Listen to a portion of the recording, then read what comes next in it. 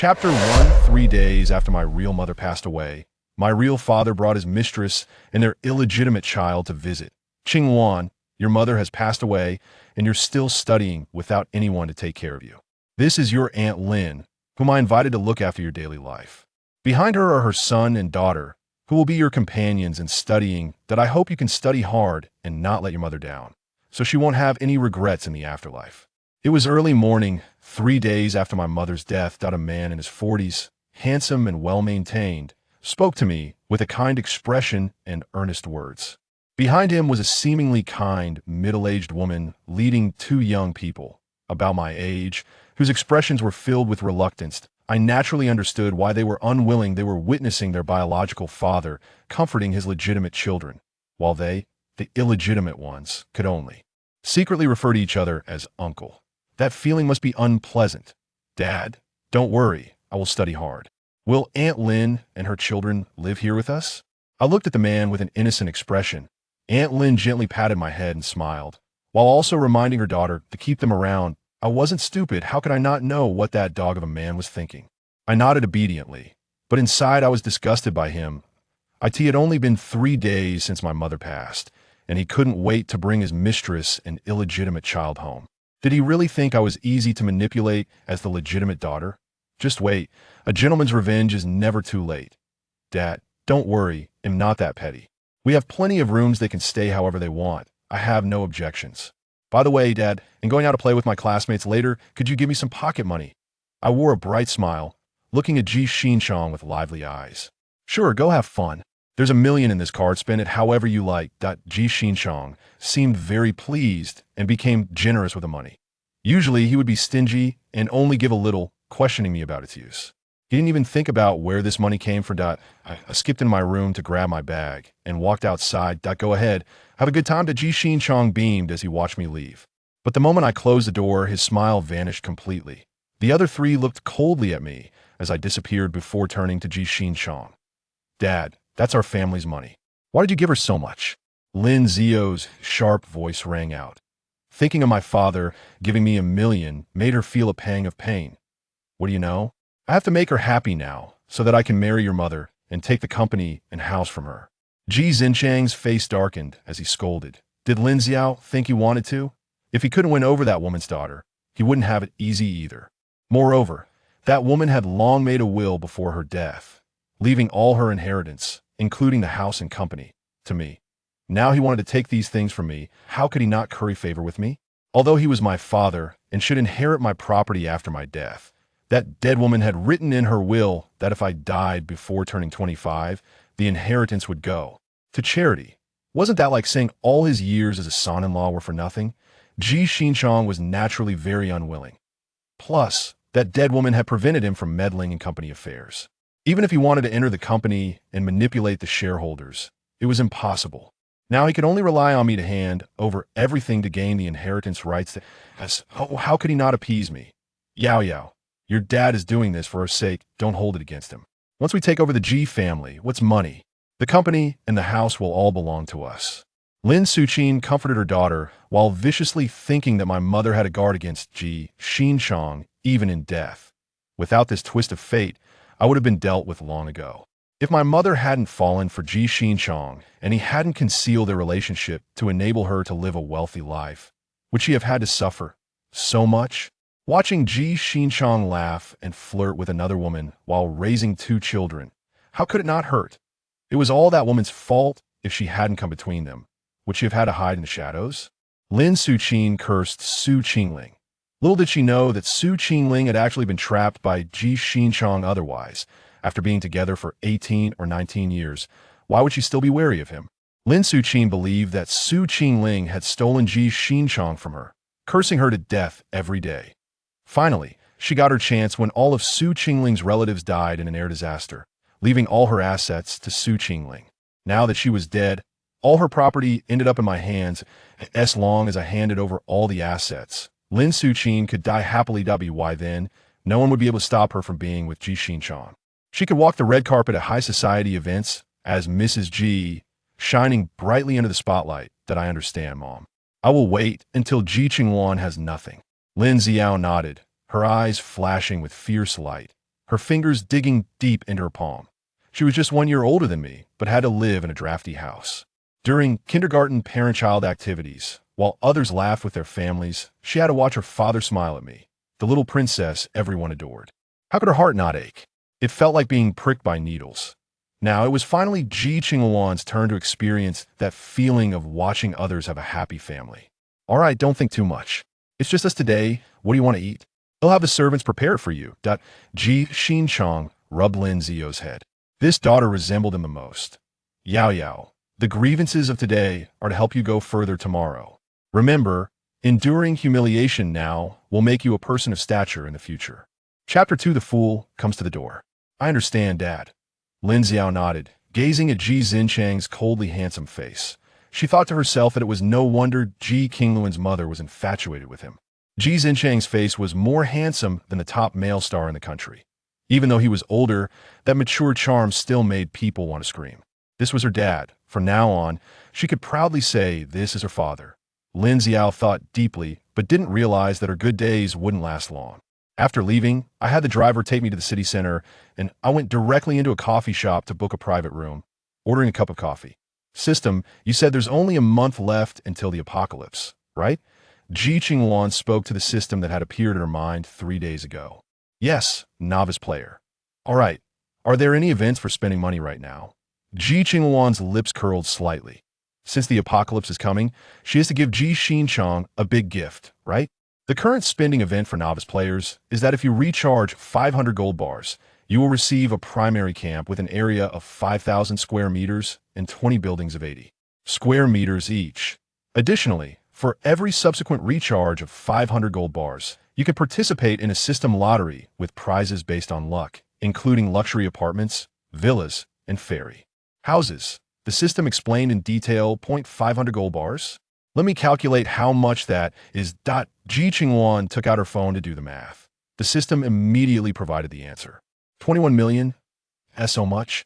Well, for someone like me with over 100 million in assets, it's still affordable. Ji Qingluan was a bit startled by the number. But thinking about the wealth her mother left her, Ji Qingluan snorted softly. The inheritance from her grandfather and mother was at least several billion, enough to spend on multiple rounds of resources. After finishing her coffee, Ji Qingluan stepped outside and made a phone call. Mr. Fu, this is Ji Qingluan. How about we discuss a business deal? Business. Has Miss Ji turned 18? You actually want to discuss business with me? Fu Yuanshen chuckled, leaning back in his office chair, twirling a pen in his hand. Mr. Fu, I turned 18 on the day my mother passed away. I think you won't forget what you said that day, right? Ji Qingluan hailed a taxi, heading straight for the largest bank in the city. Of course not. But I'm curious if Miss Ji discussed this decision with Mr. Ji. Fu Yuanshen said, with curiosity, my assets are my own to manage. What does it have to do with him? If Mr. Fu wants to cooperate, come to the city bank. If not, I have plenty of other options. Ji Qingluan snorted and hung up the phone. Originally, she planned to mortgage all the assets her mother left her to the bank in exchange for gold bars. But at her mother's funeral, a fool approached her. Since this fool came knocking, she wouldn't mind taking advantage of it. From what Miss Ji said, you don't seem to cherish the assets left by your mother? Fu Yuanshen was curious why Ji Qingluan had been so reluctant to sell the company a few days ago, but was now so generous. Cherish? My dad brought the mistress and the illegitimate child home. What can I cherish in front of a pack of wolves? Ji Qingluan's words left Fu Yuanshen speechless. The incident with Ji Xinchang was not unknown in their circle, but nobody expected the original partner would bring the mistress home just 3 days after the death. TSK, he really isn't afraid of the original partner haunting him after 7 days. Miss Ji, your reasoning has successfully convinced me. Since you've made a decision, let's meet at the bank. A light flashed in Fu Yuanshen's eyes that it seemed Ji Qingluan wasn't just a foolish girl. She knew she couldn't protect her mother's assets, and selling this hot potato was a good thing for her. Fu Yuanshen and his team got into the car and headed to the bank. By the time Fu Yuanshen arrived, Ji Qingluan was already sitting in the bank's VIP room with the company documents and property certificates she had taken from the bank's safe. When Fu Yuanshen entered, he saw Ji Qingluan leisurely sipping coffee with her legs crossed, looking very different from the sad and helpless girl from 3 days ago. Mr. Fu. Ji Qingluan didn't stand up. She simply called out lightly and continued. They'll get straight to the point. The company my mother left behind, which you previously assessed to be worth 31.8 billion. I don't ask for much, just give me 31.5 billion. Miss Ji is indeed straightforward. Fu Yuanshan chuckled. He thought Ji Qingluan would raise the price, but she actually lowered it. Being straightforward is necessary. The mistress and the illegitimate child have already come knocking. I don't know when my life might be in danger. So the sooner I sell, the better, to avoid being devoured by those wolves. Ji Qingluan spoke with indifference, as if the matter had nothing to do with her. Is Miss Ji's lawyer ready with the relevant documents? Fu Yuanshan looked at the man sitting next to Ji Qingluan, wearing gold-rimmed glasses. Yes, Miss Ji's mother anticipated that bad things would happen, so she transferred all her assets to Miss Ji's name. Here are the company-related documents and the share transfer agreement for Mr. Fu to review. The man respectfully presented the documents to Fu Yuanshan. Fu Yuanshan took the papers and examined them carefully. Mr. Fu, the company documents have been notarized. I've also invited the notary to join us. Do you think we can sign now? Ji Qingluan appeared calm, but she was actually anxious inside. She wanted to get the money quickly and convert it into gold. Not a problem, we can begin. After Ji Qingluan signed, she finally breathed a sigh of relief. Everyone, to avoid unnecessary trouble, please keep what happened today confidential. Miss Ji can rest assured we're not gossiping people. The notary and Ji Qingluan's lawyer, along with Fu Yuanshan's team, assured her that Ji Qingluan bowed slightly to everyone. Miss Ji is being polite. We've completed our business, and it's time for us to leave. Everyone felt flattered. But thinking about it, Ji Qingluan had it tough. Her biological father brought the mistress and illegitimate child home just 3 days after his wife died. Anyone would find that unbearable. After sending everyone off, Ji Qingluan looked at Fu Yuanshan, who had let his subordinates leave. Miss Ji, is there something you want to discuss with me? Fu Yuanshan looked at Ji Qingluan with indifference. With her fair skin, beauty, and long legs, she couldn't possibly be trying to seduce him. Could she? Mr. Fu, considering that I am now an orphan, I wonder if you would be willing to play along with me in a little act?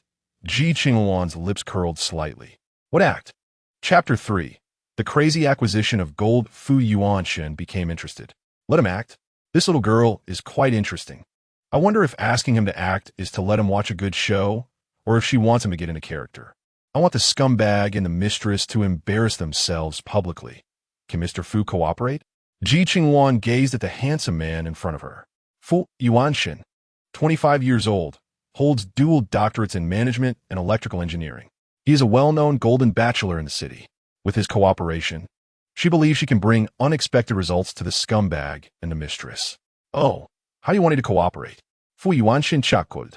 Does this little girl really not fear that he would betray her? Just wait for my news. Today's events are to remain confidential. I don't want anyone to leak them and affect my plans. Ji Qingluan looked into his deep-set eyes. Mr. Fu, you won't betray me, will you? Miss Ji, Fu, am a principled person.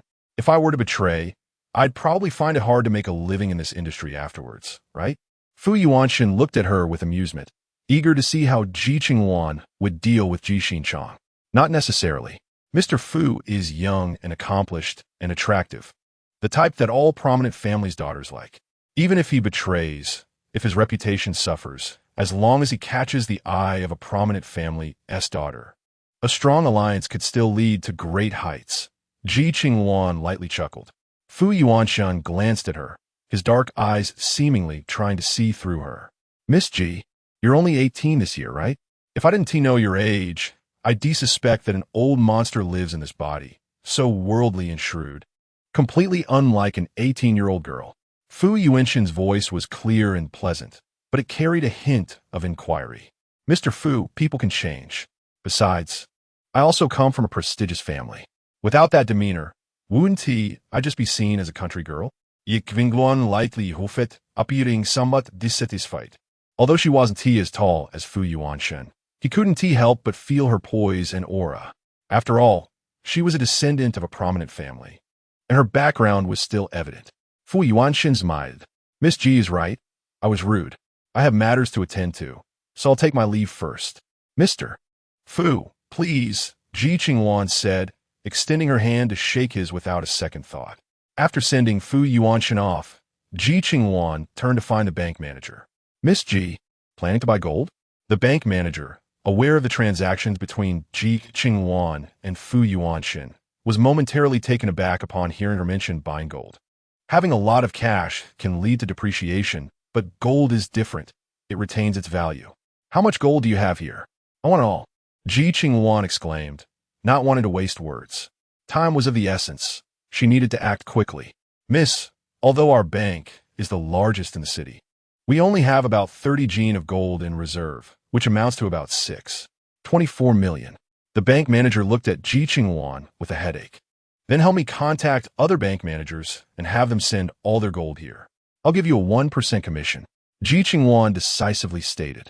She understood well that money could make things happen. A 1% commission was enough to entice the bank manager. The bank manager swallowed hard, unable to contain his excitement. 1% meant that if the gold purchased was worth 10 million, he could earn at least 100,000 in commission. Miss Ji, please sit tight. I'll go make the calls, the bank manager said, rushing to the phone. And don't mention that it's me buying it. I don't want to be targeted. Ji Qingluan frowned slightly, aware of the troubles that would arise if this information got out. Rest assured, Miss Ji, I will ensure this matter is handled well. The bank manager cheerfully went to make the calls. 2 hours later, Ji Qingluan received about 10 to 8 Jin of gold from each bank.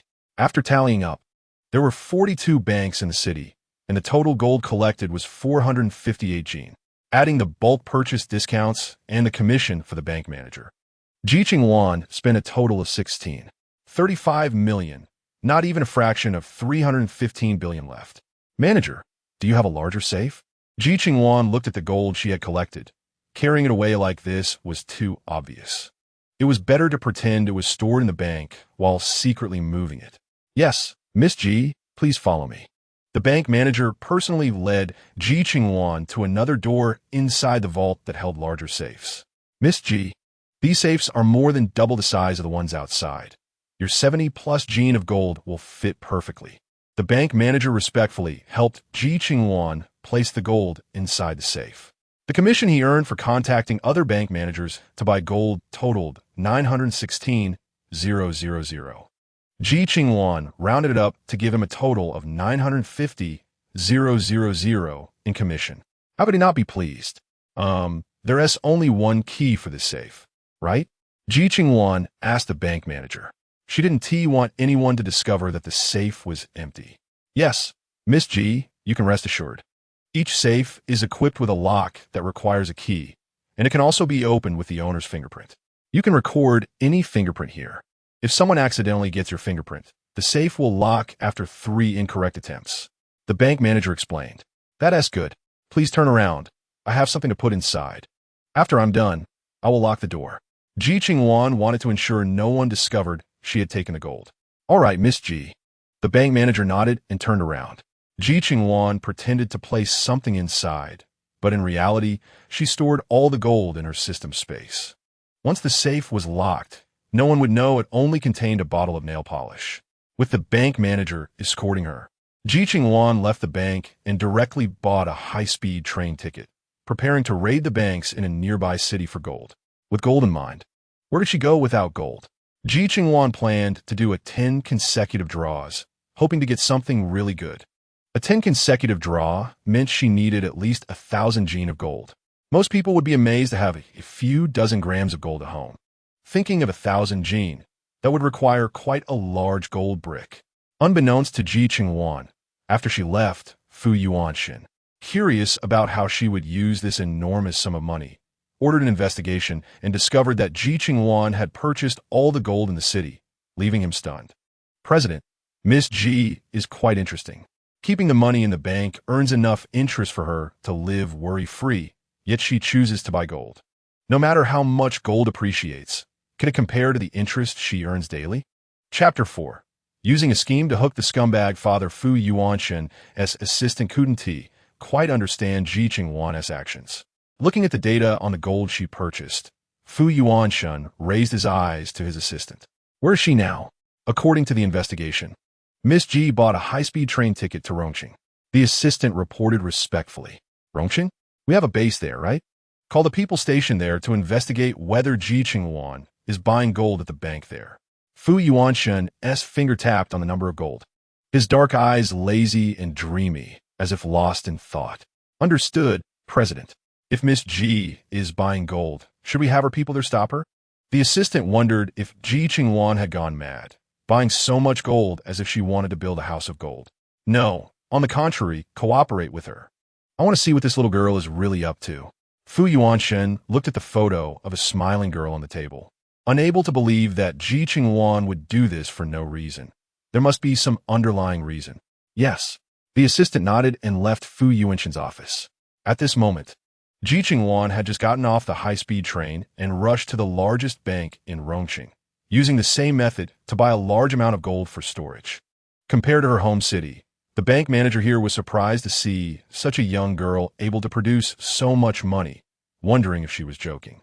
Fortunately, Ji Qingluan presented her asset proof and ID, and had the bank manager call the previous manager, which allowed her to successfully purchase the gold from the bank in this city.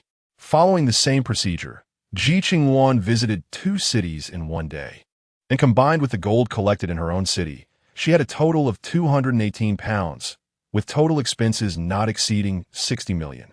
Ji Qingluan suddenly felt she had a lot of money, but the gold was truly scarce. Sitting on the high-speed train, Ji Qingluan headed to the next city, feeling as if there was some treasure ahead. For several consecutive days, Ji Qingluan scoured dozens of cities.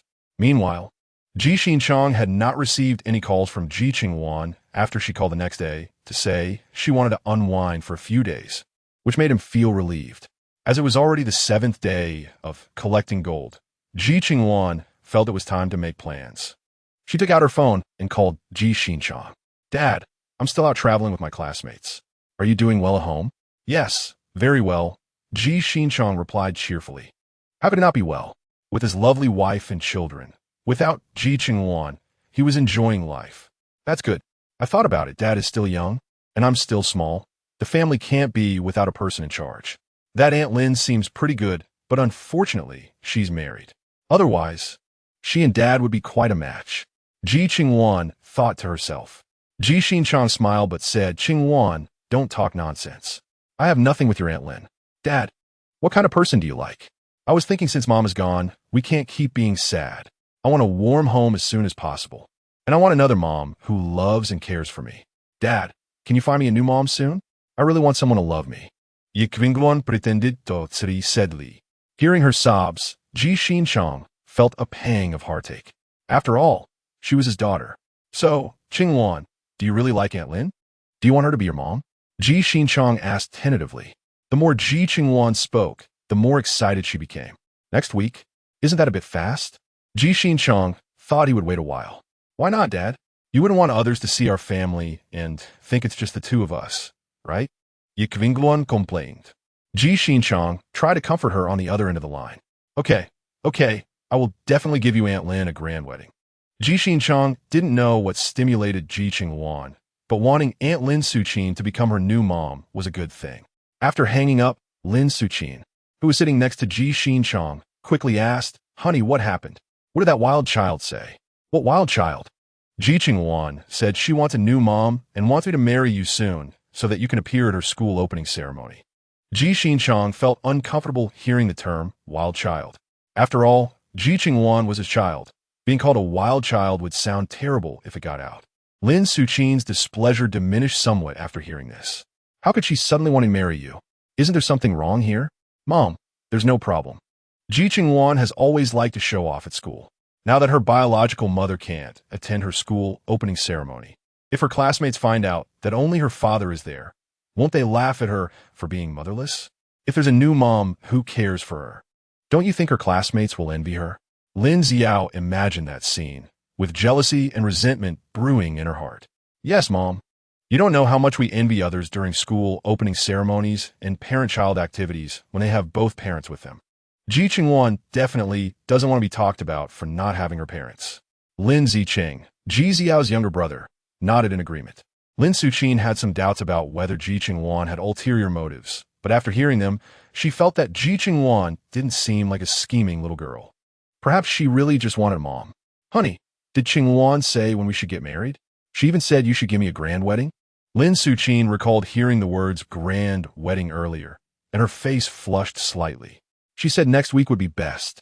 as the school opening ceremony is in half a month. Ji Qingluan thought about how after the school opening ceremony, Ji Qingluan would be in her senior year of high school. At this critical moment, she indeed needed a mother to take care of her. So, this was what he initially discussed with Ji Qingluan, letting Lin Suqin take care of her, with Lin Xiao and Lin Ziqing accompanying her. Then next week it is. I can't wait to officially become the mistress of this house. Lin Suqin eagerly revealed her ambition. That's right, Dad. I want to be a young master. Lin Ziqing shouted. He wanted everyone who bullied him to know that he, Lin Ziqing, would become the most distinguished young master in the entire school. Dad, I want to be a young lady. Lin Xiao's eyes sparkled as she plotted to trample Ji Qingluan underfoot, ensuring she had no chance to rise again. Okay. Whatever you want to be is fine. I'll give you money later.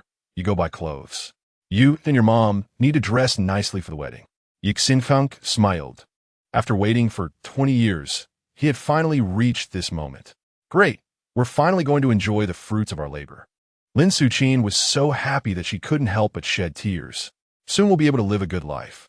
Once we get our hands on the assets Ji Qingluan has, we'll truly be wealthy. Ji Qingluan envisioned himself holding large sums of money, feeling elated. He would never think about what kind of situation would arise when his wedding day came. After Ji Qingluan hung up the phone with Ji Qingluan, she called Fu Yuanshan again. Mr. Fu, this is Ji Qingluan. I need your help with something. Miss Ji, given our relationship, I've already done quite a lot for you. I wonder what valuable thing you can offer me this time for my help. Fu Yuanshan had just finished showering and walked into his study in a bathrobe. Mr. Fu, you are indeed a businessman. Then I will provide you with a piece of information. Ji Qingluan knew that when dealing with such people, she had to offer some value. Oh, what information? Fu Yuanshan raised an eyebrow. Does it relate to her gold collection? To know, you must first tell me do something. I want you to take out a loan online in Ji Qingluan's name, regardless of whether it's a large or small amount. I want Ji Qingluan to become a complete deadbeat, and the debt collectors should show up on his wedding day, preferably after I finish my business. Ji Qingluan stated her request. Fu Yuanshan chuckled. He thought Ji Qingluan would come up with something clever, but it turned out to be such child's play. That's easy, but what do I get in return? Collecting materials, the sky is about to change. After Ji Qingluan finished speaking, she hung up the phone without saying more. Collecting materials. The sky is about to change. These 4 words made Fu Yuanshan lean back in his office chair, lost in thought. What kind of situation requires the collection of supplies? What kind of supplies are best to collect? Since supplies need to be collected, why hasn't Ji Qingluan done so? Instead, she is collecting gold? Is there some kind of conspiracy behind this? Fu Yuanshan couldn't figure out, but since Ji Qingluan sold the company to him, she must have anticipated something or known something. As Fu Yuanshan contemplated this, he immediately called his assistant. Ji Qingluan wants to sell the company, and he also wants to sell his company right now. While Fu Yuanshan was planning, Ji Qingluan was looking at the number of gold bars on the system panel. In 7 days, she had traveled to 4 or 5 dozen large cities, collecting a total of 452 pounds of gold, spending nearly 1.2 billion. Based on the money Fu Yuanshan gave her, she still had 33 billion left unspent. Ji Qingluan thought it would be great if this money could be directly converted into gold. It's frustrating. The channels for obtaining gold are either through banks or gold shops, and the black market is out of reach for her current identity. So there's only one way. From gold shops. The key is that she has to collect them one by one, which is too exhausting. Unless someone is willing to help. Ji Qingluan searched her mind for people who could assist her, but found almost no one trustworthy. The only one was Fu Yuanshan, whom she had the most contact with, and who had connections. Should she find him? System, is there a kind of drug that can prevent someone from betraying me? Ji Qingluan decided to make Fu Yuanshan her accomplice. System, yes, there's a poison and a heart-binding worm. The poison requires an antidote every few days, while the heart-binding worm only needs 1 antidote and is worth 1 gold bar. Then I will exchange for a heart-binding worm. Ji Qingluan chose the second option without hesitation. After all, she didn't want to kill Fu Yuanshan. System, the player is not yet recharged. Would you like to convert the gold in your backpack into gold bars? Ji Qingluan nodded. Convert. System, congratulations new player for recharging 260 gold bars. completing the beginner recharge task. You have received a basic campsite. The initial campsite has been issued. You can check it on the map. Following the system prompt, Ji Qingluan opened the map. Looking at the campsite located thousands of miles away, Ji Qingluan felt a bit lost in life. System, are you joking? Why is the campsite located in a coastal area thousands of miles away? System, this system calculated that this location is the best campsite based on the rules of the Apocalypse Disaster Evolution. If the player is not satisfied, they can choose their own campsite location. After selection, this system does not guarantee that the probability of being attacked by zombies, humans, and natural disasters will increase. Then how can I improve the campsite's defense? Hearing that the campsite would be attacked, Ji Qingluan's expression changed. System, upgrading the system equipment platform and weapon platform can improve the campsite's defense capabilities. Players can also obtain equipment through recharge or lottery. Ji Qingluan gritted her teeth. It all comes down to money, money, money. All right, then I will draw a lottery. I want 10 consecutive draws. Ji Qingluan couldn't believe that she wouldn't draw something good in 10 consecutive draws. Ji Qingluan looked at the lottery screen on the system and rubbed her hands together. A huge wheel appeared on the system screen, and as the wheel spun rapidly, the system's bell rang continuously. Ding dong. Lottery successful. You have drawn a basic vault. Area of 1,000 square feet. Ding dong. Lottery successful. You have drawn a luxury apartment. Ding dong. Lottery successful. You have drawn campsite upgrade materials, which can upgrade the campsite to level 2. Ding dong. Lottery successful. You have drawn a simple apartment. Ding dong. Lottery successful. You have drawn a luxury mall. The continuous ding dong sounds rang out, and Ji Qingluan saw that the system screen had already adjusted to the area where the campsite was located. System. The player can drag the drawn buildings to the area on the map, and upgrade materials can be dragged to the campsite walls. Chapter 6. Has the European Emperor possessed me? Wait, let me see what I drew. A vault, a luxury apartment, campsite upgrade materials, a simple apartment, a luxury mall, a reservoir, a power station, a breeding farm, a planting farm, and 10 defense drones. Is this all I got from 10 consecutive draw? Ji Qingluan mot tvichet. System. New player, with your luck, being able to draw these is already at the level of a European emperor. Others who recharge have drawn chair legs. So, does that mean the buildings don't even have furniture? Ji Qingluan's heart sank upon hearing this. System, don't worry. The luxury apartment and simple apartment come with the most basic facilities. If you want to decorate, please go to the mall to purchase. Ji Qingluan, in the end, it still comes down to money. I have already spent 5,000 gold bars on this. You still want me to continue spending money? System, new players have a 3-day protection period. Within 3 days, the luck in drawing supplies is as high as 95. After 3 days, the luck will drop to 50. Please pay attention to the recharge time. Ji Qingluan immediately wanted to send the system those 3 words. Fine, I'll draw again. Ji Qingluan thought that with a luck of 95, if she didn't take advantage of this time to draw, when would she? The systems will spun quickly. Ji Qingluan drew 3 times, adding to the previous draw, and obtained 4 vaults, 3 luxury apartments, 5 campsite upgrade materials for simple apartments, 1 basic luxury mall, 1 basic reservoir, 1 basic power station, 3 basic breeding farms, 5 planting farms, 50 defense drones, 10 at a time, 5 instances of campsite expansion, a food city, 1 high-level butler, 3 junior butlers, a school, an amusement park, a task center, a luxury fairy mansion, a pharmacy, and 3 beautiful fountains. Ji Qingluan couldn't help but twitch her mouth when she saw the amusement park and fountains. What is this broken system giving me? What does she need an amusement park for? What use is a fountain? It can't be eaten. After seeing her gold bars shrink instantly to only 260, Ji Qingluan exchanged 1 gold bar for a heart-binding worm. System. The heart-binding worm has been issued to the player's backpack. The player can take it out by opening the backpack. Ji Qingluan was not in a hurry to take the heart-binding worm. Looking at the basic campsite on the screen, Ji Qingluan opened the system backpack and took out the campsite upgrade materials to reinforce the campsite.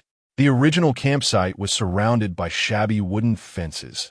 After the first reinforcement, it became a smooth fence and after upgrading it again, it turned into a painted fence, then into an iron fence, and finally, after the last upgrade, Ji Qingluan saw the walls turn into city walls, albeit still basic city walls. The 5 instances of campsite upgrade materials were worth it. Ji Qingluan then prepared to place the other items, but heard the system prompt that the campsite area was insufficient, so she had to expand the campsite first. 5 instances of campsite expansion increased the original area from 5,000 square meters to 80,000 to 90,000 square meters. It has 180 square meter empty spaces and 8 top-level 160 square meter villa empty spaces. There is a campsite center that can accommodate the task center, pharmacy, fountains, amusement park, luxury mall, and school. Ji Qingluan arranged everything and found that the map of this campsite seemed very similar to a doomsday game she played. Surrounding the campsite center are 8 top-level villa areas. About 50 meters outside the villas are the empty spaces for ordinary neighborhoods of 80 square meters. Ji Qingluan arranged 4 simple apartments in the area named Mountain City Beautiful View, which is a bit farther from the entrance. The remaining empty spaces would be dealt with after she recharged in the future. The other 3 luxury apartments were arranged opposite the simple apartments. As for the planting and breeding farms, Ji Qingluan hadn't figured out how to arrange them yet. As for the fountains, in an apocalypse, who cares about such things? As for that luxury fairy mansion, Ji Qingluan had no plans to place it for the time being. She would wait until she had done some on-site investigation before deciding. System, do I need to collect the supplies for the plantation and farm myself, or are they available in the shop? Ji Qingluan looked at her soon-to-be empty backpack and asked, System, it is recommended that players collect them themselves, but you can also spend money. Though the prices are not low, then I'll just collect them myself. Are other supplies also self-collected? Ji Qingluan thought of the shop. There was nothing in the food city. If it weren't for her collecting them, she couldn't think of anyone else who would. System, yes. These all need to be collected by the player. TSK. System, you really don't know how to be considerate. If you knew I needed to collect these, why didn't you remind me sooner? Look, I've been busy for 7 or 8 days, and aside from collecting gold bars, I haven't gathered any supplies. Ji Qingluan said this and glanced at the time. It was still early. Fortunately, Ji Qingluan was currently in a different place, so it was easy to avoid acquaintances while collecting supplies. System, please take a look yourself. The player previously did not have any storage items like a vault, so collecting supplies was naturally not easy. Now that there is a vault, the player can collect however they want. So, I should thank you properly then. Telling me all this now. Ji Qingluan said with a forced smile. System, players need not be polite. The system is entirely for the player's benefit. Then what benefit do I get from creating such a large camp? I just want to save my own life. Other survival has nothing to do with me. Ji Qingluan looked at the screen and raised a question. Based on the areas of the simple and luxurious apartments, 3 luxurious apartments, each with 7 floors and 80 square meters per floor, which means if 4 people live on a floor, that has 4 times 7 equals 28. So 1 apartment accommodates 28 people, and 3 apartments can hold over 80 people.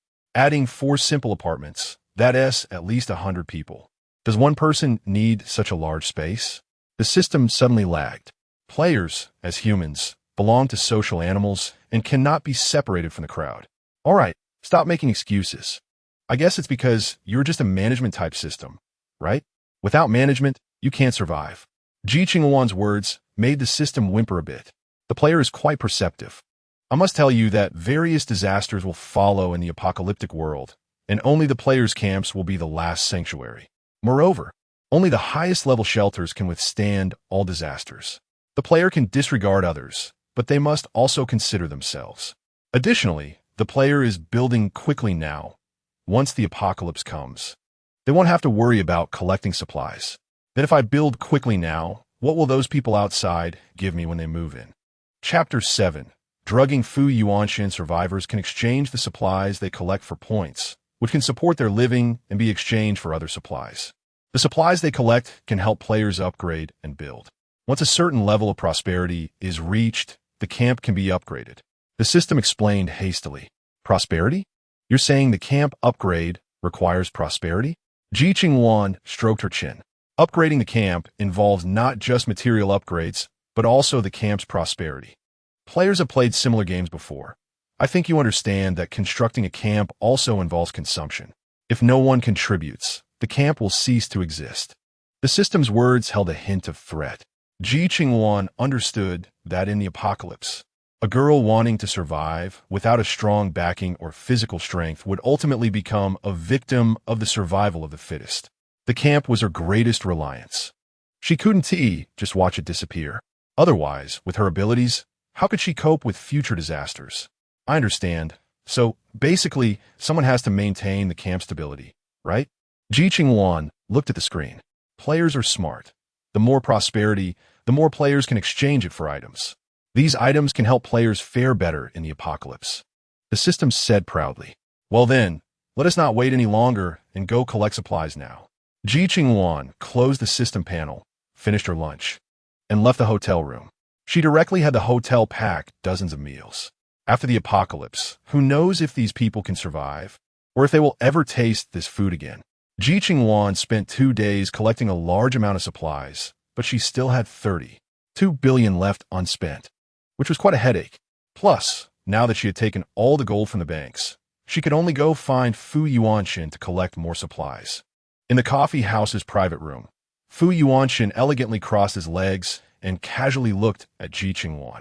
Miss Ji, you must have an important matter to discuss since you rushed here right after getting off the high-speed train, right? Naturally, this matter is very important. Ji Qingluan smiled slightly. However, to prevent being overheard, Mr. Fu, would you mind if I got a little closer to you? I believe Miss Ji wouldn't play any tricks. Fu Yuanshin glanced at her sideways. Of course not. Ji Qingluan smiled, leaned closer to Fu Yuanshin, and whispered, Mr. Fu, do you know that the apocalypse is coming? The apocalypse? What are you doing? As Fu Yuanshin was about to say how that was impossible, Ji Qingluan suddenly seized his jaw with one hand and stuffed something into his mouth with the other, lifting his chin up, even if he didn't want to swallow it. He ultimately had to gulp it down due to Ji Qingluan's maneuvering. Mr. Fu, I apologize, but to ensure my safety, I had to drug you. Don't worry. This drug will not harm your body. As long as I safely reach that place before the apocalypse, I will give you the antidote. Just as Ji Qingluan finished speaking, Fu Yuanshin seized her neck and pressed her down on the table. His deep eyes held a hint of ruthlessness, and even his words carried a trace of killing intent. Miss Ji, I see you're young. I didn't think of dealing with you. Even considering your mother's death and your father wanting to seize your wealth, I thought I should help you.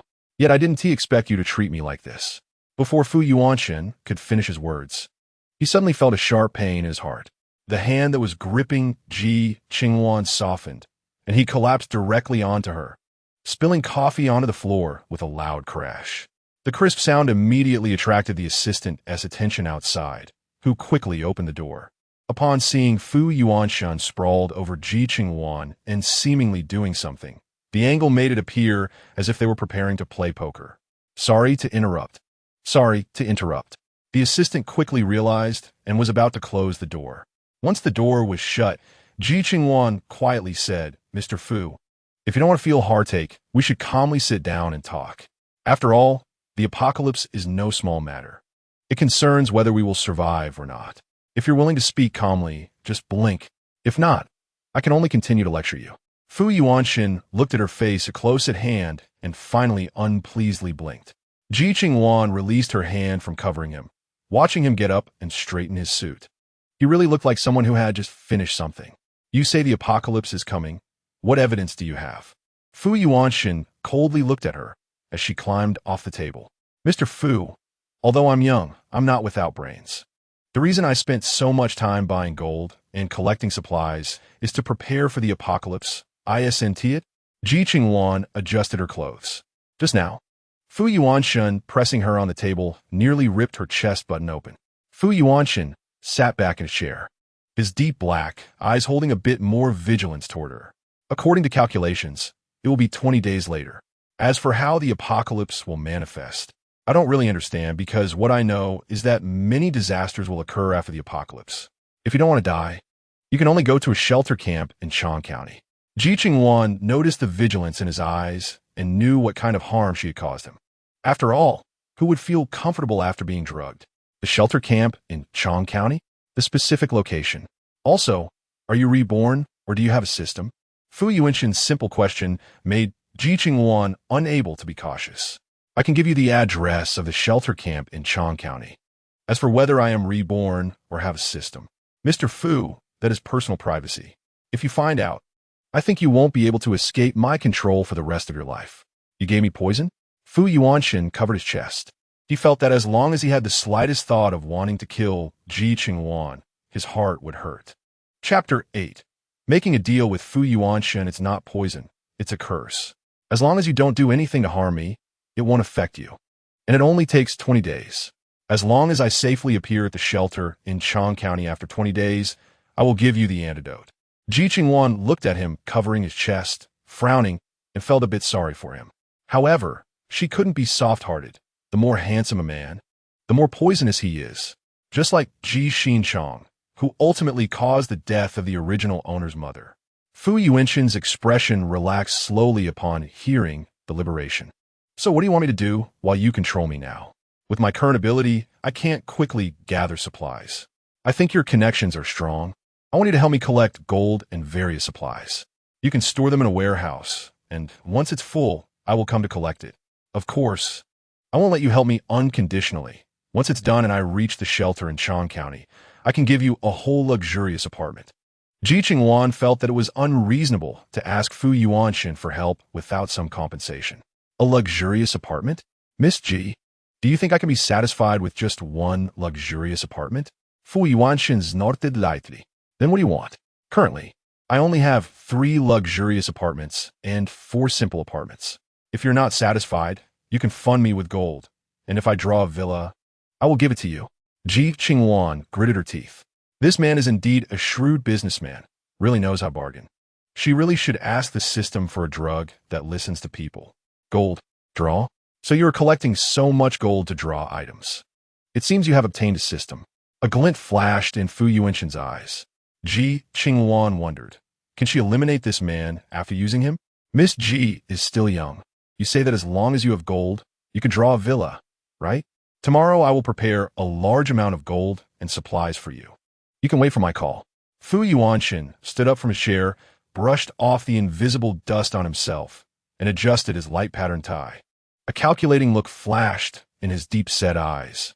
Miss Ji, we've agreed that if you draw a villa, you will give it to me. By the way, since I have prepared quite a few supplies for Miss Ji should be able to ensure that I have no worries about food and clothing, right?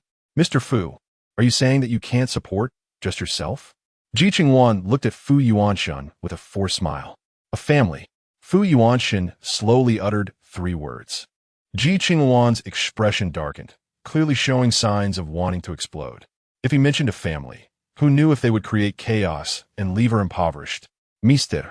Fu, I can support you alone, but if it's a family, let's make a deal. I will transfer the rent of the 4 simple apartments to your name. Then your family can spend however they want. Ji Qingluan felt she had to hold back. She had to endure. 4 simple apartments. That won't work. Add 2 luxurious apartments. And I won't make it difficult for you, right? Fu Yuanshan's lips curled slightly. 4 simple apartments plus 2 luxurious apartments plus a villa. Do you know how much gold that requires? There are 5 items here, each requiring 1,000 bars of gold, and 1 bar is 100 grams. Do you know how much gold that is? Ji Qingluan stared at his face and fair neck. If she were a vampire, she would definitely bite this guy's neck hard and break it. 200 pounds of gold. Calculating it, that's not too expensive. The supplies I prepare for you will definitely not be less than 200 pounds of gold. Fu Yuanshan raised an eyebrow. Mr. Fu, don't boast. Almost all the gold in the banks on the market has been bought by me. What is left is either in gold stores or the black market. If you have a way to get it, as long as you can get 300 pounds more gold, I will give you a luxurious apartment. Ji Qingluan thought that as long as Fu Yuanshan could provide her with supplies, what was the harm in giving him a cut? Deal. Send me the location of the shelter in Chong County to my phone. I want to let someone prepare in advance. Fu Yuanshan thought of his parents. The apocalypse is coming. He cannot let them suffer outside. Letting someone go? No. Sending someone now would expose some matters early. Wait for 10 days. After I handle Ji Qingluan and that pair of scoundrels and gather enough supplies, I will tell you the specific location." Ji Qingluan shouted. Fu Yuanshan looked deeply at her, as if confirming the truth of her words. "All right, as long as Miss Ji doesn't burn bridges. Mr. Fu, rest assured, I won't go back on my word regarding what I've promised you. I can sign a contract with Mr. Fu right now," Ji Qingluan said as she had the system pull up the contract. Fu Yuanshan looked at the suddenly appearing light screen with a heavy gaze. The apocalypse that Ji Qingluan mentioned might really be coming. "Mr. Fu, you just need to press your thumbprint." Ji Qingluan did not miss the contraction of his pupils. It seemed he believed her. Miss Ji really has a system. Fu Yuanshan smiled. That smile made Ji Qingluan feel a bit creepy. Now that Mr. Fu knows this secret, the antidote will need to be indefinitely delayed. No problem. Fu Yuanshan didn't care when she would give the antidote, as long as he posed no threat to Ji Qingluan. She wouldn't do anything to him. After sending off Fu Yuanshan, Ji Qingluan turned around and went to various shopping malls to find the managers, directly buying up all the gold. On the other side, Fu Yuanshan hurriedly had his assistant contact various food factories, clothing factories, and quilt factories to have all purchasable supplies delivered to the designated warehouse. "President, what are you doing?" The assistant was a bit confused. Didn't Fu Yuanshan just have an indescribable relationship with Ji Qingluan? Why suddenly have him go by those things? Is he changing careers or fleeing? The assistant didn't quite understand. "Do as I say, and don't tell anyone about my meeting with Ji Qingluan. Also, have all the managers of the company's subsidiaries collect all the gold sold internally and send it here."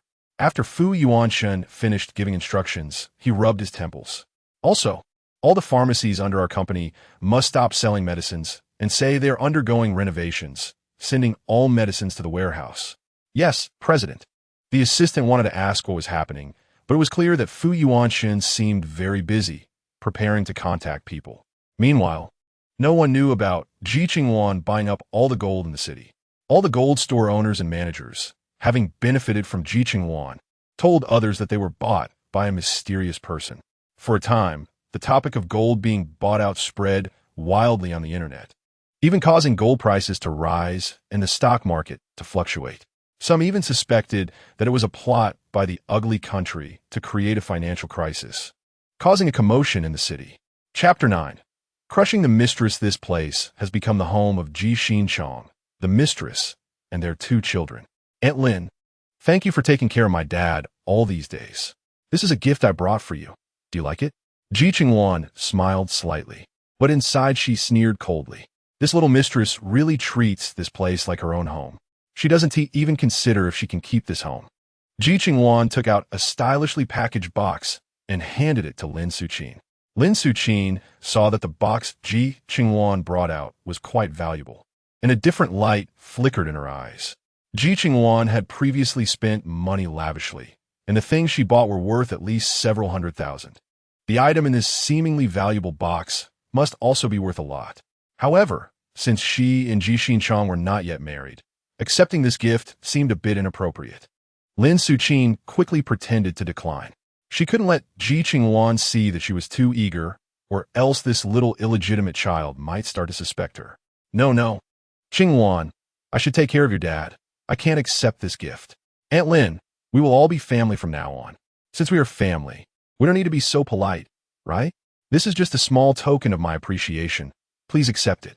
From now on, I won't call you Aunt Lin anymore. I should call you Mom. Ji Qingluan pulled Lin Suqin's hand in a familiar manner and stuffed the gift into her hands. Hearing the word Mom, Lin Suqin's heart instantly bloomed with joy. Look, even though Su Qingling occupied Ji Qingluan's life for over 20 years, what does it matter? Her only daughter still has to call her Mom. Lin Suqin thought triumphantly, but still had to maintain a flustered expression. Qingluan, I'm your dad. It's not what you think, Aunt. Why would you say that? Don't you like my dad? If you don't like him, I can have him find someone else. Ji Qingluan's face darkened, and Lin Suqin was shocked. How could Ji Qingluan be so unpredictable? If Ji Qingluan found someone else, what would she do? Wouldn't the Su family's wealth fall into someone else's hands? No, it cannot fall into someone else's hands.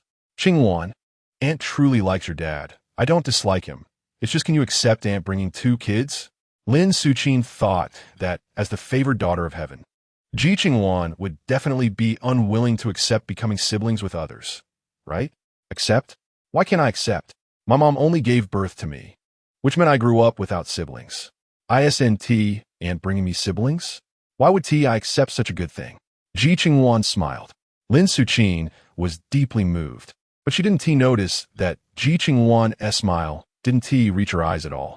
Qingluan, Aunt, please accept this gift. It's for my sister. And this is for my brother.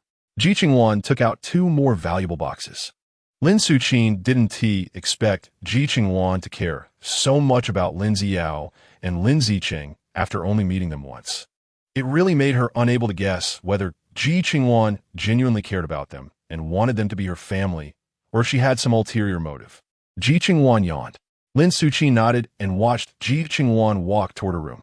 Suddenly, she remembered that her daughter was still sleeping in Ji Qingluan's room. If Ji Qingluan opened the door, wouldn't she run into Lin Ziyao? Just as Lin Suqing was anxiously watching Ji Qingluan about to open the door, Ji Qingluan's phone rang. Ji Qingluan looked at the name on her phone. Fu Yuanshan. Didn't they just meet? Why was he contacting her so soon? Ji Qingluan hung up the phone and spoke to Lin Suqing. It's settled. 3 days later. Qingluan, you're your dad's daughter. If you have any important matters with your classmates, you can set them aside. You can't miss your dad's wedding. Lin Suqing pretended to be kind and gentle. Ji Qingluan nodded. Let them see. Okay, you go ahead and get busy. Lin Suqing smiled. She also didn't want Ji Qingluan to irritate her in the next few days. Just wait for 3 days until Ji Qingluan calls her mom in front of everyone. She wanted everyone to see how Su Qingling's daughter called her mom. Lin Suqing revealed a cruel look behind Ji Qingluan's back, while Ji Qingluan seemed unaware. After leaving the house, Ji Qingluan took a car to the city and then called Fu Yuanshan. Mr. Fu, didn't we just meet? Why are you calling me so soon? Is there something important? I'll give you an address, and when you arrive, you'll see me. I have 600 pounds of gold here. That should be enough for you to draw a few times, right? As soon as Fu Yuanshan said this, Ji Qingluan's eyes lit up and she swallowed hard. Mr. Fu, you're not joking, right? 600 pounds of gold. My God, I really hit the jackpot. 100 pounds equals 500 gold bars.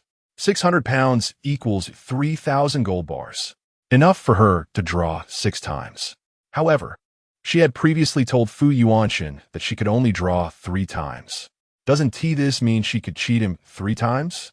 Just as Ji Qingluan felt a bit happy, she suddenly remembered the luxurious apartment and villa she promised to give Fu Yuanshan, and her excitement faded. 7 times. 7 times a drawing is quite a lot. She only cheated him 3 times. What a loss, a big loss. Ji Qingluan arrived at a villa in a community as Fu Yuanshan instructed, and the servant led her to the study upstairs, knocking on the door. Inside, Fu Yuanshan opened the door and brought Ji Qingluan in. Mr. Fu, you said there is 600 pounds of gold? Where is it? Ji Qingluan eagerly asked as she entered the room. Right here. Fu Yuanshan pressed a button in a certain spot in the study, and a hidden compartment in the wall opened. Chapter 10. Fu Yuanshan's private collection. Fu Yuanshan entered a password and fingerprint, and a hidden door beside it opened. Ji Qingluan looked at the high-tech setup in front of her and chuckled. Miss Ji, please. Fu Yuanshan smiled and made a gesture to invite her in. Ji Qingluan glanced at the hidden door and walked in. Outside was a sizable safe. Fu Yuanshan opened the safe. Inside, besides the 600 pounds of gold, there were also quite a few pieces of jewelry. Ji Qingluan watched as Fu Yuanshan took out all the jewelry, and as for the 600 pounds of gold, he made a gesture inviting her to take it. Miss Ji, this 600 pounds of gold is now all yours, but don't forget to give me my commission. Fu Yuanshan's lips curled slightly. Ji Qingluan snorted a couple of times. As Mr. Fu said, I'm not someone who forgets gratitude. Ji Qingluan reached out to touch the gold, and Fu Yuanshan saw the gold instantly disappear in front of him. It was obvious that Ji Qingluan had stored it in her space. Miss Ji, so much gold should be worth 3 drawing chances, right? I wonder if you can show Fu a demonstration? Fu Yuanshan wanted to see just how powerful this system was. Mr. Fu, I can't draw 3 times in a row. What if I accidentally draw a stool leg? I can't afford that responsibility. Ji Qingluan didn't dare to draw in front of him. What if she drew something good and he set his sights on it? Can't draw 3 times? Does that mean I need to do 10 consecutive draws? A glimmer flashed in Fu Yuanshan's eyes. Yes, 10 consecutive draws can yield good things. Otherwise, if I can't get a luxurious apartment, where would you have me find one to compensate, Mr. Fu? Ji Qingluan shrugged her shoulders. That makes sense. Just wait, tomorrow. More gold will be transported here from all over the world. And these pieces of jewelry, which were priceless before, will probably be worthless in the apocalypse, right? I'll give them all to you. As Fu Yuanshan spoke, he opened one of the boxes, revealing a set of emerald jewelry paired with diamond fragments that truly dazzled Ji Qingluan's eyes. Originally, Ji Qingluan wanted to refuse, but the system said that the stones on these top-tier jewelry could sometimes be the best upgrade materials. Thinking of this, Ji Qingluan was no longer polite. President Fu was really generous. These pieces of jewelry could just be used as upgrade materials. Upgrade materials? Fu Yuanshan's expression froze. He couldn't believe that several million worth of jewelry was going to be used as upgrade materials. This woman was really wasting them, wasn't she? Right? Who would have the mood to wear jewelry after the apocalypse? If not for upgrade materials, what else would they be useful for? Ji Qingluan rolled her eyes at him and took all the jewelry he gave her.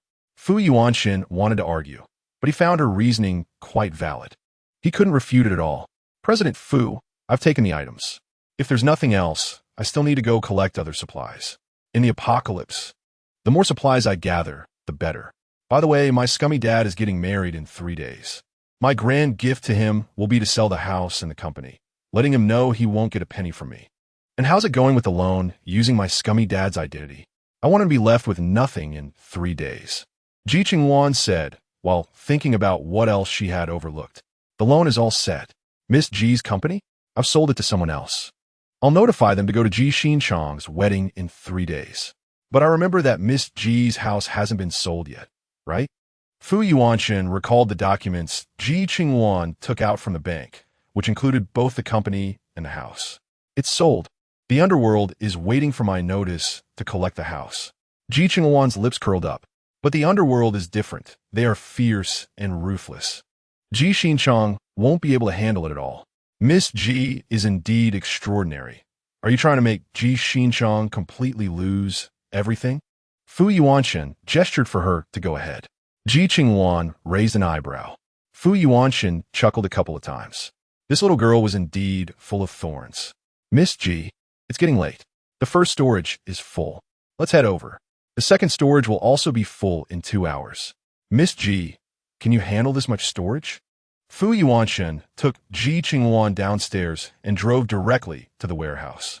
Does President Fu have many warehouses? Ji Qingluan was stunned upon hearing about the first and second storage. She had never done business and didn't know how big Fu Yuanshan's business was. Not many, only 5 at most in the entire city. Each has different supplies. We're going to the pharmaceutical company's storage now, which contains ordinary medicines. If we need prescription drugs, we have to acquire them from the hospital. I was planning to transport equipment from the hospital first, since it's not easy to move, but considering Miss Ji's concerns, I had to give up. Fu Yuanshan said while driving. Ji Qingluan realized that the hospital was indeed a big problem. In peaceful times, many people would occasionally go to the hospital for checkups. If it were a simple issue, it would be fine, but if surgery was needed, it was no joke. Since President Fu said so, this matter must be prioritized. 3 days after Ji Qingluan's wedding, I'll take you to the camp immediately. Fu Yuanshan looked at the road ahead, realizing that he had a lot to do. In the camp, I have 50 combat drones that haven't been tested yet. I don't know how effective they are. Ji Qingluan sat beside him, opened the system screen, but didn't let Fu Yuanshan see the content on the screen. 50 combat drones? That's impressive, but it seems insufficient. What's the area of your camp now? Fu Yuanshan's mind was working quickly. Ji Qingluan struggled to keep up with his thoughts. 80 to 90,000 square meters.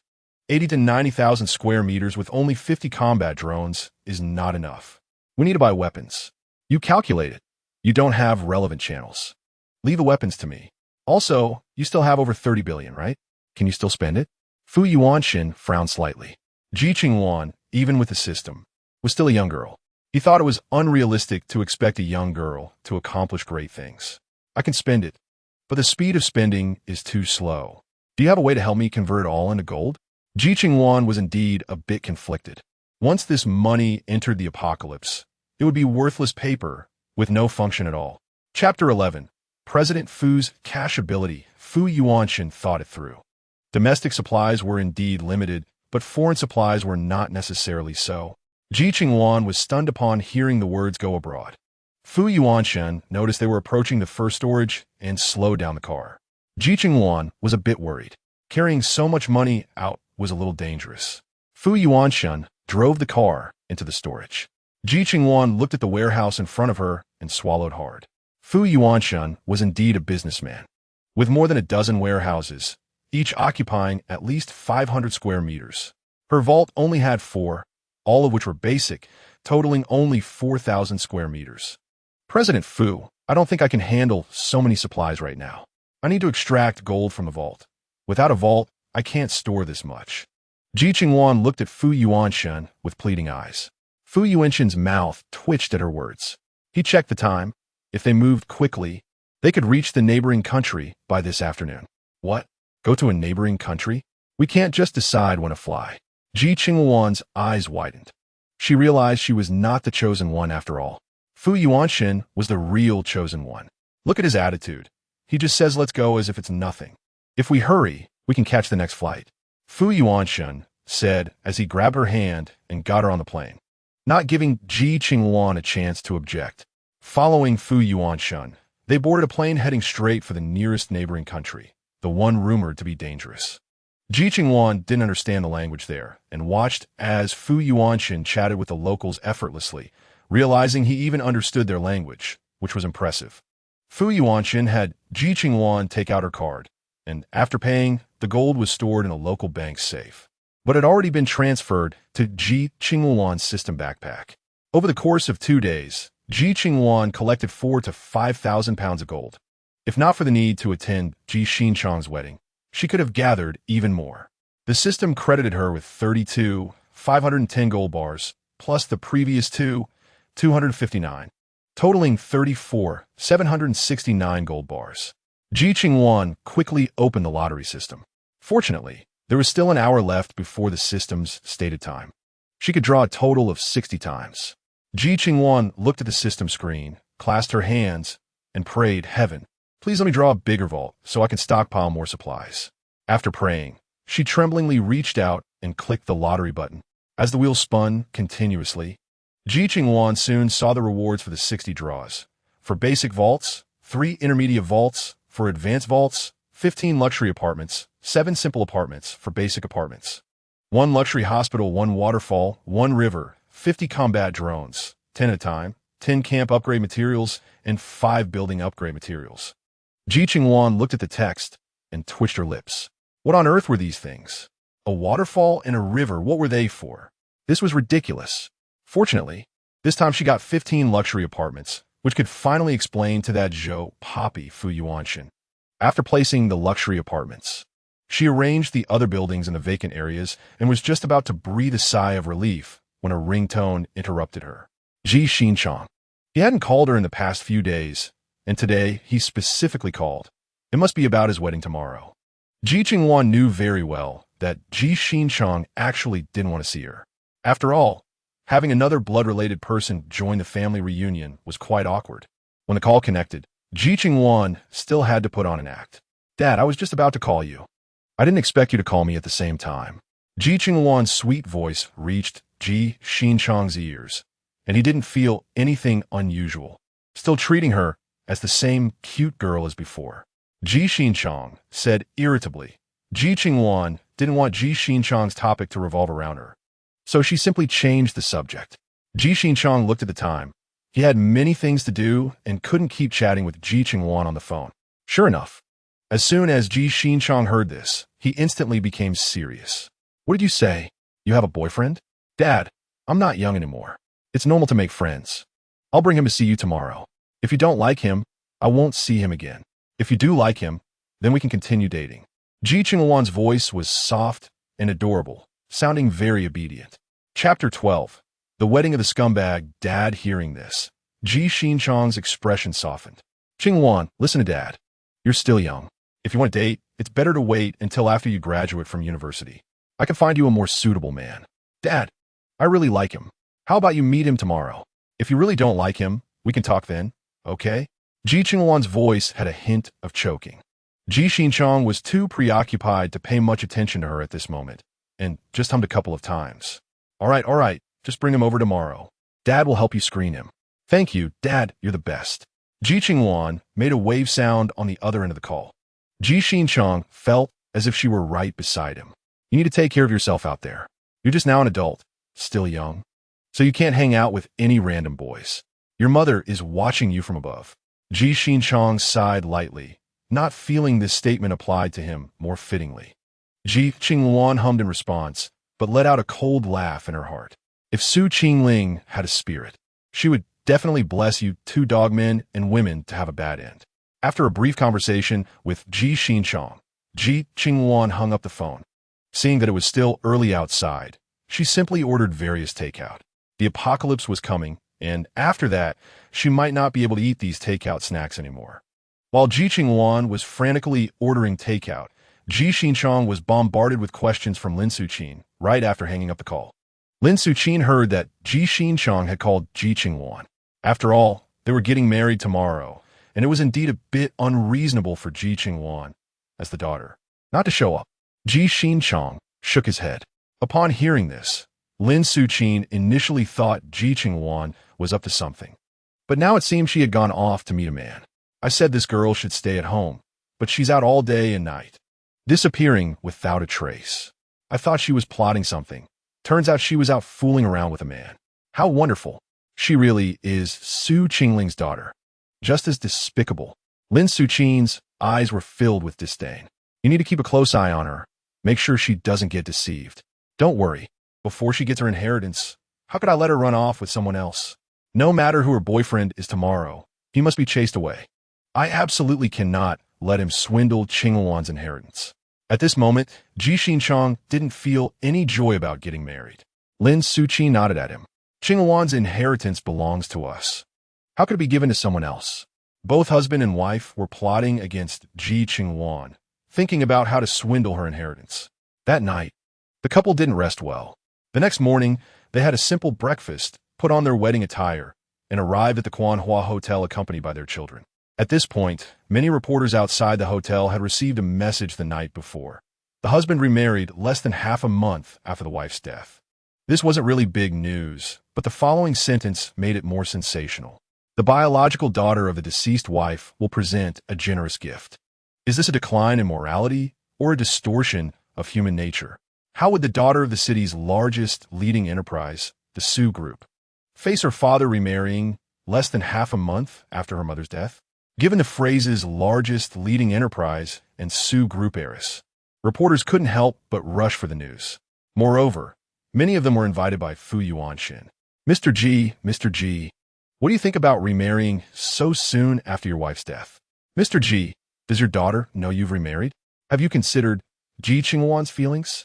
I remember she's 18 and about to enter her senior year of high school. At such a crucial moment, doesn't your marriage have a significant impact on her? Miss, what did you meet Mr. G? Getting married so quickly. Have you considered the feelings of the recently deceased Mrs. G and Ji Qingluan? The reporters surrounded Ji Qingluan, Lin Suqin, and their children, microphones and cameras almost shoved into their faces. Ji Qingluan thought about how he had arranged for reporters to come and intended to ask them to say good things. But he didn't expect to be confronted like this right after getting out of the car. His smile, which had been somewhat cheerful, faltered. Everyone, I'm sorry.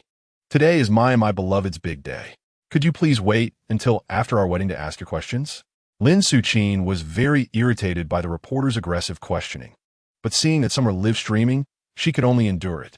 All right. Today is the big day for the two of you. We'll wait for you to hold a press conference afterward. The sensible ones immediately made way for them to enter the hotel with their children. Really? Weren't these reporters invited by Dad? How come I don't know what to say and what not to say? Lin Xiao nearly exploded after hearing the things just said. If it weren't for the fact that today was her parents' wedding day, she would have lost it by now. Ji Qingluan turned to Lin Suqin, his mood complicated and emotional. Be happy. We've waited 20 years for this day. We can't let this day be filled with regrets. Lin Suqin nodded. I'll listen to you. Let's go in. Ji Qingluan led Lin Suqin into the wedding venue. Unlike the last wedding, this time Ji Qingluan was hosting a buffet-style wedding. So it didn't matter if people arrived early or late. The wedding would last all day.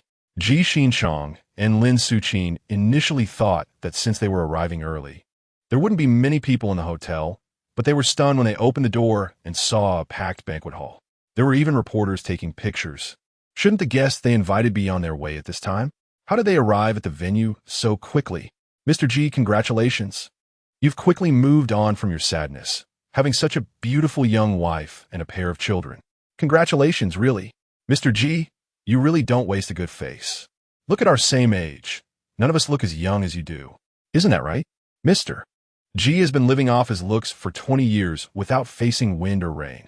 How could he not look young? Chapter 13. Making the scumbag dad and the mistress look foolish tsk. These kids look just like Mr. Ji. It's obvious they're his children. I never expected that, Mr. Ji had already cheated while Miss Su was still alive and even had 2 illegitimate children. I wonder if Miss Su knew about this. If she did, she would probably die with resentment. One sarcastic voice after another reached Ji Qingluan's ears. Even someone as naive as Ji Qingluan could tell the sarcasm in their words. These people were not sincerely attending his wedding. They were here to watch the show and mock them.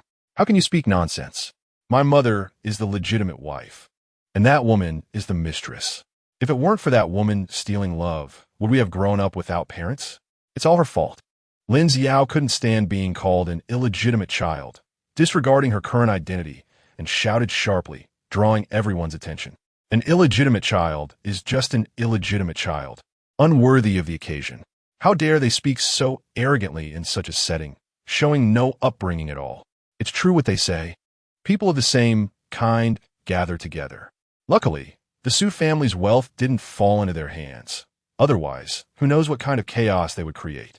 Miss Su must be restless in her grave. Each person's words made Ji Qingluan's family look very pale. Everyone, today is my wedding.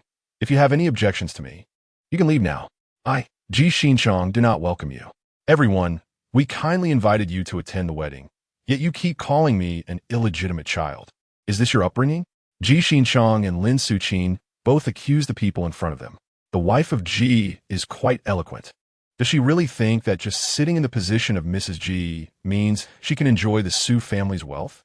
Fu Yuanxin stepped forward, his young and handsome face instantly attracting Lin Xiao's attention.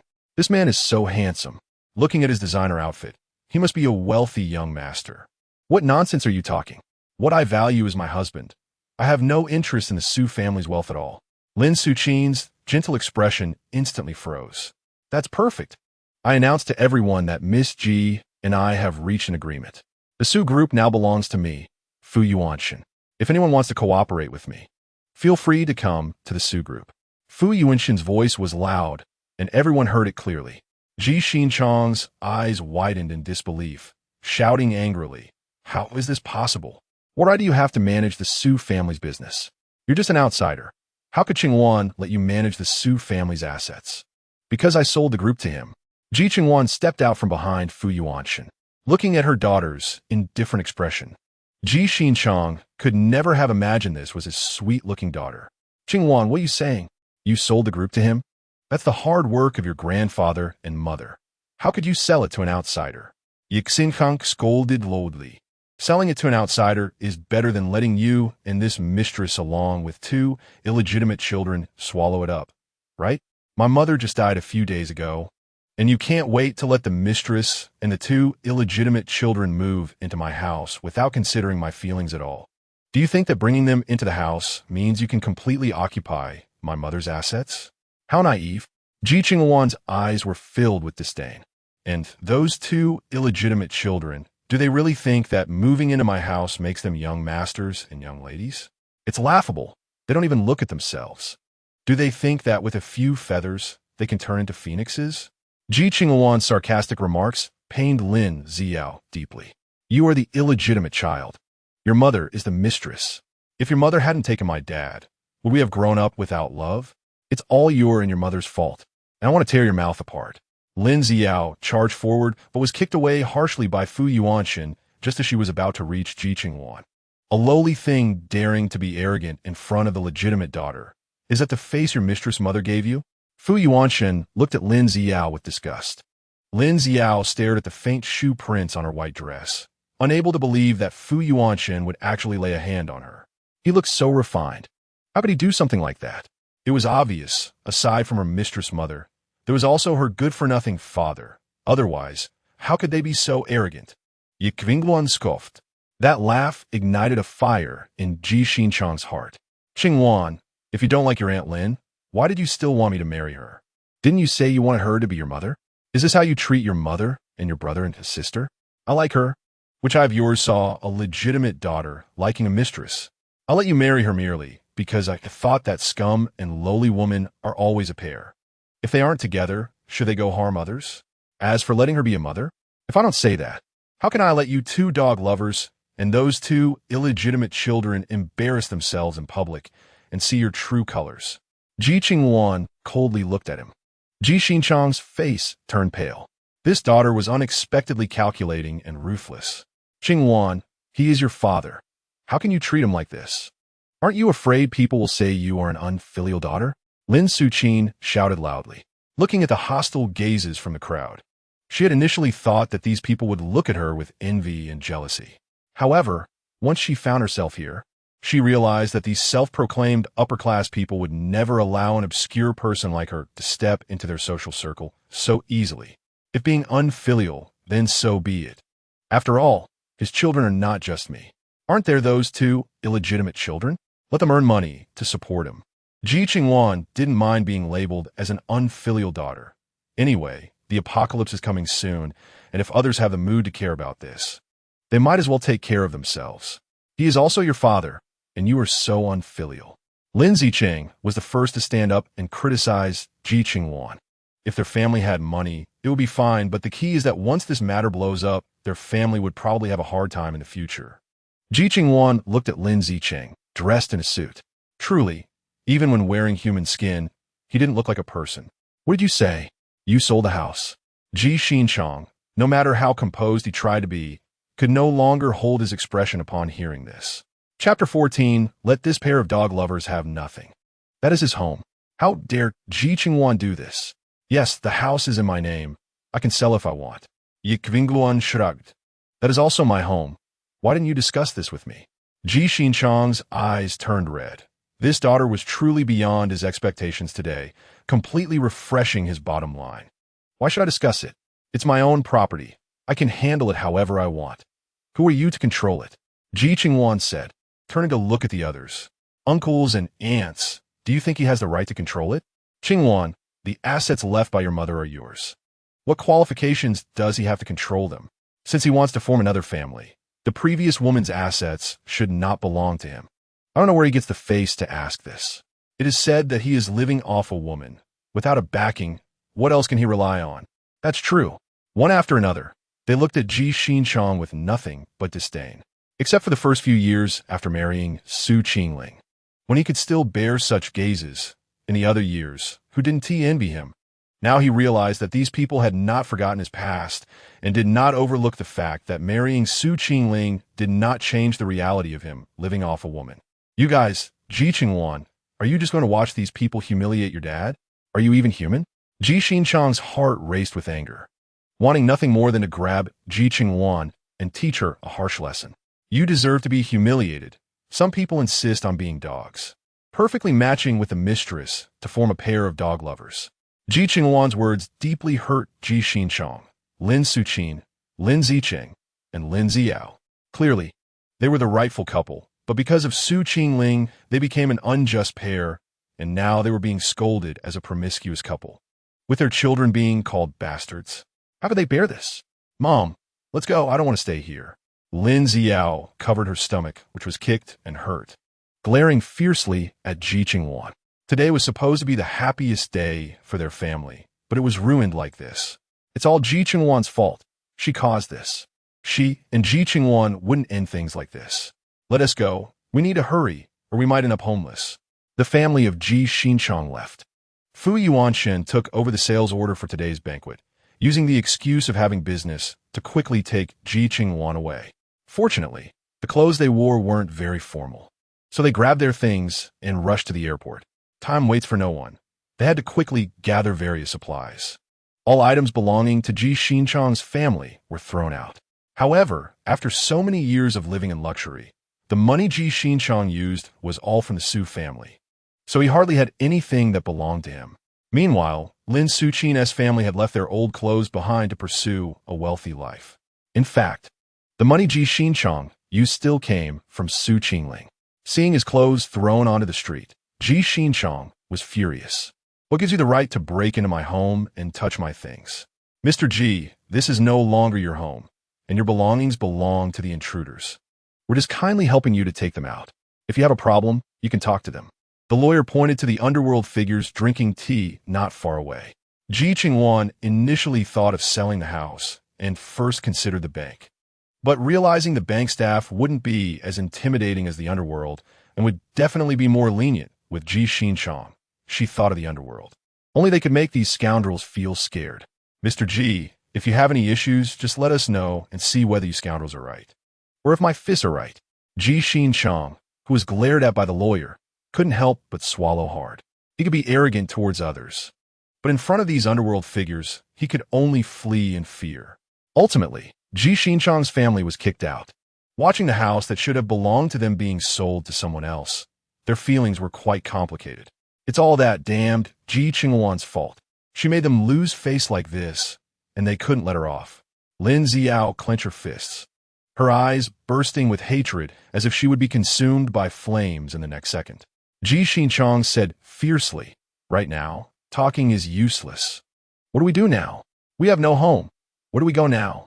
Lin Suqing looked at the clothes on the ground, bit her lip, and finally picked them up one by one.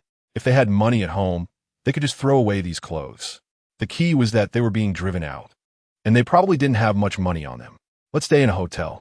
Ji Qingluan frowned as he looked at the gathered clothes and their personal belongings. Besides staying in a hotel, where else could they go? After packing their things, Ji Qingluan took the three of them to a nearby hotel. Just as he was about to check in, the lobby manager saw Ji Qingluan and let out a cold laugh, but he didn't refuse them a room. However, when it was time to pay, Ji Qingluan discovered that his bank card had been frozen and all his mobile payment tools were also frozen. It was Ji Qingluan. Even though he was kicked out, Ji Qingluan wasn't planning to let him go, was she? Seeing that Ji Qingluan couldn't pay for the room, Lin Suqing had to pay from her side. Fortunately, she still had some savings, so they managed to pay. Lin Ziqing and Lin Xiao remembered that Ji Qingluan had given them a card before. If Ji Qingluan's account was frozen, then the card they had would surely be frozen too, right? Thinking of this, the two quickly checked the money in the card. Seeing the words frozen and unusable, their faces turned quite ugly. Ji Qingluan, I want to kill her, kill her. Lin Xiao shouted in the room. After seeing that the card Ji Qingluan gave her was unusable, all she could think about was killing Ji Qingluan. It's all her fault. If it weren't for her, their family wouldn't have ended up like this. Kill. How are you going to kill her? She hides so deeply. I didn't even expect her to hate us so much. I should have taken care of her when her mother left. Then we wouldn't have to worry. Chapter 15. The scoundrel father is kidnapped. He was thinking that since Su Qingling had just left, moving against Ji Qingluan too quickly would surely raise suspicions. But he didn't expect that Ji Qingluan would strike at him at this moment. So ruthless, clearly not viewing him as a father at all. What use is it to say this now? Your money can't be used. The money you gave them can't be used either. The only money left is mine. You can't expect us to live off just my money, can you? Lin Suqing glanced at Ji Qingluan and then at her children. The children were definitely not dependable. They were just a few years old. How could they make money? Right now, they could only rely on Ji Qingluan. Don't worry. How could I rely on just a woman's money to live? I'm going out to find someone. As long as I find someone to kidnap Ji Qingluan and take some private photos, I don't believe that girl would still dare to be so arrogant. Ji Qingluan gritted his teeth. Dad, you should find more people. I want her to be used by 1,000 men and become worthless. Lin Xiao felt that what Ji Qingluan was doing wasn't enough. Only by making Ji Qingluan suffer endlessly and become a ruined woman would it truly make her feel worse than death. Hearing this, Ji Qingluan couldn't help but frown. After all, Ji Qingluan still had his blood running through her veins. If she were treated like that, where would he put his face? Yes. If she treats us like this, she can't be easily let go. Dad, it would be best if she gives up all the money from selling the house and the company. And then we sell her to the countryside to be a wife for an old bachelor. That way, it would not only vent our anger, but also make some money from selling her. Lin Ziqing thought that Ji Qingluan's pretty face was indeed attractive, but ultimately, wouldn't she still be played by men? Honey, Xiao and Cheng are right. Let that girl spit out the money and then sell her to the countryside. I want to see if she can still be as arrogant as she is now in the countryside, Lin Suqin said fiercely. Ji Qingluan looked at the three of them and finally spoke. I have my own plans for this matter. You all don't need to say anything. I'm going out to find someone to discuss things.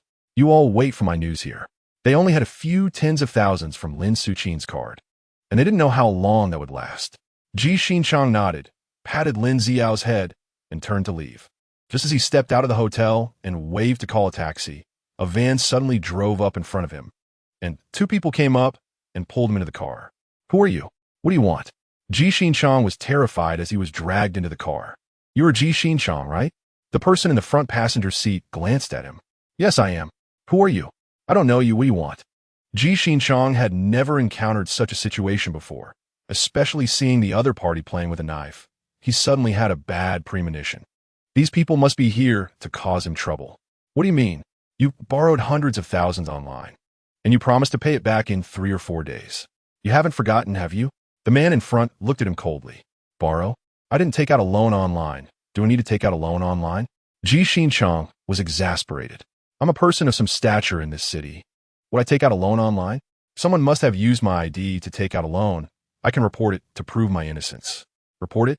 With the way you're speaking so righteously, if it weren't for the facial recognition and signature verification on our website, we might have been tricked by you. The man in front said, placing a knife against his neck. His fierce gaze made Ji Qingluan tremble in fear, unable to swallow. I'm telling the truth. You can check my identity. I'm the son-in-law of the Su family. My family is so wealthy. Why would I need a loan? Son-in-law? Only someone like you would say that. But since you say you're the son-in-law, that's fine. The debt still needs to be repaid. If you don't repay it, you can choose whether to break an arm or a leg. The man glanced at his hands and then at his legs. Ji Qingluan shivered under his gaze. He didn't want to lose either a hand or a leg. I'll repay it. I'll repay it. I'll call my daughter right now. No matter what grievances he had with Ji Qingluan, he could only rely on her to save him now. Ji Qingluan trembled as he dialed Ji Qingluan's number. However, at that moment, Ji Qingluan was already on a plane to a foreign country, with no time to answer his call. Ji Qingluan's attempts to call were met with several shut-down responses, and his handsome face was covered in a thin sheen of sweat. Can't get through? Then call someone else. Until we get through and get the money. The man was very patient. Ji Qingluan was genuinely scared. These people had a murderous aura about them. They might really break his hands and feet. The man in front had already lost his patience.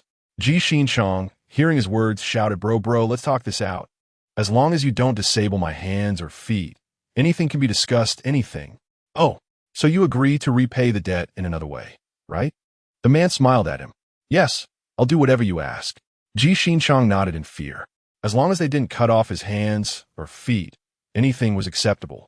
Seeing your delicate skin, you definitely can't do heavy labor. So let's do some light work instead. The man casually spoke. Light work? What light work? Ji Qingluan's eyes lit up at the mention of light work. You'll find out when we get there. The man didn't elaborate, but had the car drive to a designated location. Ji Qingluan had no idea how terrifying this so-called light work would be in the coming days. Just like the lyrics say, the chrysanthemum wilts, the ground is full of wounds, your smile has faded. While Ji Qingluan was suffering, Ji Qingluan, alongside Fu Yuanxin, spent all the money they had to buy a large quantity of gold, weapons, and supplies like oil and gasoline. Ji Qingluan felt that without Fu Yuanxin's help, her so-called gathering of supplies was no different from playing house. Chapter 16. Arriving at the Chongqing shelter camp, however, without Ji Qingluan's help, Fu Yuanshan wouldn't be able to transport a large amount of supplies. They had been targeted when they collected gold. If they hadn't stored all the gold in the bank and didn't take a single piece out, those people would have controlled them long ago. One should know that purchasing a large amount of gold all at once would cause a commotion, no matter what country it was in. Fortunately, when they left, they were alone, and the other party had no evidence to prove they were engaging in illegal activities. From a foreign country to the neighboring country, and then to other countries, each country spoke a different language, no matter how capable she was. It was impossible for her to speak so many languages, but Fu Yuanshan, at a young age, understood more than a dozen languages. He was truly a genius among geniuses. Miss Ji, there are only 4 days left until the apocalypse you mentioned. It's time to tell me the specific address, right? Fu Yuanshan said calmly, though he was actually a bit anxious, fearing what kind of changes could occur. In the southwest of Chongqing, I'll send the exact location to your phone. Are you planning to relocate your parents and friends now, or continue gathering supplies? Ji Qingluan knew that Fu Yuanshan still had at least several billion left to spend. First, relocate my parents and friends. Supplies can still be gathered in the next few days. Fu Yuanshan cared more about the safety of his parents and friends. Of course, he couldn't tell them directly about the impending apocalypse. He could only invite them there under the guise of a vacation. What title will you use? I don't want people to know about the apocalypse, and I definitely don't want them to know that the shelter is related to me. Mr. Fu should know the principle of attracting attention, Ji Qingluan said seriously. Fu Yuanshan naturally understood this principle as well. Don't worry, I'll send them over under the pretense of a vacation. All right, just think of a reason that won't raise suspicion. And about your friends, if they're unreliable. Don't drag me down when things go south. Ji Qingluan recalled how in novels, the protagonists often showed mercy and ended up being betrayed by friends, leading to their rebirth. Fu Yuanshan listened to her words, falling into deep thought. Without experiencing the apocalypse, it's naturally hard to see human nature. He couldn't guarantee whether those friends were trustworthy or not. However, his recent big moves had already caught the attention of those friends. Although he had brushed it off as a just-in-company business, those who weren't foolish would still sense something. Don't worry, I won't involve you. But if something happens to me, I'll rely on you for my parents. You promised me that the rent for those houses would all be transferred to my parents' names. Fu Yuanshan thought for a moment and finally made a decision. Mr. Fu, you should take care of your own parents. I'm not your family or friend. I have no obligation to take care of your parents. Ji Qingluan's mouth twitched. Take care of her? She didn't even care about her deadbeat dad, let alone someone else's parents. Was she out of her mind? Fu Yuanshan chuckled. Fine, I'll take care of them myself. Fu Yuanshan said as he called his parents to arrange everything. As for his friends, he didn't plan to mention it. Not because he was cold-hearted, but because he knew the apocalypse might really change many people's thoughts. In the next 4 days, Fu Yuanshan worked tirelessly to have Ji Qingluan gather all the supplies while also relocating his parents to the Chongqing shelter camp. Ji Qingluan, on the other hand, was alone and had no close friends or relatives. After all, she wasn't the original owner. Taking care of her own survival was more important than anything else. Fu Yuanshan was different. He used the guise of construction to find people to transport medical equipment and various supplies to the Chongqing shelter camp. Fortunately, there were no visible issues at the current camp. Those who entered only thought that Fu Yuanshan was working on a project there. Fu Yuanshan's subordinates had no idea that this would become the only base where survivors could avoid disaster after the apocalypse. After settling everything at the shelter camp, on the last day, Fu Yuanshan and Ji Qingluan took an early flight from the city to Chongqing, which took over 2 hours. They then took a 2-hour bus ride and finally another hour of car travel before arriving at the Chongqing shelter camp. At that moment, for some reason, the sky had darkened. Even though it was clearly daytime, it was as dark as night. Fu Yuanshan knew that it was likely that changes had already begun. When he entered the camp and called his parents, just as he asked where they were, he heard laughter on the other end. Yuanshan, we're in a village near the vacation resort you mentioned. The local snacks here are quite good. Your dad and I haven't experienced this kind of agritourism in a long time. Fu Yuanshan looked at the increasingly dark sky, and a sudden sense of foreboding arose in his heart. How exactly would this apocalypse arrive? Fu's mother hung up the phone and looked at the gradually darkening surroundings. Feeling that the sky was changing far too quickly, exceeding her imagination. She hurriedly pulled Fu Yuanshan's father into the car and drove towards the camp. The distance from their location to the camp was over 5 kilometers. It seemed not far, but driving there still took 2 or 3 minutes. Fu Yuanshan's father, also noticing the change in the weather, accelerated the car and finally arrived at the camp entrance before it was completely dark. "Mom, Dad, are you okay?" Fu Yuanshan felt relieved when he saw that his parents had safely reached the camp entrance. We're fine. We're just out for a little fun, right? Why are you so nervous?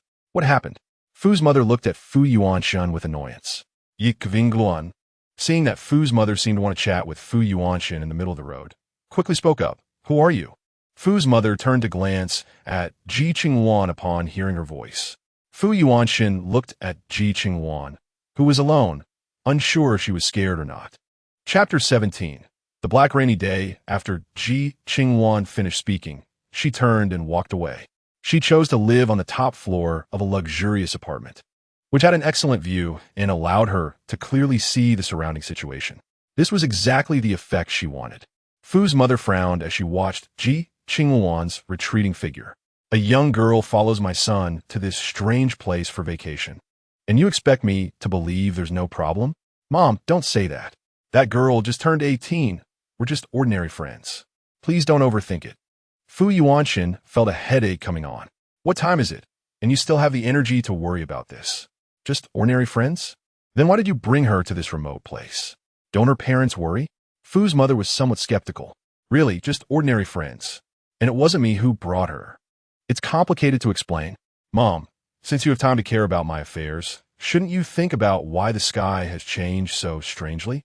Fu Yuanshan rubbed his temples. He felt powerless when it came to matters concerning women, so he quickly changed the subject. Just then, he looked at the sky outside. It didn't look like it was going to rain, but it was terrifyingly dark.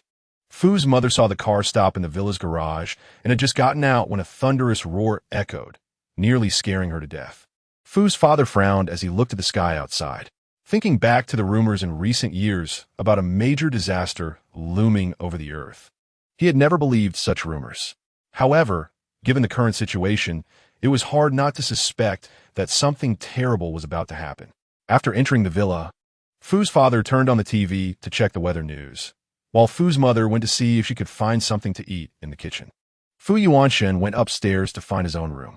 According to Ji Qingluan, this villa had everything he needed, so he didn't have to bring anything. Upon entering a vacant and relatively comfortable room, Fu Yuanshan had just stepped inside when a distant rumble of thunder, followed by a torrential downpour, began. The rain poured down incessantly. Seeing this, Fu Yuanshan called his assistant. They had been working at the resort recently, and he was unsure how things were going these days. "President, where are you?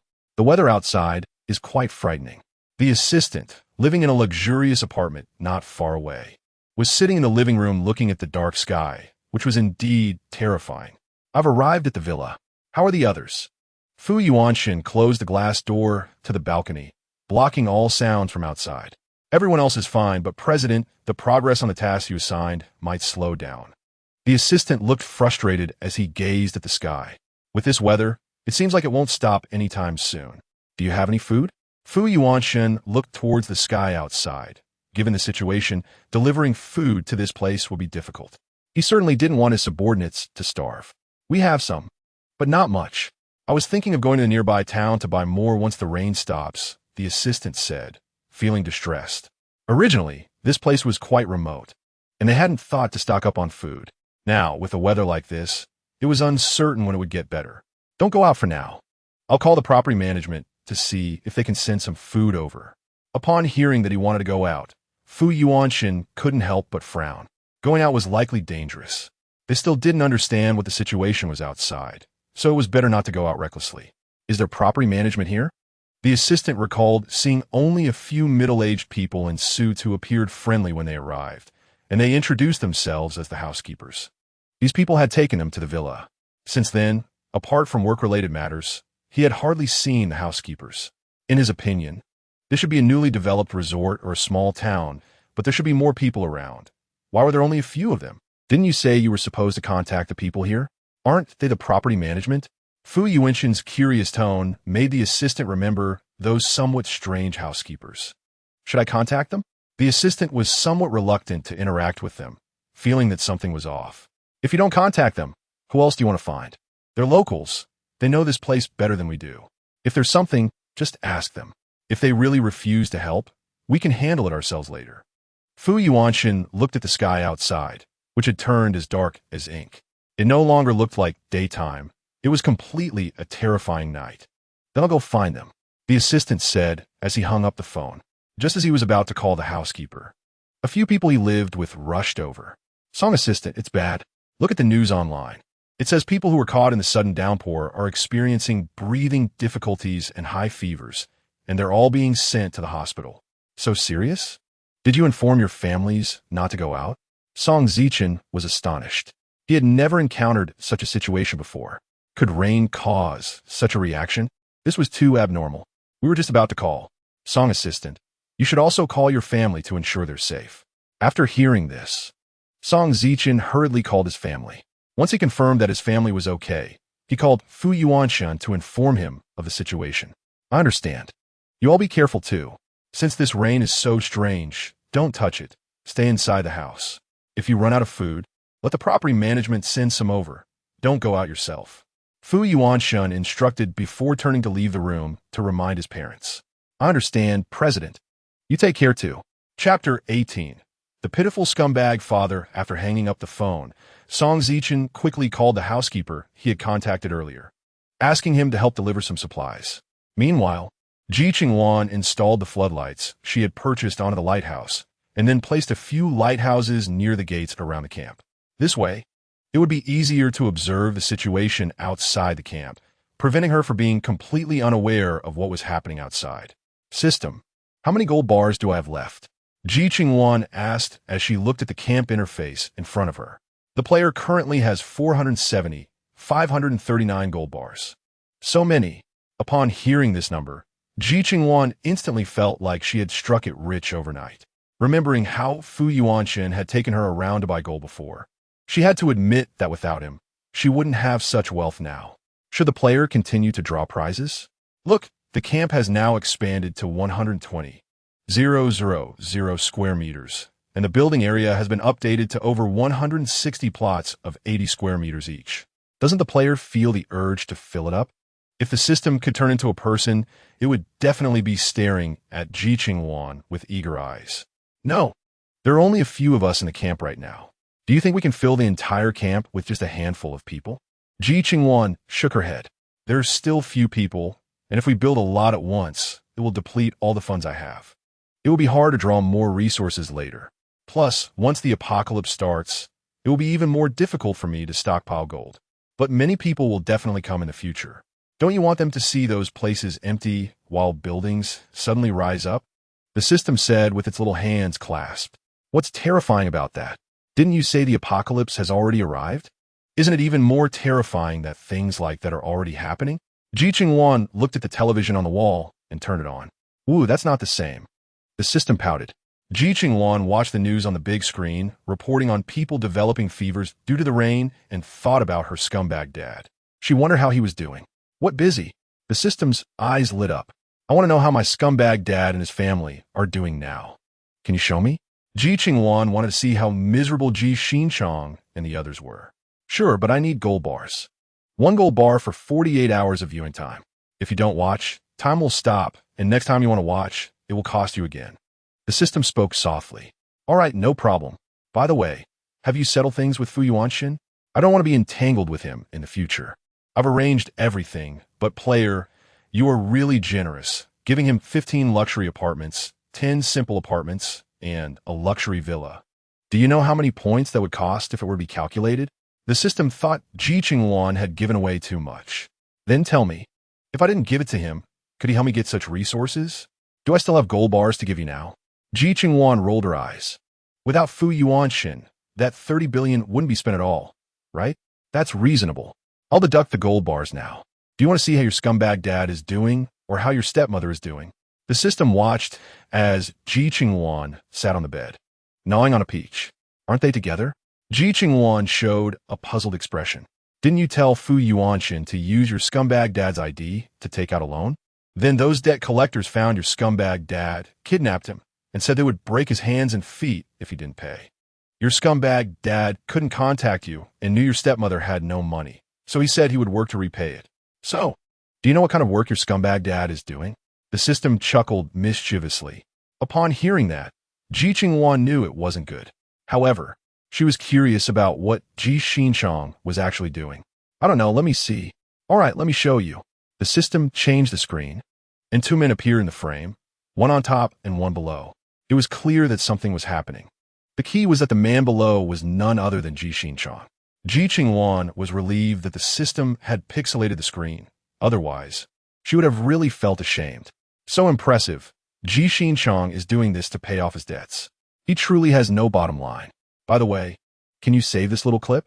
Ji Qingluan said while clicking her tongue. Save it? You want to observe? The system tilted its head, looking confused. Observe what? I was thinking that if I ran into him in the future, I could use this to threaten him. After all, he is nothing now, right? It would be hard to find something to threaten him with. Ji Qingluan was not foolish. She knew that Ji Qingluan would definitely come looking for trouble if he didn't die. After all, a centipede that dies does not really die. If a person has too much resentment, their desire to live becomes even stronger. What she wanted was to torment them little by little. I didn't expect the player to have such thoughts. The system chuckled and secretly saved the video of Ji Qingluan. What thoughts? I'm a very upright person. Not the kind of person you think is devious. And what about that mistress? Ji Qingluan didn't want to see Ji Qingluan's behavior. So she turned to look at Lin Suqin's situation. After your scumbag dad was caught, they couldn't contact him, and then the three of them, seeing their money dwindling, stayed with one of the mistress's acquaintances. Player, look, that illegitimate child said they want to let you be ridden by thousands. How vicious is that? Clearly, they want to occupy your family property, yet they act as if they are the victims. The system played the video while observing Ji Qingluan's expression. Player, do you want to teach them a lesson? I can help. As long as you give me gold bars, I guarantee they will taste what they said. It's too early to let them taste that now. Didn't you say the apocalypse has come? Since it has come, let them experience the fear of the apocalypse first. Ji Qingluan raised a bloodthirsty smile. She believed these people would live well. Even if they were barely surviving, they would fight to live. All right, player, since you say so, then I'll wait. Just as the system finished speaking, Ji Qingluan's phone rang. It was Fu Yuanshan calling. President Fu, what's wrong? Is it uncomfortable in the villa? Ji Qingluan picked up the phone, her sweet smile resembling someone serving a wealthy client. Have you seen the news? People who have been caught in the rain are developing fevers and fainting to varying degrees, indicating that the rain has issues. Miss Ji, since you have the system, you should know what might happen next, right? Chapter 19. Fu Yuanshan, who holds half a system. Fu Yuanshan looked out the window at the incessant rain. The rainwater was flowing down the drain outside, seemingly having no effect on them. In reality, if this rain entered the water supply, it would have a significant impact on them. I'm sorry, President Fu, but my system is a camp construction system, not a simulation or prediction system, so I really don't know what will happen next. However, based on my understanding, people developing fevers and fainting might turn into zombies if nothing unexpected happens. But this is just a deduction based on the apocalypse novels I've read. I'm not sure if it will actually develop like that. Ji Qingluan shrugged. She wasn't a deity. How could she know the future trends? But I see there's an item in the system store that can predict future changes. Fu Yuanshan stared at the system. Since Ji Qingluan said she would give him 15 luxury apartments, 10 simple apartments, and a luxury villa, he was essentially a landlord in the camp now and naturally had partial permissions of the system. An item? Is it bought with gold bars? Ji Qingluan knew Fu Yuanshan didn't have gold bars and couldn't see the gold bars in her hand. No, it's prosperity points. I saw in the introduction that this prosperity points require people to move in and generate points to count. Fu Yuanshan focused on the prosperity points. He didn't know if Ji Qingluan's side showed it, but on his side, the prosperity points displayed 13. According to his calculations, he and his parents plus Song Zichen and a few others made exactly 13 people. Oh, I know that. The system mentioned it before. Not many people are staying here right now. So I think I'll just set it aside for now and wait until there are more people. Ji Qingluan didn't expect Fu Yuanshan to actually study the system. This campsite is so remote. How many people do you think know about this place? Fu Yuanshun listened to her words and fell silent for a moment. So you mean to spread the word? But people who enter the campsite cannot stay unless they bring supplies or gold. Moreover, most people have fallen into a high fever and coma after getting rained on. And in such an environment, your news is unlikely to have any effect and may even be considered a rumor. Ji Qingluan frowned. What Fu Yuanxin was doing might backfire. Whether it's a rumor or not is subjective. All we need to do is spread the news, regardless of who reaches here first. We can pose as the first batch of survivors. Otherwise, do you want to raise suspicion about our motives for coming here? Fu Yuanxin raised an eyebrow. Did this girl not think of this issue? Naturally, I don't want to raise suspicion. I'm just thinking that in this situation, probably no one would venture out into the rain to come here.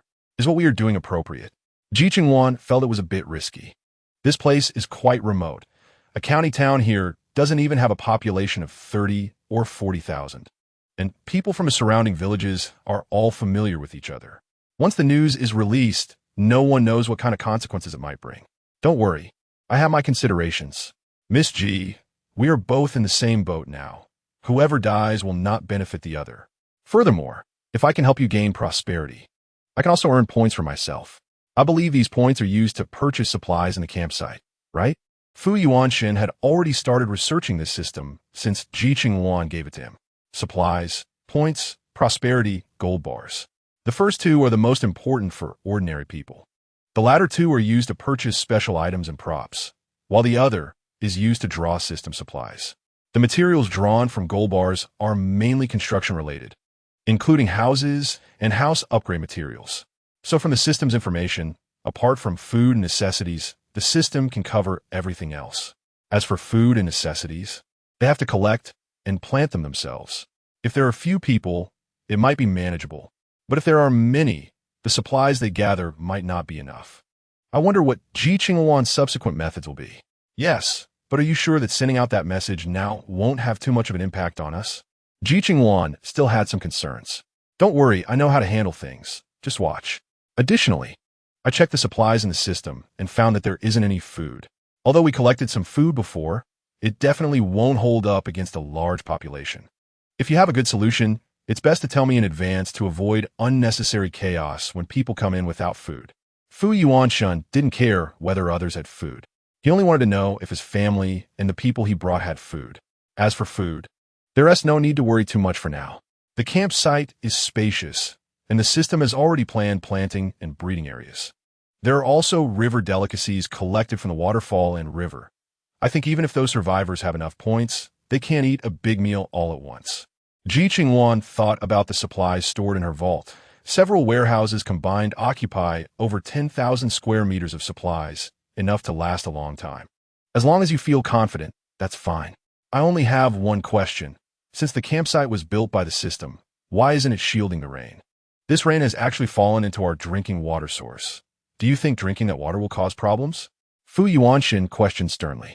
Ji Qingluan twitched her mouth. Did this guy think of himself as her subordinate? Mr. Fu, you are now considered to have half a system. Don't you know that a protective shield has risen in the campsite? The rain inside looks no different from the rain outside, but in reality, it is a weather change produced by our internal circulation system. If you say that, then I can relax. I'll go send the message first, if it's not absolutely necessary. I think we should keep a low profile before a large number of people arrive. If it's inconvenient for you as a girl, you can come over and stay with me. Fu Yuanxin saint.On softened, thinking about the fact that Ji Qingluan was just a girl who had just turned 18. He couldn't help but worry about what she would do if she encountered bad people. It's fine as long as I'm in the campsite. No one dares to do anything to me. Mr. Fu doesn't need to worry about me. Rather, your parents probably still don't know about the apocalypse. I think you should explain it to them. If they go out and encounter danger, it won't be a good thing. Ji Qingluan thought about how her parents were still able to run around at this point before the apocalypse arrived. They were quite impressive. Fu Yuanxin agreed with this, speaking in a deep voice. I will talk to them about this. You should also pay attention to your safety, and if anything happens, you must call me. Chapter 20. Even a tiger does not eat its cubs. Mr. Fu, I'm not your subordinate. Don't speak to me like I'm one of your subordinates. If I have something, I'll naturally find you. I'm hanging up. I need a rest.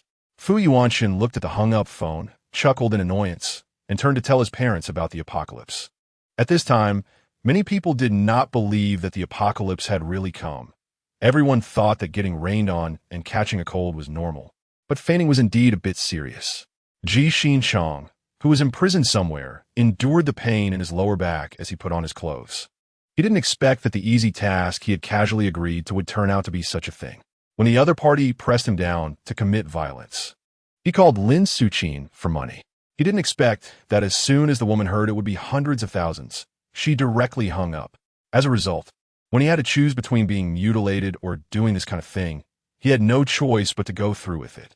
This caused his manly dignity to be completely stripped away.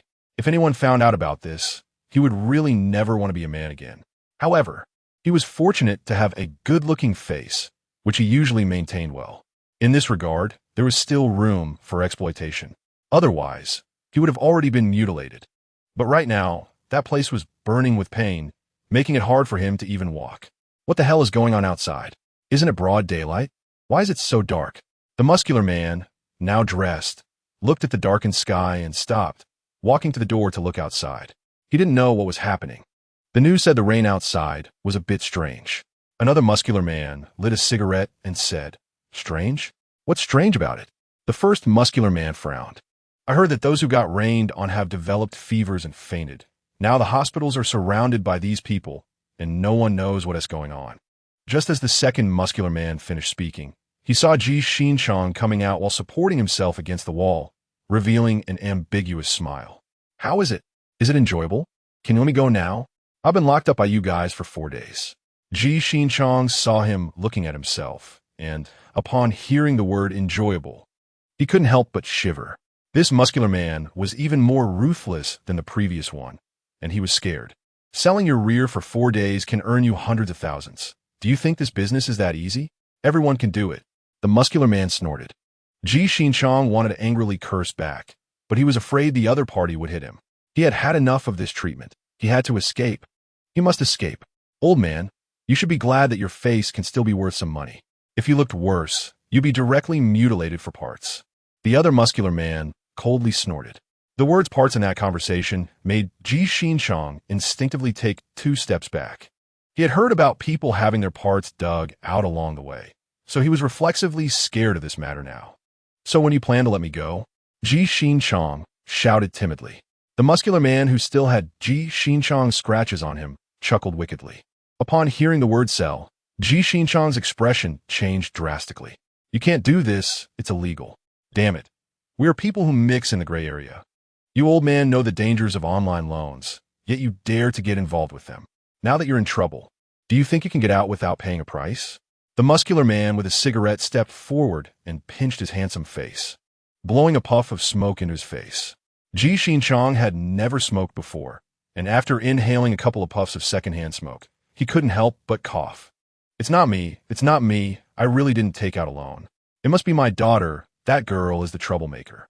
If you want to find someone for money, you should go look for her. She sold the house company and has at least 100 billion in hand. You should go find her. Yes, you can even kidnap her and force her to give you money. You could even sell her. She has a good appearance and figure. Definitely meets your requirements." The more Ji Qingluan spoke, the more excited he became, and he felt that this should be the way to go. If they sold his daughter, he wouldn't have to work so hard. "Damn, are you still human? She's your daughter, and she just turned 18, right? How dare you treat your daughter like this? You're even worse than a beast. No wonder the boss wants us to make you pick up soap.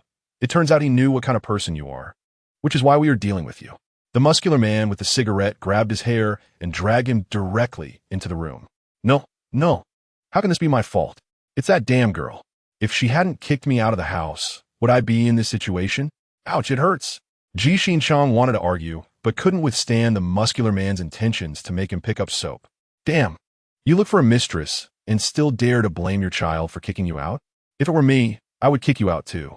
Damn, it's been a long time since I've seen someone like you still talking like you're fresh and refined. Let's see if I don't skin you alive." No. I know I was wrong. Spare me. Please spare me." Ji Qingluan's wails echoed continuously. Half an hour later, their boss, Xiao Chengfeng, drove into the warehouse with his men. "Acheng, where's Dong?" Xiao Chengfeng got out of the car, avoiding the rain, and said seriously to the muscular man sitting outside, teaching that old man a lesson inside. That guy really isn't human. He actually let us do something to his just adult daughter. They say even a tiger won't eat its cubs, yet he dares to lay hands on his own daughter, worse than a beast. The muscular man, Chang said indignantly. Although they were in the underworld, they still valued morality. They never laid hands on children. Otherwise, they would be seen as scum. Ji Qingluan had clearly crossed their bottom line. Hearing this, Xiao Chengfeng's eyes flashed with a fierce look. He deserves a good lesson. Someone like him has no right to live in this world. Now that the apocalypse has arrived, let's send him to meet the king of hell. Apocalypse? Boss, what nonsense are you talking about? It's just a bit of rain. Where's the apocalypse? Cheng showed a puzzled expression. Xiao Qingfeng threw the content on his phone to Cheng. Take a good look. Is the apocalypse here? Cheng glanced at it, his mouth twitching. Damn, what kind of person is this, spreading such nonsense, saying the apocalypse is coming, and only a certain place in Changshan County is a refuge? It's a joke. It's just a rainy day, and it's become the apocalypse? These people really know how to spread rumors. Boss, how can you believe such things? Chapter 21. Refuge news. At first, I didn't believe it, but too many people have been sent to the hospital after being drenched in the rain. And I've heard some news. Some people started showing symptoms of madness after waking up. If nothing unexpected happens, it's very likely those people have turned into zombies. We need to get to Changshan County. If there really is a refuge there, we will be safer. Xiao Qingfeng originally didn't believe those words. But the inside information he got from the hospital indeed said so. And he had to believe it. Boss, don't scare me. There are no zombies in this world. Those are just ghost stories made up by people. Cheng swallowed hard, fear showing in his eyes. Whether it's ghost stories or not will soon be revealed. Hurry and let a dawn come out. We need to leave here. Xiao Qingfeng frowned as he listened to the sounds coming from the room. I'm going now. Cheng hurriedly walked toward the room. Just then, Dong came out, pulling up his pants. Boss, why are you here? Dong looked at Xiao Qingfeng in surprise. Something happened. We need to leave here now. Xiao Qingfeng briefly explained the situation. Dong was initially somewhat indifferent. Boss, could it be that someone is deliberately causing trouble? Trying to create a mess? Causing trouble at this time is a crime on top of crime. No one would do something so stupid. Xiao Qingfeng said, while instructing people to move some supplies from the warehouse. Dong saw the phone that Cheng handed over and changed his expression when he saw the constantly updating messages. Is this real? Brother, the boss never lies. Now the group is full of news about people who woke up from a coma in the hospital and started biting like mad dogs. Doesn't this situation look like zombies from the movies? Cheng had also been somewhat skeptical, but after seeing what was happening on the phone, his expression changed as well. They had never thought they would encounter such a situation. This is too terrifying. If that's the case, what are we waiting for? Hurry up and prepare. We're going to Changshan County. Dong shouted. But Changshan County is not small. Where is the location of that refuge? And why is there no refuge established in other places, but only there? Isn't there a lot of problems with this? Cheng raised his doubts. No matter what the problems are, you've seen the movies and know how terrifying zombies are. If we stay here and don't leave, we could really become one of them, right? Xiao Qingfeng wasn't afraid of zombies. He just thought, if they could avoid such things, why not try to avoid them instead of going head-on? Isn't that something only someone with a problem in their head would do? Xiao Qingfeng wasn't stupid. He just understood the importance of seizing opportunities. He urged the two to quickly pack their things. This was their secret base, storing supplies they sometimes used to evade police pursuits. Now, it was just in time to be put to use. Hearing this, the two hurriedly joined the others in packing up their things. Ji Qingluan, upon hearing the word zombie, wanted to say that there were no such things in the world. Just then, Dong placed his phone on the coffee table. Ji Qingluan rushed forward to grab the phone that the other had left on the table, intending to call 110, but saw several messages pop up on the screen, all related to zombies. Originally, Ji Qingluan was somewhat skeptical, but after looking at the messages one by one, he couldn't help but believe that it was true. The world had changed. It was no longer the world he knew. What to do? He didn't want to die yet. He didn't want to become that terrifying zombie. Don't leave me behind. I want to go with you. Ji Qingluan, filled with fear, clung to Xiao Qingfeng's thigh, knowing he couldn't handle zombies alone and that he needed to follow them to have a chance to survive. Want to come with us? Sure. You still owe us a lot of money, It would be a shame not to bring you along. Hurry up and help pack things. If you don't do well, don't expect to eat. Xiao Qingfeng gave Ji Qingluan a sidelong glance. He originally thought that Ji Qingluan was of no use, a hindrance to have around, and considered getting rid of him directly. However, upon seeing Ji Qingluan's handsome face, he suddenly had other thoughts.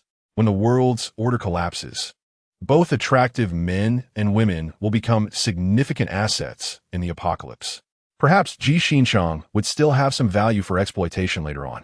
Xiao Qingfeng had always lived on the edge, so he naturally knew how to maximize his benefits. Ji Qingluan was unaware of their thoughts and could only help pack things while contemplating escape. Meanwhile, many people online saw the message from Fu Yuanshan and began to curse him for seeking attention. What the heck? Spreading rumors here. Doesn't want to go to jail. It's just rain, making it sound like a terrorist attack. Is anyone going to stop this? Letting such a person spread rumors here is ridiculous. Exactly. Is spreading rumors free now? Voices of resistance came one after another. But this outcry didn't last 10 minutes before other voices emerged. Everyone, listen to me. I don't know if this shelter is real or not, but things are indeed chaotic at the hospital. My brother-in-law is a doctor there, and he said that those who were caught in the rain and fainted have pale and bluish skin, looking nothing like living people. They bite anyone they see, like rabid dogs. I suspect they have all turned into zombies. Help! The people in the hospital have gone mad. They're biting people, and the emergency phone lines are busy. Can anyone help me call the police? I'm at the hospital. Damn, it's real. I saw it. A lot of people ran out of the hospital across the street. They look just like zombies from the movies, biting people in the street. Same here. Can someone help me? I don't want to die. My address. God, are those people outside even human? It's terrifying. Can anyone help me? Those guys have broken in, as messages flooded in from all directions. Those who saw them fell into a panic. No way. Is the apocalypse really here? What do we do? I haven't stocked up on supplies yet. And it's pouring rain outside. There's no way to get out. On a rainy day, you want the people above to come out? Are you trying to increase the number of zombies? Has anyone noticed the situation at the Chong County shelter? Didn't the zombies just appear? How could there be a shelter camp so soon? Yeah, this camp has appeared way too quickly. The message Fu Yuanshan sent earlier suddenly attracted everyone's attention. Chapter 22. It's a not-so-proper system. Is there really no problem at the Chong County shelter camp? Has anyone been to Chong County? Can someone tell us if that place has a shelter? I'm from Chong County, and I can tell you, there's no shelter here. The person claiming there is one is clearly spreading rumors. That place is all mountains, and you'll only see mountains if you come here. I'm also from Chong County, and I can testify that there's no shelter here. The person who posted this message is just stirring up trouble. Don't believe him. Is he lying? Is this really a scam? Just because someone from Chong County says so doesn't mean it's true. The sudden appearance of zombies makes it reasonable for a camp to pop up. Exactly. The zombie situation came so suddenly. The emergence of a camp might indicate a savior. As the news of zombies exploded online, people took out maps to study the area where Chong County was located. But when the people from Chong County spoke up, it became unclear whether the shelter was real or not. Some held different views, leading many to believe that the Chong County shelter might indeed be real. Ji Qingluan sat on the bed, eating while watching important messages being relayed on the system screen. Many were cursing, but some believed in the existence of the shelter, likely due to the zombies. However, the people from Chong County didn't know about the shelter, and their comments online probably made others hesitant to believe it was true. Ji Qingluan looked at the text on the screen, took a bite of watermelon, and pondered how to solve this issue. Should players send a message to prove the shelter exists and mention that they accept gold, gems, and such? Otherwise, those people won't be able to enter because they lack these supplies. The system turned over its cunning plans. Go ahead, it's best to send it as a refugee. So we want T stand out too much. Ji Qingluan nodded while looking at the messages on the screen. Many places started shouting for help, saying that due to the rain, various bugs, rats, and cockroaches were all invading their homes. Not only were those cockroaches and rats restless, but they also began to bite people. Furthermore, animals that got soaked in the rain started mutating, resembling zombies. Many people's family members had fever and fainted after coming into contact with rainwater, fearing they would behave like the zombies mentioned online and start biting people. Now, One by one, they could only shout for help online since their calls couldn't get through. Ji Qingluan saw those messages and, even without a compassionate heart, felt moved. But the most important thing was that she wanted prosperity, gold, and to protect her own life. Hey, players, rest assured, this operation is my specialty. The system chuckled sinisterly. Ji Qingluan frowned. Is the system really like this? Don't trick me. It's a misunderstanding. I'm a proper system. It's just that the last player refused to spend money, causing my performance to drop and my salary to be deducted. Now I can only develop cautiously. The system whined. Can you blame me for that? Thinking of that scene, the system shivered. Ji Qingluan twitched her mouth. I see. So you're developing cautiously. Huh. I've recharged so much gold. Shouldn't that count as developing? Your name is not among the top 10,000 paying players in the Apocalypse game rankings. So how do you know if I've developed? The system suddenly switched to English. Well, I can't help it. I've contributed all the gold to you, and I have no idea where to get more gold for you now. Ji Qingluan took a bite of watermelon, then find a way to get it from those survivors. Get as much as you can. By the way, if gold doesn't work, then gems. If gems don't work, then jade. Anyway, players must develop cautiously. Wild growth is the norm, the system said excitedly. I say, was your previous player a fan of Honor of Kings? Always talking about cautious development and wild growth? Ji Qingluan was somewhat speechless. Yeah, you know about Honor of Kings? Wait, I remember there's no Honor of Kings in this world. There's no Honor of Kings in this world, right? According to what I heard, the original owner died on the same day her mother passed away. I just happened to cross over, and before I could react, you appeared in my head. As soon as Ji Qingluan said this, the system screamed. This isn't real. Where's the original owner? Where did she go? If you ask me, who should I ask? She was already dead when I came over, okay? Then wait, you replaced the original owner. What was her name? Don't tell me she was also called Ji Qingluan? The system's screen trembled, as if someone was in a panic. Is there a problem? Ji Qingluan glanced at the system screen. Can it not tremble? It's dizzying. Ooh. That player, let me be calm. The system's screen closed instantly. It needed to sort things out. How did its host change? Would its task still count? If they didn't wouldn't Ji Qingluan's money be wasted? Wouldn't its performance go back to zero? No, absolutely not. Wait a minute, don't go silent yet. I haven't finished reading the comments. Why are you running off? Ji Qingluan called out, and then heard the system's voice in her mind. You can check your phone yourself. With that, the system vanished from Ji Qingluan's consciousness. TCH, so irresponsible. Ji Qingluan shook her head helplessly, tossed the watermelon aside, and started browsing on her phone. Although the system had run off, the messages were still being sent out. A large number of alternate accounts were sending out messages claiming to be refugees heading to Chong County. After all, if they revealed their presence in Chong County now, it would easily raise suspicions. Just after the announcement was made, dozens of messages about arriving at the Chong County shelter came in, and wouldn't they be accused of being hired commoners? Chapter 23. It's not his fault, however. Mixed in were a few inconspicuous messages cursing the Chong County shelter for demanding gold, gemstones, and other supplies. This reverse marketing made it clear to everyone that Chong County was not so easy to access. After watching the messages for a while, Ji Qingluan lost interest in continuing. The storms outside had nothing to do with her. She just wanted to stay in her shell and quietly enjoy her snacks. The rain had poured for an entire day, and there was no sign of it letting up or even getting light outside. Ji Qingluan turned on the lights at home, casually made something to eat, and turned on the TV. At this moment, the TV was no longer playing romantic movies. It was looping messages advising against going outside and contacting rainwater, and that water sources must be filtered and boiled, among other notices. For those who were prepared like Ji Qingluan, this was not a big deal. However, those who were completely unprepared, upon seeing the news, suddenly realized the importance of supplies.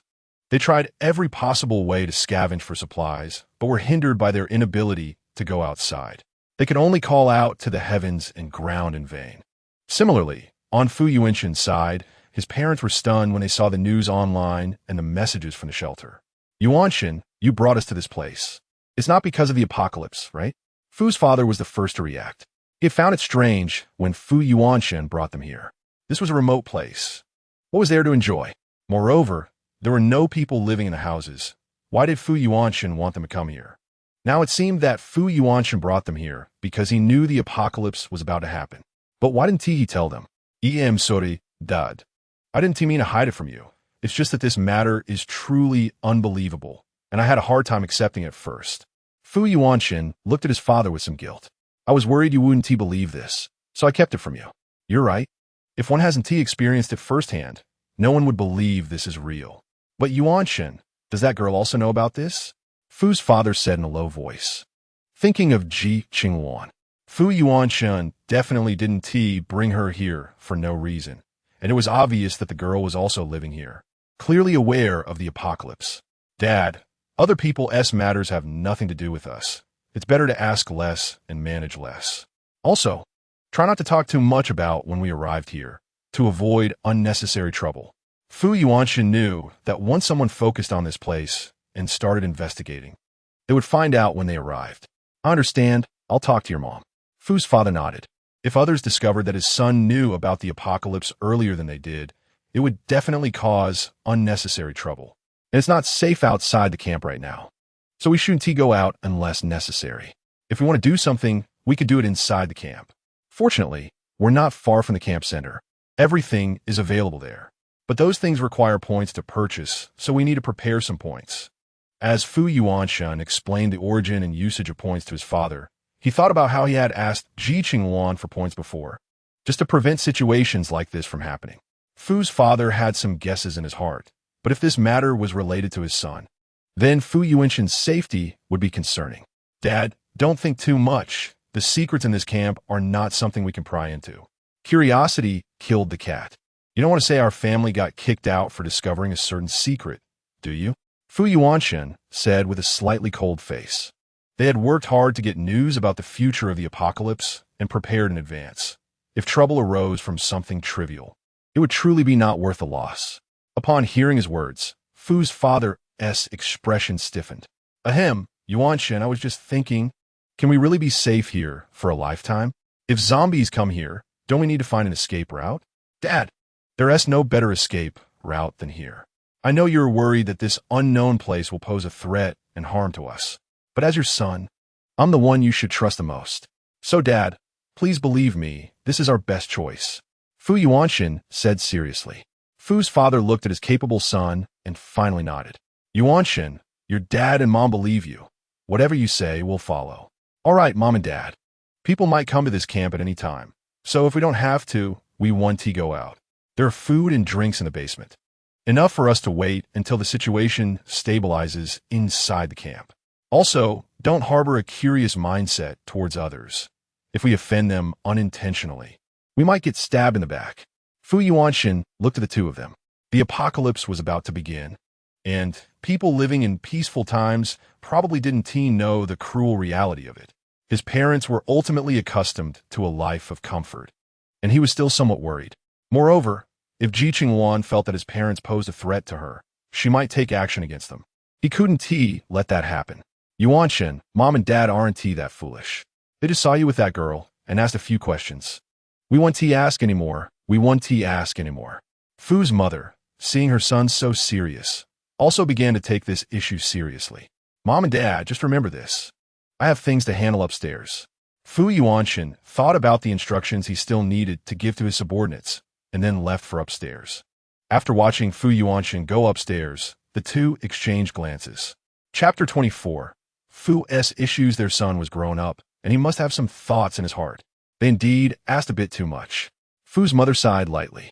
It is often said that a mother worries when her child travels thousands of miles. In this chaotic world, it's completely normal to worry. Anyway, since their son said staying here was safe, they didn't need to think too much about it. What was most important was to live well in the days to come. Fu's father patted Fu's mother on the shoulder. Now, both of them had only one thought in their hearts, as long as Fu Yuanshan was well. After Fu Yuanshan went upstairs, he made a phone call to Song Zichen. At that moment, a few people were just finishing their calls with their families. Song Zichen had just hung up when he received Fu Yuanshan's call. President, are you calling me because of the news online? Yes, the news online says there is something wrong with the rain outside, so you all shouldn't go out. Fu Yuanshan said in a deep voice. President, did you know something like this was going to happen long ago? You can rest assured that there is no one around me right now. So just tell me the truth. Did you know about this matter long ago? And Miss G must know about it too, right?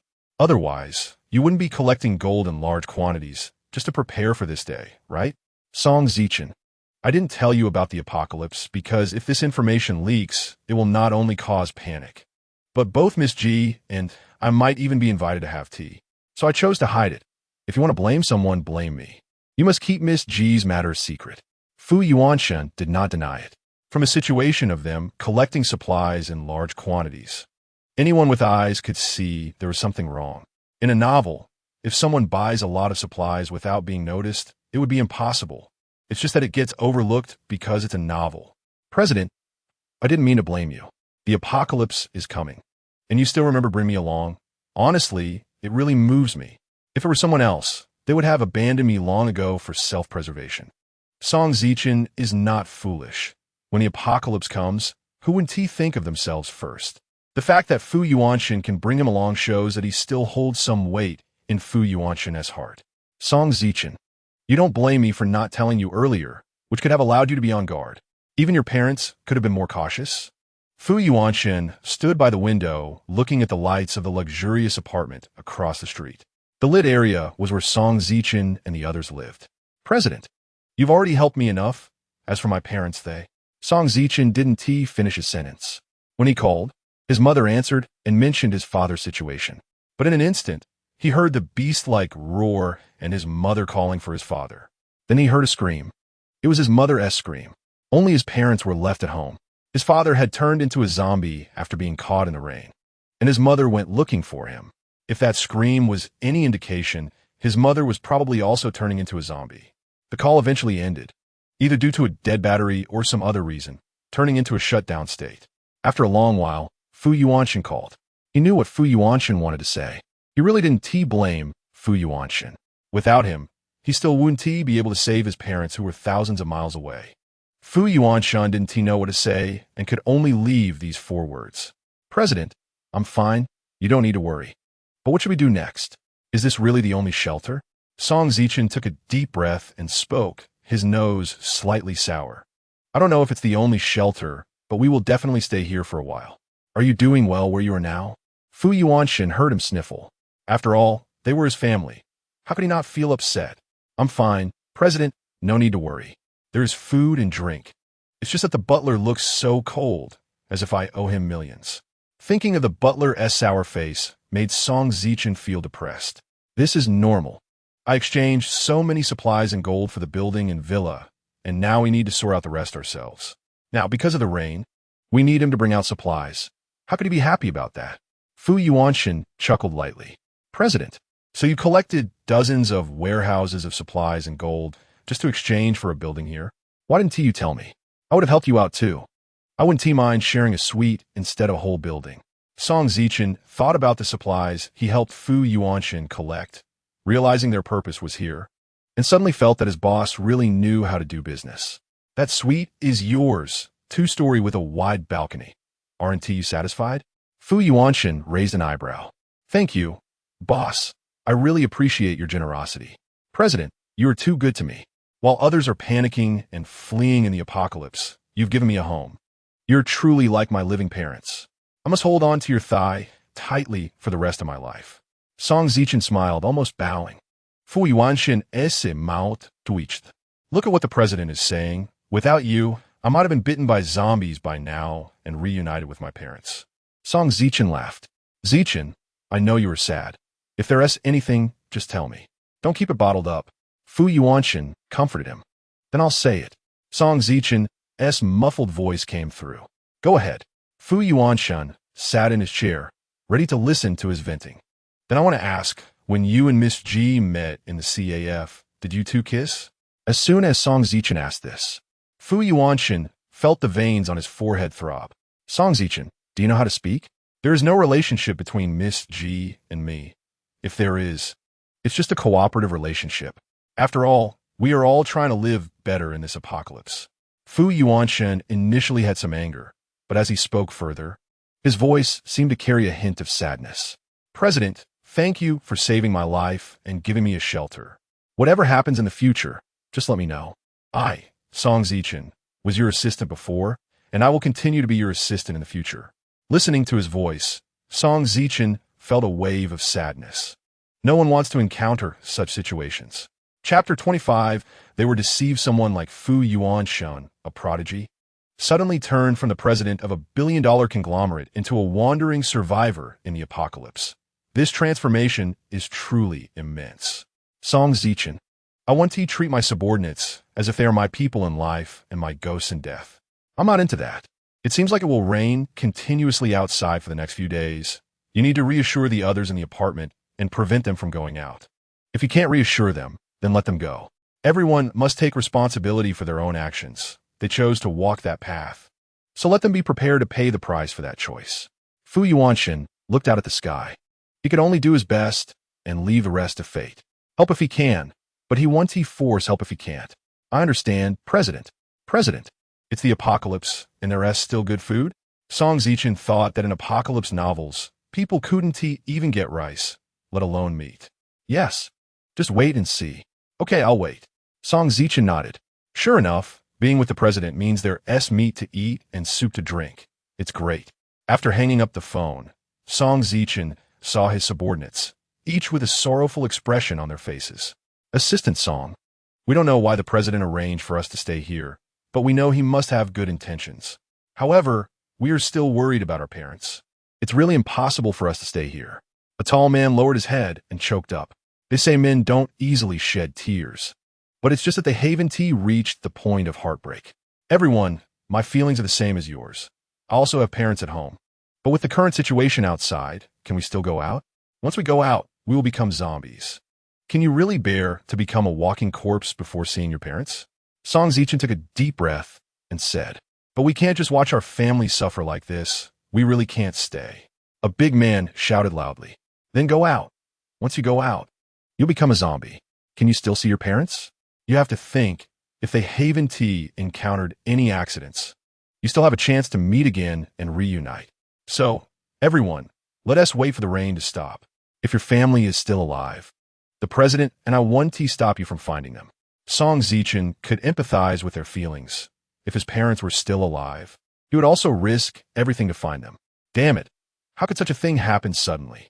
Why did heaven have to throw such a disaster at this moment?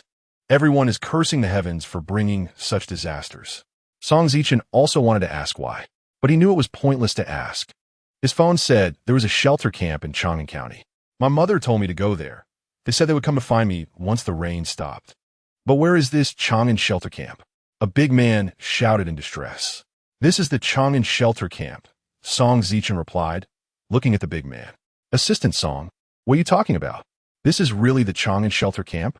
How is that possible? One person showed a puzzled expression. I just found out too, Song Zichen said, unsure of how to explain the situation. Just then, the butler who had been negotiating with them walked out of the elevator. Everyone, since you're all here, I have something to announce. The butler, with a serious expression, scanned everyone present. You must have heard the news that the apocalypse has come. As the butler of the Chang'an shelter camp, I congratulate you on becoming the first batch of survivors to enter the Chang'an shelter camp. What did you say? This is really the Chang'an shelter camp that is mentioned online? How is that possible? What a coincidence. One person looked at the butler in disbelief. Unfortunately, I have to explain why you are here. This is because I have selected the most promising and capable young people as sponsors for this camp. As sponsors, I invited those I deemed qualified to move into the camp before the apocalypse began. Is that a problem? The butler looked at the person calmly. So the president knew this was a shelter for the apocalypse from the beginning, but didn't tell us? How selfish of him. Someone shouted loudly. His parents were suffering in dire circumstances while he was hiding here. How could he do that? Everyone, Mr. Fu has no obligation or right to disclose everything here. Moreover, before the apocalypse came, no one knew this would be a shelter camp. If you feel Mr. Fu is in the wrong or do not want to stay here, I can escort you out. But getting back in later won't be so easy. The status of a sponsor is vastly different from that of an ordinary survivor. You should think carefully about it. The butler's face bore a hint of mockery, as if he were observing a group of ants, which made them uncomfortable. I want to go out. I don't want to stay with a liar. Another person chimed in. You knew the apocalypse was coming, but didn't tell us. That's just too despicable. You enjoy seeing us suffer, don't you? Half of the 10 people stepped forward. The others looked at them with mixed feelings. Are you crazy? If you go out, you'll become a zombie. Don't you want to see your parents? The remaining people looked at the 5. The 5, still indignant, wanted to say something, but the butler coldly said, they have disappeared just like that. Song Zichen gasped and looked at the butler. Where did they go? They simply followed the original historical trajectory and became zombies. You, on the other hand, happened to escape that fate by coming here. Don't act as if you've received divine grace and don't appreciate it. The butler glanced at him dismissively. Song Zichen, being a top student, quickly understood. Chapter 26. Assistant Song's Self-Redemption Indeed. Without following Fu Yuanshen, they would have been doomed long ago. They wouldn't be here having such pleasant conversations with the butler. Is there anyone else who wants to go out? The camp won't lack people in the future. Those who want to go out can make space for those who want to come in. The butler's words sent chills down the spines of the remaining people. Do you still want to go out? The butler looked at Song Zichen and his group. Song Zichen immediately shook his head vigorously. No, I don't want to go out. But you alone said you don't want to go out. What about the others? What do they say? The butler looked at the others. The others also shook their heads vigorously. Going out is death. They must be crazy to go out looking for trouble. Very good. I hope you all remember that your coming here is your good fortune. If it were others, they would not only have to guard against zombies, but also think about how to solve food problems now. The butler's voice was clear, as if he were looking down at them from a high place, resembling someone observing a group of ants. It felt like that again. Song Zichen thought that even if this place became a shelter for all humanity, this butler-like figure might not welcome them. Yes, our coming here is our good fortune. It would be even better if our parents had come too. One person sighed, and others echoed the sentiment. However, the next second, the butler spoke again. Since you want them by your side, then go accompany them. As the butler finished speaking, Song Zichen watched the remaining 4 people also disappear before his eyes. Song Zichen couldn't help but curse inwardly. What about you? Do you also want to see your parents? The butler turned to Song Zichen. Song Zichen quickly shook his head and said in fear, my parents have gone to meet the king of hell. I'm still young and don't want to go yet. Uncle, you won't send me to meet the king of hell, will you? Of course not. You're such a good child. I like you, so I'll leave you a life. The butler turned elegantly toward the elevator. Watching the butler leave, Song Zichen hurriedly rolled into the room and picked up his phone to call Fu Yuanshen. President, it's bad. The butler has cleared everyone else out. Fu Yuanshen frowned upon hearing this. Song Zichen recounted everything that happened. I understand. If they want to leave, let them go. Those who stay will eventually become a threat. Hearing this, Song Zichen felt a chill in his heart and quickly shouted, President, I promise I definitely have no ulterior motives. Please don't let the butler throw me out. If I become a zombie, that would definitely be ugly. Don't worry. You're the only one I can use right now. I won't let you become zombie food. Fu Yuanshen thought about the arrival of the apocalypse and realized he needed at least some people he could use around him. He didn't expect these people to be so narrow-minded. President, you must remember your words and not abandon me. Song Zichen said anxiously again. He truly felt insecure. I won tea.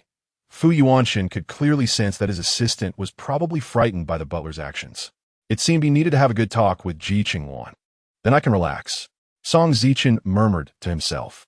Song Zichen, if you like to overthink, I'll give you a task. Go online and post that the Chang'an shelter camp is. Fu Yuanshen quickly arranged for him to do something to prevent him from overthinking. President, are you trying to attract people here? Fu Yuanshen thought that since he needed to calculate points for Song Zichen, he needed a container to hold these points. Perhaps he should ask Ji Qingluan about this. President, if you say I can exchange for any supplies, can I exchange for a house? I want to be a landlord. Song Zichen's eyes lit up. In the apocalypse, the environment outside would only become worse, and the only way to improve his situation was to become more capitalized. Fu Yuanshen twitched his mouth at the mention of landlord. This kid truly lived up to being raised by him. His thoughts were just like his own. He actually wanted to be a landlord. The points needed for a house are considerable. If you want one, you'll have to work hard. Fu Yuanshen wasn't yet ready to guarantee that he would definitely become a landlord. Don't worry, President. I will definitely work hard and won't let you down. Song Zichen, full of determination, ran off to post online as per Fu Yuanshan's request. System, are you done? Can players even not be done now? The system looked at Ji Qingluan, feeling quite speechless. Now that it had already bound itself to Ji Qingluan, could it still change its master? All right, can you help me check the current situation at the Chongqing shelter camp? I haven't gone out for a day, and you haven't appeared for a day either. Just as Ji Qingluan opened her mouth, her phone rang. It was Fu Yuanshan calling. This man really knew how to find her trouble. Ji Qingluan felt a bit reluctant to deal with him. Player, this little account probably wants to ask you about the butler clearing people out. I think you should answer it. The system's voice sounded a bit timid, as if it had done something wrong. Ji Qingluan frowned and answered the phone, hearing Fu Yuanshan's voice from the other end. Miss Ji, I hope I'm not disturbing you. If I say I am, will you admit it? Ji Qingluan's cold voice reached Fu Yuanshan's ears, leaving him momentarily speechless. Should he say it or not? Ahem, Miss Ji, since I've intruded, I'll keep it brief. The situation is that one of my subordinates probably offended your butler over a small matter, and your butler took my people out without my permission. I would like you to give me an explanation regarding this matter. Fu Yuanshan coughed lightly and finally spoke up. All right, that's the first matter. The second matter is regarding the point calculation method in the camp. When Fu Yuanshan mentioned point calculation, Ji Qingluan showed a look of confusion. Is there a problem with the point calculation? Shouldn't you have prepared a bank card or a mobile container for everyone to clearly see the points they collected for trading? Fu Yuanshan rubbed his temples. This young girl was still too naive. She couldn't think of many issues. I had the system prepare it. The point carrier is a watch, and I originally planned to present it after the rain stopped when survivors appeared. If President Fu wants it now, I can have the butler deliver it. Ji Qingluan thought he was talking about something else, but it turned out to be this. I don't need it right now. Please send it to my assistant Song Zichen. His mental state isn't very stable at the moment, and I'm a bit worried about him. Fu Yuanshan took a deep breath. Also, when you have the butler deliver the watch, please don't provoke him. His current mental state is very sensitive. So sensitive? Ji Qingluan raised an eyebrow. His ability to handle pressure is too poor, isn't it? My butler is just a bit cold. He can't compare to President Fu's methods. How could he be mentally unstable because of this? It's not just that. It's also due to his parents' passing. In short, he's the only useful person I have left. Miss Ji won't let me lose even this one, will you? Fu Yuanshan's voice grew colder.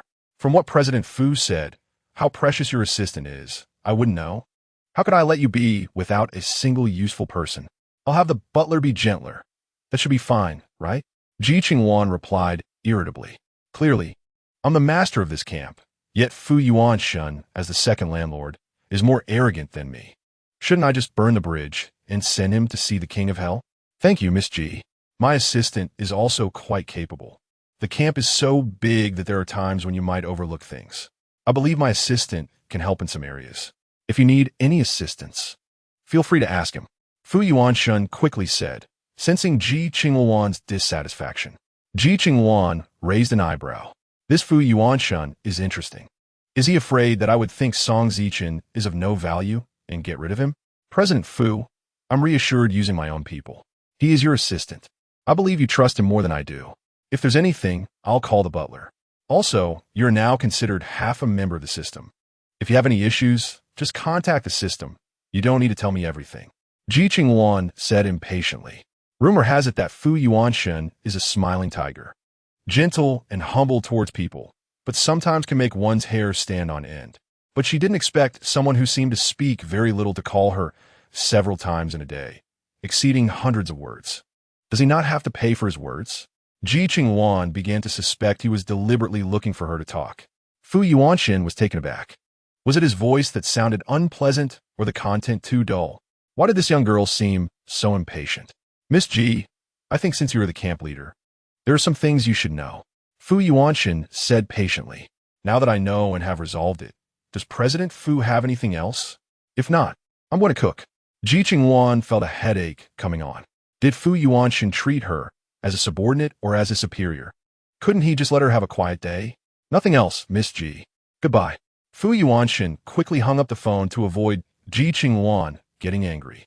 Staring at the phone that had been hung up Ji Qingluan hadn't expressed her thoughts yet when the system spoke up.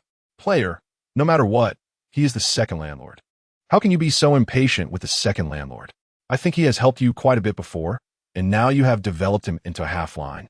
Why not develop him further and let him work for you? Work? How to work? Ji Qingluan suddenly became interested. It sounded pretty good. There are plenty of daily affairs in the camp. Having just one butler is far from enough. Many people are needed to manage it. So, I think Fu Yuanxin manage a company before the apocalypse and have a loyal assistant. Let him be the second in command of the camp. In the future, let him handle things, and you can just sit back and relax. The system said with a smile. Then it's settled. You authorize him to be responsible for the camp's various affairs.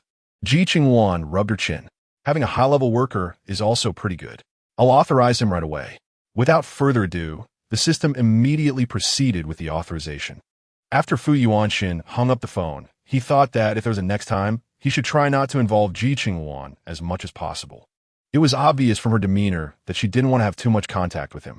Just as Fu Yuanxin was thinking, a notification sound rang out. It was the system's voice. Fu Yuanxin recalled the new thing that appeared in his mind after becoming a landlord, and his expression changed. Congratulations to the preparatory player Fu Yuanxin for receiving the authorization from the formal player Ji Qingluan. You will gain control over all aspects of the camp, excluding the lottery, until the formal player revokes your authorization. As the system's voice echoed, Fu Yuanxin's handsome face froze for a moment before he chuckled and then became serious again. System, are you saying Ji Qingluan authorized me to manage the entire camp? Yes, preparatory player. According to this system's evaluation, your abilities are outstanding and most suitable for managing and constructing this camp. Therefore, this system suggests that formal player Ji Qingluan grant authorization to preparatory player Fu Yuanxin. The preparatory player can now plan and organize all facilities in the camp without notifying the formal player. After the system's explanation, Fu Yuanxin opened the warehouse and saw that some facilities like fountains and hot springs were still not placed. Just as he was preparing to check the camp map, he noticed a fairy mansion quietly lying in the warehouse. System, why does that house look like ancient architecture? Is ancient architecture still popular here? Fu Yuanxin squinted. As long as one spends money, anything is possible, especially a mere immortal residence. The system spoke arrogantly. An immortal residence? That ancient architecture is an immortal residence? Fu Yuanxin was a bit curious about what this immortal residence was like. Players can realize the immortal residence, and then they can see its full appearance on the camp map. This immortal residence requires 16 plots of land, and our camp currently has 125 unused plots. Should the player proceed? Chapter 28. Fu Yuanxin's doubts. The system's formulaic voice sounded monotonous, almost like a robot. Fu Yuanxin lightly tapped on the table, looking at the system screen before him. The system explained word by word, and Fu Yuanxin's gaze flickered slightly. I understand. Wait a moment. I still need to discuss this with Ji Qingluan. Fu Yuanxin said as he took out his phone and called Ji Qingluan to explain his intentions. An immortal residence? President Fu is also interested in becoming an immortal. Go ahead. I also want to see what the immortal residence is like. Hearing that Fu Yuanxin was interested in the immortal residence, Ji Qingluan's eyes showed a hint of contemplation. Fu Yuanxin breathed a sigh of relief after getting Ji Qingluan's permission, merged the 16 plots of land, and then placed the immortal residence on top of them. The next second, the two of them thought at the same time and arrived at the open space in front of the immortal residence. The wind here was a bit strong, and Fu Yuanxin had trouble maintaining his balance. Ji Qingluan quickly grabbed his arm. President Fu, be careful. It's no joke if the wind blows you away. Miss Ji, your grip is quite strong. After Fu Yuanxin steadied himself, he rubbed his somewhat sore arm. This girl looks delicate, but her strength is extraordinary. She doesn't seem like an ordinary person. I'm just worried that President Fu might get blown away and fall to his death, so I used a bit of strength. If I hadn't, you would probably be meeting the King of Hell by now. Ji Qingluan said with a smile that didn't reach her eyes while looking at Fu Yuanxin. Fu Yuanxin was silent for a moment, his gaze drifting to Ji Qingluan, who seemed unaffected by the wind, completely different from the Ji Qingluan in the materials he had investigated. Could it be that she's been possessed? Fu Yuanxin thought that since things like the immortal residence existed, then possession must also be possible. So has Ji Qingluan changed course? Fu Yuan Shenesse, Gaze sharpened, as if he wanted to discover something different about her. President Fu, why are you looking at me like that? Ji Qingluan felt uneasy under his gaze and couldn't help but frown. It's nothing. I just feel that Miss Ji is very different from when we first met. Fu Yuanshan shook his head and spoke lightly. President Fu, people change, and so do you, not to mention me. Let's hurry inside, although it won't rain here. The wind is strong, and if you get blown away, I can't catch you. After Ji Qingluan said this with a smile that didn't quite reach her eyes, she walked towards the interior of the immortal residence. Fu Yuanshan followed closely behind, his deep gaze landing on the building, occasionally filled with admiration. The buildings here looked completely seamless, as if they were naturally made. Could this truly be a place for immortals? President Fu is a well-read person. Everything should be based on science, right? Since we're talking about science, then immortals certainly don't exist, so it's better not to believe in any so-called immortals. Be careful not to fall into delusions. Just as Ji Qingluan finished speaking, Fu Yuanshan picked up the bamboo scroll on the table in the hall, and within less than a second, it turned to ashes. Ji Qingluan's expression changed slightly. President Fu, we don't know if the things here are safe. You can't just touch anything randomly. Miss Ji, I feel that the contents of these bamboo scrolls seem extraordinary. The contents appeared in my mind. As soon as Fu Yuanshan finished speaking, his entire body suddenly seemed to lose consciousness, and his tall figure fell backward. Ji Qingluan quickly supported him as he lay on the ground. Looking at Fu Yuanshan, whose eyes were tightly closed, Ji Qingluan rubbed her temples. He really knows how to cause trouble. The things recorded in those bamboo scrolls must be ordinary items. Touching them means inheriting the contents, and whether or not one can digest it depends on one's own fortune. Ji Qingluan called out to the system. If the system could blink, it would definitely be making cute eyes at Ji Qingluan at this moment. According to what you said, if he remains unconscious, won't I have to take care of him for a lifetime? I'm not his wife. Why should I work so hard? Besides, I'm his boss and he is my employee, right? Shouldn't he be the one taking care of me? Ji Qingluan felt like she didn't resemble a boss at all. Boo-hoo, player. You can now see the immortal residence has appeared. Aren't you worried about what those zombies will eventually turn into? Seeing that Ji Qingluan wouldn't be persuaded, the system began to tempt her. What will they turn into? Ji Qingluan raised an eyebrow. Is there another hidden truth behind this disaster? Players currently do not have the authority to check. Please upgrade the camp. The system started to play dead. Haha, when it comes to crucial points, you go silent. What's the difference between that and pulling down your pants to fart? Ji Qingluan sneered twice, still dragging Fu Yuanshan into the inner chamber. Yes, she was dragging him. Fu Yuanshan and she were only in an employer-employee relationship. Don't expect her to carry him.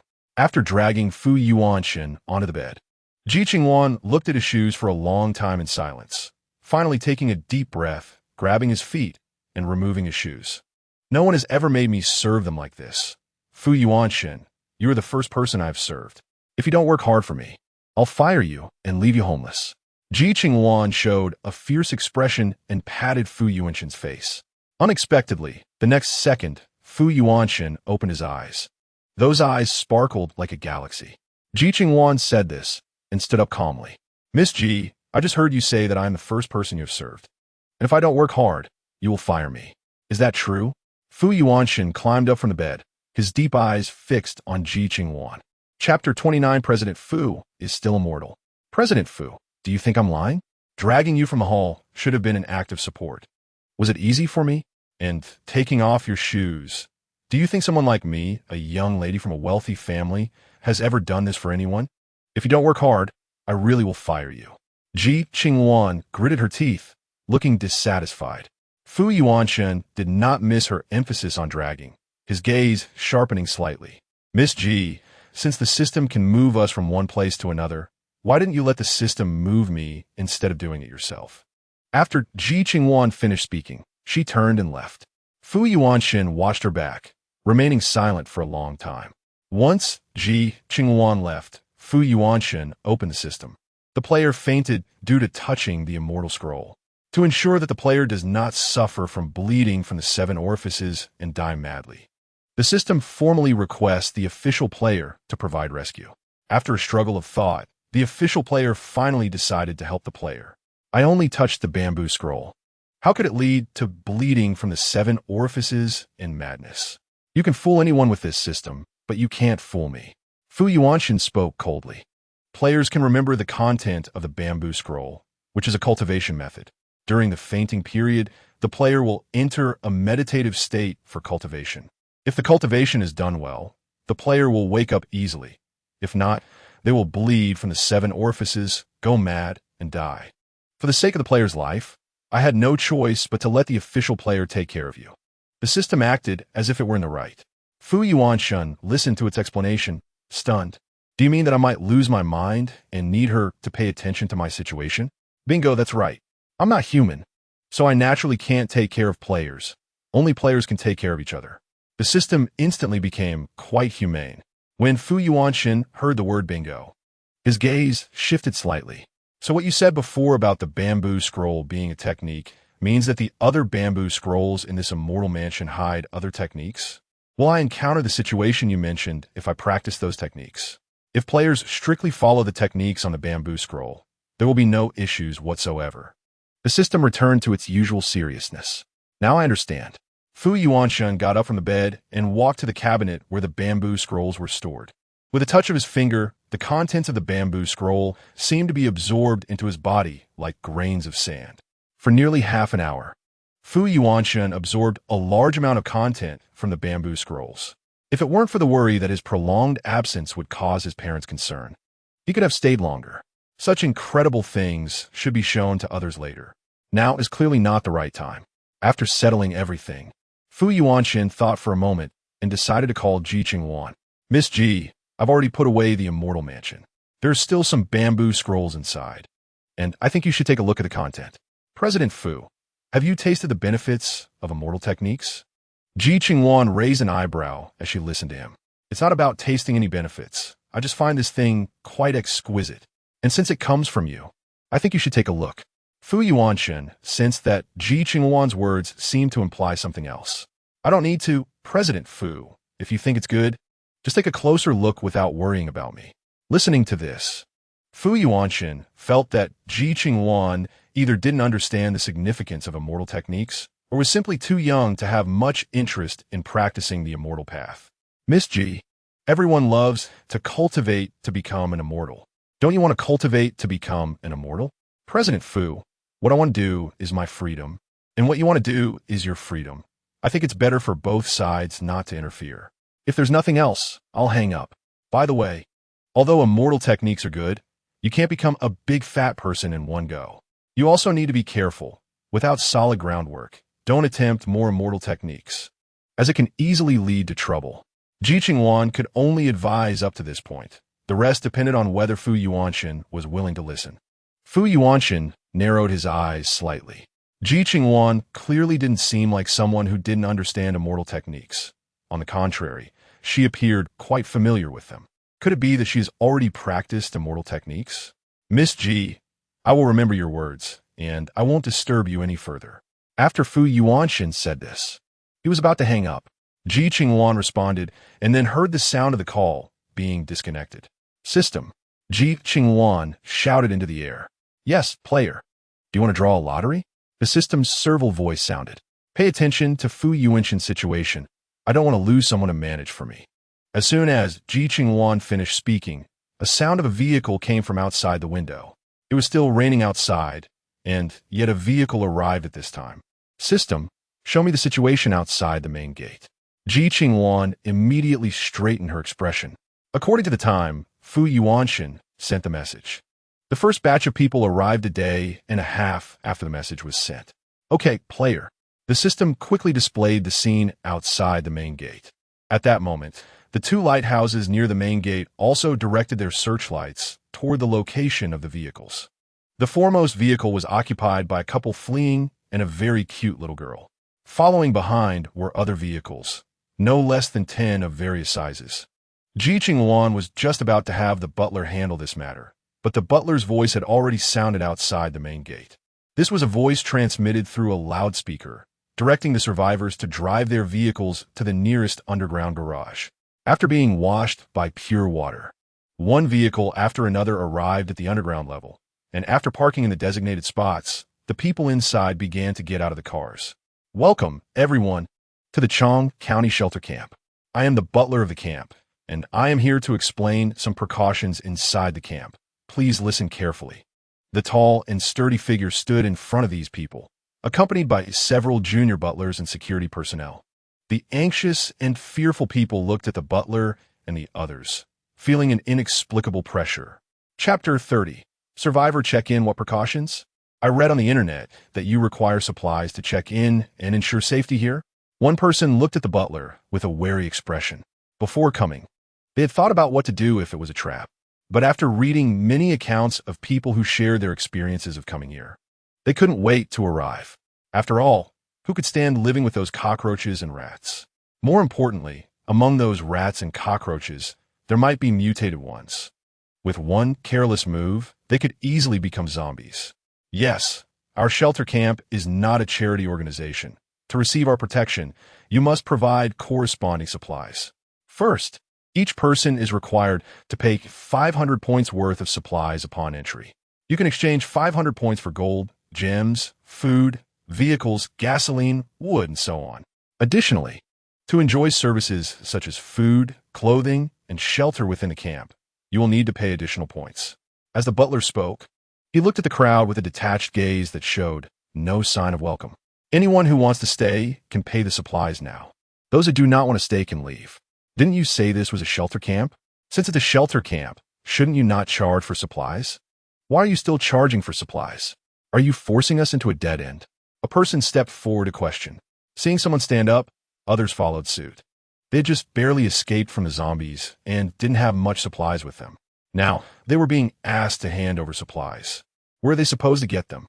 Exactly, when you posted online, you didn't mention needing supplies, and now you're asking for them. You clearly want to fleece us, right? You lured us all the way here just to toy with us like monkeys? Voices of dissent rose and fell, and the butler's gaze sharpened, prompting the security personnel behind him to draw their guns instantly. The crowd's faces changed dramatically as they saw the security personnel aiming their guns at them. You want to kill us? The butler coldly stared at the crowd. There is no such thing as a free lunch in this world. Wanting to get something for nothing? Do they really think they are running a charity? How can you do this? After luring us here, you don't want to be responsible for us? Do you really think we are easy to bully? Exactly. Do you really think there are no laws in this world? We will call someone to deal with you right now. One by one, they shouted. And just when they thought they could get louder as they saw the butler not moving, the security personnel acted. They moved quickly, approaching the loudest individuals from behind, aiming their guns at their heads. Instantly, everyone fell silent. Anyone would feel uncomfortable with a gun pointed at them. I will give you one last chance. Those who do not want to stay should leave quickly. The butler was too lazy to waste words with them. If it weren't for Fu Yuanshan's order to let them leave, he would have wanted to throw these people out to become zombies. Under the butler's coercion, those who had been shouting could only grit their teeth and choose to get back in their cars under the threat of the guns. Don't be so arrogant. A camp like yours won't last long. The officials will definitely take over. Just wait for this place to be seized by them. As one person threw down the words and wanted to spit, a peanut directly sent him to play cards with King Yama. The driver, seeing this, dared not stay any longer and drove away. As for the bodies in the car, they would only be thrown out once they got outside. Those who left would be blacklisted and never allowed back into the camp. The steward coldly watched the car leave, then turned to the remaining people. You want to stay, right? Yes, yes. The crowd, having witnessed the security guard kill, shrank their necks. Among them, a couple who had brought a child quickly took out a small box from their car. This is the gold and some jewelry we have saved. We can even give you our car, as long as you let us settle down in the camp. The man's eyes were filled with desire and fear as he looked at the steward. Before coming here, he had done a lot of homework, asking many locals, all of whom said there was no such shelter camp in this county. But after asking someone with a detailed guide, he hurriedly had his wife prepare all their possessions, even exchanging a lot of food and their house for gold, just to secure a place here. According to calculations, the gold you brought is 200 grams, which can be exchanged for 2,000 points. Plus other items and the car, the gasoline can be exchanged for 3,000 points. The simple apartments in this camp are single-room apartments, with only one room and one bathroom, no cooking allowed, and the daily rent is 100 points. The simple apartment has one bedroom and one bathroom, cooking allowed, with a daily rent of 200 points. The simple apartment has 2 bedrooms and 1 bathroom, cooking allowed, with a daily rent of 400 points. The ordinary apartment, the steward briefly introduced. Hearing the increasingly expensive prices, the couple, although tempted by the houses, knew that with their resources, they couldn't afford such places. After discussing, they chose the simple apartment. 5,000 points seems like a lot, but in reality, the daily expenses are at least 200 to 300 points. These points would only be enough for them to live for about 10 days to half a month, and then they still wouldn't know where to get more points. Now, they could only save a little and see if there were any ways to earn points. After hearing the steward's introduction, others could only choose to exchange their cars and other items for points, opting for the same simple apartments as the couple. As the outermost apartments, along with being new survivors, these people had the right to choose their floors. In the end, everyone chose the top floor. The reason was simple. If someone moved in below, those on the ground floor would never be as comfortable as those above. Entering the simple apartment, the couple looked at the room with only a bed and a bathroom, feeling quite disheartened. If it weren't for this strange rain bringing the zombie crisis, would they have to live so miserably? Daddy, look, there are lights in that tall building over there. Are there people living there? The little girl pointed excitedly at the luxurious apartment where Ji Qingluan was, shouting. In that building, Ji Qingluan and another family, Song Zichen, had their lights on while other places were pitch dark. Chapter 31. The system is going to be driven crazy by her, it seems so. The man looked toward the distant lights and patted the little girl on the head. According to the steward, there are 5 types of apartments here. Simple apartments, ordinary apartments, luxurious apartments, and villas, each with different prices. They currently didn't have many points on hand and couldn't afford a good house. They could only wait until the rain stopped and find a way to earn points. Honey, that must be the luxurious apartments over there. It looks like there are 2 families living there. They must have a lot of points. The woman looked longingly at the luxurious apartments. She had never lived in such a simple house since she was a child. This was her first time. In just a day and a half since the message was released, so many people arrived here and lived in such good places. It seemed those people were either rich or noble. The man sighed softly. We can't compare to those people. Let's first find a way to settle here. The outside is full of zombies, and we don't know if this camp is really safe. Otherwise, all our gold would be a waste. The woman gritted her teeth and said, Honey, was our choice of this place right or wrong? That steward doesn't seem like a good person. He killed someone in front of so many people. He could end up in jail. Sigh. Currently, the officials can't build shelters because of this rain, and we have nowhere else to go. Even if there were no zombies in our previous house, look at those cockroaches and rats. They would sneak into the house whenever there was a gap. On the contrary, haven't you noticed that this place seems very clean? The man had noticed that since he drove into this camp, there were no signs of rats or cockroaches ravaging the place. In contrast, their home and even the entire city were full of traces of zombies, rats, and cockroaches. After being reminded by the man, the woman realized that this place was indeed cleaner than outside. This greatly surprised her.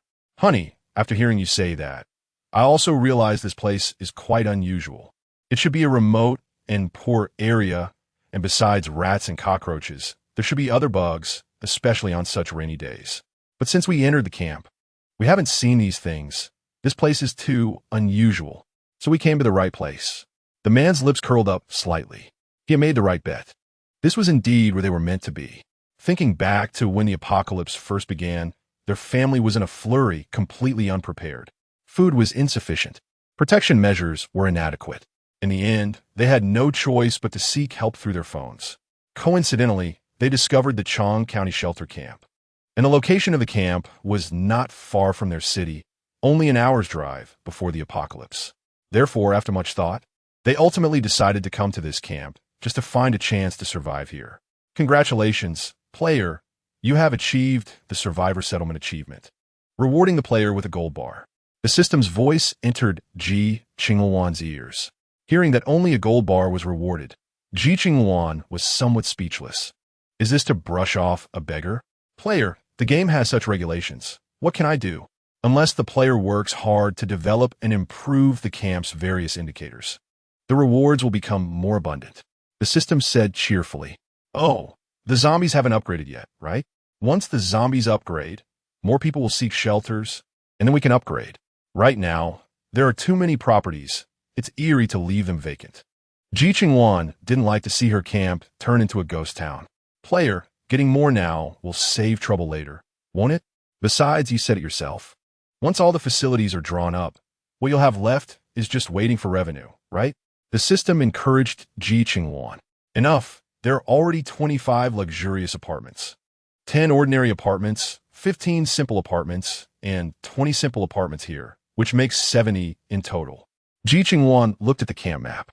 She hadn't taken out the apartments drawn later because she felt there weren't that many people yet, and it was unnecessary to put them out so early. However, Fu Yuanshin had already placed all the apartments she had drawn out, and it was planned quite perfectly. She could only let him handle it. After all, having someone help her manage the camp was also a relief for her. The system continued to urge Ji Qingluan without holding back. Wait until there's no place to live. And besides, didn't you say that living here requires points? How many of those people can afford to live here? Ji Qingluan looked at the remaining personnel, realizing that the richest among them had only about 3,000 points. And 3,000 points wouldn't last long. Players, you should be thinking about how to develop rather than lamenting their lack of money. I ask you, do you want to develop the camp or not? Do you want to survive? The system was genuinely a bit frustrated by Ji Qingluan. The last player insisted on playing for free without spending any money, which resulted in 0 performance for it. Now, there was another stingy guy, and it was really getting on its nerves. It would be better to prepare players who understood investment and benefits. Just think about it. The occupancy rate is currently less than 5%. Let's wait until the occupancy rate improves before discussing further. Money needs to be spent wisely to maximize its effect.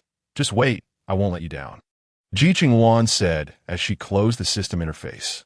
Now she knew how to control the system, so it wouldn't disturb her peace at any time. As more survivors arrived from the outside, the number of people in the camp continued to increase. However, due to the rainy weather, everyone was hiding indoors and unable to communicate. Ji Qingluan noticed that as these survivors shared their experiences of living in the camp, more and more people came to the Chongqing shelter camp, including Xiao Chengfeng and his group. Logically, they should have arrived in Chongqing about a day and a half after the news was released, but the situation on the road wasn't good, and they had to avoid zombie attacks, which delayed them until the 4th day to reach the Chongqing shelter camp. Fortunately, they brought plenty of supplies. Aside from what was exchanged for rent, all the remaining supplies were moved into a simple apartment. Bro, I think that Butler should be the one in charge here. Should we capture him to take control of this place? Adong whispered to Xiao Chengfeng in the room. Control this place? Didn't you see what those people from Chongqing said online? This used to be a mountain, and suddenly a camp appeared here. Moreover, according to that Butler, there are quite a few types of housing here. Do you think the people of Chongqing would be completely unaware of what's going on with such a large construction project? Xiao Chengfeng shot him a sideways glance. Adong quickly realized. So what you're saying is that there's something fishy going on here? How could there not be? The bodyguards behind that Butler are all armed. Besides the police and the military, who else could have guns? And so many guns, how could there be no problem? Xiao Chengfeng slapped him hard. Is your brain not clear? So, it seems there really is a problem. Does that mean we can't take them down? Adong scratched his head sadly. Don't worry. Let's observe the situation first. We'll see if the official personnel will intervene. If the officials can't gain any advantage against them, we need to consider whether we have the strength to fight these people. Xiao Chengfeng shook his head. Bro, if the officials get involved, I think those people won't be able to refuse handing over this place, unless they are extraordinary. Otherwise, facing the officials, they will definitely not have a good outcome. But if that's the case, whether they win or lose, we won't be able to gain control of this place from them. Adong frowned. In the end, won't we end up with nothing? So we need to wait and see if the officials will intervene. If they really do, we will just watch from the sidelines and figure out a way to profit from it. Xiao Chengfeng's gaze sharpened. He couldn't believe that in this apocalypse, They wouldn't be able to make something of themselves. We'll follow your lead, bro. Whatever you say, we'll do. Dong nodded, and the others followed suit. Good. Then everyone should rest well. After the rain stops, we'll plan again. Xiao Chengfeng patted the shoulders of the crowd, his keen eyes shining. Even if they couldn't grab the big share, they had to at least get something small. Otherwise, how could they face the high expectations of so many brothers? With Xiao Chengfeng leading the way, the others believed they could enjoy a good life in this camp, unaware that with the exposure of their ambitions, they would be facing a life full of regrets. As the number of people in the Chongqing shelter camp increased, the official personnel arrived on the 5th day after the news was released. Ji Qingluan heard the system's reminder and opened the system screen. The official sent was a second lieutenant, accompanied by 10 people to assess the situation. Currently, the deputy camp leader was closely monitoring the situation, and players could choose to view both the deputy camp leader and the official personnel situation in split-screen mode, the system reminded. Ji Qingluan's brows flickered with a hint of cunning light. I can still view it in split screen? Just in time to see what the deputy camp leader situation is. The screen split into two. One side showed the official personnel negotiating with the butler, while the other side showed Fu Yuanshen negotiating with the butler and the officials through the system. After all, there were some matters he couldn't handle directly, and the butler's style of doing things was too ruthless. When dealing with others, Fu Yuanshen could follow the butler's lead, but he couldn't deal with the official personnel casually. Sir, this is a difficult time. We want to take over this place to provide a safe haven for survivors. I know this may put you in a difficult position.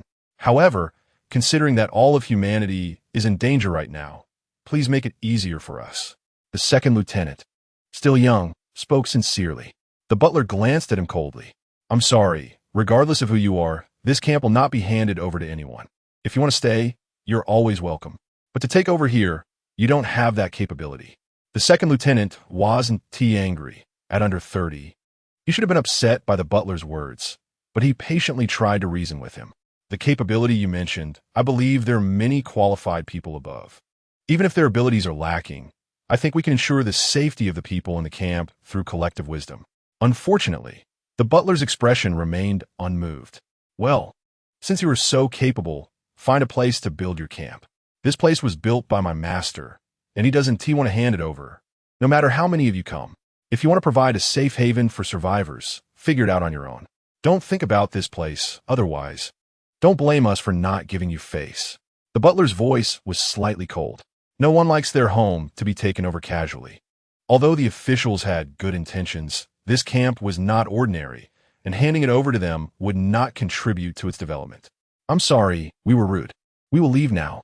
The second lieutenant didn't linger, simply leaving with a sense of regret. Fu Yuanshen watched them leave through the screen, as he naturally had the desire to hand this place over to the officials. However, the officials were not the players designated by the system. Even if they controlled this place, they wouldn't be able to develop it, and ultimately, the control remained in Ji Qingluan's hands. He just didn't know what Ji Qingluan was thinking at this moment. Player, all official personnel have left the camp. The current population of the camp has increased to 200 people. You now have 200 prosperity points. Would you like to purchase items from the store?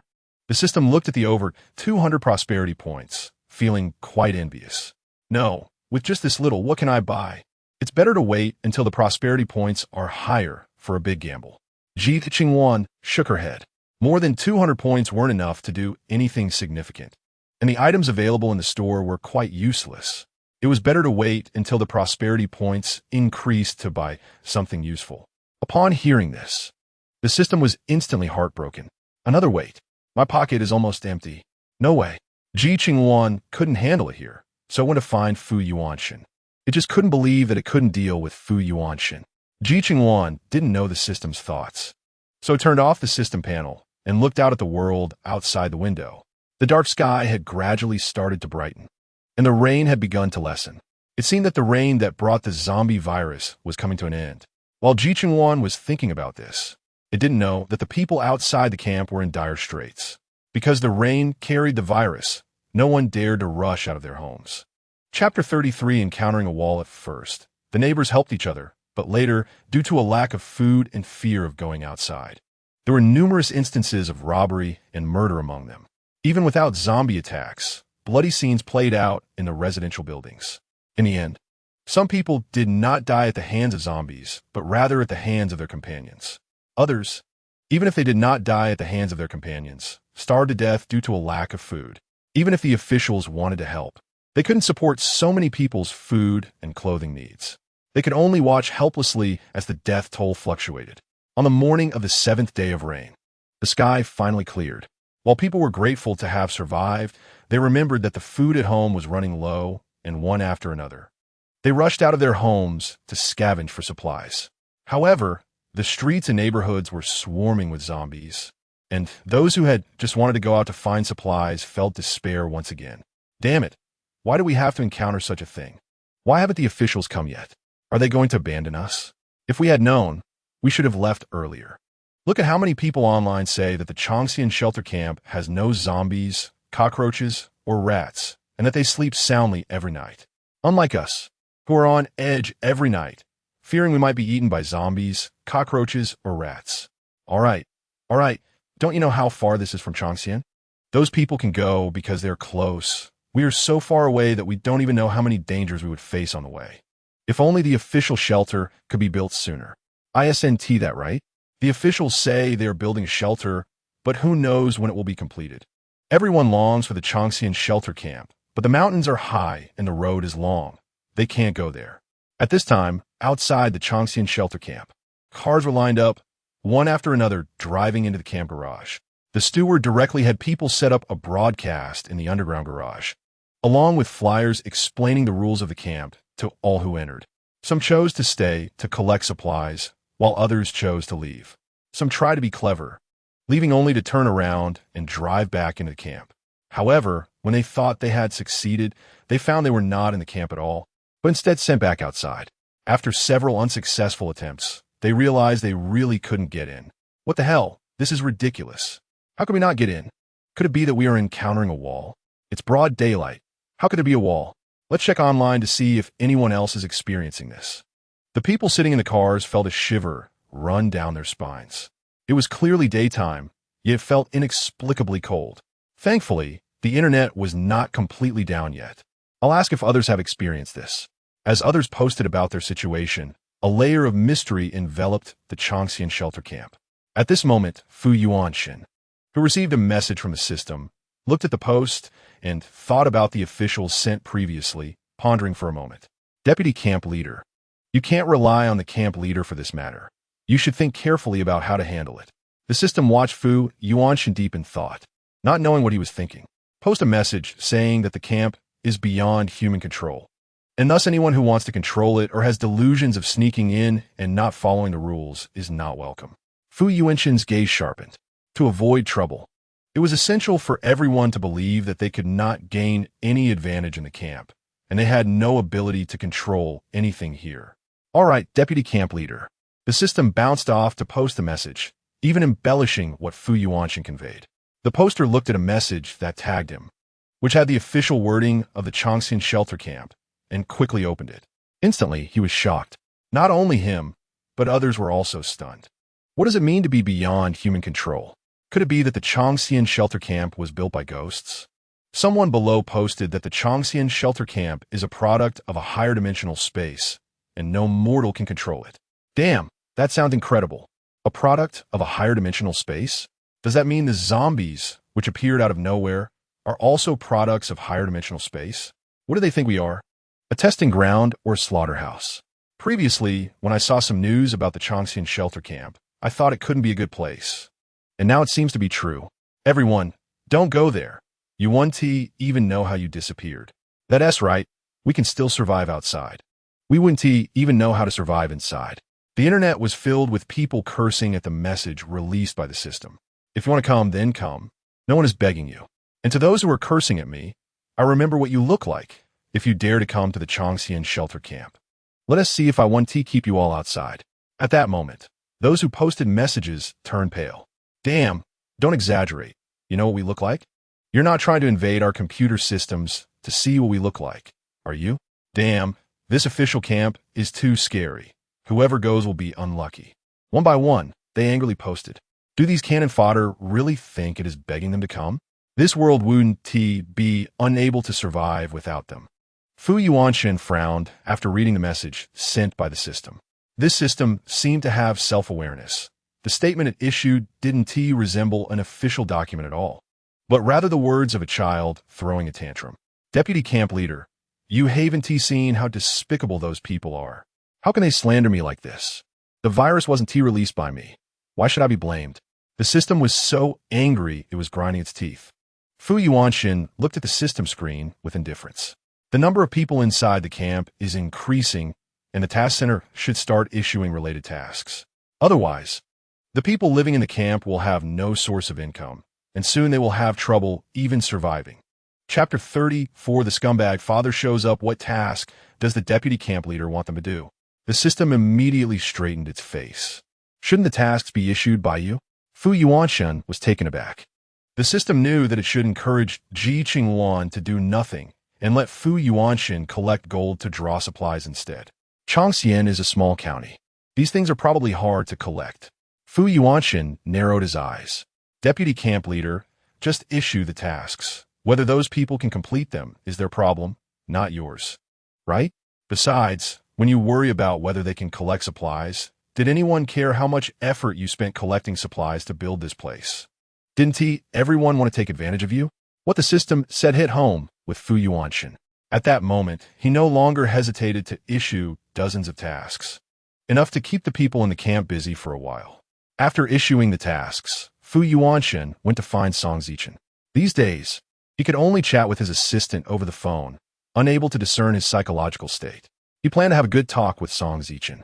On the other hand, Ji Qingluan hadn't come down from the upper floor since arriving at the camp due to the rain.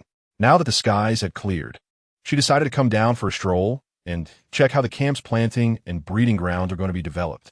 After all, aside from basic infrastructure, everything else needed to be supplemented by herself, which was indeed a bit troublesome. Moreover, she certainly couldn't handle it all alone, and she couldn't rely on Fu Yuanshan for help. He would have to deal with construction, personnel accommodations, and all other major and minor matters. So he wouldn't be able to spare any time to assist her. Everything would have to rely on herself. Ji Qingluan sighed lightly, just as she was about to familiarize herself with the camp, when a familiar yet strange voice called out to her. Ji Qingluan, is that really you? You're actually here. Ji Qingluan turned her head to look at the man with a face full of disbelief. Who else could it be but her scumbag father? Ji Qingluan, you're still alive? What about your mistress and 2 illegitimate children? Why didn't they come along? Did they run off with someone else? Ji Qingluan chuckled mischievously, her voice neither too loud nor too soft, causing those passing by to glance at them upon hearing the words mistress and illegitimate children. Ji Qingluan, how dare you treat me like this? I am your father. You actually used my identity to take out online loans. Do you know what kind of trouble you've caused me? Hurry up and take the money off you and return it. Ji Qingluan said, while turning to his companion. Dong, Brother Dong, this is my daughter. Look at how beautiful and striking she is.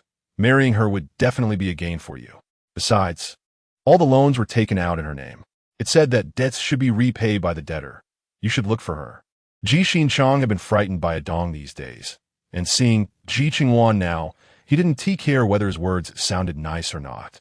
He just wanted Dong to make Ji Qingluan repay the debt, so he could escape this terrifying group of big men. Ji Qingluan, you really have the nerve to use me as collateral for your debts.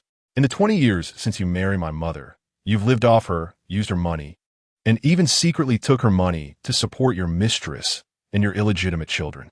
You, a scoundrel, now have the audacity to use your own daughter to repay debts?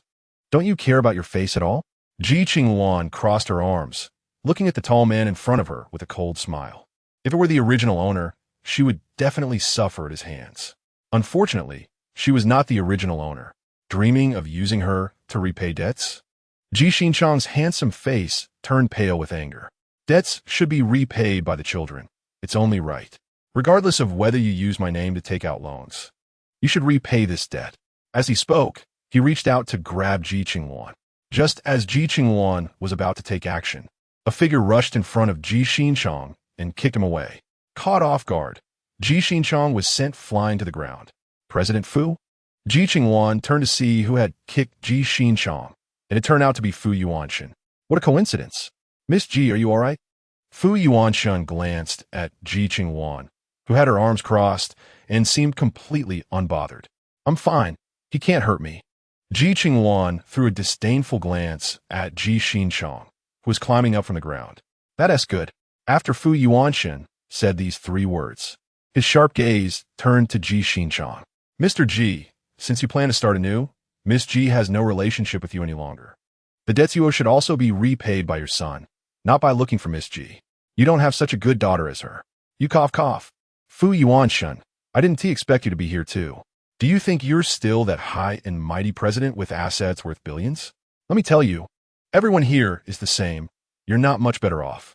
Aren't you just a tenant like us? What qualifications do you have to lecture me? Ji Qingchang, grabbing a Dong's arm, said with a fierce gaze that made one feel frightened just by looking at it. Dong looked at Ji Qingluan, who was protected behind Fu Yuanshan. To be honest, Ji Qingluan's queen-like demeanor, which didn't match her age, was indeed somewhat attractive to him. However, based on his instincts, this young girl, at such a young age, displayed a calm demeanor. Either she was strong herself or had a powerful backing. Such a person shouldn't be easily provoked. Moreover, seeing Fu Yuanshan's cold, murderous gaze, Dong knew that if he were to clash with him, he probably wouldn't gain any advantage. Mr. Ji, I'm still young, and brother Dong can't handle me. Instead, you're mature and charming. This land is best suited for a strong man like brother Dong to cultivate. You should play with him well. After all, the older ginger is spicier, and it's more flavorful. Isn't it? Ji Qingluan smiled at Dong. Dong's muscles twitched slightly. What did this little girl mean by that? Did she know something? Ji Qingluan, what nonsense are you talking about? Chapter 35. Selling your own daughter to repay debts, damn it. Ji Qingluan wouldn't know what happened to him, right? Ji Qingchang, you graduated from university, right? You must know that dongli means but flower, right?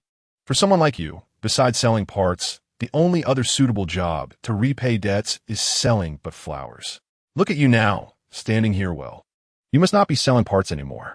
Ji Qingluan, looking around at the onlookers who seemed to enjoy the drama, continued, come on, has anyone noticed how Mr. Ji Qingchang walks with his feet spread apart? This clearly indicates that he has overused his butt flour. Ji Qingchang, did you injure your butt flour? Do you need a box of Manglong ointment? I can go to the pharmacy and buy it for you, free of charge. Ji Qingluan said with a grin, completely unaware that her words severely humiliated Ji Qingchang. Ji Qingluan, what nonsense are you spouting? I am your father. Is there a daughter who speaks of her father like this? Ji Qingchang shouted with a pale face. He didn't expect that Ji Qingluan, who usually seemed so gentle, would say such things, completely lacking any shame. He, as a grown man, felt his face burning with embarrassment. She even acted as if nothing was wrong. I just said a few words to you, which is not as serious as you poisoning my mother to death, right? You put poison in my mother's water every day, causing her to become weak. Do you think I don't know? Ji Qingluan looked coldly at Ji Qingchang. He should know very well how Su Qingling died. You're talking nonsense. I didn't kill her. Ji Qingchang roared, his eyes turning red as he felt as if his clothes were being stripped off by the pointing fingers of others. I have evidence. Do you know why I didn't report you to the police? Because it would be too easy for you to go to prison. It's better to let you have nothing and die slowly in despair and pain. After all, living in this world and suffering is the real cruelty for you. Ji Qingluan's lips curled up, her cold and ruthless expression resembling that of a demon from hell. Not only did it frighten Ji Qingchang and Dong, but even the people around them never expected that such a young girl like Ji Qingluan could have such a terrifying heart. Was she stimulated by Ji Qingchang, this murderous husband? It was truly pitiful. Look at how she had been affected by her father. If it were me, I wouldn't be able to bear it either. Having my own father kill my mother, and now wanting to use me to repay debts, is utterly inhuman. I have never seen such a person. They are worse than animals. One by one, these words reached Ji Qingchang's ears, making him feel as if he was about to explode with anger. You actually treat me this way. Aren't you afraid of being struck by lightning? Ji Qingchang's eyes were red with anger. He never expected Ji Qingluan to hide her true self so deeply. What is there to be afraid of? If lightning were to strike, it should be aimed at you first, the one who killed your wife and plotted against your daughter. Ji Qingluan shouted sternly, and suddenly, a thunderclap echoed in the clear sky, as if in agreement with her words. Ji Qingluan was instantly frightened, his legs going weak. He had never believed in lightning striking, but this thunder truly made him understand what fear felt like. Before Ji Qingluan could finish his sentence, he saw that Ji Qingluan had somehow pulled out a gun and shot at his feet.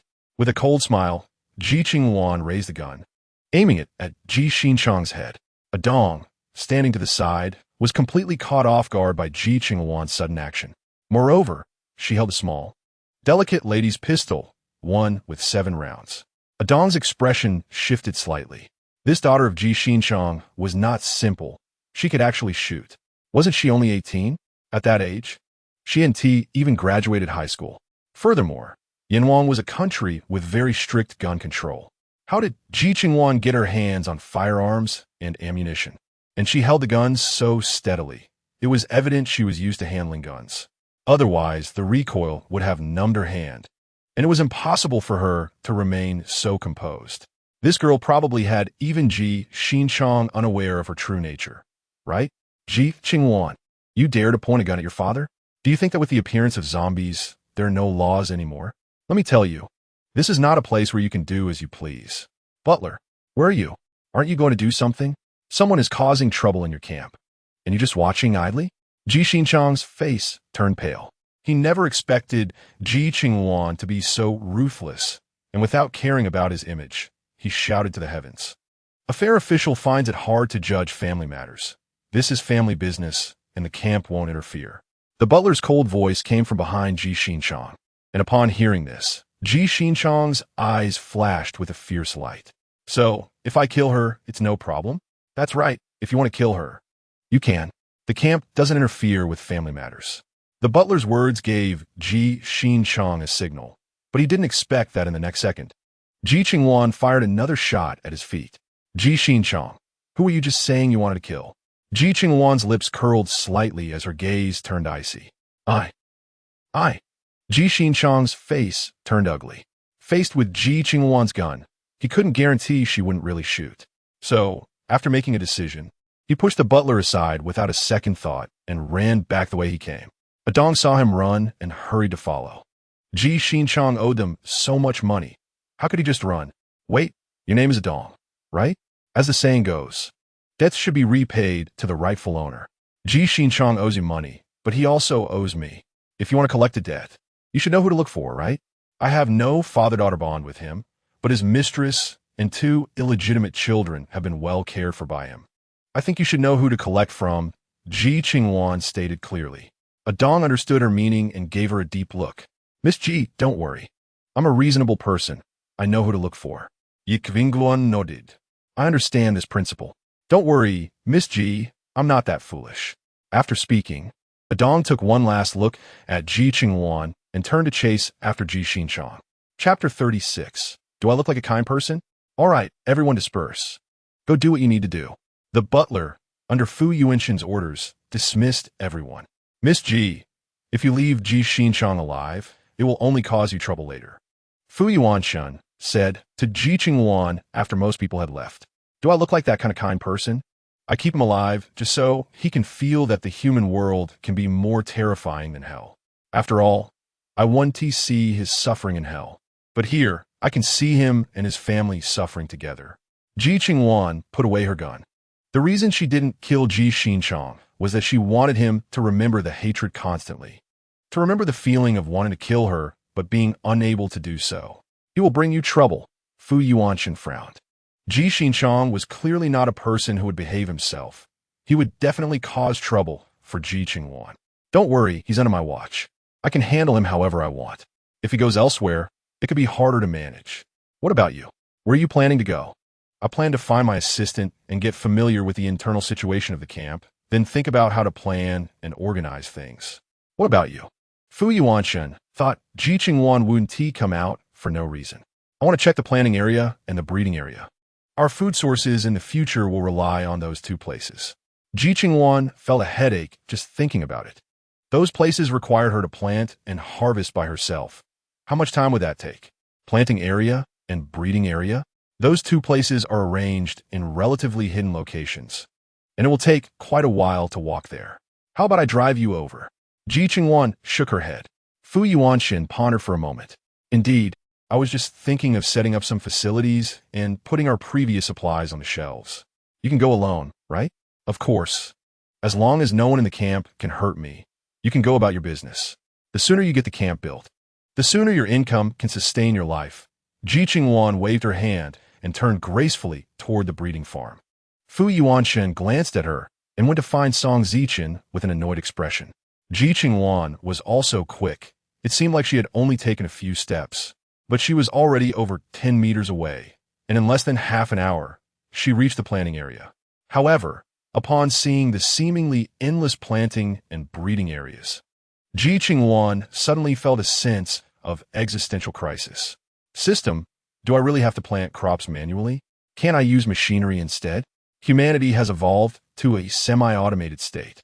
You wouldn't want me to complete all the sowing, harvesting, and other tasks by myself, would you? Ji Qingluan looked at the planting area before her. She didn't fear hard work, but planting took too much time. She couldn't possibly spend all her time on this, could she? Players can only unlock the one-click planting and harvesting feature by upgrading the camp to level 3. Currently, players can only sow and harvest manually, the system replied expressionlessly. Level 3 requires more than 10,000 residents, a prosperity level of over 100,000, and outer buildings at level 3 to achieve camp level 3.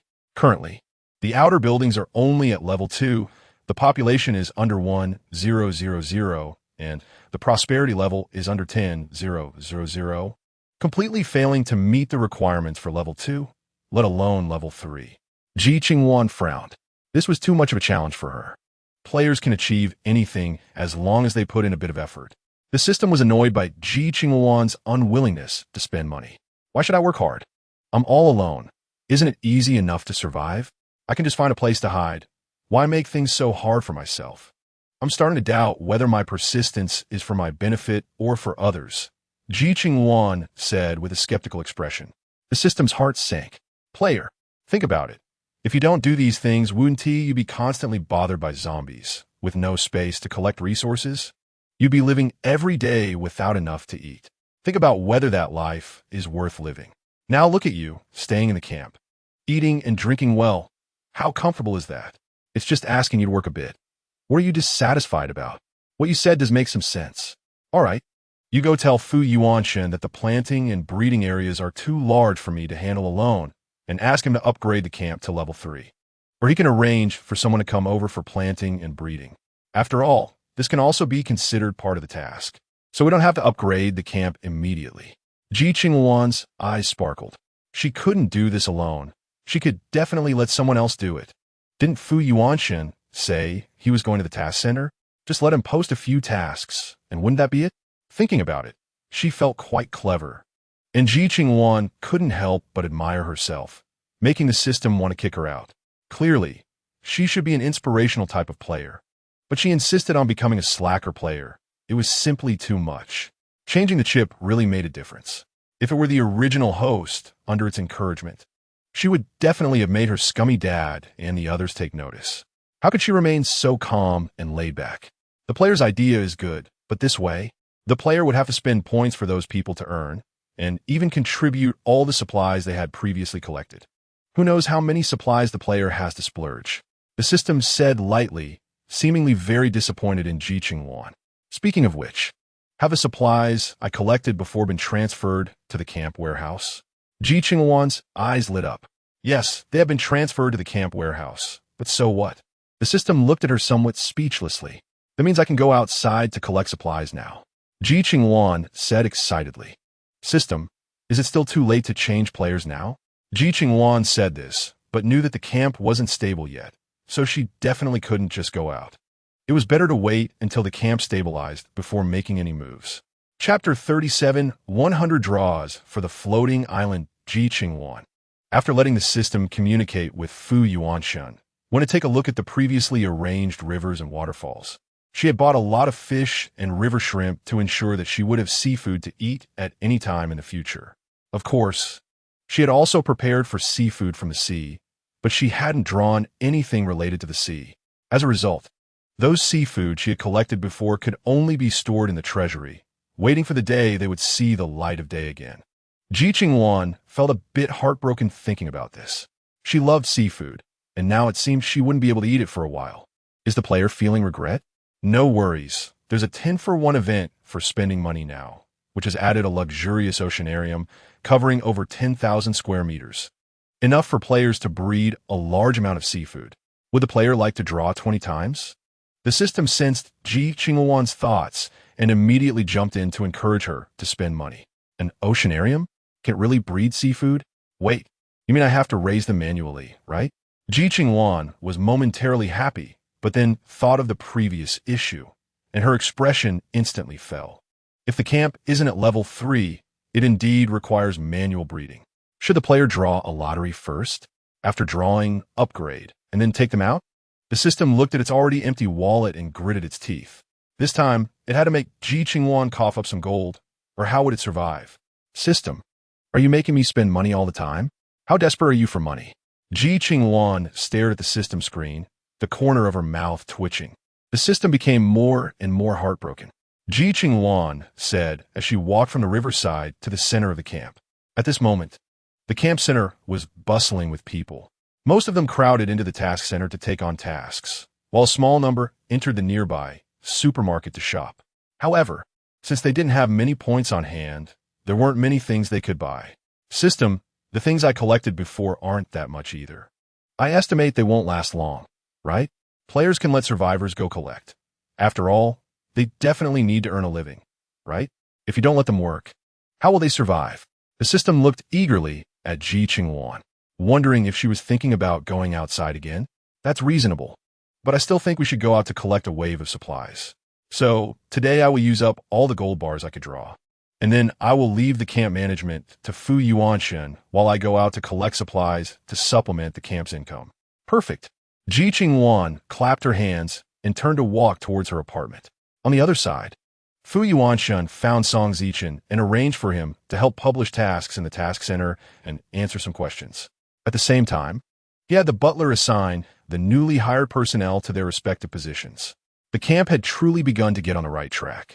Initially, everyone arrived at the task center with anxious hearts, but after seeing the requirements on the big screen, they were overjoyed. They finally felt that their trip here was not in vain. Great, we can stay in the camp to work without going out.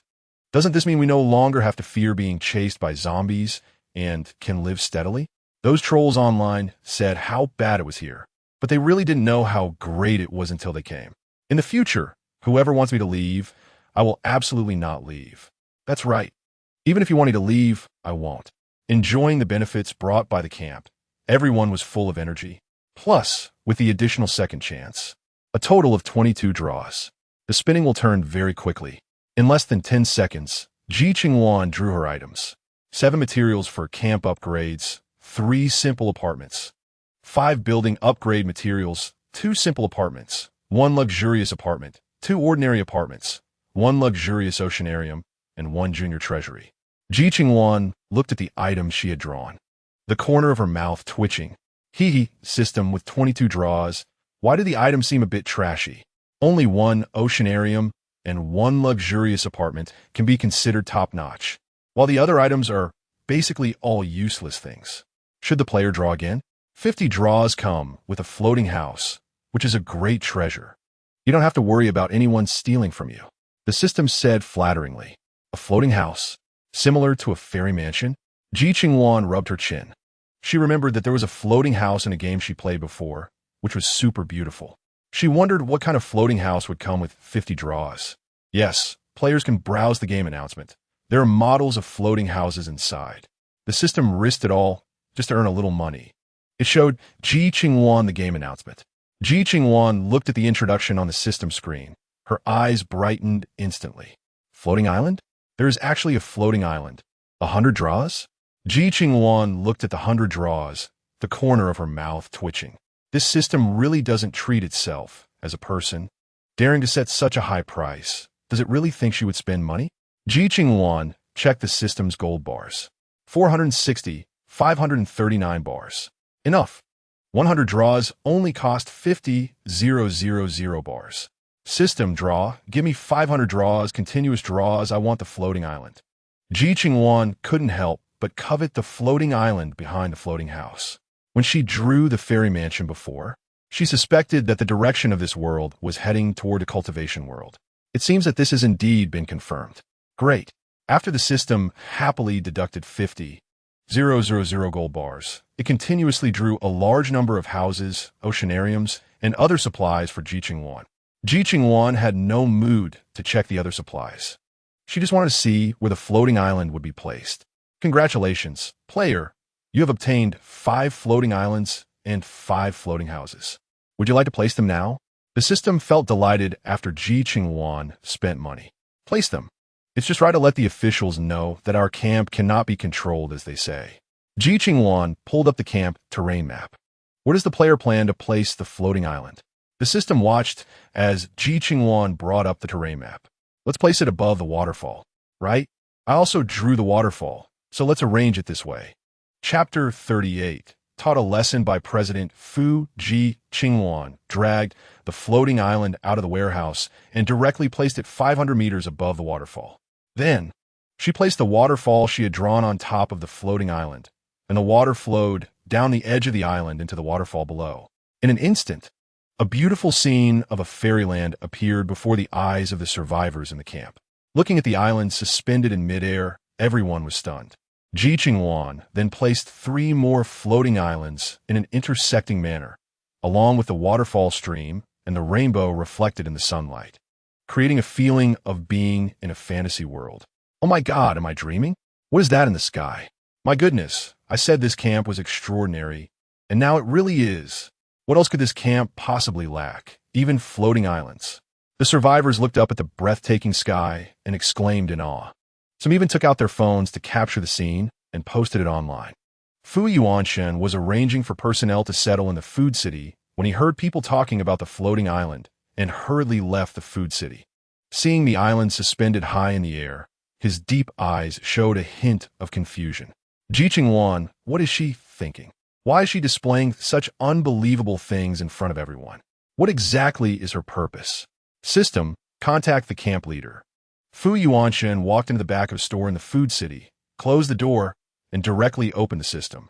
When Ji Qingluan received Fu Yuanshen's call, she clicked to confirm and saw Fu Yuanshen's serious and slightly angry face, feeling a bit perplexed about what was going on with him.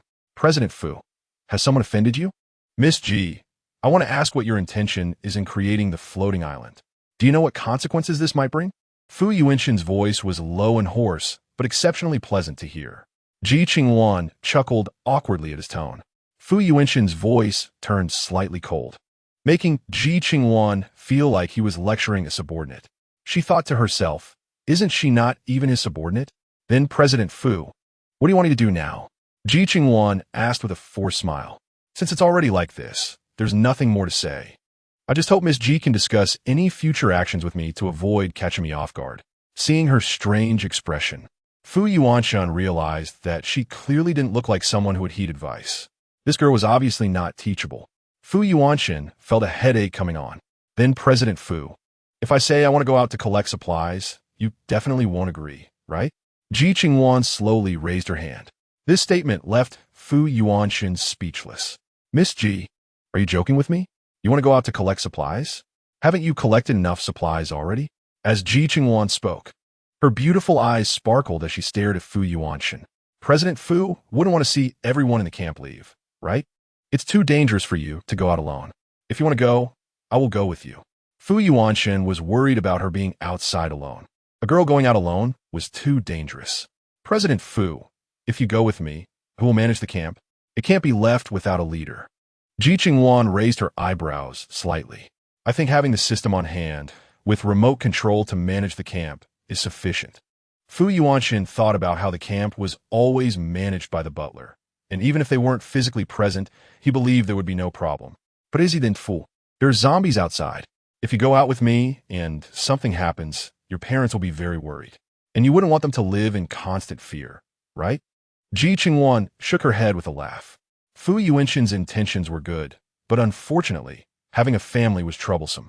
When he heard family, he thought of his own parents. Indeed, it would be troublesome if he left. But he couldn't let Ji Qingluan go out alone, unless he had a technique to split himself. Split technique, right? There's a technique like that in the bamboo scroll of the Immortal Mansion. Fu Yuanxin's mind sparked. I have a way. When are you leaving? Since there's nothing to do right now, I want to leave as soon as possible. But the matters in the camp probably won't be resolved that quickly, right? Ji Qingluan thought to herself that she had pushed quite a few matters onto him to handle, and Fu Yuanxin probably hadn't completed half of them. Give me a day. I'll arrange everything today, and we can set off together tomorrow morning. Fu Yuanxin glanced at the time on his watch. President-fu, are you sure you can handle everything in one night? Ji Qingluan was a bit skeptical. Absolutely no problem. You prepare, and I'll contact you tomorrow. After Fu Yuanxin finished speaking, he hung up. Ji Qingluan looked at the system screen in front of her. System. How many tasks are still left to be processed in the camp? There are at least over 50 tasks left. There are quite a few things to deal with. That kid seems to be having a tough time. But aren't players curious about what method that kid is using to reassure his parents? The system's words were filled with curiosity.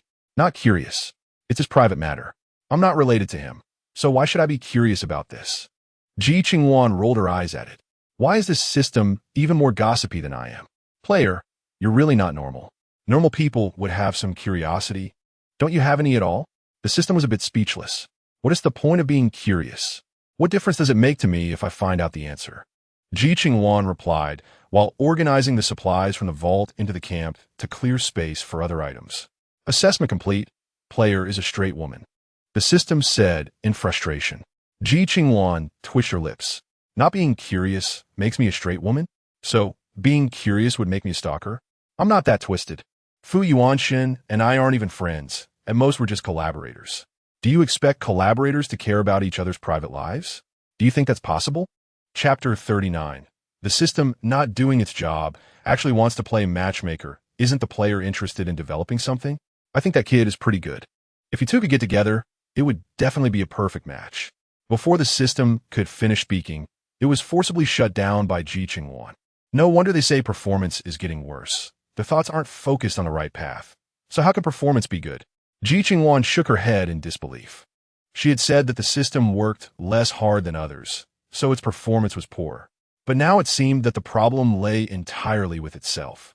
What was wrong with his brain that it couldn't be used properly and instead focused on this? The system, forced to be shut down by Ji Qingluan, saw that it couldn't convince her and hopped off to find Fu Yuanxin. However, Fu Yuanxin was too busy to pay it any attention, leaving the system to sulk in a corner, bored, drawing circles and contemplating issues. While it was drawing, it suddenly thought of Ji Qingluan, who had been previously reprimanded by Ji Qingluan. If Ji Qingluan and the others weren't in the camp, who knew what trouble Ji Qingluan and the others would cause? No, it needed to monitor Ji Qingluan and the others. The system immediately activated its invisible probe and flew towards the direction where Ji Qingluan lived. Adong, what's wrong with this old guy? Xiao Qingfeng frowned as he listened to Ji Qingluan's curses. Guns? What kind of person is his daughter? She has a gun? Xiao Qingfeng furrowed his brow. None of us managed to get guns, yet Ji Qingluan's daughter can actually get one? Ji Qingluan, the daughter of the eldest daughter of the Su family, has been a good girl since childhood. Logically, she hasn't even graduated from high school, right? How did she come into contact with guns? And she actually took action against her own father? How ruthless is she? Chung showed a look of surprise. Since Ji Qingluan started taking out loans, they had investigated Ji Qingluan's relevant information and naturally knew about Ji Qingluan's situation. However, Ji Qingluan's behavior was obviously inconsistent with the information they had obtained. It was probably because Ji Qingluan killed the eldest daughter of the Su family. This maternal revenge would make anyone want to kill the enemy, right? Adong could understand Ji Qingluan. If it were him, he would do the same. Really? That old bastard really poisoned his own wife? Chung raised an eyebrow. A person who could act against his own daughter. Isn't it normal for him to act against his wife? Adong said lightly. TSK looks decent, but his heart is darker than ink. I don't know how he turned out like this. A Chung clicked his tongue and looked in the direction of Ji Qingluan with nothing but contempt. Let's not talk about him for now, a Dong. Do you think that Miss Ji is using a gun for the first time, or is she already quite skilled? Xiao Chengfeng turned to a Dong. Quite skilled, and she had a strong killing intent in her eyes. Even I feel ashamed. That Xiao Chengfeng had just started to say a word when a Dong immediately interrupted him. Brother, that girl said not to take any ideas about her, and also said she wants to collect debts from Ji Qingluan, along with his mistress and 2 illegitimate children. Did she really say that? Xiao Chengfeng raised an eyebrow. Yes, brother, this little girl also said not to let the old man use us, or in the end, the old man will benefit from it. A Dong nodded. She really is an interesting little girl. She thinks a lot. Xiao Chengfeng said irritably. Then, brother, I think we have no grievances or enmities with the little girl, and there's no debt, so let us not trouble her. A Dong said cautiously. The little girl isn't having an easy time. Her own mother was killed by her own father, and now facing the apocalypse. She doesn't know how to get through this life, so let us not trouble her. However, Ji Qingluan's debt must be repaid. Once Xiao Chengfeng said this, Ji Qingluan, hiding in the room, was scared out of his wits. What does Xiao Chengfeng mean? Does he want to cause trouble for him? He has already been coerced into picking up soap every day. How does he expect him to repay the debt? Brother, how do you expect him to repay the debt? A Dong's eyes sharpened. Our points aren't enough. We need to earn some. Since he owes us a lot of debt, let him earn these points. Xiao Chengfeng's words determined Ji Qingluan's fate. Ji Qingluan never expected to have such a tragic day, being used as a punching bag. And he suddenly thought of what his son said about making Ji Qingluan suffer at the hands of many people. Now, this saying has come true for him. He originally hoped the butler would come out to help, but unexpectedly, the butler came out and said that paying debts is a matter of course. But he didn't borrow the money. Why should he repay it? How can they treat him like this? Ji Qingluan felt reluctant. And just as he was about to rise in rebellion, a Dong slapped him. Escape? Where do you think you can escape to? No, I want to escape anymore. Please spare me. I've been picking up soap for such a long time. Can't you let me go? Ji Qingluan cried, holding his head. How long have you been picking up soap? You think saying you'll repay the debt will make us think we're doing charity, right? I'll tell you, it's not that easy. Xiao Chengfeng said blandly. We want to let you suffer this for a lifetime. As long as we think you've repaid the debt, you'll be free. On the contrary, if you don't cooperate well to repay the debt, then the time you suffer will be long. Xiao Chengfeng's words left Ji Qingluan with a sense of despair, but at least there was a glimmer of hope. As long as he repaid the debt, he would be free. Once he was free, wouldn't it be easy to find that rebellious daughter for revenge? Thinking of this, Ji Qingluan felt a little better inside. One day, he would repay the suffering he endured 100-fold to Ji Qingluan, making her know what kind of suffering he went through today. Ji Qingluan thought viciously, but didn't he know that as long as he stayed in the camp for a day, his every move was under the system's surveillance. With nowhere to hide, a day quickly passed, and during this day, because of the appearance of the floating island, it not only attracted more survivors, but also brought the official personnel back again. No matter who it was, without witnessing the floating island with their own eyes, no one would believe that all this was real. Chapter 40 Resources are insufficient. Continue drawing. It was still that same lieutenant, looking at the floating island in the camp. His eyes were filled with disbelief. Is this real or a 3D projection? Si Jingqian rubbed his eyes, unable to believe this was real. Squad leader, according to eyewitness accounts, these floating islands appeared in an instant. They are very likely 3D projections, but whether they are or not still requires an on-site investigation. A young soldier, standing behind Si Jingqian, also looked at the floating island above. If it were a 3D projection, it would have a shadow and would move with the sun. But if it were real, who would dare to believe that a mountain could actually float in mid-air? This isn't a fantasy world. Release the drone to check. Si Jingqian listened to him, and his gaze darkened. The people above already harbored some hostility toward this mysteriously appearing camp, suspecting that aliens had come to Earth. And now, with the appearance of such a floating island, if it were indeed a real thing, this camp would be beyond their imagination. Si Jingqian's heart sank deeper. While they were probing whether the floating island was real or not, Fu Yuanshin had already driven the RV he drew from the system to Ji Qingluan's apartment. After getting into Fu Yuanshan's car, Ji Qingluan fastened her seatbelt and glanced at Fu Yuanshan. "Mr. Fu, have you taken care of everything?" "It's taken care of. But according to my estimate, the daily necessities for the entire camp can last over 2 months, but regarding food, considering the current flow of people entering the camp daily and the living situation, it will last at most a month and a half before running out. Currently, the fastest growing vegetable I know of is bean sprouts, which takes 7 days. As for other vegetables, they take over a month, and their yield is not enough to sustain half the people in the camp." When Fu Yuanshan said this, the car had already started moving. "You're talking about vegetables, but regarding staple foods, we previously bought a lot of corn flour and rice. This should be enough to last a long time, right?" After hearing his analysis, Ji Qingluan suddenly felt that the camp was really poor. An adult consumes about 0.8 to 1 pound of food a day based on rice. So let us assume it's 1 pound. Previously, we emptied several areas of rice, and the current stock is around 120 tons. If the camp's population reaches 1,000, the daily consumption will be 1 ton of food. Rice can last for about 120 days. Conversely, if the internal population reaches 3 to 4,000, the stock will only last for a month. Fu Yuanshan took a deep breath and said, "If that's the case, I suddenly understand how difficult it is for Grandpa Yuan to ensure everyone can eat." Ji Qingluan thought of how Grandpa Yuan had always wanted everyone in the world to have enough to eat, and even proposed the impossible suggestion of planting rice in seawater. Yet there's still people wasting food every day, thinking it's reasonable because they have money. Grandpa Yuan? What Grandpa Yuan? Fu Yuanshan showed a look of confusion. Ahem. Mr. Fu might not know, but Grandpa Yuan is a scientist who benefits humanity in agriculture. Ji Qingluan lightly coughed.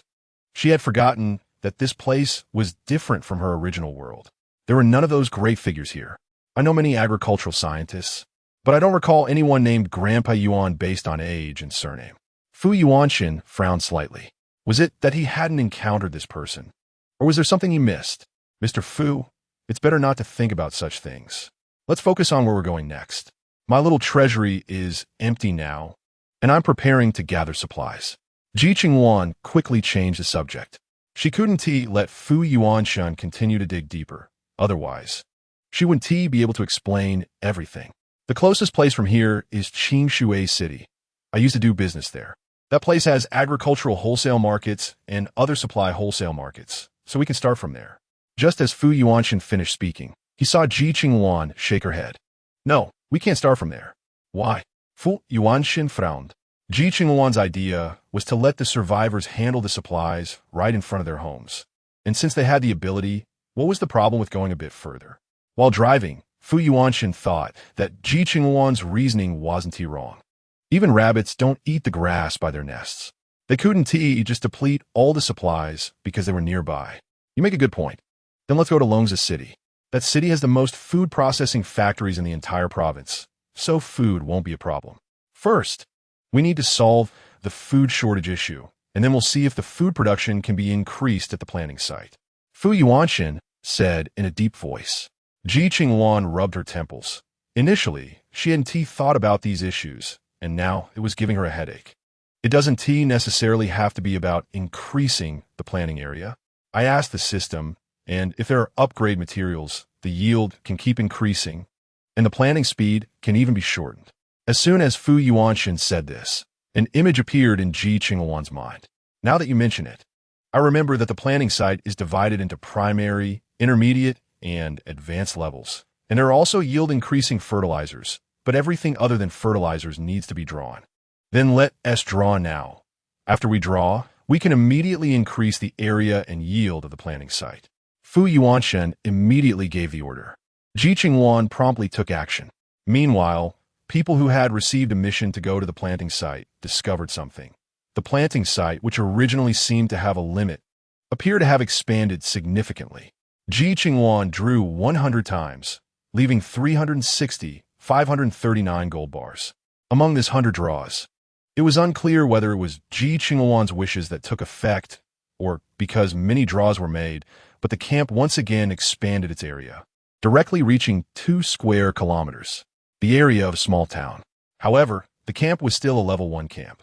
With 100 draws, the land expanded quite a bit, and the planting area now occupied 1/4 of the current camp, with the yield upgraded to 15 times the original. Mr. Fu, based on the planting area, how much food can we harvest? Ji Qingluan turned to look at Fu Yuanshan. Chapter 41. Does Mr. Fu have any insights? She had never been particularly good at calculations, so she wasn't sure how much food could be harvested from this planting area. We can calculate that later. First, take out your phone and help me navigate to where we need to go next. Fu Yuanshan couldn't check the navigation while driving, and since he wasn't very familiar with the road conditions here, he had to use the navigation to find the way. Go 300 meters ahead and get on the highway. Ji Qingluan quickly took out her phone and opened the navigation. Fu Yuanshan nodded, and just as he arrived at the highway entrance, he saw that the toll booth was occupied by a group of armed personnel in mini uniforms. Seeing Fu Yuanshan's car driving out, the armed personnel looked a bit surprised. At this time, everyone was desperately trying to get to Chongqing County to enter the Chongqing County shelter camp. It was truly unexpected for someone to be driving out at this moment. Hello, may I ask where you're going? The person who came to inquire glanced at Fu Yuanshan and then at Ji Qingluan. A young couple, leaving at this sensitive time, seem a bit unusual. We're going to Longza City. My girlfriend's parents are there, and we plan to pick them up. Fu Yuanshan said, then asked the person, I don't know what happened here. Why are there so many guards everywhere? The person understood Fu Yuanshan's explanation. Now that people are giving birth, who wouldn't want their child by their side in times of trouble? Fu Yuanshan nodded. We will be careful. Thank you. You're welcome. Hurry to find your people. The zombies outside are increasing, and if there's no one at home, just go ask at the local shelter. If you can't find anyone, just remember to stay safe. The person's expression darkened, and the unspoken words were understood by all. In this world, no one could guarantee how people would fare. Thank you. Fu Yuanshan didn't know what else to say, so he could only express his gratitude and drove away. On another road, going in the opposite direction, cars were slowly moving forward. Different license plates and vehicles showed they had gathered here from various places, all to head to the Chongqing County shelter camp. With so many cars, the camp's garage probably couldn't accommodate them all. Ji Qingluan frowned at the seemingly endless line of cars. A new road must be opened up. Ji Qingluan also understood that they couldn't continue down the original path. Such a long queue couldn't last many days without food or water. There are 3 more entrances? Did they form after expanding the land? Fu Yuanshan had previously checked the camp's map. Although the camp originally had 4 entrances due to the area, the other 3 entrances were all in the mountains and did not connect to the roads. Ji Qingluan noted. Previously, she had thought that since there were plenty of materials in the camp, she didn't want to waste too many gold bars on drawing supplies. Now it seemed that the materials she needed were far from enough. How many gold bars do you have on hand now? Fu Yuanshan, as the one in charge of Ji Qingluan's system, couldn't see the private data on Ji Qingluan's account. He could only see it if Ji Qingluan was willing to show him. Over 500 gold bars. Mr. Fu wouldn't want me to draw all of them. Would he? Ji Qingluan looked at him. Although a small part of these gold bars was sponsored by him, he didn't have the right to deplete all of them, right? No, draw half of them. Keep the rest as reserve funds for emergencies. Fu Yuanshan shook his head. It would do to use up all the funds. They had to keep some for unforeseen circumstances. All right, I'll draw now. You focus on driving. Initially, Ji Qingluan thought upgrade materials were relatively useless, but now she realized they were incredibly valuable. They could upgrade a regular apartment directly to a luxury apartment, which could reduce the consumption of daily necessities. There were also crop upgrade materials that could not only increase yield, but also shorten maturity time, making them a lifesaver for their food supply. While Ji Qingluan checked the items she drew, she also upgraded the buildings in the warehouse. Fu Yuanshan, on the other hand, focused on driving. Not long after getting off the Longza City highway exit, Fu Yuanshan asked Ji Qingluan to navigate to the location of food factories. There were a total of 124 food-related factories and companies. Excluding those companies, there were 37 food factories remaining. After finding the closest food factory to them, Fu Yuanshan parked the car nearby. Just as Ji Qingluan was about to take action, she heard Fu Yuanshan speak. Wait, we can't just go in like this. Does Mr. Fu have any insights? Ji Qingluan raised an eyebrow. Let him out is not to get himself into trouble. There are surveillance cameras nearby. Let's destroy the cameras first. Fu Yuanshan said as he took out his laptop, preparing to disable the cameras. However, Ji Qingluan jumped out of the car directly. Mr. Fu, what time is it now? Do you really think anyone would still pay attention to the cameras? Didn't you hear the gunshots in the distance? Dealing with zombies is far more urgent than dealing with humans. They can't be watching the surveillance all the time. Chapter 42. She still has some face. Fu Yuanshan's words reminded Ji Qingluan of that scene, and she suddenly felt embarrassed. If that day really came, she would want nothing more than to dig a hole and hide in it. Then you arrange it. Ji Qingluan had barely finished speaking when the mischievous system spoke up. Wait, your human strength is still quite weak. If someone finds any clues, this face will definitely have nowhere to go. Then do you have any good ideas? Ji Qingluan sensed that it had something to say. It's simple, give me a gold bar, and I can help you hack into all the food factory cameras along the way, and even make it so that no one can find out who did it. The system's soft voice came through, and Ji Qingluan made a decisive decision. All right, then this matter is up to you. Mr. Fu, it's just the right time to free your hands. Come with me to collect supplies. Ji Qingluan looked up at Fu Yuanshan. Since someone is doing this, I will follow Miss Ji. Fu Yuanshan said as he got out of the car and put it away. After all, he had bound the subsystem, so he could naturally use the space Ji Qingluan provided. The two of them climbed over the wall into the factory based on the system's prompts. At this time, there were no employees left in the factory. On the first rainy night, many people had turned into zombies due to the rainwater. According to the system, there were still living people in this factory.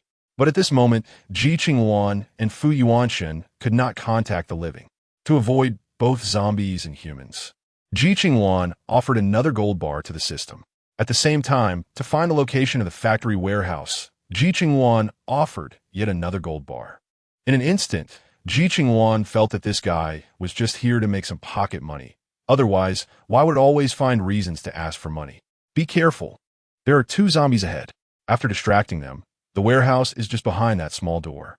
The system took Ji Qingluan's money but dared not neglect to help her avert disaster. Two zombies?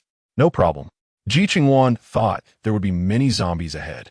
Hearing it was just two, she wanted to rush out to deal with them.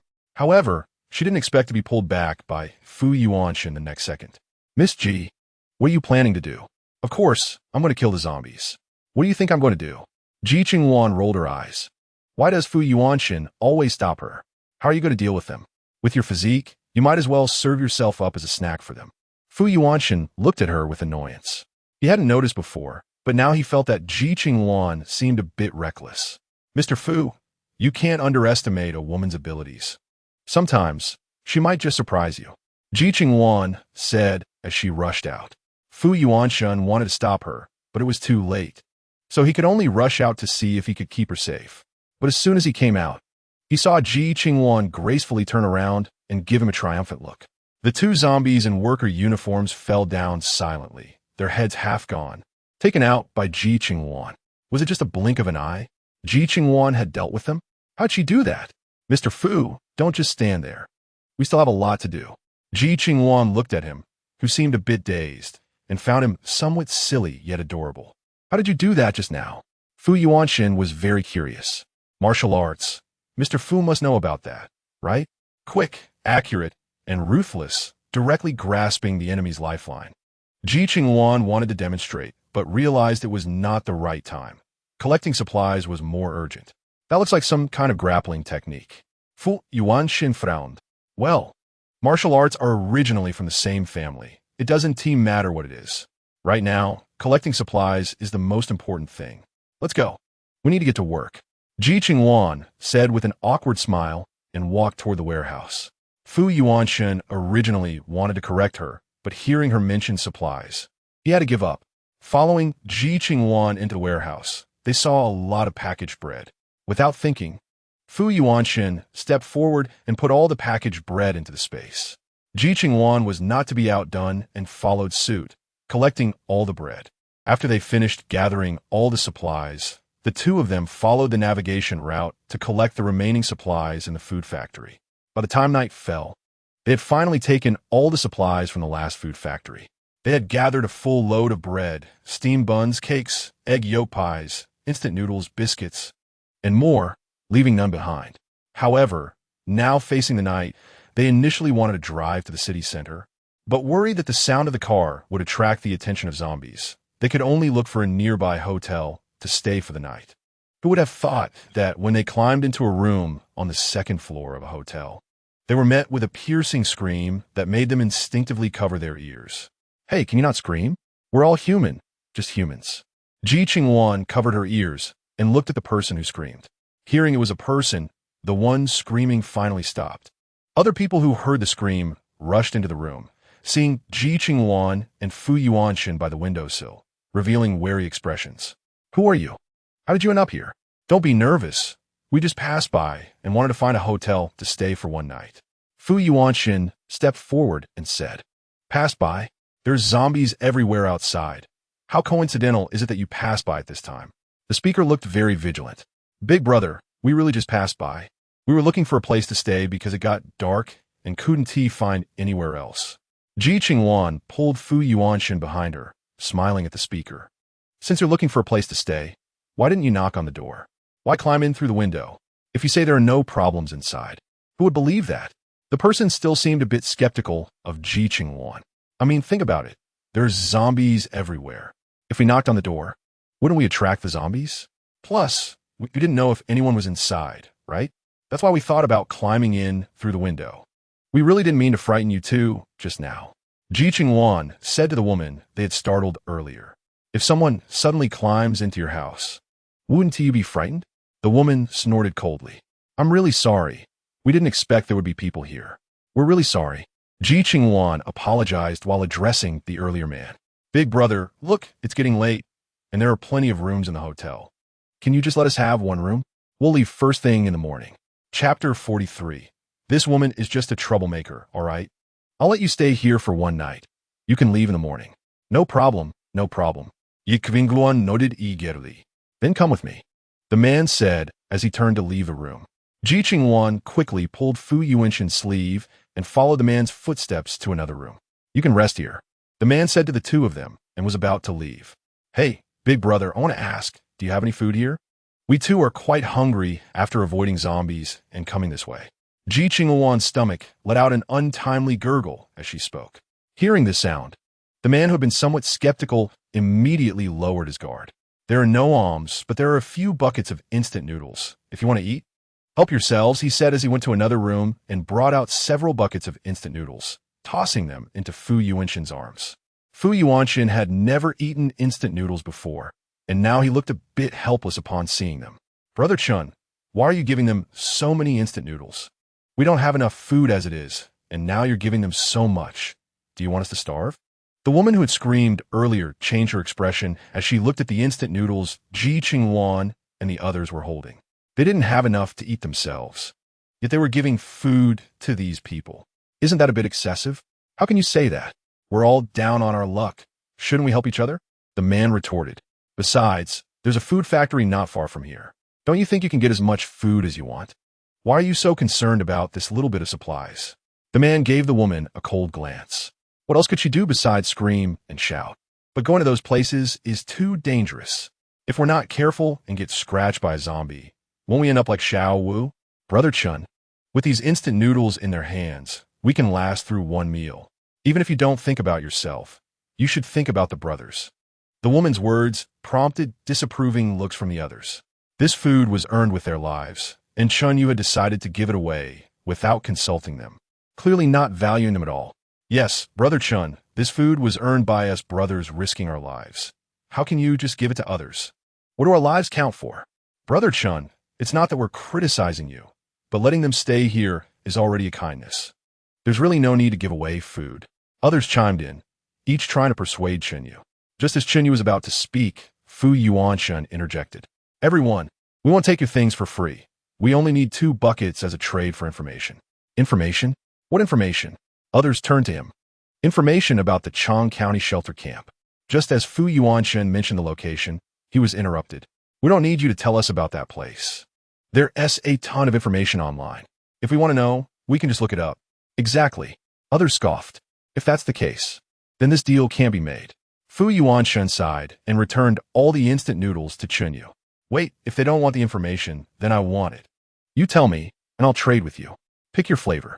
Chunyu said defiantly. Brother Chun. Others protested in dissatisfaction. I won't touch your food. Just calculate how much they want, and if necessary, I'll starve for 2 meals. Chunyu coldly looked at the others. They were all people he had brought out. It was truly disappointing that they were glaring at him just because of that woman's words. Brother Chun, how can we let you starve? Since you want to trade for information, then let's do it. We will all bear the consequences together. Right, Brother Chun, we're all brothers. We shouldn't be divided. Whatever happens, we'll face it together. Seeing Chun Yu's expression, the others instantly felt hurt. Since the day it rained, they had become comrades in life and death. And now they were about to turn into enemies over 2 outsiders. Anyone would be unable to bear it. The woman, hearing that the others were turning against her, quickly spoke up.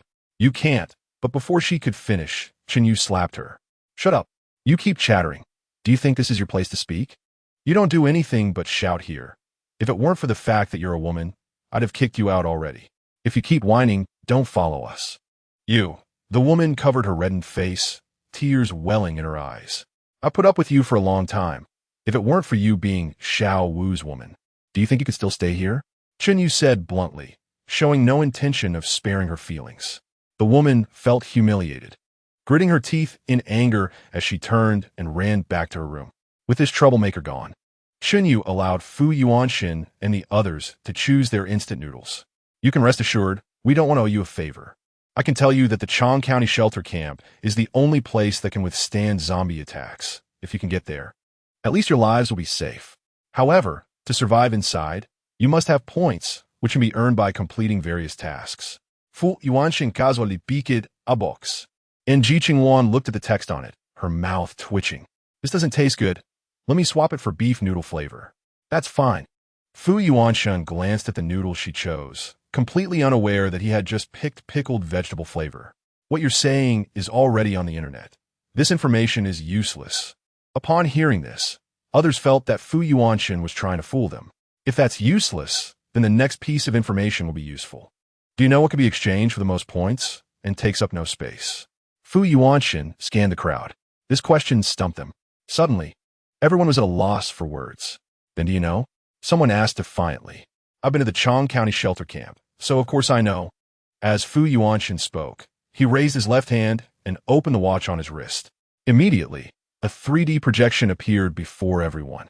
Looking at this technology that current science couldn't achieve, everyone was stunned. This is... Chunyu stared at the watch on Fu Yuanshan's wrist, somewhat incredulous. The Chong County Shelter Camp's Watch. Chapter 44. Is there a misunderstanding about Mr. Fu? Fu Yuanshan slowly uttered a few words. After a few people watched Fu Yuanshan lightly tap a few places on the virtual projection, a table containing his data appeared before everyone. This table can be used to receive tasks at the task center. After receiving it, you can accept tasks at the task center or on the watch face. After completing the tasks, you can earn points, and points can be obtained not only by completing tasks, but also by acquiring supplies. Do you know which supplies can be exchanged for the most points? Isn't that obvious? In this situation, food is the most important and will definitely exchange for the most points. Others snorted. That's one reason. Fu Yuanshan replied calmly. What is the second reason? Others looked at him. Gold. Fu Yuanshan uttered 2 words. Upon hearing gold, everyone was stunned. At this point, what use is gold? In a prosperous world, gold can still serve as decoration for the wealthy, but in the apocalypse, what use is gold? Are you joking? Gold can't be eaten. What use is it? Others scoffed.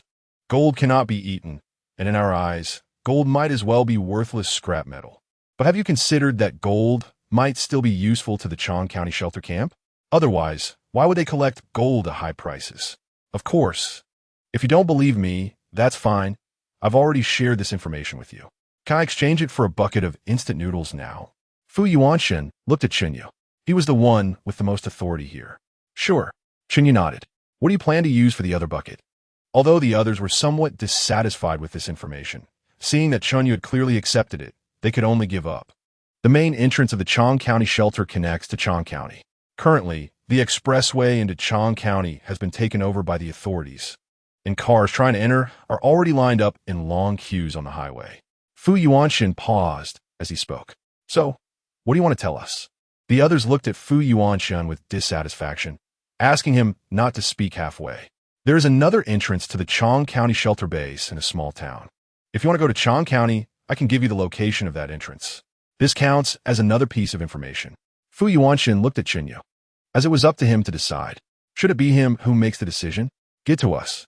Before Qingyu could speak, the others had already chimed in. You should know that the name of the Chang County shelter base is now well known. People all over the world are aware of its existence and are eager to rush over. They want to get there too.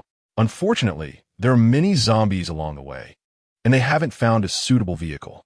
Open the navigation map, and I'll tell you the location. Fu Yuanshan said, asking Ji Qingluan to help boil some water. The deal for the 2 buckets of instant noodles was successful. After giving the address to Chunyu, Fu Yuanshan chatted for a bit more and then excused himself to rest in the room. Inside the room, Ji Qingluan did not use the hotel's water boiling tools, but instead used the hot pot and mineral water collected from the vault to prepare a big instant noodle meal. Watching Fu Yuanshan enter the room, close the door, and lock it, Ji Qingluan finally smiled and spoke. Mr. Fu is really generous to share such important 2 pieces of information all at once. So, Miss Ji, how do you think I should trade for these 2 buckets of instant noodles? Fu Yuanshan raised an eyebrow. Is she dissatisfied with his actions? I can't think of a way, but considering Mr. Fu helped me secure dinner, I'll add a meal for you. Ji Qingluan said as she took out 4 eggs, a few sausages, and some soy beef from the vault. Fu Yuanshan looked at this configuration and was about to say something when he heard a knock on the door. Ji Qingluan quickly put away the eggs, sausages, and soy beef. Fu Yuanshan opened the door. Outside, Chunyu was holding a bag with several eggs and sausages inside. You all worked hard today, right? Here's some eggs and sausages for you. No need to trade for information. Your information is already very useful to us. Chunyu smiled. Fu Yuanshan glanced at him. But is 1 bucket of instant noodles really enough? You 2 adults must have a decent appetite, right? Besides, I heard the young girls say they haven't eaten much, so they must be very hungry, right? Chunyu wanted to express his goodwill. Hearing this, Fu Yuanshan glanced at Ji Qingluan in the room. Ji Qingluan, what do you say? My thoughts are the same as yours. Debts of gratitude should be repaid to avoid future complications. Ji Qingluan walked to the door and looked at Chunyu, who was much older than them, and said calmly, Thank you for your kindness, but the 2 of us feel that since the transaction is completed, we shouldn't involve any more debts of gratitude. Moreover, if others find out about your actions, they might have opinions about it. Chunyu fell silent for a moment, then pretended to be relaxed, and said, Well, if you don't want it, I won't insist. You 2 get some good rest. Ji Qingluan nodded and signaled Fu Yuanshan to close the door. Back at the table, Ji Qingluan boiled the water again, turned it off, and after blanching the 4 eggs, she started cooking again, quickly making 4 poached eggs. After adding the sausage, Ji Qingluan also added fresh shrimp and vegetables. Just now, she thought that adding only sausage and poached eggs seemed to lack flavor, and the soy beef might ruin the original taste of the sausage. Therefore, adding fresh shrimp and vegetables would make it more delicious. Fu Yuanshan sat nearby, watching Ji Qingluan cook the fresh shrimp and vegetables, then add the noodles. Finally, she poured in the seasonings and oil. Instantly, the aroma of the instant noodles filled the air. Originally, they hadn't eaten lunch or dinner, and now smelling the scent made them feel a surge of hunger. Miss Ji, I didn't expect your cooking skills to be quite good at such a young age. Fu Yuanshan sat in another chair, watching the food in the hot pot, swallowing. Is Mr. Fu complimenting me or mocking me? If boiling instant noodles can be considered a skill, then true craftsmen must be heavenly? Ji Qingluan raised an eyebrow. Fu Yuanshan's mouth twitched. This woman, does she mean that? He just wanted to compliment her, didn't he? Miss Ji, do you have some misunderstanding about me? Chapter 45. Mr. Fu wants a 15% profit. Fu Yuanshan raised an eyebrow. Why is this girl so unpredictable? It's like she has thorns. No, I just feel that with Mr. Fu's taste, he shouldn't think highly of my instant noodle cooking skills. After all, Mr. Fu has probably eaten all kinds of gourmet food. It's unbelievable that something I made could catch Mr. Fu's eye. Ji Qingluan said with a faint smile. Ahem. Miss Ji, please don't make fun of me. What's the situation now? Having something to eat is already very good. How can we ask for more? Besides, when a person is hungry, facing such delicious food, it's already good that they don't pounce on it like a starving ghost. How can there be any other demands, right? Fu Yuanshan cleared his throat. Mr. Fu seems to have a higher awareness than me. Come, the instant noodles are ready. Feel free to eat. Ji Qingluan handed him a clean set of bowls and chopsticks. Thank you. Fu Yuanshan took the bowls and chopsticks, not rushing to eat, but first hydrated himself a bit, moistening his throat and stomach before picking up the chopsticks to grab the noodles. Ji Qingluan thought about his reminders along the way. To be honest, she was too lazy to pay attention to other matters for the sake of convenience. But such consequences could lead to many potential problems she would need to handle. And Fu Yuanshan, as someone who could take care of everything, she felt at ease with him managing the camp. Of course, if Fu Yuanshan had other thoughts, she would let him know how to write the word death. After Fu Yuanshan filled his bowl with noodles, he looked up at Ji Qingluan. Miss Ji seems young, but has extraordinary courage. I believe you're not unaware of the issues at hand. Rather, you think your abilities can block all dangers. I don't know where you get your courage and confidence. If it were me, I'd probably be more cautious. Hearing Mr. Fu's modest words makes me feel like I really have a bit of the fearless spirit of a young calf. Ji Qingluan chuckled awkwardly. Indeed, the ambitions of youth can be high. I can understand why Miss Ji is so self-confident. However, I want to say that while the camp is a strong backing for you, it also matters that you are within the camp's range. If you go outside the camp, you are just a little girl who needs protection. Fu Yuanshan expressed his viewpoint. Ji Qingluan glanced at him. From the information she had, Fu Yuanshan was a very upright person. He probably saw her as a strong, yet weak person who couldn't take care of herself. But in fact, she was not the weak vine that needed protection. However, she was happy to play the role of a pig eating a tiger. So letting Fu Yuanshan treat her like a child and stand in front of her as a shield was also good. Hearing Mr. Fu's words, I want to refute, but can't find the words to do so. Then, Mr. Fu, if anything happens in the future, please take the lead for me. As soon as Ji Qingluan said this, Fu Yuanshan was momentarily speechless. However, seeing Ji Qingluan's slender figure, Fu Yuanshan finally spoke. As long as our cooperation has not stopped, I will do my utmost to ensure Miss Ji's safety and help her manage the camp. However, the camp is quite large at the moment, and to show my sincerity, shouldn't Miss Ji offer a reward? President Fu is indeed a businessman. How about giving you 10% of the camp's profits for all your efforts? That 10% is not insignificant. I hope President Fu won't mind it. Ji Qingluan thought for a moment. She initially wanted to offer Fu Yuanshan 5% of the profits, but now she felt that might be a bit low. After all, according to the corporate structure, she is the chairperson, and Fu Yuanshan is the executive president, so his share should not be small. In the end, Ji Qingluan decided to give him 10% of the profits, equivalent to 10% of the shares. Fu Yuanshan just smiled and said nothing. Ji Qingluan suddenly felt a bit anxious. This guy is really a cunning old fox. No wonder he can grow his business. 15% can't be added anymore. President Fu should be clear about the use of the camp as profits. I will give you 15%. Ji Qingluan wanted to say with a hint of grievance. But then she heard Fu Yuanshan speak first. Deal. Miss Ji doesn't need to explain anymore. The noodles are about to get mushy. Hee. President Fu still remembers the noodles. Here, let me add some soup for you. How can there be noodles without soup? Ji Qingluan smiled while adding soup for him and also serve him ham sausage and fresh shrimp. President Fu, seeing how hard I'm working to serve you, shouldn't you work even harder to generate profits for the camp? Naturally, Fu Yuanshan's lips curled up slightly. Well then, I will draw supplies, and you will build the camp. We will cooperate and create great achievements together. Come, let us toast with water instead of wine. Ji Qingluan took out a bottle of water, preparing to clink glasses with Fu Yuanshan. All right, here's to our happy cooperation. After Fu Yuanshan clinked with her, he took a few sips of water and began to eat the noodles. If he didn't eat soon, the noodles would be mushy. Ji Qingluan also said nothing and started to eat. After finishing the meal and tidying up the table, Ji Qingluan looked at Fu Yuanshan. She saw him take out bedding from his space and lay it on the floor. Miss Ji, this room only has one bed. It's inconvenient for a lonely man and woman, so you sleep on the bed, and I'll sleep on the floor. Don't worry, I'm not the kind of person who takes advantage of girls, Fu Yuanshan said seriously while looking at Ji Qingluan. Isn't it a bit too much for President Fu to sleep on the floor? Why don't we ask them for another room? There are plenty of rooms in the hotel anyway. Ji Qingluan raised an eyebrow.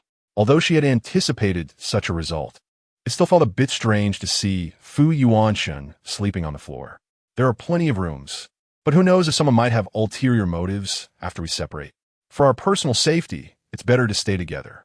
If anything happens, we can look out for each other, rather than one of us being at someone else's mercy while the other has to think of a way to save them.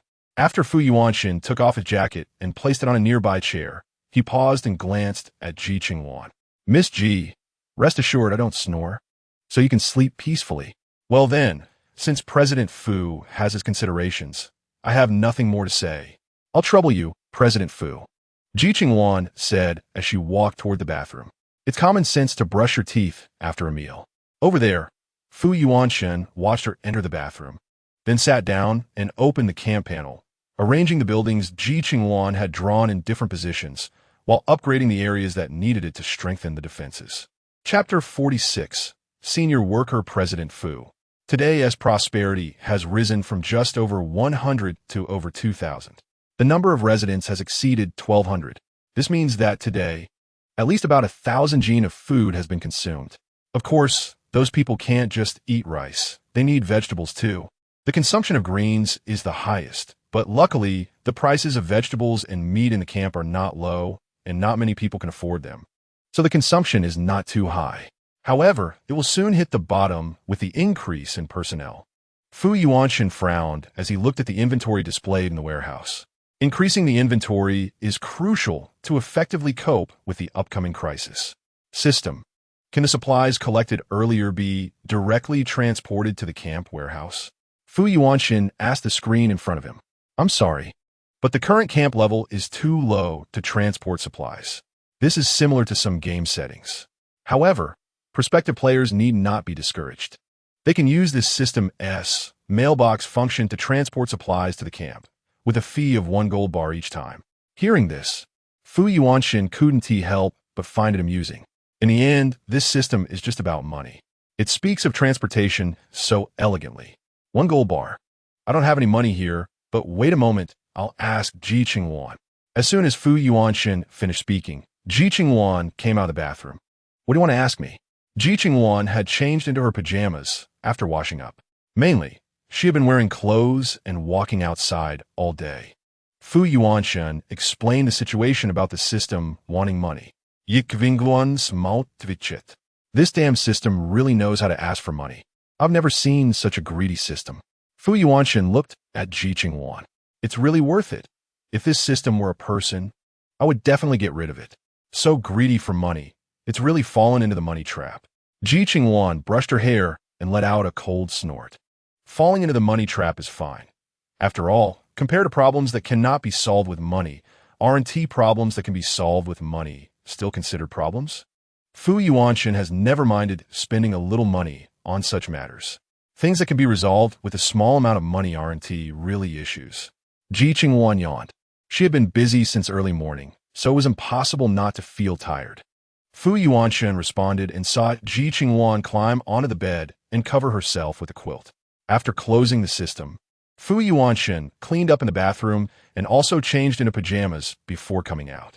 Just as Fu Yuanshan was about to fall asleep, Ji Qingluan opened her eyes and pulled up the system interface. Looking at the camp that Fu Yuanshan had organized, Ji Qingluan was quite satisfied. Indeed, spending a little money to have someone work hard for you is good. Although 15% of the profits is a bit high, there's south no place to find such a high intensity, high endurance, and high intellect management talent like Fu Yuanshan. Managing the camp is a mentally and physically exhausting task that can lead to sudden death. It's better to leave it to professionals. She doesn't want to become an unwilling slave. The player seems to be in a good mood. Is it because the deputy camp leader is working so hard? The system's playful voice echoed in Ji Qingluan's ears. Having a capable person around is great.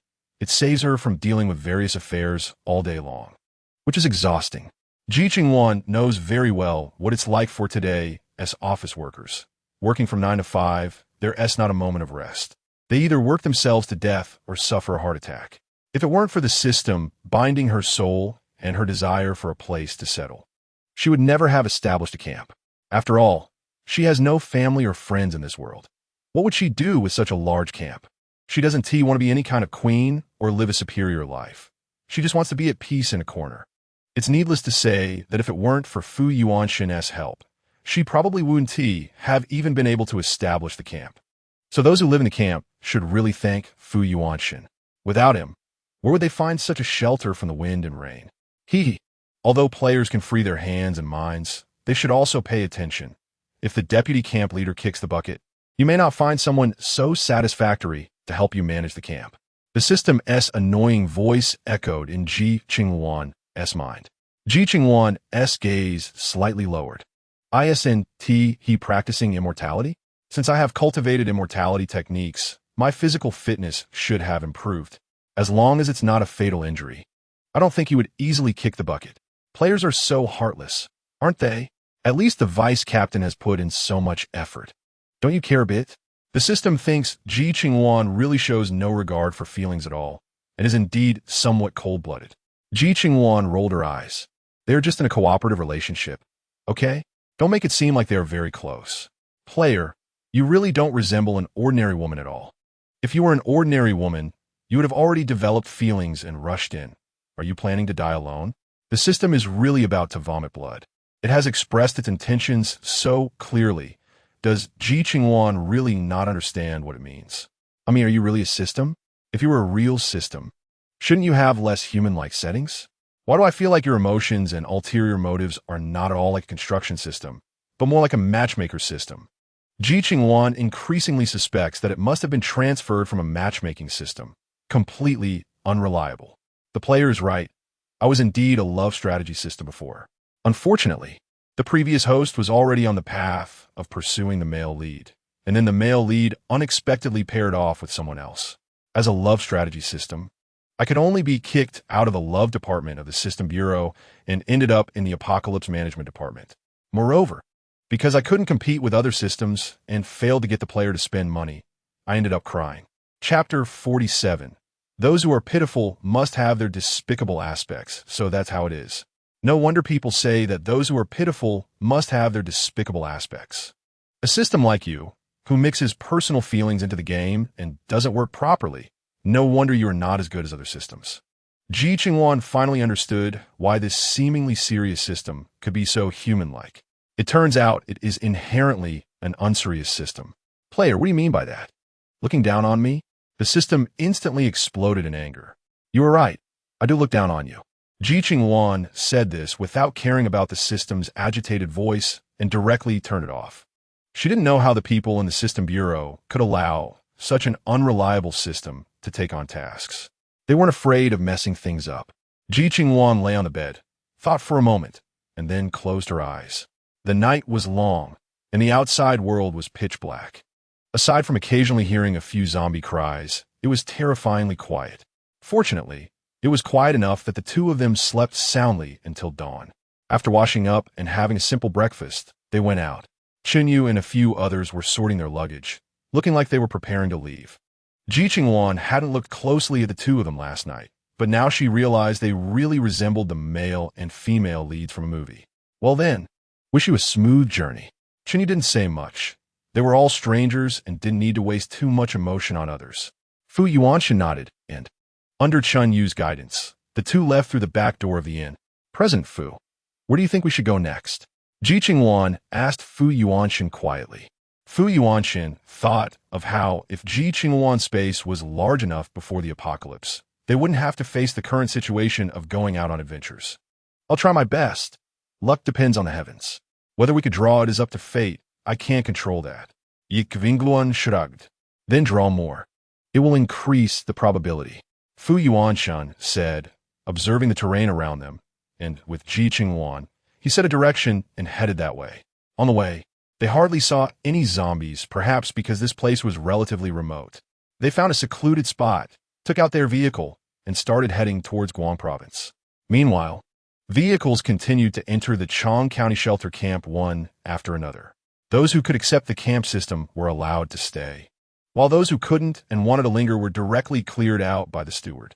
As a result, a large number of dissatisfied individuals blocked the entrance, neither allowing others to enter nor stopping to complain about the harshness of the camp system. Some people expressed their dissatisfaction while others found it reasonable. The camp wasn't a charity organization. This had long been made clear. If you can accept it, enter. If you can't, get lost. The camp couldn't accept every Tom, Dick, and Harry just because they were survivors, could they? Everyone, the accommodation costs in this shelter camp are all based on points.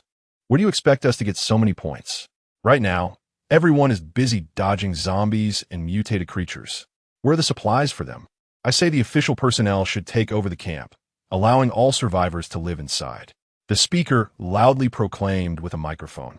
Many people listened to him, thinking that if the officials took over the camp, they certainly wouldn't let these survivors pay for housing. As a result, many agreed with this person's view, insisting that the officials take over the camp. The steward stood on the city wall, coldly watching that person.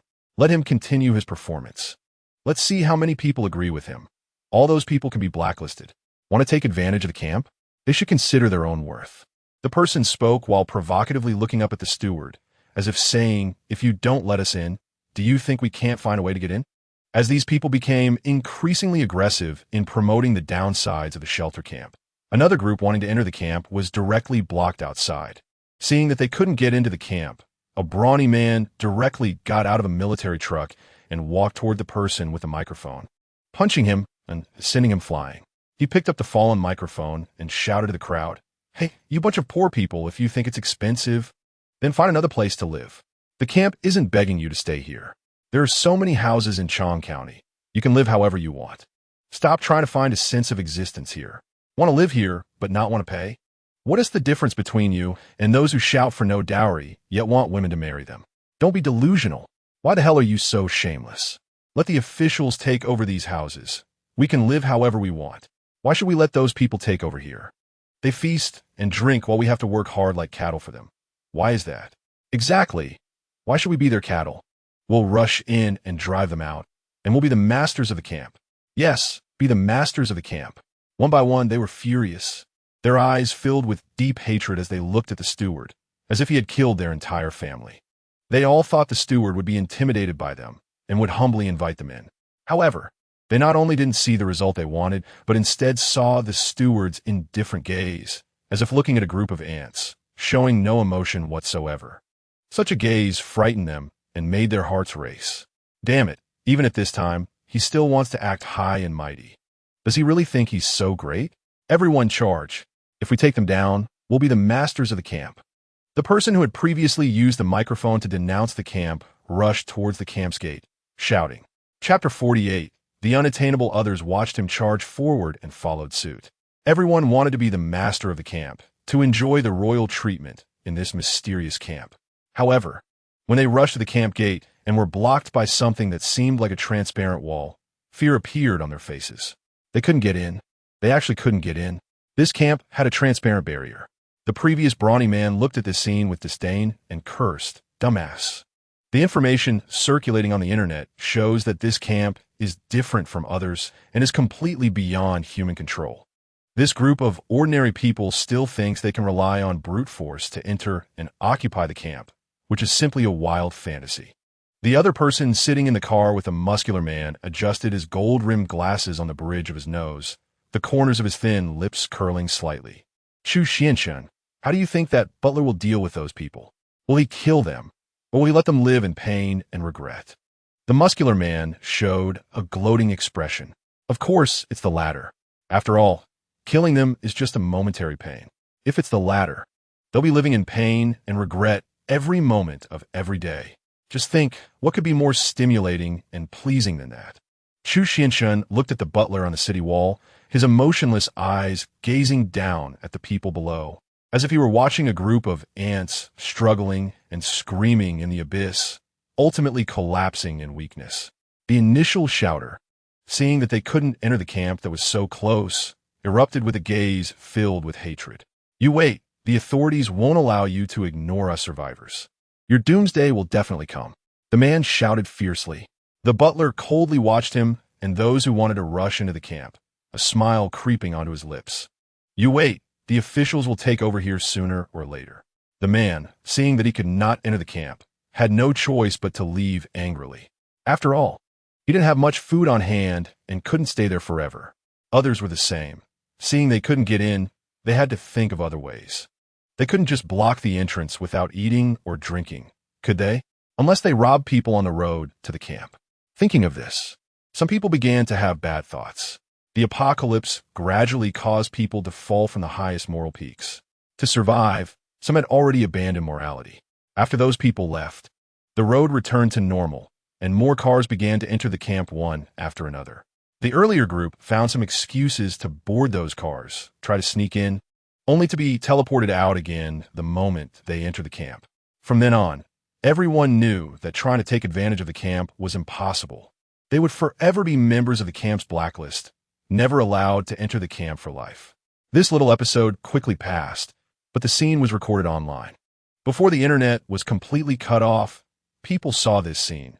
Some thought the camp was too inhumane, while others felt that since the camp was built by them, they had the right to set the prices, and should they not be allowed to enter, they should just say so. Wasn't that the same as being bandits?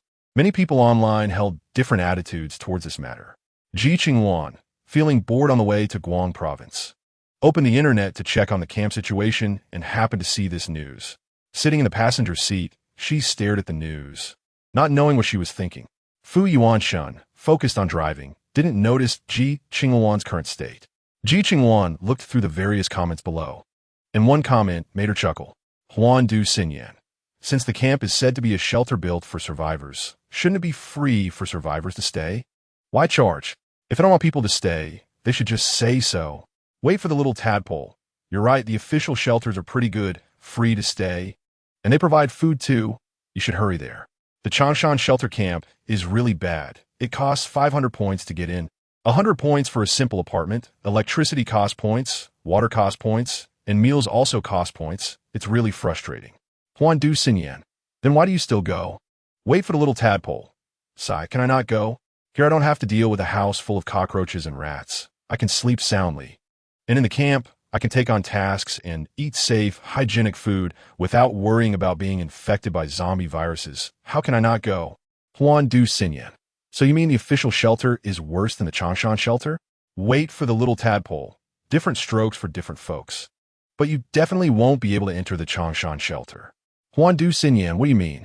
Do you think I won't qualify to enter? Wait for the little tadpole. Yes, anyone who holds a skeptical attitude towards the camp, if the butler lets you in, that would really be a ghost. You might as well enjoy your days outside with the cockroaches and rats. Who knows? You might get eaten by zombies one day. Huan Du Xinyan you. Wait for the little tadpole. Don't talk, just feel your doomsday. Strive to survive. 500 points ISNT much. It could be 50 grams of gold or a car, or various supplies added together. I'm currently fishing in the river at the Changshan shelter camp. I have to say life is quite leisurely now. Wait for the little tadpole. Mainly because there are no cockroaches and rats. When I left home, there were cockroaches and rats everywhere. It was as disgusting as it gets. People in the Changshan shelter. Exactly. Who can stay in that kind of environment? Always worried and afraid. It's much better to stay comfortably in the camp. Strive to survive. ISNT that right? I'm fishing now. Each fish can sell for 100 points. If I catch 2 or 3 a day, the points just come in. People in the Changshan shelter. Bro. Send me your location. I'll go too. Wait for the little tadpole. Right, count me in. Strive to survive. No. If you guys come, I'll 1T catch anything. Chapter 49. System rules in the apocalypse. People are selfish. Telling others news is equivalent to cutting off their own way to survive. He wasn't that stupid. Ji Qingluan saw that there were no more messages and opened the system, only to hear the system roar loudly. Player, if you continue like this, next time I will unbind myself and find a new master. This is still the second rule of the system. The system must fulfill the current tasks issued by the main system and cannot delete or change tasks on its own. The 23rd rule of the system. When the master is hesitant, the system needs to guide the master towards the task and cannot sway the master's will. The 31st rule of the system must not shout at the master and must maintain a professional smile. You have violated 4 rules. And according to the System Bureau's punishment regulations, each of these requires confinement. How many days do you want to be confined? Ji Qingluan communicated with the system through her consciousness, and Fu Yuanshan couldn't hear it at all. At this moment, the system, hearing her words, was almost sweating coldly. Why you know the system rules? Are you from the System Bureau? The system swallowed hard. Oh my God, how did it get so unlucky to bind to such a woman? What a coincidence. She might be from the System Bureau. Yes, I am Ji Qingluan, the team leader of the incident response team for the System Bureau. As soon as Ji Qingluan said this, it was as if the sound of the system's screen cracking was heard. Team leader, I didn't recognize your greatness. I was wrong. I shouldn't have linked you with the deputy camp leader. He is not worthy of you. The system felt its head spinning in confusion, not knowing what to say. Ji Qingluan glanced at the system screen that only she could see. All right, you little system, so submissive, where is the demeanor of a system? Team leader, I was just afraid of you. I never thought I would serve you one day.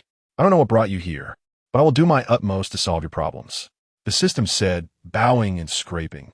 Ji Qingluan shot a sidelong glance at the system panel. So it's like this. I thought I had bound the wrong person. The system patted its chest in the virtual space.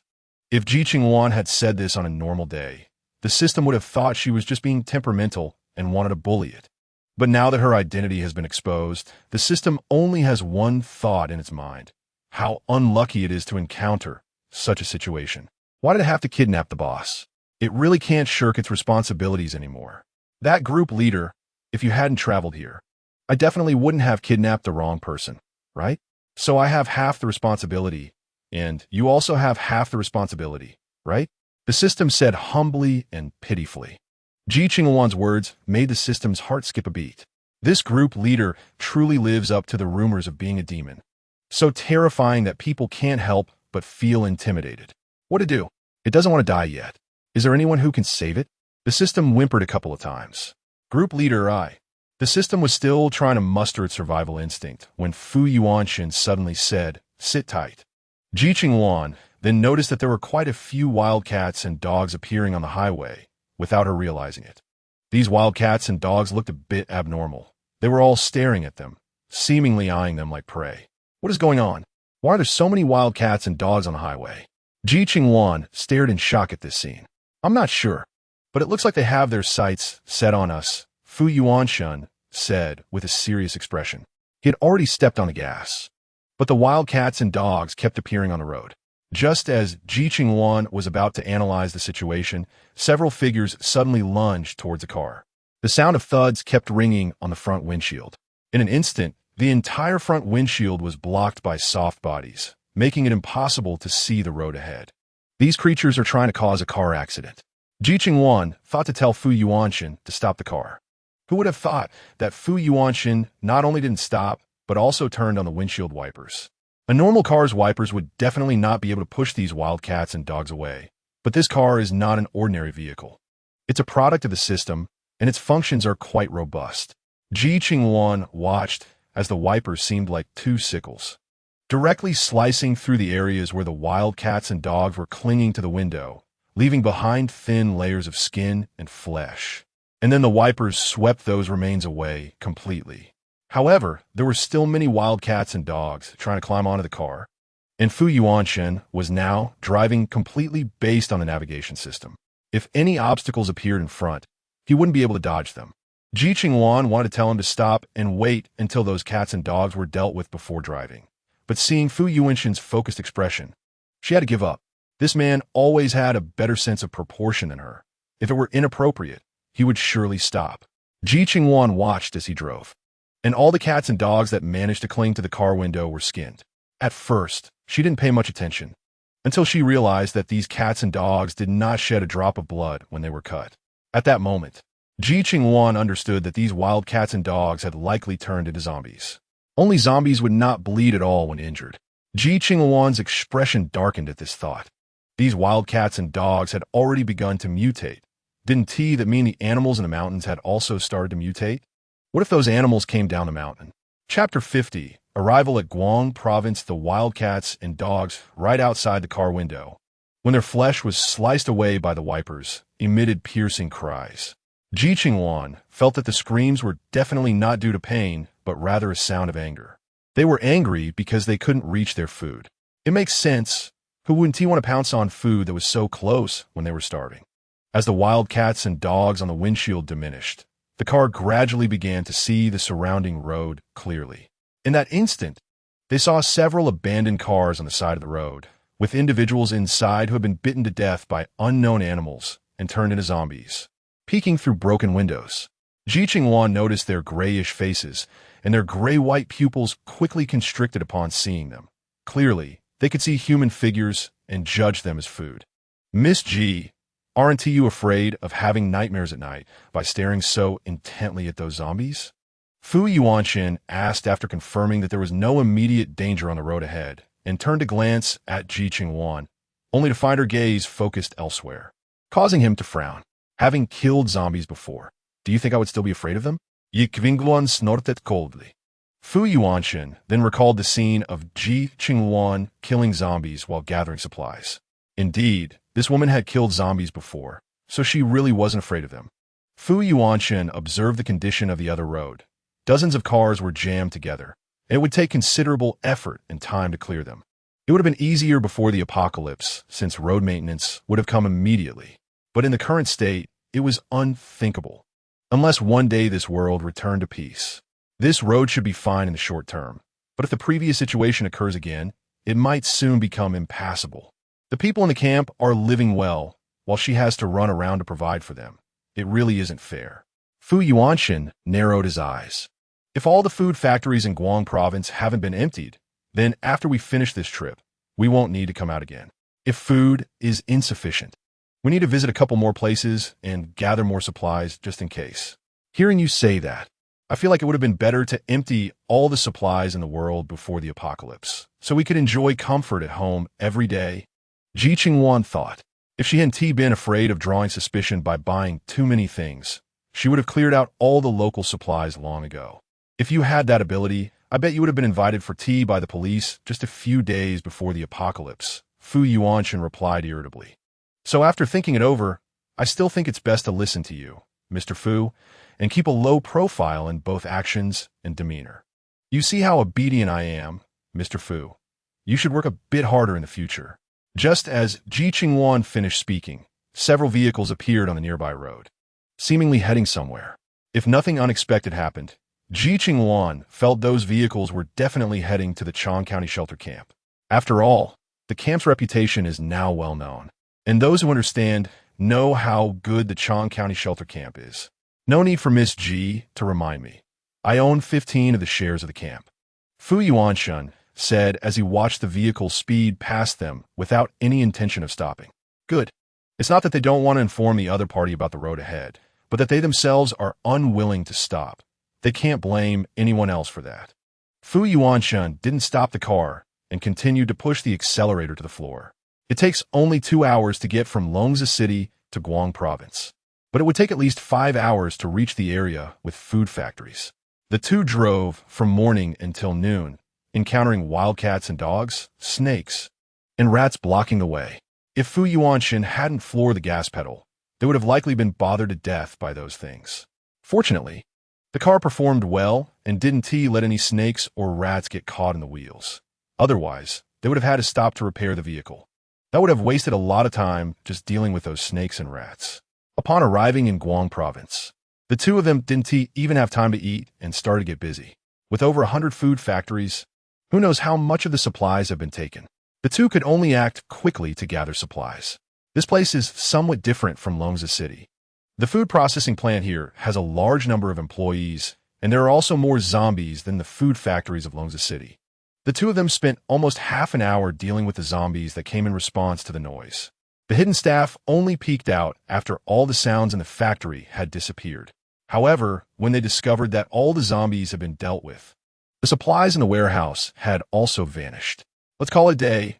We haven't eaten lunch, and if we don't eat tonight, our blood sugar will drop. Fu Yuanqin checked the time. It was already past 7 in the evening, and the outside was getting dark. Given their current abilities, collecting supplies in the pitch dark would be quite dangerous. There are food processing plants all around, with no safe places to stay. Even if there were, they would likely be occupied by others. Let's get the RV out. I think sleeping in the RV is safer. Ji Qingluan's eyes flickered. Living outside has its downsides. Sleeping at night isn't as comfortable as at home. All right, let's find a place to park the vehicle. Fu Yuanxin asked the system to find a relatively hidden spot so they could take the RV out. The two got into the vehicle, and Fu Yuanxin covered all the windows and doors with boards and curtains to avoid attracting unnecessary trouble with light. Then, they split up their tasks. Yan Zhou went to cook, while Fu Yuanxin handled camp affairs and organized the 100 items Ji Qingluan had drawn today.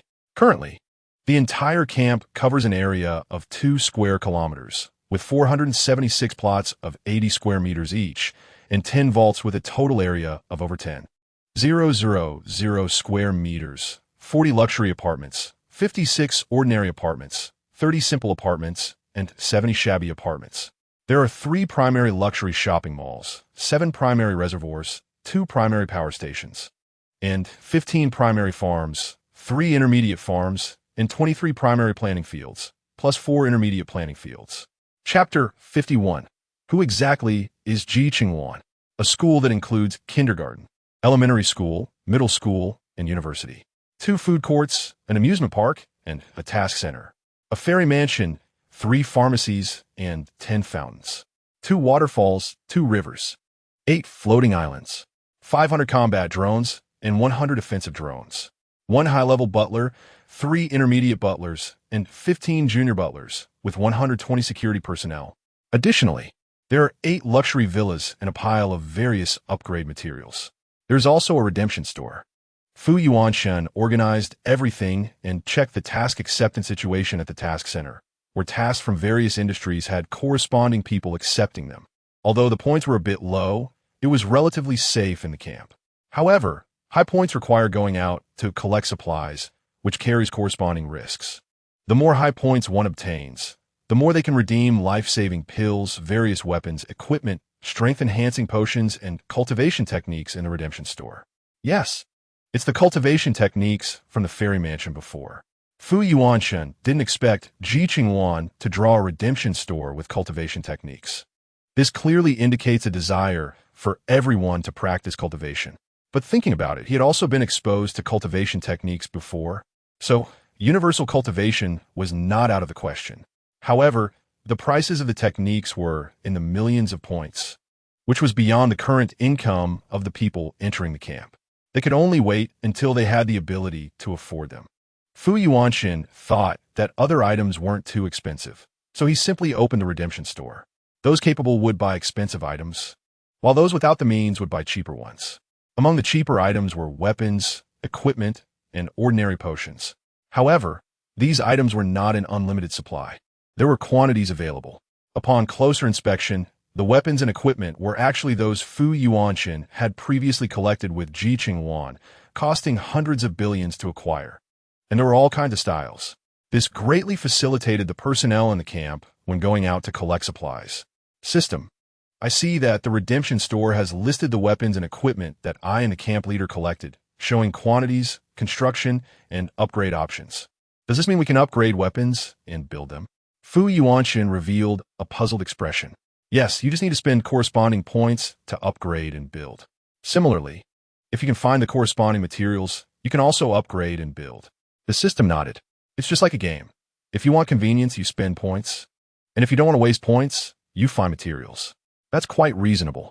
Fu Yuanxin looked at the plethora of items in the redemption store.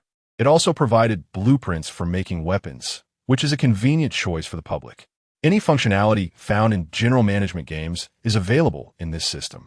There are more functions that need to be unlocked by upgrading the camp, and I hope the camp leader and deputy camp leader will work hard. The system stated earnestly.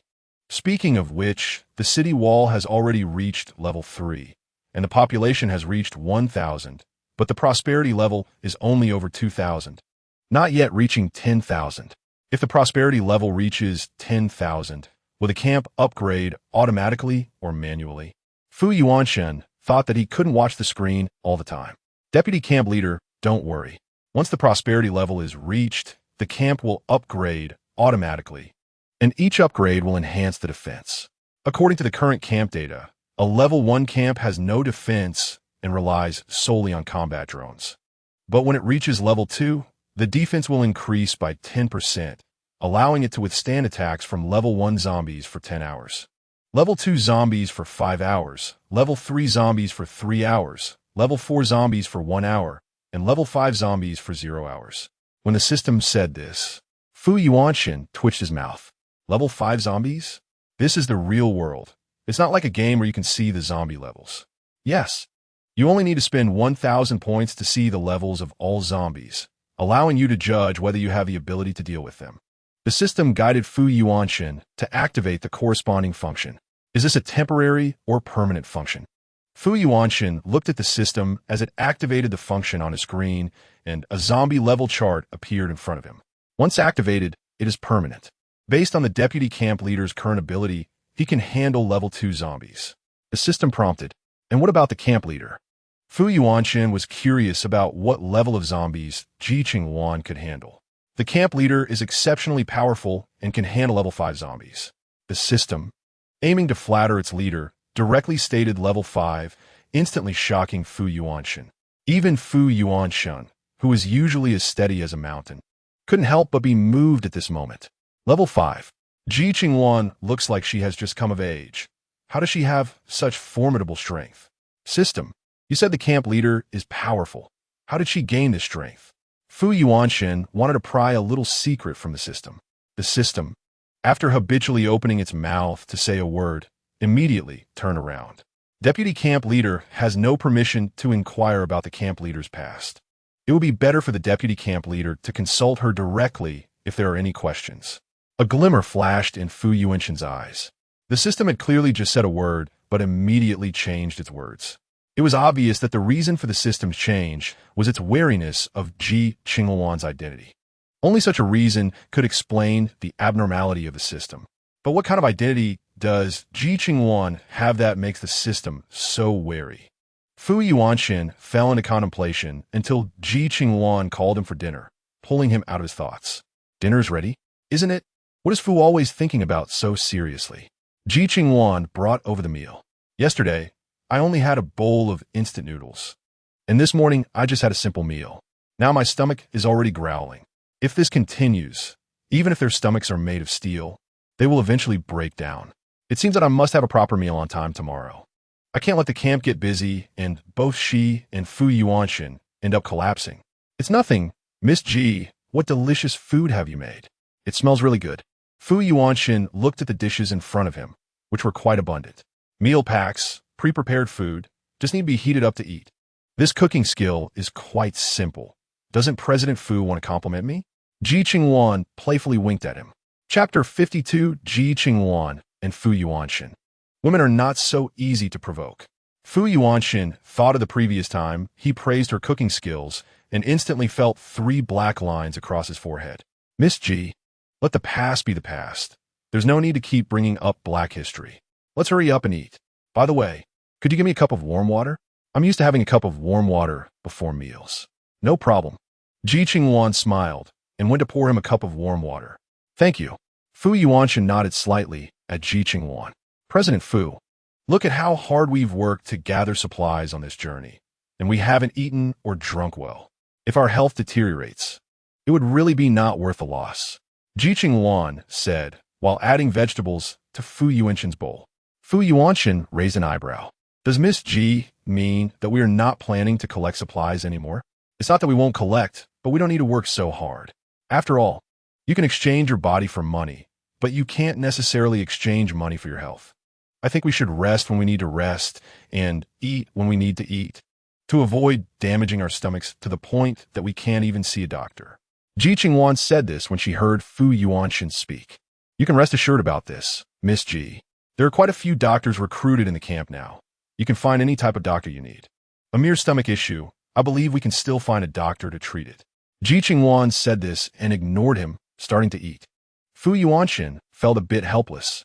How can Ji Qingluan be just like a hedgehog? All prickles. Fu Yuanshin hurriedly finished his meal and was just about to get up to help clear the dishes when he felt a slight pain in his abdomen. For someone like him, who has chronic gastritis, this was already a common occurrence. Just a bit of rest will be fine. Ji Qingluan didn't notice the change in Fu Yuanshen's complexion. After washing the dishes, she was about to tidy up the sleeping area when she saw Fu Yuanshen sitting on the sofa, looking a bit pale and weak, as if he was enduring something. "President Fu, what is wrong with you?" Ji Qingluan frowned slightly. "Fu Yuanshen can't be sick, right? I'm fine, you go to your thing. I just need to rest a bit." Fu Yuanshen looked up at her. "Are you sure you're really fine?" Ji Qingluan looked at him suspiciously.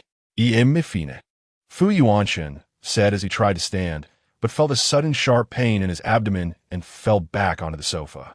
"President Fu, you are a businessman. It's not good to lie. If it delays our cooperation, that wouldn't be good." Ji Qingluan said as she grabbed his hand, took his pulse, flipped his eyelids, and pinched his jaw to look at his tongue.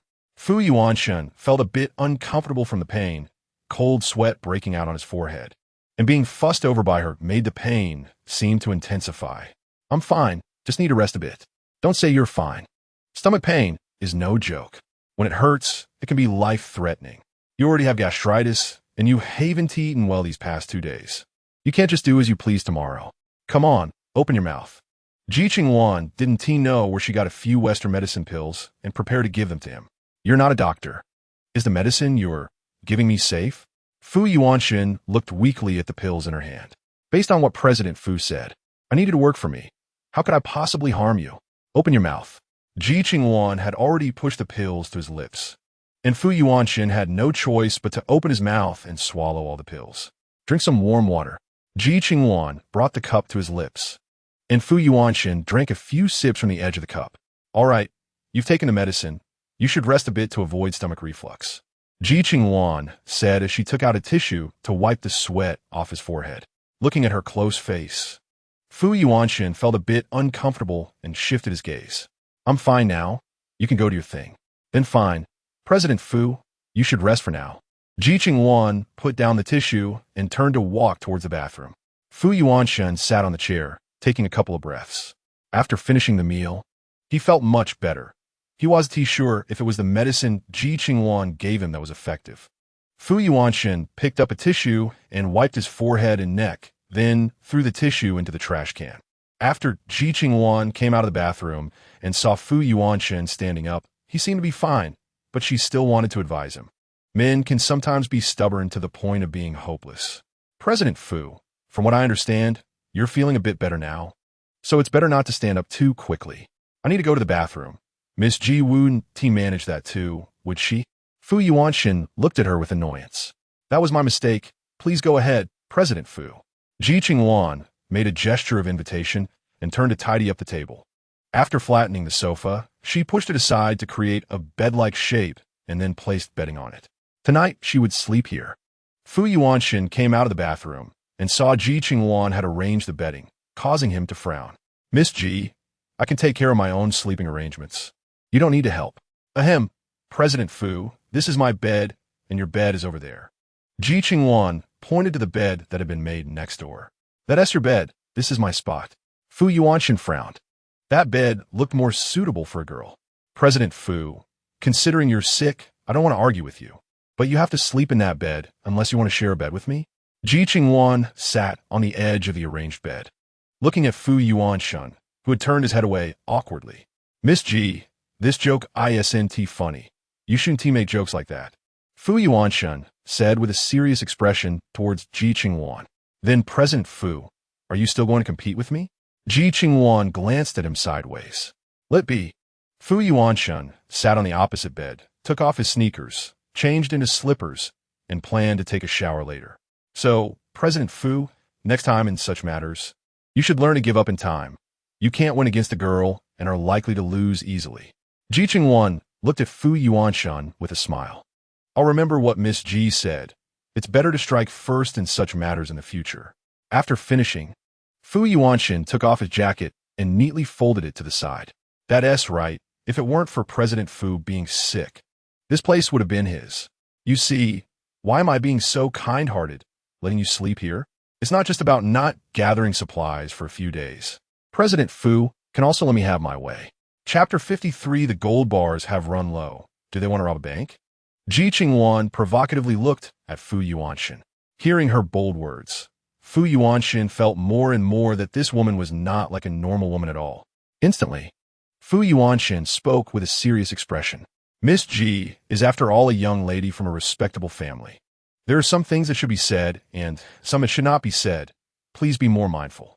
President Fu, why are you so nervous? I'm not going to eat you. Ji Qingluan shot him an annoyed look. Ji Qingluan, you're a girl.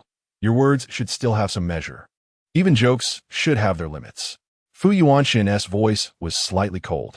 Ji Qingluan could tell that he seemed a bit angry and quickly said, all right, Mr. Fu. Don't be angry. Getting upset is not worth it for your health. I'm going to take a shower first. You should rest a bit more. Ji Qingluan said as she changed into slippers and walked towards the bathroom. Fu Yuanshan stared at her back, his eyes narrowing slightly, not knowing what he was thinking. After taking a shower, Ji Qingluan came out in her pajamas and directly lay down on her bed, not caring about what Fu Yuanshan next door was thinking. In the darkness, the distant sounds of zombies roaring and the scuttling of bugs, mice, and cockroaches could be heard. Many people were trapped at home, waiting for rescue, watching their dwindling food supplies, and some began to change their thoughts, leading to theft and robbery in the high-end villas of the community. It wasn't until the next morning that the sounds ceased. When Fu Yuanshan woke up, Ji Qingluan was no longer in the bed next door, and he could hear the sound of cooking coming from the kitchen. The unmistakable sound of cooking. Fu Yuanshan smelled the aroma wafting in, giving him a sense of home. He quickly got up, washed up in the bathroom, changed his clothes, and tidied up the bed. He then saw Ji Qingluan coming out with 2 bowls of porridge. Seeing that Mr. Fu looked much better than yesterday, going out to collect supplies today should be fine, right? Ji Qingluan placed the porridge down and went back to bring out 2 baskets of dumplings and some soy milk. No problem. Fu Yuanshan glanced at the food. Although it was quite different from the breakfast before the apocalypse, being able to eat such good food in this environment was already rare. That's good. Come try my soup dumplings, Ji Qingluan said, pressing him into a chair and handing him chopsticks. Fu Yuanshan didn't hesitate and drank a few mouthfuls of plain porridge. Although it didn't have much flavor, it indeed felt ordinary and real. Picking up a soup dumpling, Fu Yuanshan began to eat slowly. How is it? Is it delicious? Ji Qingluan looked at him and nodded appreciatively. Delicious? Is this really your skill? Fu Yuanshan found it hard to believe. Of course, I grew up in a prestigious family. This little skill is nothing to me, Ji Qingluan said as she picked up a dumpling and took a bite. It seems Miss Ji has quite a few surprising aspects. I'm afraid she will bring me more surprises in the future. Fu Yuanshan chuckled. If the person in front of him is Ji Qingluan, then she is indeed Ji Qingluan. But if she is not Ji Qingluan, she still has Ji Qingluan's appearance. Fu Yuanshan increasingly felt that he couldn't see through this young girl. Hearing Mr. Fu speak of surprises, it sounded as if he was flirting with her. Ji Qingluan's words made Fu Yuanshan feel a bit choked. Can this girl talk? Is she speaking normally? Miss Ji, don't get me wrong, I have no such thoughts. Nor would I dare to have such thoughts. Fu Yuanshan quickly shook his head. This woman has a sting. She occasionally jabs at people. How can he handle that? Just joking, look at Mr. Fu getting nervous, hurry and eat, and after we finish, we'll move out. Ji Qingluan teased Fu Yuanshan, and they both quietly continued their breakfast. After eating, the 2 of them prepared to move out again. Fortunately, the official personnel were busy rescuing trapped individuals, leaving them with some convenience regarding food supplies. Meanwhile, the area of the camp expanded to 3 square kilometers due to Ji Qingluan's multiple lucky draws, with the population reaching 3,000 and the prosperity level nearly hitting 10,000, allowing the camp to level up to 2. From the outside, the camp seemed unchanged, but the data panel showed a 10 increase in defense capabilities. It was evident that there was still significant room for improvement in the camp's defenses. However, Ji Qingluan's gold bars had dwindled to 60,849 after 300 draws, with 310 contributed by the people who entered the camp. Not even enough for a single draw. Ji Qingluan suddenly felt a pain in her temples. It seemed they needed to collect more gold or something similar. Mr. Fu, we've finished collecting supplies here. Where should we go next? Into the city. Didn't you say yesterday that the gold bars were nearly gone? Since they are running low, let's go into the city and see if we can get some. Even a single draw could increase the chances of upgrading the camp. Otherwise, the longer we wait, the harder it will be to collect supplies, and upgrading the camp will become even more difficult. Fu Yuanshen recalled that the system had said the highest level of the camp was level 10, and they hadn't even reached level 3 yet. And the gold was already running low. Upgrading later would likely require tons of gold. However, there aren't many gold items in the jewelry stores in the city unless we go. Ji Qingluan didn't finish her sentence, but Fu Yuanshen already understood what she meant. Only that place has enough gold. But now is not the time to disturb that place. It's best to avoid it. Let us first assess the situation in the city. If things look grim, we'll go. If it's stable, we'll hold off for now. I'll follow your lead. Ji Qingluan was too lazy to think. Dealing with various emergencies at work every day had drained many of her brain cells. At such a young age, her once black hair was nearly turning gray. All right, let us set off now. Fu Yuanshen drove towards the city. At first, the two didn't hear much zombie roaring, but as they got closer to the city, the sounds of roars and gunfire increased, forcing them to stop the car and proceed on foot. One reason was that the sound of the vehicle could easily attract zombies.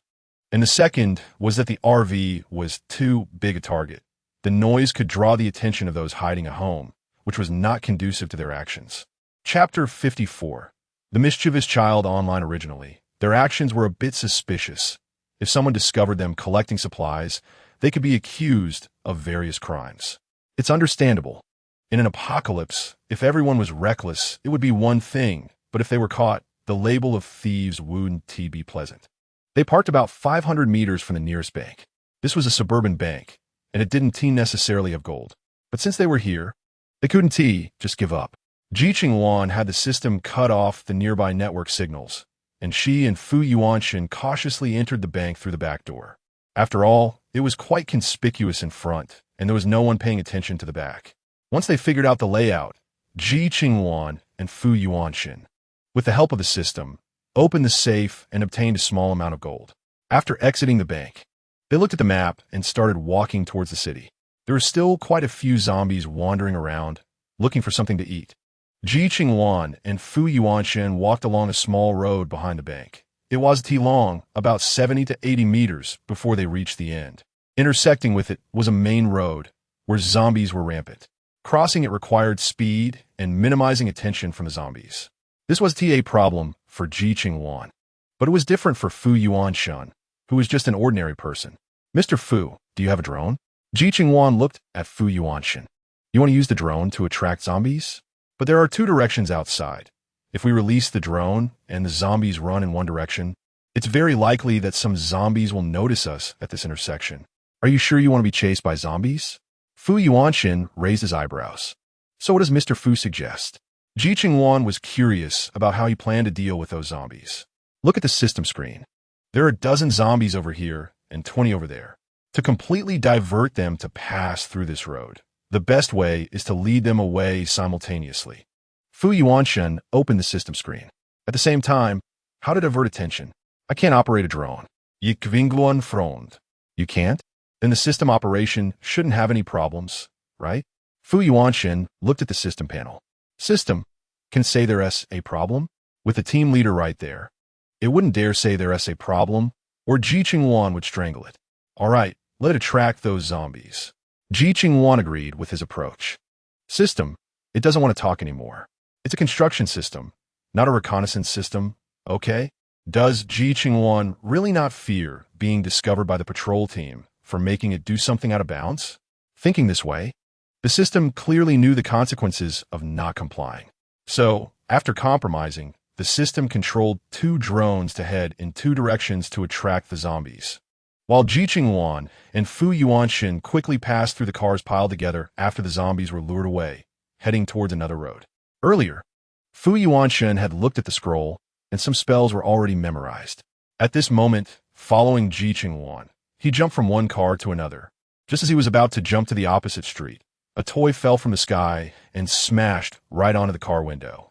Fu Yuanshen and Ji Qingluan instinctively looked towards where the object was thrown from, just in time to see a mischievous child making faces at them. Then, A young couple looked out from the window, towards them, their indifferent expressions provoking anger. Ji Qingluan stared at the three and quickly had the system analyze their situation. During this time, the mischievous child threw another toy at the two, and the couple didn't even bother to intervene. Fu Yuanxin initially thought the couple would teach the child a lesson, who knew they wouldn't even stop him. Ji Qingluan was furious, thinking about how to punish that family when Fu Yuanxin pulled out a gun and aimed it at them. The couple had initially looked down on the miserable state of Fu Yuanxin and Ji Qingluan. Unexpectedly, in the next second, Fu Yuanxin actually drew a gun aimed at them, instantly turning their faces pale with fear. Just as they were about to close the window, Fu Yuanxin shot the man in the arm. "Weren't you going to stand by?" he said. "What do you need these hands for?" Pain shot through the man's arm. Blood gushed out. He let out a scream. The woman was equally terrified by the scene. She never expected Fu Yuanxin would have a gun and would actually shoot someone. Others, hearing the man scream, secretly opened their windows a crack to see the man's condition. Many looked at the man's wailing and felt no sympathy, only resentment towards Fu Yuanxin and Ji Qingluan for not having killed that detestable family. How could they not hate, not want to kill that mischievous child? And his parents not only didn't apologize, but blamed them for not being careful enough, saying they deserved to be bitten. People like that, what right do they have to live in this world? Finally, now they've hit a hard wall, right? Everyone watched the man clutching his wound and cursing the two, while the mischievous child was scared and crying loudly, wishing the zombies would appear quickly to eat them, sending the family to meet their maker. At this moment, completely unaware of how hated they were, the woman looked at her injured husband, panicking and not knowing what to do. Blood, so much blood, what to do now? The woman was in a frenzy. "Call 120. Hurry, call 120. Call an ambulance." The man shouted while feeling his blood flow faster. The mischievous child, having never seen such a scene, could only cry and cry. The crying annoyed the man, and he shouted at his son. "Crying, crying, all you know is to cry. If it weren't for you, would I be beaten? It's all your fault. You ungrateful brat. How dare you cry?" The angrier he got, the more he felt irritated by the child's voice. The mischievous child didn't know whether the man was scolding him, and his crying only grew louder. Infuriated, the man slapped him hard. Hearing the zombies roaring downstairs, the man couldn't help but feel fear. Previously, when he saw those zombies eating people, he was an observer. Now that it was his turn to become zombie food, it was impossible for the man not to feel fear. Chapter 55. The mischievous child gets offline. Mom, Dad hit me, Dad hit me." The mischievous child, regardless of whether there were zombies downstairs, only knew to shout after being slapped by the man. The sharp cries further provoked the zombies below, sounding like beasts in the man's ears. The man noticed that the sound seemed very close to him, and when he looked down from the balcony, he saw zombies stacking up and climbing towards his floor. No. The man's pupils contracted. He didn't want to die. He wanted to live. However, the sharp cries around him dragged him into hell. Turning to the still crying, mischievous child, the man's eyes filled with a dangerous glint as he grabbed the child's hand and threw him off the balcony. A piercing child's scream echoed, and those who were still paying attention to this family situation saw the man coldly throwing the child off the balcony, each feeling that the scene was terrifying. A tiger does not eat its own cub. What about a human? This man was truly insane. Meanwhile, the woman who had gone to make a call heard her son's chilling scream and rushed out of the room. Seeing there was no trace of her son on the balcony, and the man was standing there looking down as if watching a good show, she suddenly had a bad premonition. Her son, could it be that the man threw him down? The woman walked to the balcony edge in horror and looked down. She saw a mangled figure amongst the pile of zombies, still stained with blood, which was her son's clothing. The man, it was him who threw my son down. How dare he? How could he do such a thing? I was also his son. The woman roared inside. At the same time, she reached out and pushed the man hard. Since he was injured and the ambulance couldn't arrive, he would die sooner or later, so might as well go down early to accompany their son, believing that her son would not be lonely underground with a man as company. Those around had no idea what had happened after the man threw the mischievous child down. The woman also pushed the man off the building. In just this short hour, a tragic human drama unfolded in this three-person family, truly sad and lamentable, completely unaware of what was happening. Ji Qingluan and Fu Yuanshan had already crossed the small road and arrived at another street. This street had a jewelry store and a department store. However, it was filled with zombies, and with the road blocked by wrecked cars, they had to devise a new plan. It was a straight-line distance of 30 meters to the other side, with obstacles 20 meters wide and nearly 300 zombies within 5 meters in front and back. If they didn't divert them, they had no way of dealing with so many zombies with their strength. Fu Yuanshan analyzed seriously while looking at the system panel in front of him. Should they still use drones to divert them, or find another way to deal with them? Ji Qingluan thought about the weapons and bombs they had bought before and thought they could also come in handy, right? Let's observe first. We're not in a hurry to go over, Fu Yuanshan said, and then they heard dense gunfire from a distance, along with the sounds of cars and tanks. Yes, the sound of tanks, something they had only seen on TV, was unexpectedly brought before them. There's the sound of heavy trucks. Let us go check from the building next door. Ji Qingluan looked around and saw that there was a hotel next to them. Although it looks a bit difficult to climb, it shouldn't be a big deal for them. Fu Yuanshan glanced at the nearby hotel, recalling the experience of climbing onto the hotel 2 nights ago, and his expression suddenly turned a bit ugly. Aren't you afraid of the same thing happening again that night? Let's forget it for now. We should find a place to hide. Otherwise, if people mistake us for zombies, it would truly be unfair, Ji Qingluan said as she ran toward the back. Fu Yuanshan hesitated for a moment and followed her to the back of the building. Just then, there was a safe staircase, and Ji Qingluan used a piece of iron wire to open the door. Fu Yuanshan followed Ji Qingluan into the building and climbed to the 2nd floor via the fire escape. It was a wedding dress shop, conveniently located next to the hotel. At that moment, the wedding dress shop was empty, and the two arrived at the glass showcase just in time to see a few people in many outfits running from afar, dealing with the zombies that were lunging at them. Not far away, a heavy machine gun was firing at the zombies that were attracted by the noise. The ground was soon filled with corpses. However, this was just the tip of the iceberg. The city's population base was too large, and this place was not even the city center. It would still be quite difficult to attack the city center. From the looks of it, they would probably finish the battle here in about 10 minutes. Let's prepare a bit and head to the mall next door after they leave. Fu Yuanshan glanced at the battle below. Given the current manpower, dealing with the zombies here was still more than enough, but that might not be the case later on. As the system said, zombies have levels. Then let's take a break and check on the previous family of troublesome kids. I had the system record their situation, Ji Qingluan said as she opened the system screen. Fu Yuanshan was unaware that she was still concerned about that family. In his opinion, even if they managed to survive, they probably wouldn't last long. There was no need to focus on these minor characters. It was indeed a waste of his energy. The man got shot, and if he didn't get sent to the hospital by an ambulance, judging by the wounds, bleeding, and infection, without antibiotics and anti-inflammatory medication, he would be dead in 3 or 4 days at most. Fu Yuanshan glanced at the system interface indifferently, sat down on a chair, and took out a bottle of water to drink. Fu, I think it won't take 3 or 4 days. That man has already kicked the bucket. Look, he actually threw that troublesome kid down to feed the zombies, and then his wife pushed him down too. What a tragedy of human nature.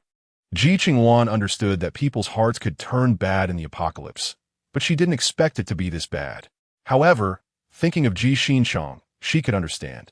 Some people are selfish to the point where their selfishness has a door opened by their own mother, selfishness to the extreme. Fu Yuanshan was stunned by Ji Qingluan's words. Wasn't this just the beginning of the apocalypse? Had morality already declined to this extent? Seeing Ji Qingluan engrossed in watching, Fu Yuanshan was somewhat speechless. Stop watching.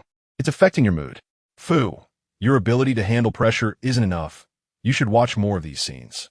It's also a good opportunity to study whether zombies have evolved. Ji Qingluan's comment left Fu Yuanshan momentarily speechless. Wasn't she watching that man throw the child? How did it turn into studying whether zombies have evolved? Chapter 56. The Conspiracy of the Shelter Camp. System, analyze whether those zombies have evolved. Ji Qingluan addressed the system. According to image analysis, the current mobility of the zombies has improved by 10% compared to 7 days ago. In order to obtain food, zombies have learned to use other objects to climb tall buildings. From his point of view, It is very likely that zombies will evolve to faster speeds and become increasingly intelligent in the coming days. The system statement caused Fu Yuanshan to put down the bottle in his hand and gaze intently at the system screen with deep contemplation. You said the zombies will evolve faster and become intelligent? Doesn't that mean they might mutate into a new type of humanity? The system, being a construction system and not a simulation system, could not provide the answer that the deputy camp leader wanted. The system felt like it was going crazy.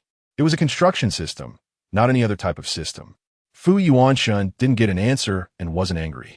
He never expected to get an answer about whether zombies would turn into a new type of humanity. The matter of whether zombies would become a new type of humanity could be discussed later. Right now, the higher the evolution level of the zombies, the lower the chances of human survival. The camp needed personnel to maintain its prosperity. Otherwise, the defensive walls wouldn't withstand the zombies' attacks, and if there were any disasters later, everyone would die. Ji Qingluan suddenly exuded an aura of dominance, and Fu Yuanshan sensed that vibe, narrowing his eyes. Ji Qingluan, it's not as simple as it seems. There were quite a few people in the camp now. System, send out a message announcing the zombie levels, so that those survivors understand the difference in strength between themselves and the zombies. Fu Yuanshan immediately issued the command. System, also inform those survivors that the camp's walls are sufficient to block all zombie attacks, and those who do not wish to enter the camp should seek their own fortune. Our camp is not a place for just anyone. Okay, players and the deputy camp leader, please wait a moment. I will send out the message right away. The system quickly contacted the camp to issue the message. At this moment, many people in the camp were immersed in the joy of surviving a disaster when they heard the message broadcasted by the system, and they were immediately stunned. In their minds, the current zombies were already terrifying enough, and if they evolved, they were afraid it would be even harder to deal with. Ji Qingluan, as the supervisor overseeing the camp situation after hearing this news, opened the watch on his hand and quickly clicked it, soon obtaining a zombie-level guide. This made one suspect whether they were living in a game. Otherwise, where would such a thing exist in reality? Ji Qingluan didn't know whether this guide was real or fake, but he reported the matter upwards. Meanwhile, 1,000 meters away from the camp, the man who had previously confronted the steward was conspiring with others on how to seize the camp. The news of the zombie guide happened to reach a member of their team who opened the watch, glanced at the message, and quickly presented it to everyone. Look, the shelter camp has sent a message saying that zombies will level up. Haven't the zombies only been out for less than a month? How do they know such detailed information? Could it be that they were researching the zombie virus and then releasing it into the air? If that's the case, why will we enter the camp? Wouldn't that just turn it into a den of thieves? The man who had caused trouble in the camp stood up, his face clouded. You're right. We need to inform the officials about this matter. We can't let them be deceived by those people. Let's go find the officials. One by one, they angrily headed toward the official station point. On the official side, after receiving the zombie guide, they also doubted the authenticity of this matter, but after much discussion, no one could come to a conclusion. According to their thinking, if the leaders in the camp aimed to save humanity, they would never refuse the intention of cooperating with the officials. However, after 2 attempts to contact, they were rejected, leaving them completely in the dark about the camp's true intentions. Moreover, whether it was the floating island or the expansion of the land, it made them feel that if the camp did not exist for justice, it would undoubtedly be a terrifying thing. If controlled well, it might be manageable. If not, it would be troublesome. Just as the camp leader was troubled by this, a soldier in camouflage walked in. Report, there are a few people outside the gate who want to see the camp leader. They say the zombie guide is a conspiracy of the shelter camp, and that the shelter camp created the zombie virus. Does the camp leader wish to meet them? Meet? Meet what? The few people outside the shelter camp were the ones who had caused trouble earlier. Even at this point, instead of thinking about how to survive, they were still preoccupied with trivial matters. They needed to be driven away, all of them. The camp leader rubbed his aching temples. Yes, after that soldier retreated. Ji Qingluan, camp leader, do we have any news aside from the zombie guide? The camp leader glanced at him sideways. According to the information released in the camp, those who possess a table can see the levels of zombies and their progress bars. They can evaluate their own strength based on the data on the table to determine if they can deal with the zombies. Just as Ji Qingluan finished speaking, He heard the camp leader frown and say, "Zombie levels and progress bars? That sound a bit like a video game, doesn't it?"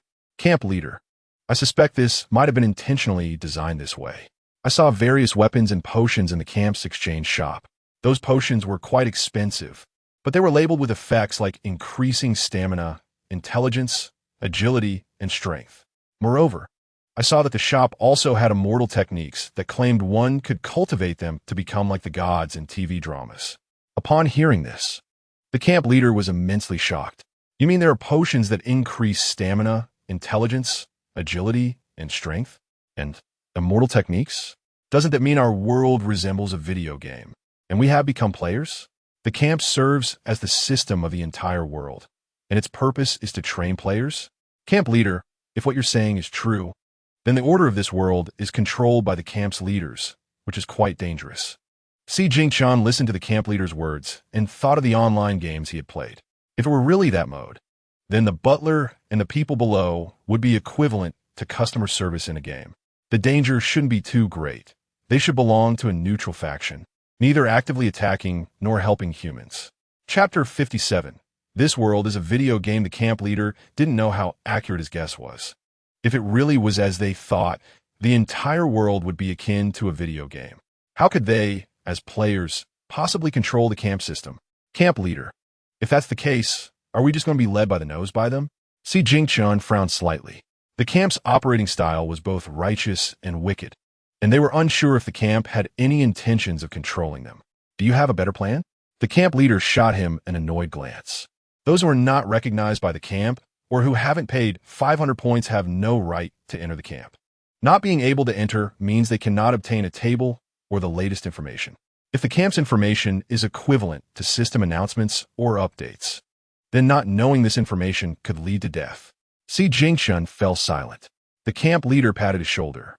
"Unless we can surpass them in ability, we will have the capability to fight back." Ji Qingluan nodded.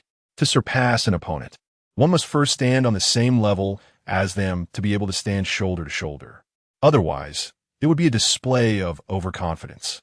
Outside the main gate, a few people, like jumping clowns, thought they could see the camp leader, but unexpectedly, the person inside came out and directly gave them a message, causing them to explode with anger.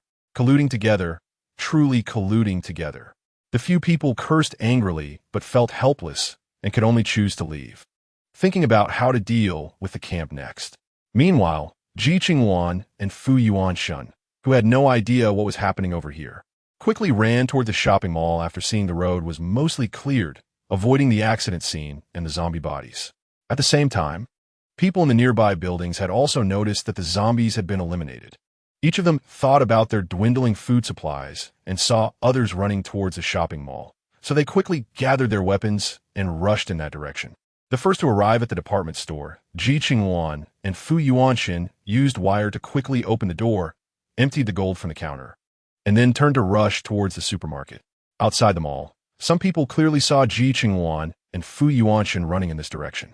Logically, they should have been banging on the door, but the door in front of them was obviously intact, so they couldn't determine whether Ji Qingluan and Fu Yuanshan had entered the mall or not.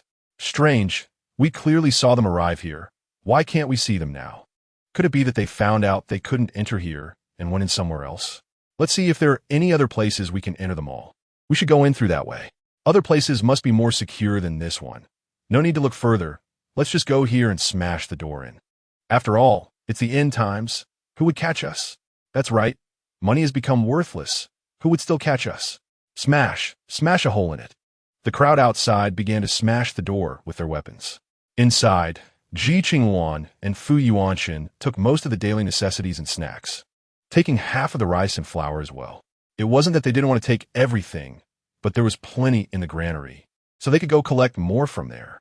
What they needed to gather now were items that would be more useful in the camp. Just as the two were finishing their collection, a loud noise erupted from inside the mall, as those who couldn't find Ji Qingluan and Fu Yuanshan smashed the glass and rushed in. Naturally, Ji Qingluan and Fu Yuanshan didn't want to encounter these people and quickly moved up the side safety stairs to the second floor to other shops. Coincidentally, all the shops on the second floor were clothing and cosmetics. So while the people downstairs were busy collecting food, Ji Qingluan and Fu Yuanshan swept through the shops above, gathering all usable items. Just as the two were about to leave, a large number of people surged into the first floor, all there to frantically collect supplies. They rushed towards the supermarket, stuffing anything related to food into their backpacks. Some even pushed carts, crazily shoving food into them. However, just as they were stuffing it in, others would steal the carts away. Both sides began to fight fiercely over a bit of food. Ji Qingluan and Fu Yuanshan looked at the chaos below and quietly slipped away. Not long after, the mall was controlled by official personnel, and no one gained anything. All supplies were taken away for unified distribution. Ji Qingluan and Fu Yuanshan had no idea what happened afterward. They only knew that collecting supplies was not going smoothly, as most areas had been controlled by the officials. They couldn't afford to confront the officials over a bit of supplies. In the month that followed, Ji Qingluan and Fu Yuanshan watched as zombies evolved from their initial clumsiness to being almost as nimble as ordinary children. While humans went from overwhelming victories against zombies to the point where they would hide whenever they saw one, almost everyone knew that confronting zombies head-on no longer yielded any benefits. They could only occupy a corner and protect themselves. However, as the zombies grew stronger, various safety bases began to be attacked by zombies. Most people finally realized that not all bases were as stable as Mount Tai. Everyone's hearts shifted from initial hope to disappointment, then to despair, and many began to think highly of the Chongqing shelter camp. People from all over the world suddenly started flocking to this small camp. The road that had been passable before was now impassable, with so many vehicles that it was impossible to know when they would get through. The two planned to enter the camp through the small town entrance they had previously discussed with Chunyu. However, this road also started to form a long queue for some unknown reason. Although the RV belonging to Ji Qingluan and her companion was covered in dust, its high configuration still attracted quite a bit of attention. Chapter 58, Just because you think of the child, do you need to give way? While waiting in line to enter the town, many people had already set their sights on this vehicle and the food that might be inside it. Ji Qingluan sat in the passenger seat and initially didn't notice anyone approaching. However, when she saw a few sneaky figures in the rearview mirror pointing at the vehicle, she became alert. One woman was with a little girl, and under the man's direction, they stood in front of the car door. The rest of the group hid beneath the vehicle, seemingly planning a sneak attack. Ji Qingluan wasn't naive. During her month out, she had encountered too many people like this. They pretended to be pitiful, trying to get on the vehicle to rob them. Ji Qingluan had experienced this tactic several times and found it somewhat ridiculous. Couldn't these people come up with a different approach? As Ji Qingluan pondered this, the car door opened. You stay here, I'll go. This group doesn't come with good intentions. If they try to make a move, remember to drive away. Ji Qingluan said as she picked up an iron rod and walked to the car door. Opening it, she was met by a woman with a somewhat sunken face and a little girl who looked a bit listless. The woman pitifully asked Ji Qingluan, "Hello, young lady. Do you have any water? My daughter is a bit thirsty. We only need a little. Sorry, we don't have any water left either. The town is just ahead. If you're really thirsty, you can go ask for some water there. I'm sure the residents have some." Ji Qingluan remained unmoved. It wasn't that she lacked compassion, but in this apocalypse, those with compassion had become targets for slaughter. The woman continued to plead while her eyes kept darting to see inside the RV. Unfortunately for her, Ji Qingluan didn't let her see what was inside. She pulled out a steel pipe and tapped it in her hand. The sight made the woman a bit frightened. How could such a seemingly quiet girl look so terrifying? It must be an act. Trying to fool her? No chance. I really don't have any. You can try asking someone else. And you, hiding there, come out. Hiding won't get you anything. Ji Qingluan refused rudely and called out the man hiding nearby. The men realized they wouldn't get any water, so they pushed the woman and girl aside and attempted to force their way onto the RV. Ji Qingluan wasn't polite. She kicked him hard, sending him flying. A piercing scream erupted from the man, sending chills down the spines of those nearby. Seeing their companion get beaten, the other men thought of the good stuff likely inside the vehicle and rushed toward the door. Ji Qingluan's eyes flashed with a fierce look. With one swing of the iron rod, she knocked one man to the ground. Then, as she stepped out of the RV, she swung at another man who came at her with a knife. A crack echoed, Not the sound of a broken rod, but the sound of a skull shattering. The others had never seen such a terrifying woman. Just a girl, yet she had incapacitated 3 big men. Who else wanted to try? A cold voice came from Ji Qingluan, enveloping the remaining men in her murderous aura, making them feel like she was one of those killers from a TV show. Truly terrifying. After a few moments of hesitation, the remaining men, like cowards, quickly ran away. No one bothered with the man lying on the ground. The woman and girl looked at Ji Qingluan in shock and fear, their eyes mixed with venomous glares. The girl picked up a rock from the ground and hurled it at the car door. A sharp voice came from her mouth. "Demon, you evil demon, you will not die a good death. You will definitely not die a good death."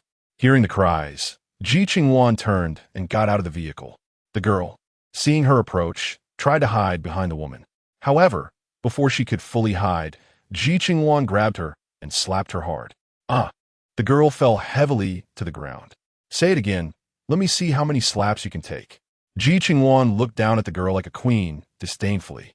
"Just because you're a child, do you think I should give way to you? What a joke. If you were smart, you would behave. Otherwise, it'll either be me who kills you, or someone else will." Ji Qingluan dropped the words and turned back to the vehicle. Outside, the girl began to cry loudly. The girl's mother, fearing Ji Qingluan, did not dare to protect her, and once Ji Qingluan left, she hurriedly helped the girl and grabbed the first man Ji Qingluan had kicked away, heading toward their vehicle. Fu Yuanshan, sitting inside the vehicle and unaware of the outside events, heard Ji Qingluan's words as she struck the girl. "That girl seems quite young. How could you do that?" Fu Yuanshan asked, a hint of amusement in his tone. "Mr. Fu, as the saying goes, you give me an inch, and I'll give you a mile. If it were before the apocalypse, I would have only taught such a girl a lesson, and the people around would teach her how to behave. But now, it's the apocalypse. If she doesn't understand the harshness of it, and one day encounters someone worse than me, do you think she'll still be alive?" Ji Qingluan replied calmly, glancing at Fu Yuanshan. "So, you consider this helping her?" Fu Yuanshan raised an eyebrow. After spending a month with Ji Qingluan, he had figured out her temperament. She seemed like someone without a temper, but in reality, it was just that others had not yet crossed her bottom line. When that day came, anyone who crossed it would face devastating consequences. No, I'm just making her remember that this isn't a world where she can do as she pleases. Without strength, don't talk nonsense. The principle of trouble comes from the mouth of saint.On. If she wants to seek death, it's quite simple. Ji Qingluan said as she wiped her hands with a wet wipe. It had to be said that she was quite a clean freak. I doubt she will be grateful to you. She might even resent you. Fu Yuanshan observed the little girl's eyes through the side mirror, filled with intense hatred. "It doesn't matter. I won't bother with an ant because there's no need to," Ji Qingluan said as she looked ahead. Chapter 59. Just got home and already getting robbed on the road? If a person cannot reach another person's height, don't even think about revenge. They can't even get close. Ji Qingluan noticed that the little girl and the woman would collaborate with other men to rob. Clearly, either they had no supplies or thought they needed more. But in either case, given their situation, even if they entered the camp, they might be kicked out after causing trouble. The vehicle was getting closer to the town, with the woman's vehicle following behind. At this point, they dared not have any ill intentions and could only obediently follow Ji Qingluan's vehicle into the town. However, just as they arrived at the town entrance, Ji Qingluan noticed that the reason for the stop wasn't for entering the camp and paying a fee, but because the residents of the town were collecting tolls. This made Ji Qingluan find it somewhat amusing. The western gate was arranged here purely by chance, but now they had to pay these people, which was truly both frustrating and funny. The western gate of the camp really shouldn't have been set up here. Fu Yuanshan frowned at the sounds coming from ahead. Let's change the location. The shelter camp is large enough, so it's easy to decide where to open the door, right? Ji Qingluan said as she brought up the system panel. Let's go this way. The shelter camp includes part of the highway, making it convenient for entry and exit. Fu Yuanshan pointed to the section of the highway covered by the shelter on the system panel. It looks good, but it needs to be transformed. Ji Qingluan looked at the map, thinking about the renovation. Since the system is a construction system, I think it shouldn't be a problem to handle this small matter. Fu Yuanshan said as he looked at Ji Qingluan. No problem. Absolutely no problem. It's just about one gold bar, right, system? Ji Qingluan smiled at the system panel. System, what can it say? Since the head of its department spoke, how could it not do anything? I'll notify the butler to send drones to inform these people. Fu Yuanshan said decisively. The two collaborated. Upon hearing that entering the town required a fee, many people in the convoy immediately refused to go in and stopped right at the entrance. Meanwhile, the townspeople inside were not in a hurry. As long as these people didn't turn around, they would eventually have to pay to bring in supplies. Just when both sides were at a standstill, 4 combat drones flew over. A voice came from the sky. This voice instantly broke the confrontation between the town residents and the outsiders. Upon hearing the news, everyone turned around. The townspeople never expected the camp to take action at this moment. For a moment, the townspeople were stunned. Doesn't this mean they would no longer receive tolls? Wait, we don't feel troubled or inconvenienced. Let them pass through here. Let them pass through here. The townspeople shouted. Everyone, the camp apologizes for the inconvenience caused to the survivors passing through. At the same time, due to your actions having a negative impact on our camp, we have decided to blacklist you all. From now on, you will not be allowed to enter our camp. Please inform each other, townspeople. The voice of the drone fell. The townspeople could not hold back upon hearing this voice. What does the shelter camp mean? Do they not want them to enter the base? How can that be? The people present wanted to reason with the individuals behind the drones, but the drones flew away at that moment, leaving them unable to argue. What to do? The shelter camp is not letting us in now. If something happens in the future, we won't even have a place to hide. Exactly. I told you all not to engage in such activities, but you didn't listen. Now look, the camp won't let us in. We might not be able to enjoy the resources inside the camp. If we can't enjoy them, what's so good about the camp? We still have to pay to get in. A few of you can handle it, but I can't. Even if we get in, if we can't find work, we still have to go out to collect supplies. If there are no supplies, do you think you can afford to live in the houses inside the camp? The rent isn't cheap. Exactly. The camp has said they don't do charity. Do you think just because you move in, you can live worry-free? You'll still have to come out to look for supplies. I say it's better to be straightforward at home. Let's go. They've all left, and we don't need to stay here any longer. The townspeople looked at the departing convoy, feeling unwilling but helpless. Damn it, being bullied by the camp is one thing. But now we have to be bullied by these damn bugs. Bugs? What bugs? The others looked at that person. Normally, they wouldn't care much. But now they had to be cautious. No one knew if the bugs would turn into zombies. Probably a gold beetle. The person casually looked down at the bug beneath his feet. But unexpectedly, the next second, the bug flew up and bit another person. Damn, wasn't this bug supposed to be squashed by you? Why is it still moving? Others shouted. It's a zombie bug. This bug is a zombie bug. People not far away looked at the first person who was bitten and could clearly see the gray spots and red web-like patterns on the bitten person's neck. He wasn't bitten by an ordinary bug, but by a zombie bug. This person is going to turn into a zombie. Upon hearing the words zombie bug, the faces of the others changed dramatically. Thinking about how the person bitten by the zombie bug would turn into a zombie, they all quickly distanced themselves from those people and ran toward their homes. Right now, there is no place safer than home. And they didn't realize that even if they stayed at home, they couldn't stay there forever. They would eventually have to come out. And their fate upon coming out could be turning into a zombie. On the other side, Fu Yuanshan and Ji Qingluan arrived at the west gate of the camp via the Fuchang Highway, according to the map, due to the need to collect supplies for entry. The vehicles in front were relatively slow. Fortunately, there were 3 channels, and Fu Yuanshan began to direct as he saw the drones 500 meters away from the west gate. The convoy entering the camp for the first time used the first 2 channels, while the last channel was for those who had already become residents of the camp. Chapter 60, compared to them, there's no comparison. Fu Yuanshan drove the car directly into the right channel. Following Fu Yuanshan was the car driven by the mother and daughter who had previously been taught a lesson by Ji Qingluan. Upon seeing Fu Yuanshan and the others go right, they immediately wanted to follow without thinking. Others saw the 2 cars heading for the right channel and couldn't help but show envious expressions. Being part of the camp is great. They have special channels. Fu Yuanshan drove straight into the west gate. The cars behind wanted to go through, just like Fu Yuanshan and the others. But as soon as they reached the west gate, it was as if they hit something and the front of the car was damaged. The man, woman, and child in the car all had expressions of shock. The man got out of the car, looking at Fu Yuanshan's departing vehicle, and shouted angrily, "Damn! What's wrong with this camp? Why can their car enter, but ours can't? This camp is so double standard. I say, buddy, you're the one with the problem. That road is for camp personnel to enter. You haven't paid and still want to enter? The one with a big problem is you, right? Exactly. They can enter because they are camp personnel. You're nothing and still want in? Why don't you look in the mirror and see yourself?" The people in the nearby cars didn't expect to see such a dramatic scene, each showing a contemptuous expression. "Con personnel? How is that possible? Are you joking?" The man didn't believe it. "What joke? Do we look like we're joking? Ignorant person." Others scoffed, and one by one, they completed the formalities at the entrance and entered the camp, leaving the man and his family looking like a joke. At this time, the camp had changed dramatically. Many people had come in, and it was no longer as desolate as when they left.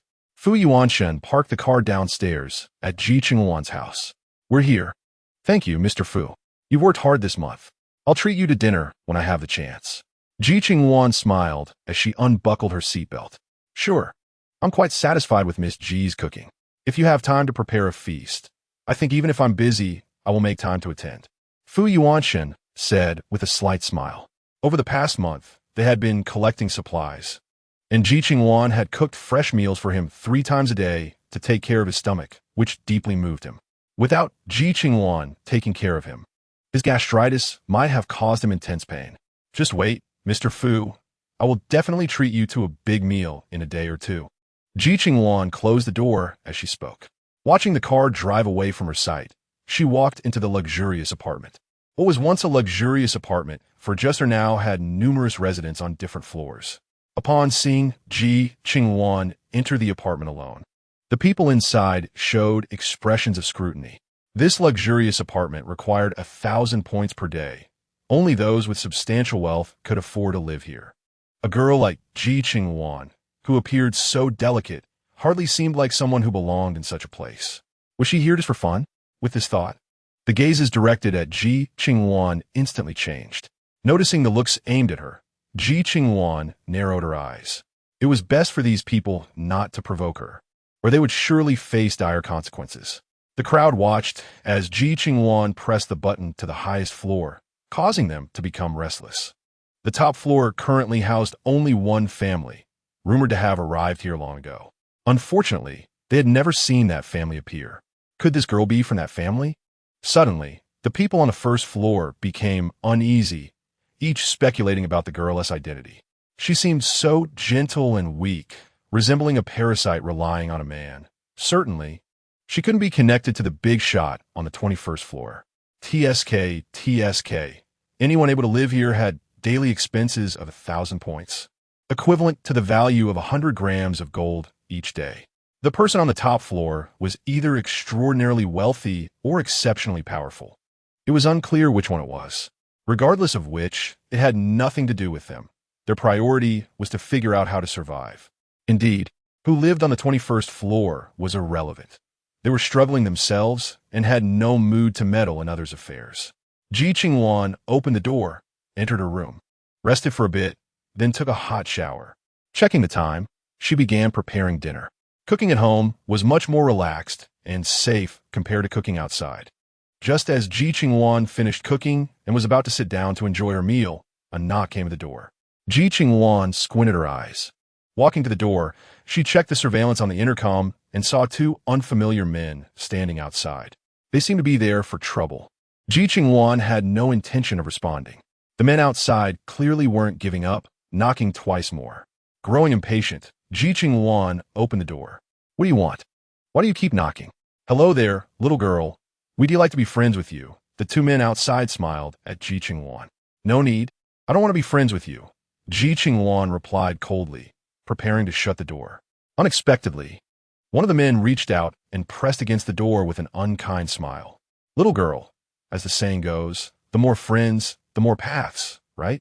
We're sincerely wanting to be friends, and you reject us immediately. Isn't that a bit impolite? What? Do I not have the right to refuse?" Ji Qingluan coldly stared at the man. "No one has set that rule, but little girl, you wouldn't want to make an enemy, would you?" The man smiled broadly, though it didn't reach his eyes. What if I want to make an enemy? Ji Qingluan smirked slightly.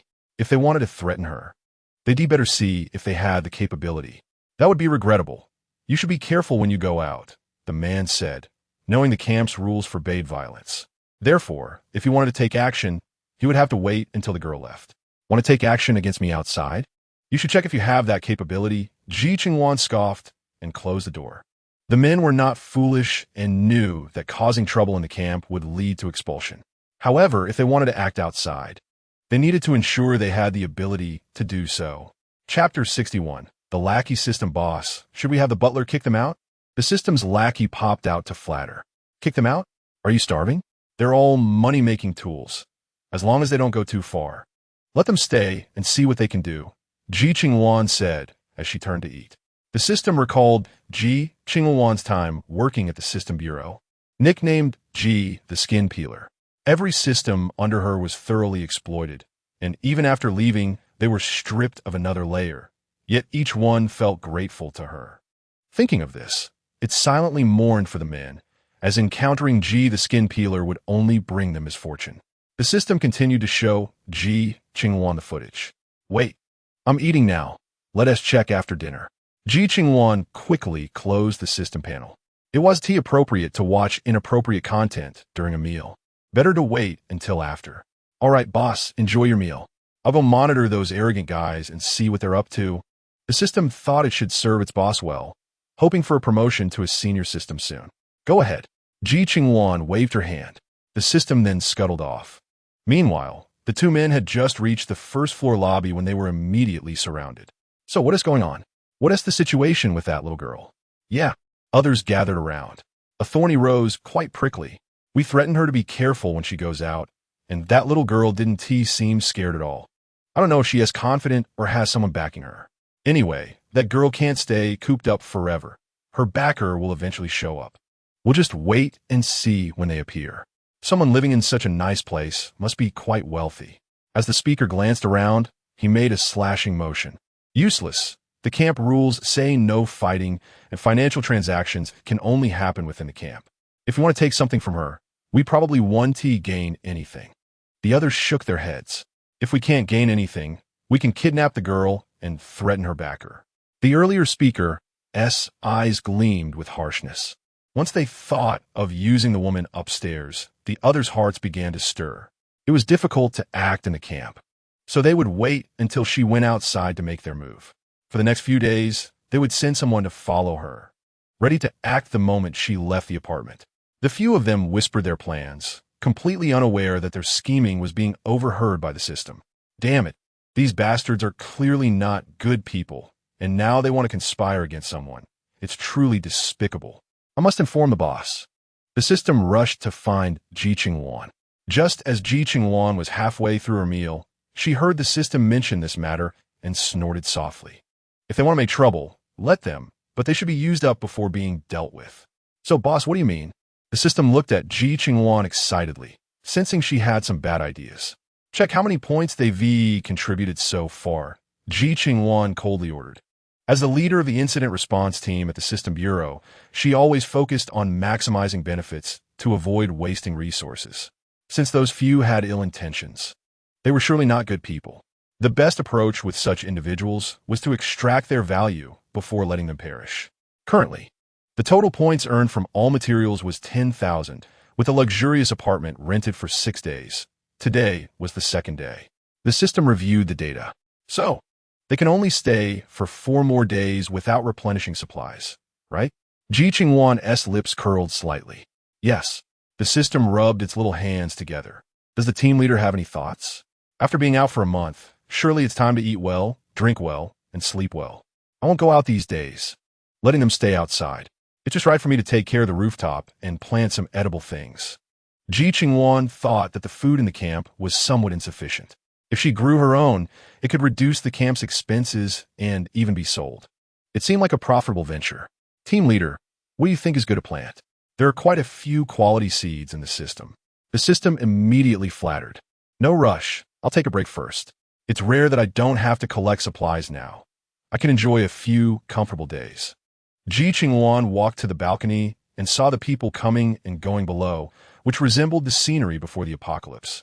Unlike the decayed scenes they saw outside, this place was thriving like a paradise.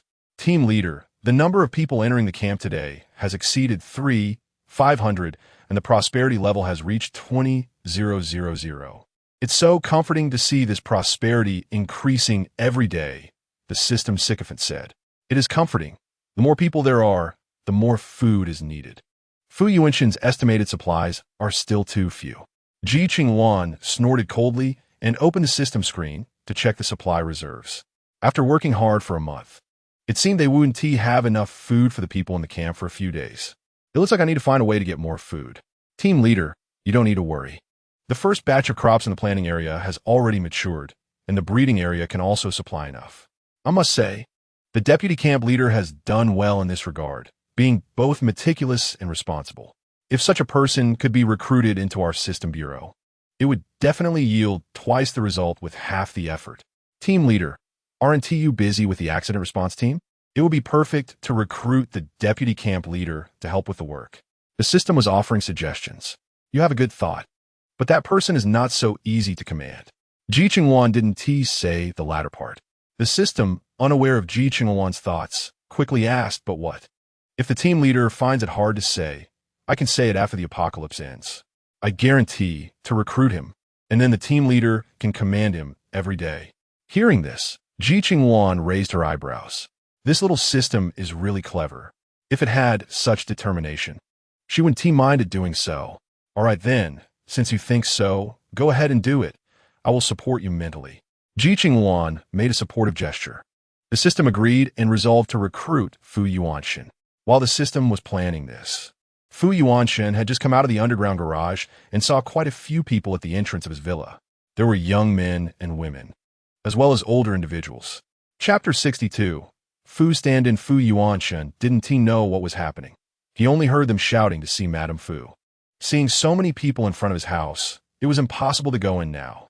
He frowned and stepped aside to a corner where he couldn't be seen and called for the butler. Deputy camp leader, this matter starts with your mother. The butler said with a cold expression, his voice devoid of any emotion, almost like a robot. My mother? What happened to her? Fu Yuanshan was stunned when he heard the word mother. Your mother must be used to having servants. So after more survivors gradually entered the camp, she posted a recruitment notice at the mission center. These are all applicants. The butler explained. Fu Yuanshan frowned. The people recruited into the villa had impure motives. So after just a few days, your mother had to dismiss them. The butler said respectfully. Fu Yuanshan narrowed his eyes. He knew what those impure-minded people were thinking. They were just interested because they saw their family living in a villa. I see. Let this matter be handled by my mother. How is the stand-in doing now? Your stand-in is performing well at the moment, but your mother is looking for a wife for you. The butler was aware that Fu Yuanshan had arranged a stand-in created by the system to prevent his parents from discovering he was going out. This stand-in was identical to Fu Yuanshan in both intellect and appearance, making it impossible to distinguish between the two. Looking for a wife? Hearing this, Fu Yuanshan felt a headache coming on. At a time like this, his mother was still concerned about such irrelevant things. Didn't she think his head wasn't big enough? Your mother feels that the world is in a bad state and is worried that you won't be able to find a wife. So she also posted related information at the mission center, which is why there are young women among the visitors. The butler explained in detail. Fu Yuanshan understood his mother's worries, but now was really not the time for such matters. After sending the butler away, Fu Yuanshan opened the system panel. System, I need a quiet place to live. Help me find a suitable place. The deputy camp leader can choose to live next to the camp leader, which is convenient for discussing any camp matters.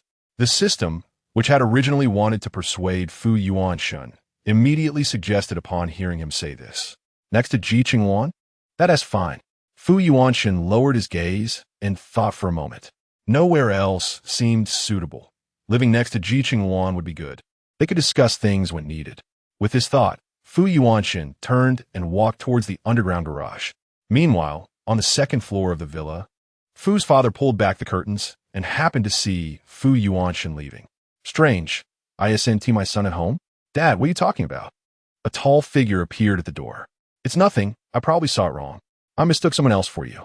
Fu's father shook his head. Dad, your eyes aren't working. You even mistook your own son. The man chuckled. I'm getting old. My eyes are failing. Has your mother found someone yet? It's been noisy these past few days. I don't know when it will settle down. Fu's father rubbed his temples. Ever since he learned that the apocalypse was coming, all he wanted was for the family to be safe. Who would have thought that not only had they ended up in a shelter camp built by mysterious people, but they also benefited from it? Many people were shocked to see them living in a villa worth 10,000 points a day. Most importantly, after many acquaintances entered the camp and discovered they lived here, they all asked them to help plead with the butler.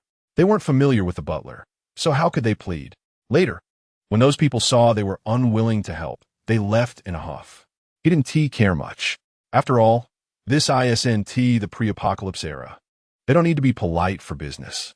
Now, being able to take care of themselves is already quite good, let alone anything else. Unexpectedly, just after those people left, his wife wanted to find a servant and a woman for their son. This has been going on for 2 weeks without end. Mom is getting older. Some things can't be expected to be done by her alone, so finding some help is reasonable. As for finding a woman, Dad, can you persuade Mom? In this world, it's already a problem to fill the stomach, let alone anything else. The man sighed softly. You should talk to your mother about this. I can't interfere. I'll go for a walk in the garden. You do whatever you need to do. The rent for this villa isn't cheap. If your mother hires a servant, the expenses will be even greater. Can you earn that many points? Fu's father looked at the man. He wasn't like Fu's mother, who had no concept of family expenses. Now that they were older and want to go out to earn money, people would look down on them for being too old and unable to work. Everything they needed to eat and were dependent on their son's efforts turn. I don't know what method he used, but their family is managing to get by now, although it's still not as good as before. It's fine, Dad, you can rest assured. The money I'm earning now is enough to cover our expenses. The man smiled, comforting Father Fu. All right then, I'll go to the garden. You go ahead with your business. Father Fu said as he left the study. After he left, the man closed the door, opened his watch, and 3 screens appeared in front of him. He then dialed Fu Yuanshan's communication. Looking at the identical face on the screen, the man respectfully called out Master. Although he possessed Fu Yuanshan's appearance and intelligence, it didn't mean he was Fu Yuanshan himself. A substitute is always just a substitute. Fu Yuanshan looked at the other identical face on the screen. Everything is fine, Mother. After the substitute recounted the household matters in detail to Fu Yuanshan, he paused, his deep-set eyes gazing at Fu Yuanshan. Chapter 63. The fat sheep delivered to your door. Fu Yuanshan nodded. After being away for more than a month, he felt somewhat homesick. In the past, due to work, he had his own independent apartment and didn't have to be with his parents all the time. But now it was different. Due to the apocalypse, he had to live with his parents, and sometimes handling camp matters was somewhat inconvenient. Moreover, these matters couldn't be dealt with in front of them, and hiding would inevitably raise their suspicions. After thinking it over, having a substitute could help him perfectly solve family issues while allowing him to handle other matters, which wasn't a bad thing at all. The substitute was taken aback. Fu Yuanshan shook his head. Based on the food they had collected so far, it was still far from enough for future camp expenses. I understand, Master, don't worry. I will handle the household matters well and won't let you down, the man assured. Fu Yuanshan nodded, and after giving a few more instructions, ended the communication. Standing beneath Ji Qingluan's apartment, Fu Yuanshan listened to the system discussing the evildoers inside the apartment. His gaze sharpening. Ji Qingluan hadn't mentioned how to deal with those people. The camp leader said to leave those few people alone for a few days, letting them contribute a bit of value before dealing with them. Deputy camp leader, you can't interfere. The system was worried that Fu Yuanshan's intervention would spoil Ji Qingluan's fun. Don't worry, if she has an idea, I won't interfere. But do they think Ji Qingluan has someone backing her? Perfect, we can deliver this person to them. Fu Yuanshan's lips curled slightly. The deputy camp leader's meaning. The system was somewhat confused. Change my appearance. Let them think I'm the person behind Ji Qingluan. Can you do that? Fu Yuanshan glanced at the system panel indifferently. He didn't want to use his original appearance, just because he feared his image would bring trouble to his parents. I can do that. The system mall has rings that can change your appearance, worth 30 million points. It's okay if the deputy camp leader doesn't have points now. You can rent it for 1,000 points per hour. If you don't use it, you can take it off, and only the time worn counts. The system was pushing hard. 1,000 points, right? No problem. Fu Yuanshan's expression didn't change. If this had happened earlier when he had no points, he might have hesitated. But now he had control over 1/5 of the camp's properties, and his points were only increasing. Looking at the screen, his points had already accumulated to 50,000. Spending a little money was no big deal. The ring was placed in the deputy camp leader's pocket, and he could take it out and imagine what he wanted to transform into. He would naturally change into that form. The system also suggested what Fu Yuanshan should turn into. After casually choosing a style, he transformed into that appearance and walked towards the luxurious apartment. At that moment, several people inside the apartment were assigning tasks. When they saw an inconspicuous figure walk in, everyone's gaze immediately turned to the newcomer. "Bro, you live here too?" One person stepped forward to size up Fu Yuanshan while asking, "What's wrong? Is there a problem?" Fu Yuanshan raised an eyebrow. "No problem, but we just wanted to get to know you, bro. Do you mind making friends?" The person grinned. This man was the one who had previously knocked on Ji Qingluan's door. "What if I say I mind?" Fu Yuanshan looked at him coldly. "Bro, there's a saying that more friends mean more paths. You wouldn't want to block your own way, would you?" The person smiled, but his smile didn't reach his eyes. "Looking for trouble?" Fu Yuanshan looked him up and down, willing to accompany him if he wanted to die. "If so, do you dare to hit me? Causing trouble will get you cleared out of the camp." The person provocatively said, "I won't hit you. It's beneath me to get angry with someone who won't be living here for long." Fu Yuanshan snorted coldly and walked towards the elevator. "Won't be living here for long? I wonder who it is that won't be living here for long." The person who had been stepped on let out a low growl as the elevator doors closed, taking it straight up to the 21st floor. "That floor is Ji Qingluan's floor. Is that little girl's floor? How did he get to that floor? Could it be that the person we're waiting for is him? TSK. I thought we have to wait a long time for this easy target. But it seems the heavens are helping us, delivering him right to our doorstep. Send someone to guard the door every day. As long as they go out, follow them. I don't believe that living in such a high-end place, they won't go out every day to collect supplies and make money." Each of them thought about teaching the other a good lesson when the two went out, not realizing that they would never get that opportunity. Fu Yuanshan reached the 21st floor, walked to Ji Qingluan's door, and knocked. At that moment, Ji Qingluan, who was lounging comfortably, was preparing to enjoy the convenience of her afternoon nap, but was caught off guard by a sudden knock at the door. "Damn, is it never-ending?" Ji Qingluan was rarely able to enjoy such a wonderful afternoon. "Team leader, it's the deputy camp leader outside." The system, hearing Ji Qingluan curse, immediately reminded her. "Fu Yuanshan, what's he doing here?" Ji Qingluan frowned, but still got up to open the door. Seeing the slightly fatigued, handsome face outside, Ji Qingluan was somewhat puzzled. "There are many matters at home. I plan to stay outside for a while." Fu Yuanshan rubbed his aching temples. "You're not planning to stay with me, are you?" Ji Qingluan was surprised. "I'll stay next door."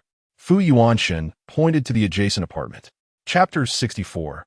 Inviting him to cohabit, that's fine. But did you come over just to tell me this? Ji Qingluan looked at him in confusion. "Besides that, I want to ask you, is there food here?" Fu Yuanshan cleared his throat, his face slightly flushed, looking a bit embarrassed. "Food? No problem, come in." Ji Qingluan thought it was something important and opened the door for him to enter. The luxurious apartment was relatively large, with one living room, one kitchen, 3 bedrooms, and 2 bathrooms. Ji Qingluan felt it was a bit big living alone, but she liked such a spacious environment. "You sit down first. I'll get you something to eat. Do you want rice or noodles?" Ji Qingluan asked while tying on an apron. "Whichever is convenient. I'm not picky." As she took out 2 eggs, some vegetables, and half a handful of noodles, she also poured a glass of water. Fu Yuanshan sat on the sofa, watching Ji Qingluan pour him a glass of warm water. "But you've been out for a month and don't miss them?" A substitute is still just a substitute. It can replace your filial piety towards them, but it can't replace your longing for them. Ji Qingluan felt that Fu Yuanshan was certainly not like her, having no relatives. Having family always brings some ties, right? Fu Yuanshan took a light sip of water. "Fine, that's your family matter. I won't say much." Ji Qingluan thought that her relationship with Fu Yuanshan wasn't close enough to meddle in other people's affairs, so he could think whatever he wanted about himself. I know my limits, Fu Yuanshan said lightly. That's good. Ji Qingluan didn't say much more. Personal matters should be handled personally. She cracked 2 eggs into the boiling water, and the egg whites quickly turned into smooth and tender protein under the hot water, while the yolks were cooked quickly wrapped in the whites. On the other side, the water in the pot was boiling, and Ji Qingluan added 3 fresh shrimp, sliced ham, and vegetables. After cooking, she added the noodles. Taking out a bowl, Ji Qingluan scooped 2 spoonfuls of chicken soup that she had stewed earlier and placed the noodles in the soup, then added the ham, vegetables, shrimp, and 2 poached eggs. It looked colorful and fragrant. As the aroma spread, Fu Yuanshan couldn't help but stand up from the sofa. It's ready. Okay, go wash your hands. The bathroom is over there. Ji Qingluan pointed in a direction, and Fu Yuanshan immediately walked that way. Ji Qingluan chopped some scallions to put on the dish, placed the bowl on a tray, and took a pair of chopsticks. Just as she was about to carry it to the table, she heard Fu Yuanshan call out, "Let me carry it. You've worked hard too." "Fine, you can carry your own bowl, and after eating, wash your own dishes and put everything back in its original place. Mr. Fu should be able to manage that, right?" Ji Qingluan said as she cleaned up the stove. "No problem. I can handle this," Fu Yuanshan replied. After placing the tray on the dining table, he sat down and picked up his chopsticks to eat a piece of vegetable. "By the way, Mr. Fu, you said you won't live next door to me, but that apartment has 3 bedrooms, 2 bathrooms, 1 living room, and 1 kitchen. Don't you think it's too big for just one person?" Ji Qingluan organized her things, took off her apron, and sat down beside him. "So you mean I should move to an ordinary apartment?" Fu Yuanshan raised an eyebrow. "No, I just think my place is quite spacious, and there are 3 rooms. I won't need that many. So, Mr. Fu, don't waste resources, just live here. Besides the master bedroom I'm using, you can choose any of the other 2 rooms. And I won't mind if you want to use one as a study or for something else." Ji Qingluan shook her head. It's too low class for Fu Yuanshan to live in an ordinary apartment. Plus, wouldn't living in an ordinary apartment also take up space? It would be better to let Fu Yuanshan stay in the spare room. "Miss Ji, isn't that a bit inappropriate? A single man and woman living together. Won't people talk?" Fu Yuanshan frowned. "It's different here. No one knows us outside, so living in the same house isn't a big deal. But here is different. Coming and going together will inevitably lead to gossip. Gossip shouldn't be a concern for men, right? Mister Fu, doesn't he seem like the type to worry about what others say?" Ji Qingluan said with a slight smile, lightly provoking Fu Yuanshan, making him a bit angry. "I'm not the kind of person who cares about gossip. I just think, Miss Ji, as a girl, shouldn't you be a bit more cautious?" "I should be cautious. So next time when Mr. Fu goes out with me, how about I sleep in the RV and you sleep outside the RV?" Ji Qingluan smiled. Fu Yuanshan suddenly felt a lump in his throat, unable to swallow or spit it out. "Mr. Fu, if you keep staring at me like that, I might think you want to eat me up." Ji Qingluan chuckled, picked up the teapot and 2 delicate teacups from the dining table, poured 2 cups, pushed one towards him, and leisurely sipped from the other. Fu Yuanshan glanced at her, but said nothing. "All right, I was abrupt. Mr. Fu must not think much of such a small place as mine, so I won't force it. After you finish eating and washing the dishes, you're free to go," Ji Qingluan said, putting down her teacup and standing up to walk toward the stairs. Fu Yuanshan had noticed the existence of the stairs before, but had never gone up. Now seeing Ji Qingluan walking up, he didn't know where it led. As soon as the system saw Ji Qingluan leave, it immediately popped up. "She's going to get married in the future. If I live with her, how will she find a partner?" Fu Yuanshan retorted. The system didn't expect Fu Yuanshan to say such a thing and momentarily froze. Ji Qingluan is looking for a partner. She wouldn't be looking for those mortals, right? Chapter 65. The ironclad straight man Fu Yuanshan was making the system want to spit blood. Does he even have a brain? Deputy Commander. Who do you think in this world can marry the commander? If some ill-intentioned person finds out about this large camp, the consequences could be serious. And do you think anyone is worthy of the commander's beauty? Ji Qingluan wasn't a fool. She was smart enough not to be taken advantage of. "You don't need to say any more. I will not live with her." Fu Yuanshan didn't wait for the system to speak, quickly finished his meal, washed the dishes, and went straight to the next apartment. Upstairs, Ji Qingluan was planting food, and upon hearing the system mention Fu Yuanshan, her face showed a few more contemplative expressions. Leader, do you think this Fu Yuanshan is stupid?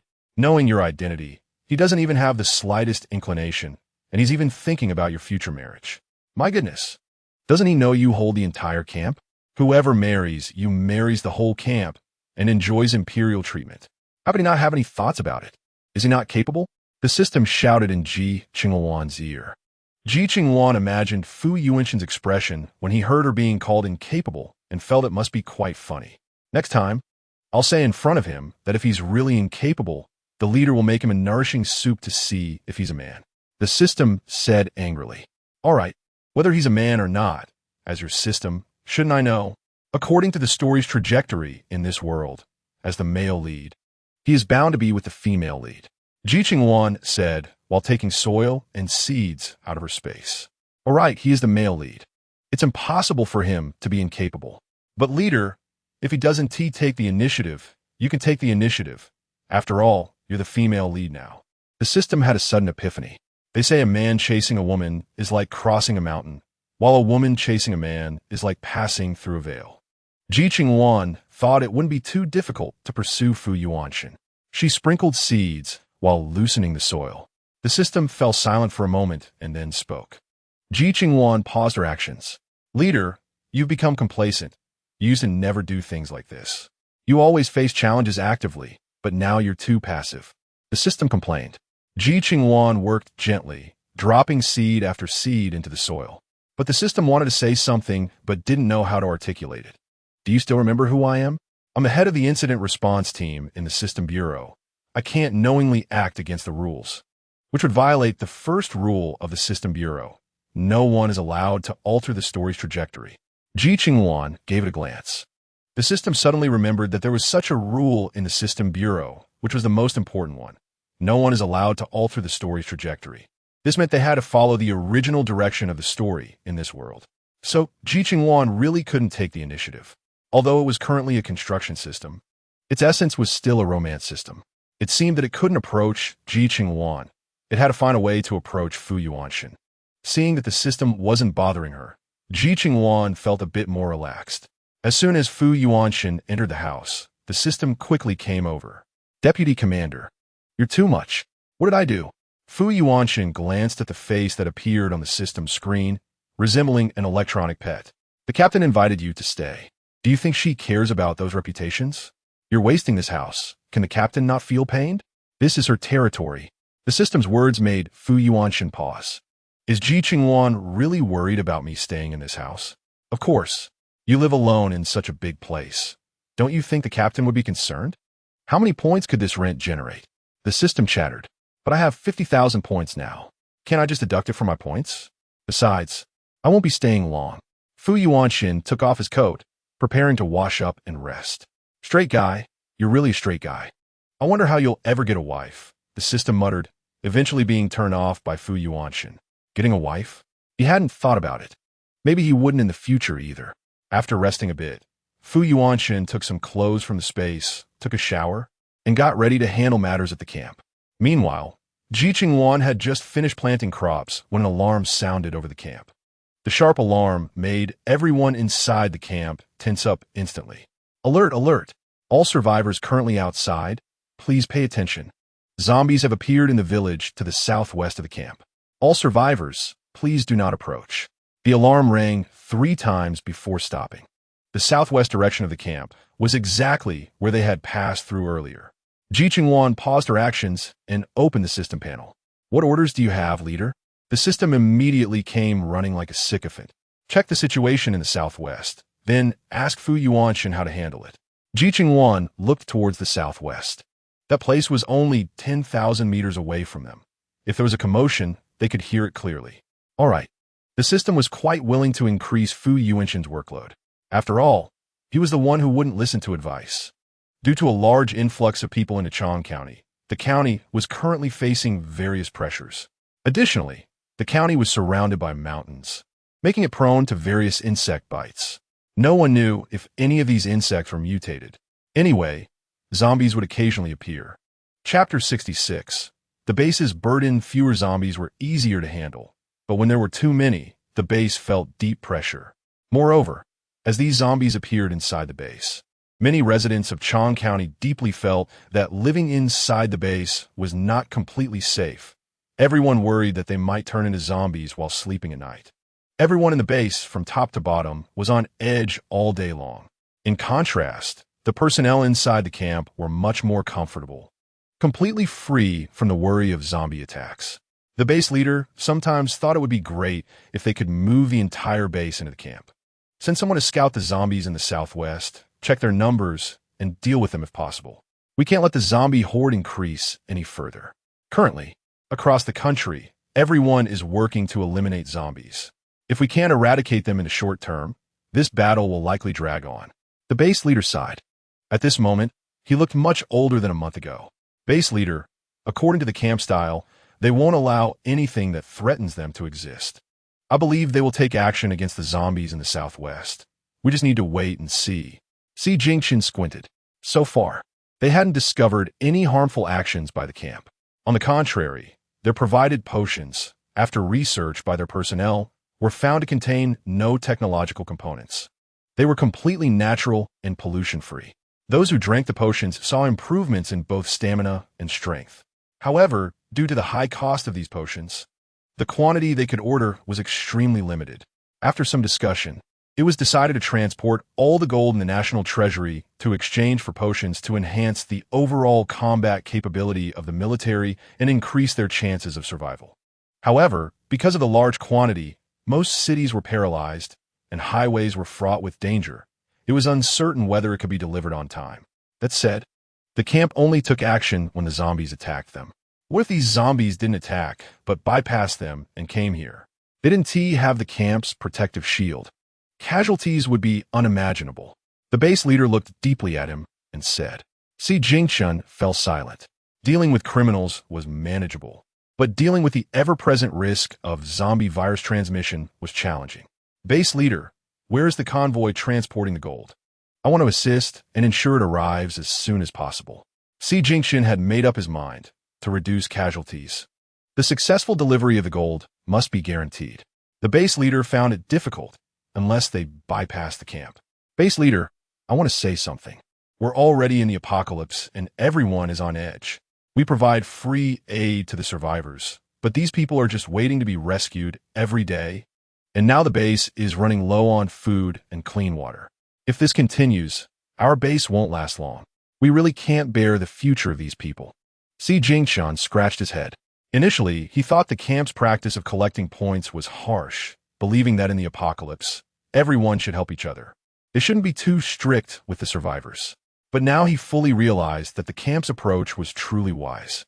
After a large influx of survivors into Chang County, they were arranged to live in the houses in Chang County. Every day, they stayed in the base doing nothing but waiting to be rescued. Day by day, even the most food wouldn't be enough. 1,000 people required over a ton of food daily, and at least 2 pounds of clean water per person, which amounted to over 2 tons. The total number of personnel in the base had already exceeded 100,000. He felt that it was truly unsustainable to feed such a large group. The daily supply of free food required thousands of tons, and the people in the base had to protect the survivors while also going outside to collect supplies. They simply didn't have enough manpower. With such high daily consumption, the base was already in a deficit. The food in the grain and oil depot was nearly depleted, and all edible items had been almost consumed. Now, the amount of food each person received daily was being reduced to ensure everyone could survive as long as possible. Unfortunately, despite their hard work, those people remained indifferent, just waiting for rescue. He really felt he couldn't bear it anymore. Clearly, those people had hands and feet. Why couldn't they try a little harder? He also knew that now it was a matter of holding on for as long as possible. If they couldn't hold on, they would have to find a way to enter the camp. They couldn't be responsible for them for a lifetime. The base leader's gaze darkened as he sighed. He had thought that after these people survived death, they would do everything possible to live, but it turned out they believed that once they had them, everything would be fine and they wouldn't try anymore. Now, there were so many people waiting for aid every day, and the base's supplies were nearly depleted. They could only persuade those people to enter the camp. However, after a week of mobilizing all the survivors, the results were minimal. It was clear that those people were unwilling to spend those points. They were at a loss. The base has lost its logistical support, and its collapse is only a matter of time. When Ji Qingluan left, there were quite a few survivors surrounding the main gate. Seeing that Ji Qingluan looked decent, they all assumed he was someone important and rushed over. Big brother, you must be one of the people inside. Can you help us talk to the base leader? We've been eating plain rice for days, with no meat flavor at all. Our mouths have gone bland. Can you ask the base leader to find a way to get us some meat? Even if there's no meat, at least some vegetables would be nice. Look at how poorly we're eating. How can our health be good? Exactly. How can the official base have nothing? Other camps have fish and meat. Why do you have nothing? Since you've taken us in, shouldn't you take care of us? Big brother, my child needs milk powder. Can you help us get some? My son is still so young. He will die without milk powder. Big brother, you're wearing the Camp S watch, so you must have points, right? Can you help me get some fish or meat? I can let my wife sleep with you. Chapter 67. Selling my wife for a meal. Each person surrounding Ji Qingluan spoke one after another. Although Ji Qingluan felt a bit impatient, he understood the immense suffering the apocalypse had brought to these people. He could forgive their rude requests. However, how could that man suggest offering his wife? Ji Qingluan stared at him intently. Say that again? Ji Qingluan growled. The man was somewhat frightened. However, seeing Ji Qingluan's expression, he thought he had struck a chord and hurriedly spoke up. Brother, my wife is from a wealthy family. Her skin is smooth and tender. What is wrong with that? How can you treat your wife like that?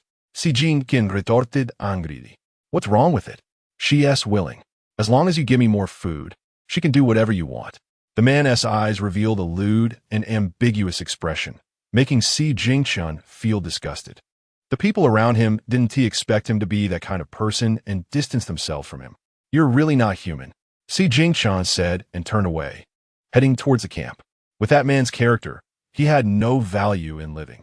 It was right for the shelter camp to have standards. Those who wanted to survive would strive to get in and work to make their loved ones live better. Those who didn't want to work would only find ways to exploit those around them. I'm not human, so what?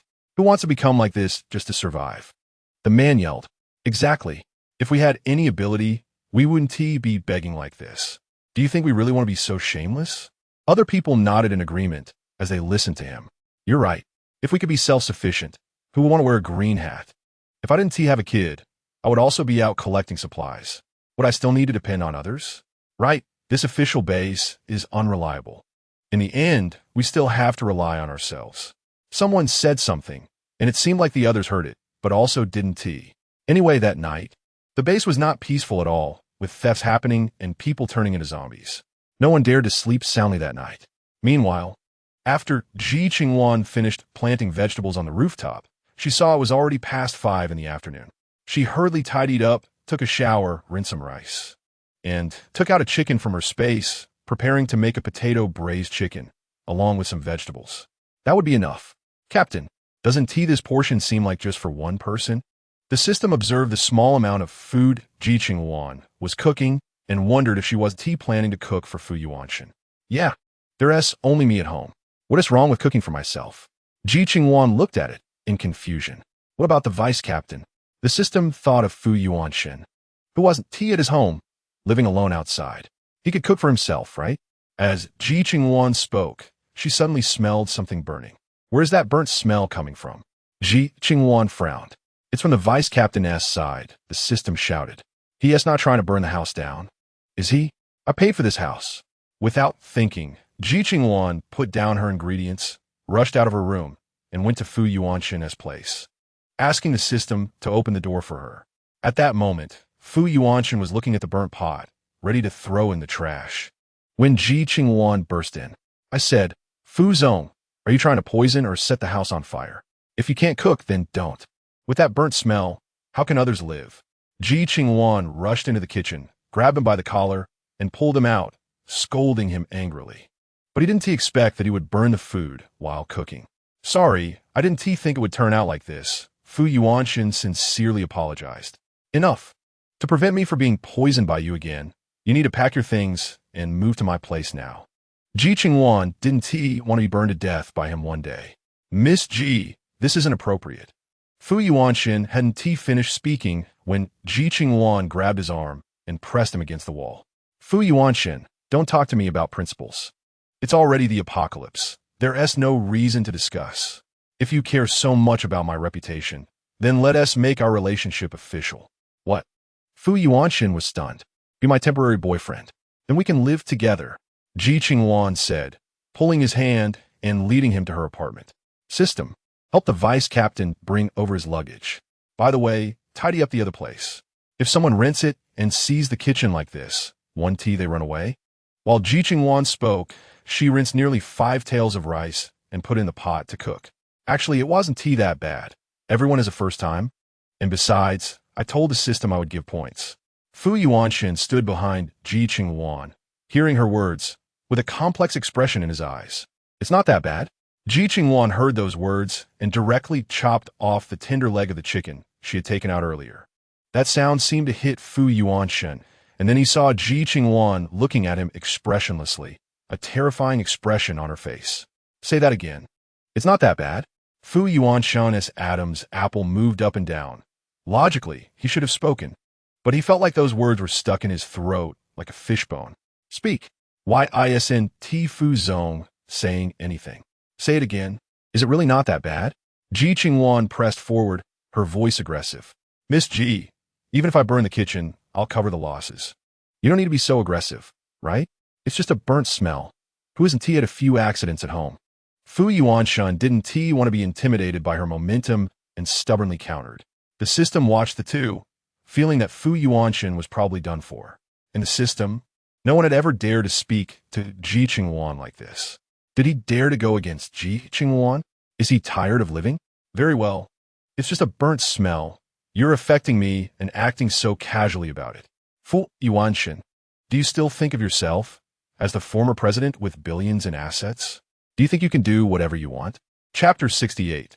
The system's assist. A trace of killing intent flashed in Ji Qingluan's eyes. Fu Yuanshan had touched her bottom line. Even if he was the male lead, the child of destiny, so what? She would chop him down without hesitation. Ji Qingluan, the burnt smell affecting you is my oversight. I apologize. But why can't I do as I please in my own home? Fu Yuanshan looked at the killing intent in her eyes, sensing danger, and instinctively took a step back, wanting to distance himself from her, but unexpectedly slipped and fell backwards. Seeing this, Ji Qingluan reached out to grab him, but it seemed someone pushed her, causing her to lunge directly at Fu Yuanshan. Fortunately, there was a soft cushion moved by the system behind Fu Yuanshan, so neither of them got hurt. System. Ji Qingluan let out a low growl. Just as she was about to get up, she was kicked back onto Fu Yuanshan. Their lips met. Ji Qingluan's face instantly turned red. Fu Yuanshan was also shocked into immobility by this turn of events. After staring at each other for a few seconds, Ji Qingluan's malfunctioning brain seemed to return to normal, and she hurriedly crawled off Fu Yuanshan. Finally, no more arguing. The system's voice popped up. It was your doing. Fu Yuanshan shot a glare at the system panel. Right? Otherwise wouldn't you two be arguing forever? The system continued, saying, look, you've kissed now. Shouldn't your relationship progress further? Hey, you think it's that easy? If that one time didn't work, then let us do it again. Ji Qingluan was caught off guard and once again leaned over Fu Yuanshan, her lips brushing against the corner of his mouth. Damn, didn't kiss properly, Commander. It's a forced advance, just take him. The system said while there was a sound of munching seeds. Eat your own head. Eat. Ji Qingluan tried to get up from Fu Yuanshan, but as soon as she did, she felt her hair was being tugged as if caught by something. Looking down, she saw her hair tangled in the buttons of Fu Yuanshan's shirt. System. Ji Qingluan was really angry now. At this moment, Ji Qingluan thought of not being able to get up, straddling Fu Yuanshan, and thought to just unbutton his shirt. Saying this, Ji Qingluan was about to make a move. Ji Qingluan, what are you doing? Fu Yuanshan, pressed beneath her, couldn't move, and all he could see was Ji Qingluan's angry face. What else could it be? Of course, I'm unbuttoning, Ji Qingluan said impatiently, and at the same time, the buttons on Fu Yuanshan's shirt had already been pulled off. After removing the button, Ji Qingluan glanced at the still pinned Fu Yuanshan and got up. Go change your shirt, I'll sew the button back on later. Saying this, Ji Qingluan stuffed the button into Fu Yuanshan's hand as he got up. No need, I have plenty of shirts. Fu Yuanshan looked at the button in his hand and said nonchalantly, Whatever, it's your shirt, do as you please. I've already cooked for you. Eat it if you want to stay, if not, you can leave, go mess around in whichever building you like. Just don't let me smell burnt food. TSK. Really doesn't he know how to appreciate good fortune? Living here with food and drink is so good, yet insists on seeking hardship, then goes suffer alone. The system hopped around in front of Fu Yuanshan, ignoring him afterward. Fu Yuanshan glanced at Ji Qingluan, who was busy in the kitchen, then at the button in his hand, and turned to walk toward the guest room. The guest room was not as big as the master bedroom, but it was enough for him alone. Fu Yuanshan took off his shirt and changed into another one. Looking at the previous shirt and button, he hesitated for a moment before taking it outside. Ji Qingluan was still busy in the kitchen. With an extra person, she made a tomato, scrambled egg, and stir-fried greens, along with a bowl of tofu seaweed soup. 2 people didn't need too many dishes, just a bit was fine. Smelling the aroma wafting through the air, Fu Yuanshan's gaze lowered, not knowing what he was thinking. Fu Yuanshan, come help me. Ji Qingluan saw him standing nearby, lost in thought, and quickly called out, What do you need help with? Fu Yuanshan walked into the kitchen and saw her putting out various dishes. Can you wash vegetables? Help me wash the tomatoes and then beat 3 eggs. Ji Qingluan said while taking the chicken out of the pot to remove the fishy smell and placing it into a bowl. Fu Yuanshan silently picked up a tomato and washed it under the tap. Ji Qingluan emptied the pot, poured in oil to preheat, then added the ingredients to stir-fry, followed by adding the chicken, and then poured in a bottle of beer, covering it with a lid. After cutting the potatoes into pieces, Ji Qingluan took the washed tomatoes from Fu Yuanshan and sliced them. However, when it came to the eggs, Ji Qingluan looked at the eggs Fu Yuanshan had beaten and felt a headache coming on. President Fu, you really are not accustomed to domestic tasks. Even the eggshell ended up in the bowl. I've never done this before, how would I know? Fu Yuanshan pursed his lips. Then let me teach you. Watch closely. This is how you crack an egg. Ji Qingluan demonstrated while guiding Fu Yuanshan on how to crack the egg. You try it. Ji Qingluan said while giving him a few more eggs. Fu Yuanshan looked at the eggs. Can we eat this many? If not, we can make a cake and store in the space. Didn't you say you'd be heading north in a few days? We should prepare some food in advance. In case there's no time to cook after going north, these foods will come in handy. Ji Qingluan said as she opened the lid, poked the chicken in the pot with a chopstick to check if it was cooked, then added the potatoes and started stir-frying. Fu Yuanshan hadn't thought of that, watching Ji Qingluan add salt and chicken essence before letting it simmer for a few minutes before taking it off the heat. Let me do it. Fu Yuanshan quickly said as he saw her about to serve the dishes. It's hot, put on the gloves. Ji Qingluan saw him reaching out to serve the dishes and quickly grabbed his hand, tossing him a pair of gloves. Fu Yuanshan glanced at the bowls for serving, then at the gloves, and finally silently put the gloves on. With serving the dishes taken care of by Fu Yuanshan, Ji Qingluan heated oil in the pot, poured in the strained egg mixture, scrambled it a few times to break it up, added the tomatoes, salt, and chicken essence. And soon a plate of tomato, scrambled eggs was done. After finishing the greens and tofu seaweed soup, Ji Qingluan was about to take off her apron when she realized that the originally loose knot had somehow turned into a tight one. This operation, besides the system, who else could do it? Chapter 69, Living Together. System, you wait for me. After Fu Yuanshan finished serving the dishes, he turned to help Ji Qingluan with the rice, only to see her mumbling about the system, struggling to untie her apron, looking like she couldn't get it undone. What's wrong? The system tied my apron into a dead knot. I can't open it. Ji Qingluan rolled her eyes in exasperation. Let me untie it. Don't move. Fine. You go ahead. Ji Qingluan gave up. This damn system. Go to such lengths to matchmake her with Fu Yuanshan. Don't move. This knot is tied too tightly.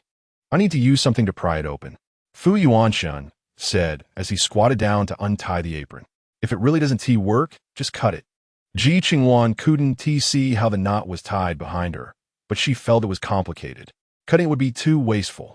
The knot was just tied too tight. It just needed to be pried open. Don't move. I'll get it open right away. Fu Yuanshan took a knitting needle and poked it into one of the knots, slowly loosening the rope, then quickly pried open a knot. In less than 3 minutes, Fu Yuanshan successfully untied the apron. "Thank you, President Fu," Ji Qingluan said as she took off her apron. "Miss Ji, you're welcome. We're just helping each other. And I'll need you to help me sew my shirt later," Fu Yuanshan said, looking a bit embarrassed. "No problem. We're practically family. It's only right to help each other. You must be hungry too. Let us eat quickly. By the way, are you planning to stay?" Ji Qingluan smiled. The charming face caught Fu Yuanshan's eye, and the color in his gaze deepened slightly. "Well, since Miss Ji is so warmly inviting, how can I not stay?" Ji Qingluan patted his shoulder, looking as if he wouldn't be staying long anyway, which made Fu Yuanshan feel a bit uncomfortable. So Ji Qingluan wasn't genuinely welcoming him to stay here. Satisfied, very satisfied, Fu Yuanshan forced a smile. "It was a bit too strained, but forget it.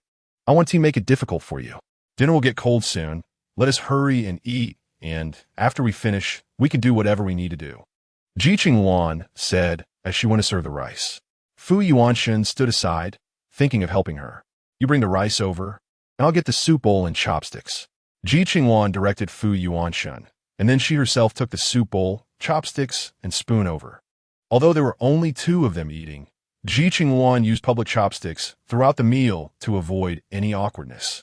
Sitting at the dining table, Fu Yuanshan looked at Ji Qingluan across from him and felt inexplicably uneasy.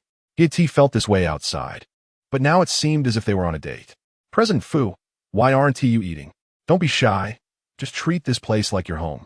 After all, we've been working together for so long. You don't need to be too polite with me," Ji Qingluan said while using the public chopsticks to pick up chicken for him. "No thanks," Fu Yuanshan replied lightly, picking up the chicken she had placed in his bowl and started eating. "That's good, President Fu. Hurry up and eat. It won't taste good if it gets cold," Ji Qingluan said, happily enjoying her meal. After working all afternoon, her arms and legs were truly exhausted. Fu Yuanshan glanced at her and saw her rosy little mouth taking big bites of chicken leg, seemingly enjoying the taste immensely. Unconsciously, Fu Yuanshan finished nearly half a bowl of rice. After the meal, Fu Yuanshan was supposed to wash the dishes, but Ji Qingluan sent him to handle matters at the campsite. It's convenient to wash dishes now. With a dishwasher, it doesn't require much manpower anyway. Wow, I didn't expect the leader to have a domestic side. The system observed Ji Qingluan's familiar way of mending clothes, evoking a sense of tranquility in the scene. "Finally willing to show up? You've been quite active, haven't you? Have you never been locked in a little black room?" Ji Qingluan shot a cold glance at it. The system's screen instantly displayed a pitiful cartoon face.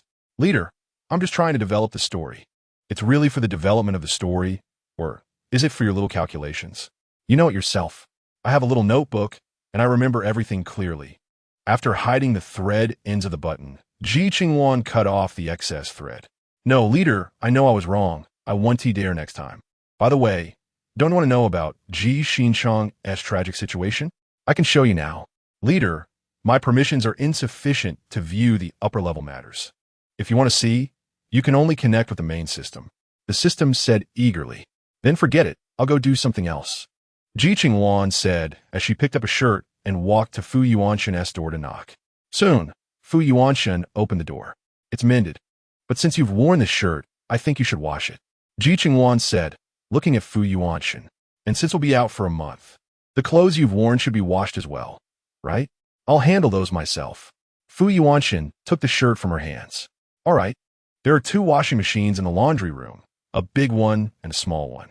You can use the big one for clothes and pants, but for underwear, I think you'll wash them by hand. Also, since the fabric of the clothes varies, the washing settings should also differ, or you might risk damaging them."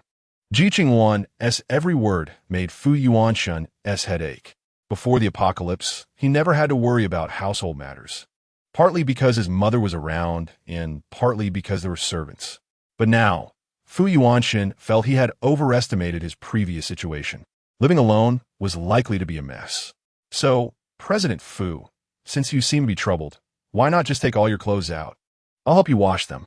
Ji Qingluan's words struck Fu Yuanshan's heart, and he instantly darkened his expression. "Miss Ji, you don't need to trouble yourself with my laundry. I can manage it." Chapter 70, promised to wash his clothes. How did it turn into me doing it? How will you manage? Will you ruin them and then look for someone to clean up the mess? Just like in a kitchen?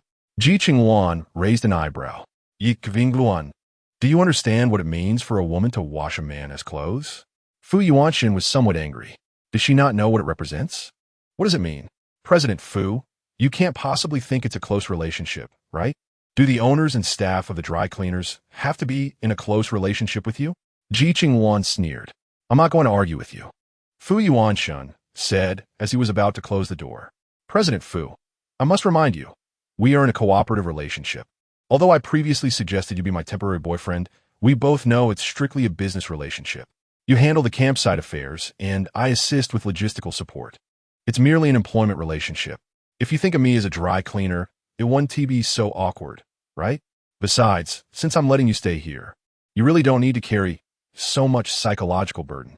After all, in a youth hostel, it's quite normal for men and women to share a house. Is it necessary to be so awkward? Ji Qingluan was truly at a loss for words. Was Fu Yuanshan too well-educated or too poorly educated? Anyway, you handle it. If you want to wash, just put the clothes in the basket outside. Also, wearing unwashed clothes is bad for your health. If you fall ill while collecting supplies, it will delay progress, and that would be troublesome. With that, Ji Qingluan turned and left. Fu Yuanshan glanced at her back, then at the basket placed in the corner by the door, and ultimately took out his clothes. It was just that he hesitated a bit when grabbing his underwear. Ultimately, as Ji Qingluan said, viewing her as a dry cleaner seemed to lessen his psychological burden. After placing the clothes down, Fu Yuanshan closed the door. Leader, why are you lowering yourself to wash his clothes? Let him be dirty. A person as awkward as him is really hard to serve, and you still want to serve him like this? You're really belittling yourself. The system felt quite unjust for Ji Qingluan. Do you think I'm belittling myself? This is just a fair trade. After all, if he spends too much time on trivial matters, the time consumed by the campsite affairs will increase. And our time outside will correspondingly increase, which is very unfavorable for our upcoming actions. Ji Qingluan's explanation resonated with the system. So the leader means we can't lose big over small matters? Isn't that obvious? What I'm doing is a small matter. What he is doing is a big matter. It's important to distinguish between the two. For example, the current occupancy and vacancy of houses in the campsite. When it will reach saturation, all of these need to be budgeted. Also, the campsite is currently a level 2 campsite. The defenses and protective forces need to be increased. Where to increase them, and where the drones will patrol, and how to handle emergencies must be addressed. Furthermore, what tasks need to be supplemented in the task issuance, and how the acceptance of tasks is distributed also need to be allocated. Additionally, how much food and daily necessities are in stock, how much is consumed daily by incoming personnel, how much is usable, and how many points are increased or consumed daily must all be calculated to avoid an imbalance in income and expenses. The internal operations of the campsite also require him to assess, such as the location and pricing of the food street. What should we do with the excess gasoline and vehicles? And is the personnel placement too saturated? How many people need to go out to collect supplies to meet the camp's income and expenses? All of this requires Fu Yuanshan to calculate and consider. Do you think he has a lot on his plate? Ji Qingluan glanced sideways at the system. The system seemed to understand. Ji Qingluan was indeed the head of the incident response team in the system bureau, knowing when to make what kind of judgments. Compared to what he had to do, the leader doing his laundry was nothing, right? The system said with a smile. That's right, it's not ancient times anymore. There's no need to hammer it out by hand. Just toss it in the washing machine, and it's perfect, right? Ji Qingluan said as she brewed herself a cup of flower tea. That's reasonable. The leader's wisdom is truly unmatched, the system said with an expression of admiration. All right, go check if he took the clothes out. Ji Qingluan said while holding her teacup. I'm on it. The system quickly looked towards Fu Yuanshan's door. Although it currently had no physical form, there was no place in the entire camp that could escape its watchful eye. Leader, he took them out, even the little pants. The system excitedly said as it rushed to Ji Qingluan. Take his clothes to sort and wash them, and remember to prepare a special washing machine for him. Don't mix it with mine, Ji Qingluan instructed. Ah, leader, weren't you the one going to wash them? The system was dumbfounded. How did it turn into it washing them? It's all just the washing machine. Isn't it the same no matter who puts it in? Ji Qingluan shot at a sideways glance. The system suddenly felt it had overestimated Ji Qingluan. This guy was completely a pit. Good things were all taken by her, and bad things were left for it to do. How despicable. Leader, I'm just a system without hands or feet. Is it okay for you to bully me like this? The system whined a couple of times. But you didn't say you were a system without hands or feet when you made Fu Yuanshan fall, pushed me, or tampered with the apron before. Now you come to act pitiful. Do you think I, the head of the incident response team in the system bureau, am easy to bully? Ji Qingluan chuckled lightly, and the system trembled a bit. Leader, I'm just trying to help improve the relationship between the two of you. Then I really should thank you, but I really don't need it. You should focus on your own matters first. Now hurry up and deal with Fu Yuanshan's clothes. If you don't handle it well, I'll deduct 5 points from your assessment. Ji Qingluan was not polite with it. Even a clay figurine has some spirit, let alone her. After being toyed with by the system so many times, it would be strange if she wasn't angry. As soon as the system heard about the deduction of assessment points, it was instantly dumbfounded. It resignedly took Fu Yuanshan's clothes to wash, and it followed Ji Qingluan's instructions, washing them separately and thoroughly. After leisurely drinking 2 cups of tea, Ji Qingluan boiled another pot of water and brought an empty pot, a cup, and a plate of exquisite fruits to Fu Yuanshan's room door. President Fu, I boiled you a pot of water. Do you need it? Fu Yuanshan heard the voice outside and walked to the door to open it. He had just finished a shower, wearing a bathrobe that was a bit ill-fitting, but he didn't want Ji Qingluan to wait too long. Walking to the door, Fu Yuanshan opened it and reached out to take the tray from Ji Qingluan. Thank you. If there's nothing else, you should rest early. I'll take care of some things and then rest. No problem. You rest early. I won't disturb you.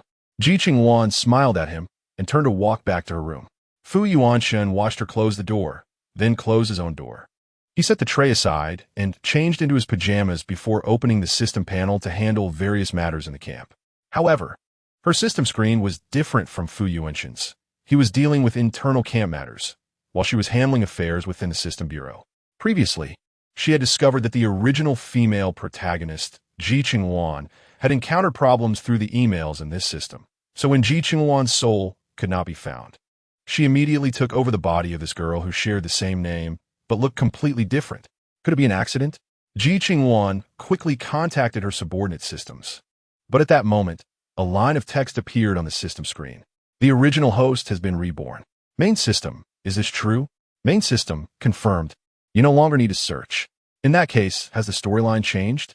Ji Qingluan frowned slightly. Main system, the world has already formed its own consciousness. You no longer need to follow the original plot development of the storyline. Just complete the tasks assigned to you. Ji Qingluan then opened the email from the main system.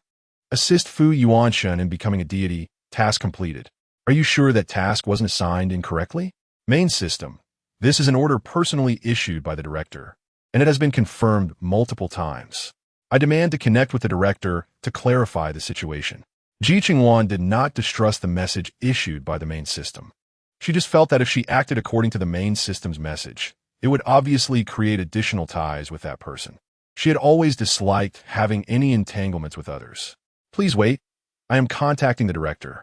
The main system did not refuse her suggestion and directly connected her with the director of the system bureau. Girl, what is wrong? Aren't you handling incidents? I want to ask if the task you assigned me is real. Ji Qingluan's tone was slightly cold. Isn't it because of an accident? So the task has changed accordingly. The director spoke in an official tone. But that doesn't mean I need to assist Fu Yuanshan in becoming a deity, right? According to the original storyline, the original host would become a deity. Then one person ascends and everyone else benefits.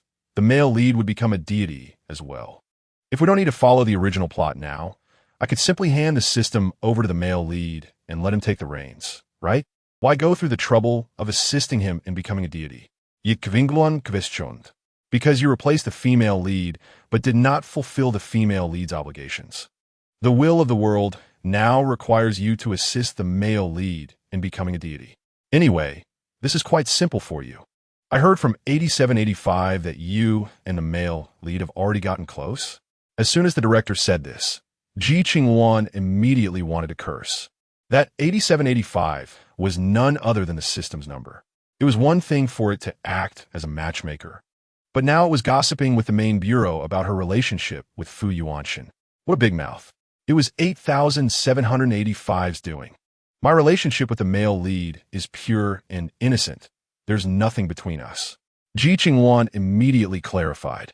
Explanation is just a cover. You don't need to say more. I don't believe there's nothing going on, the director said with a serious expression. Ji Qingluan found that it seemed useless to say anything now. This old guy was clearly convinced that there was an ambiguous relationship between her and Fu Yuanshan. He is the male lead. Do you think I would develop feelings for a paper character? Ji Qingluan snorted coldly. The director looked at her expression and revealed a strange smile. Ji Qingluan let out a soft shout. The director stared at her face as if judging the truthfulness of her words. According to what 8785 said, the food is indeed made by you, but it seems that the laundry was done by it. Ji Qingluan listened to this and silently cursed the system for being a traitor. Currently, the original host has been reborn into another person. I think the world's consciousness will have other arrangements for her. You just need to complete your task, and afterward, I'll give you a month off. The director knew that without giving her some benefits, it would be impossible to get her to help him. A month off? No problem. Ji Qingluan's eyes lit up at the mention of time off. Although a month didn't seem like much for her, the current days were practically no different from a vacation.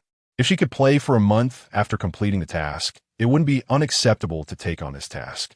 Plus, wanting Fu Yuanshan to become a god isn't a simple matter, right? So it's settled then, no backing out.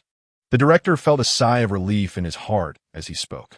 Finally, he had passed the hot potato. No backing out. Ji Qingluan firmly stated 3 words. All right, let's sign a military order. If you back out, you will have to serve the System Bureau unconditionally for the next 100 years. The director's expression changed instantly. Ji Qingluan's face also shifted slightly. Director, do you have to be so harsh? It's just helping Fu Yuanshan become a god. Is it really necessary to make me sign such a harsh military order? There's no other way. I'm just afraid you might run away. As long as you sign the military order, I'll give you an additional 2 months of vacation. Seeing that Ji Qingluan was obviously not moved by his words, the director immediately threw out the bait. Director, you don't have some conspiracy in this, do you? Ji Qingluan didn't believe that the director would be so generous. She couldn't believe that there was no issue involved. Of course not. I'm just afraid you might run away. After all, Fu Yuanshan is not an ordinary person.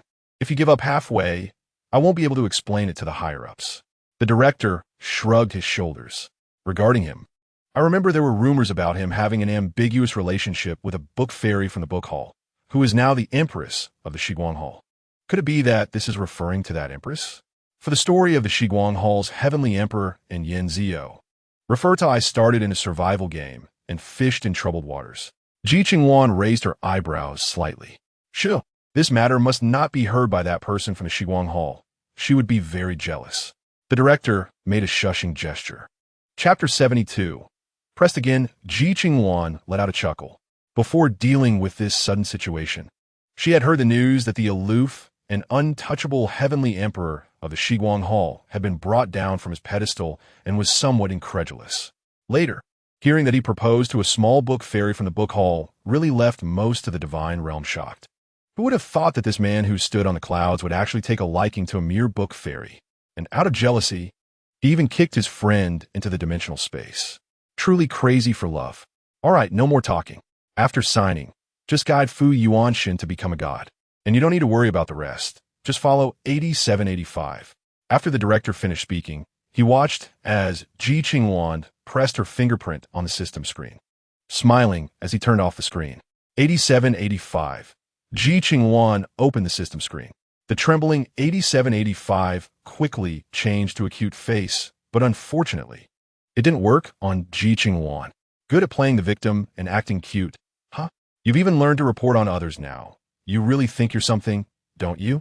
As Ji Qingluan spoke, she directly packaged the system into a physical form. If virtual couldn't deal with it, could the physical be any different? 8785 didn't expect to suddenly be packaged into a physical form. When it was pinched in Ji Qingluan's hand, it let out a sharp scream.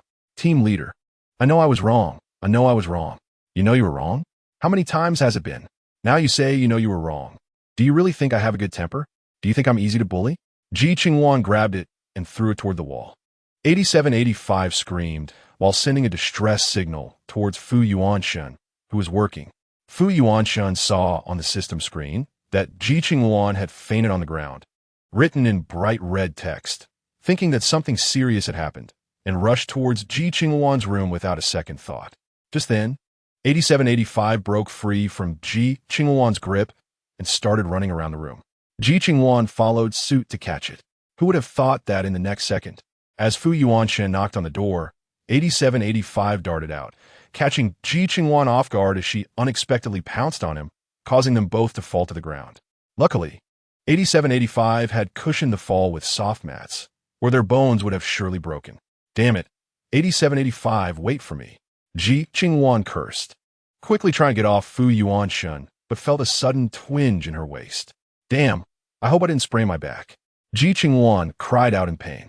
Fu Yuanshan, who was pinned under her, thought she would get up, but instead, he saw a pained expression on her face. What's wrong? Did you hurt somewhere? Seeing Ji Qingluan's pained expression, Fu Yuanshan immediately thought that his earlier tackle might have hurt her. He didn't move, afraid of worsening Ji Qingluan's injury. I think I sprained my back. Mr. Fu, please don't move for now. I might need to lie here a bit longer before I can get up. Ji Qingluan didn't expect to find herself in such an awkward situation. Fu Yuanshan turned his head to avoid the embarrassment of facing her directly. That was the system. It has materialized. Ji Qingluan spoke while trying to shift her body, but felt a sharp pain from her waist, forcing her to lean weakly against Fu Yuanshan. Feeling Ji Qingluan's body, which was initially trying to get up but now pressing down again, Fu Yuanshan's breathing became a bit uneven. The main issue was that Ji Qingluan's body warmth was transmitted through her nightgown to him, giving him an inexplicable feeling. How did it suddenly materialize? Fu Yuanshan quickly shifted his focus. I'm not really sure, but this isn't the time to discuss that. Mr. Fu, could you help me with something? Ji Qingluan struggled to support her body. This human body is just so much weaker than a divine body. If it were her own body, she would have already knocked Fu Yuanshan out. How could she end up in such a pathetic situation with a sprained back? What do you need? Fu Yuanshan lay on the ground, not daring to move around. I can't use my waist right now. So could you please move off me first and then help me to the bed? Ji Qingluan bit her lip, each word punctuated. Since she became a god, she hadn't encountered such a situation. This pain was truly unbearable. Wait a moment. Let me see how to move without causing you any further injury. Fu Yuanshan thought for a moment, then took out a few cushions from the space and placed them beside her. I'm going to start moving now. You might need to bear with a bit. When I move, I might accidentally touch your body, so don't mind it. Fu Yuanshan waited for Ji Qingluan to say the words, I don't mind, before carefully moving his body, simultaneously placing the cushions under Ji Qingluan. By the time Fu Yuanshan completely moved out from under Ji Qingluan, both of them were already sweating profusely. Now, I'll carry you to the bed. You'll need to hold onto my neck. Fu Yuanshan didn't know exactly where Ji Qingluan was injured. Logically, he shouldn't move her at this moment.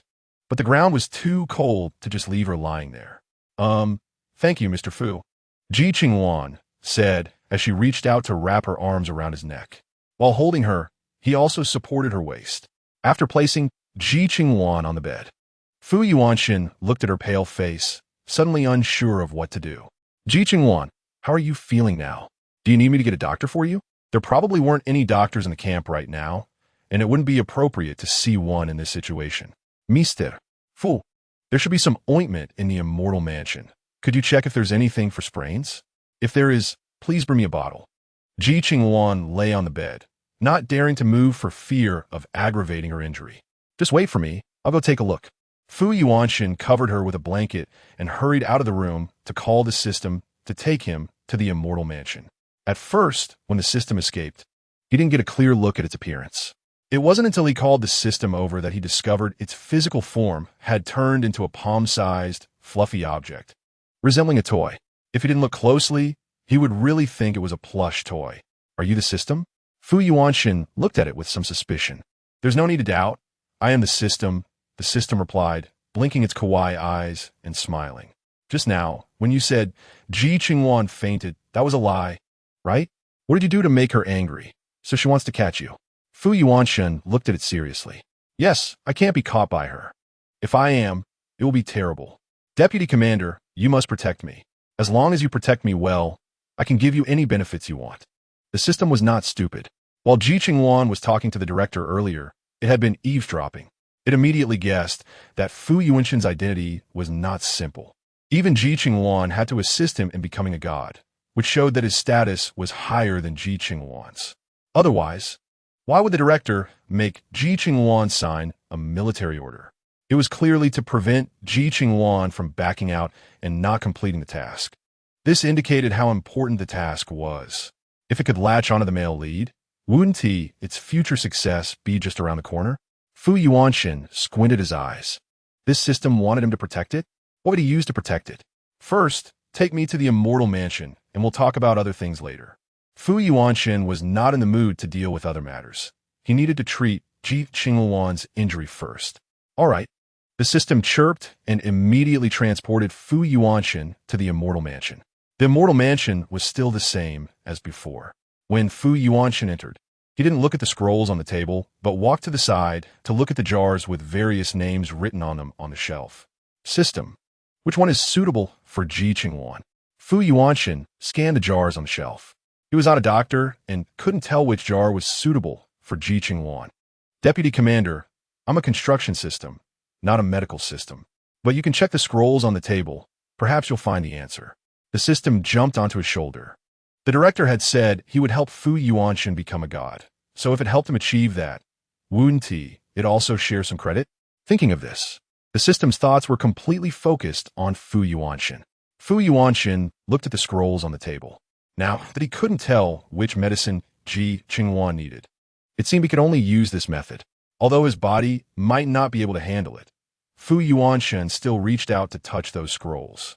Instantly, all the scrolls flew into Fu Yuanshen's body like flowing light. Countless characters flashed in Fu Yuanshen's mind, and he felt dizzy. After a minute, he finally returned to normal. However, there was no record regarding ointments in these ancient texts. Fu Yuanshen went to the side to absorb more scrolls, but still found nothing. After 4 attempts, he finally found some records and clues about treatment. Fu Yuanshen took all the ointments from a shelf, along with a set of silver needles. Returning to Ji Qingluan's room, Fu Yuanshen saw her lying there, eyes closed, with a delicate pink mouth slightly open, seemingly inhaling and exhaling. Ji Qingluan, wake up. Ji Qingluan slowly opened her eyes and yawned. Wasn't he just going to get some medicine? How long did it take? I even fell asleep. Sorry to keep you waiting. I brought the medicine. But first, I need to check how serious your waist injury is to see if taking medicine will work. Fu Yuanshen looked at her dazed eyes, doubting if she was fully awake. What do you think? Should I call a doctor? But I probably can't get one now. Ji Qingluan lay on the bed looking at him. I absorbed the scrolls in the immortal mansion. There are medical methods in them, including treatment for your current condition. Do you want to give it a try? Fu Yuanshen asked. Medical methods? I can try. Then you need to lift your shirt and cover your waist with the blanket. Fu Yuanshen said, turning his head away.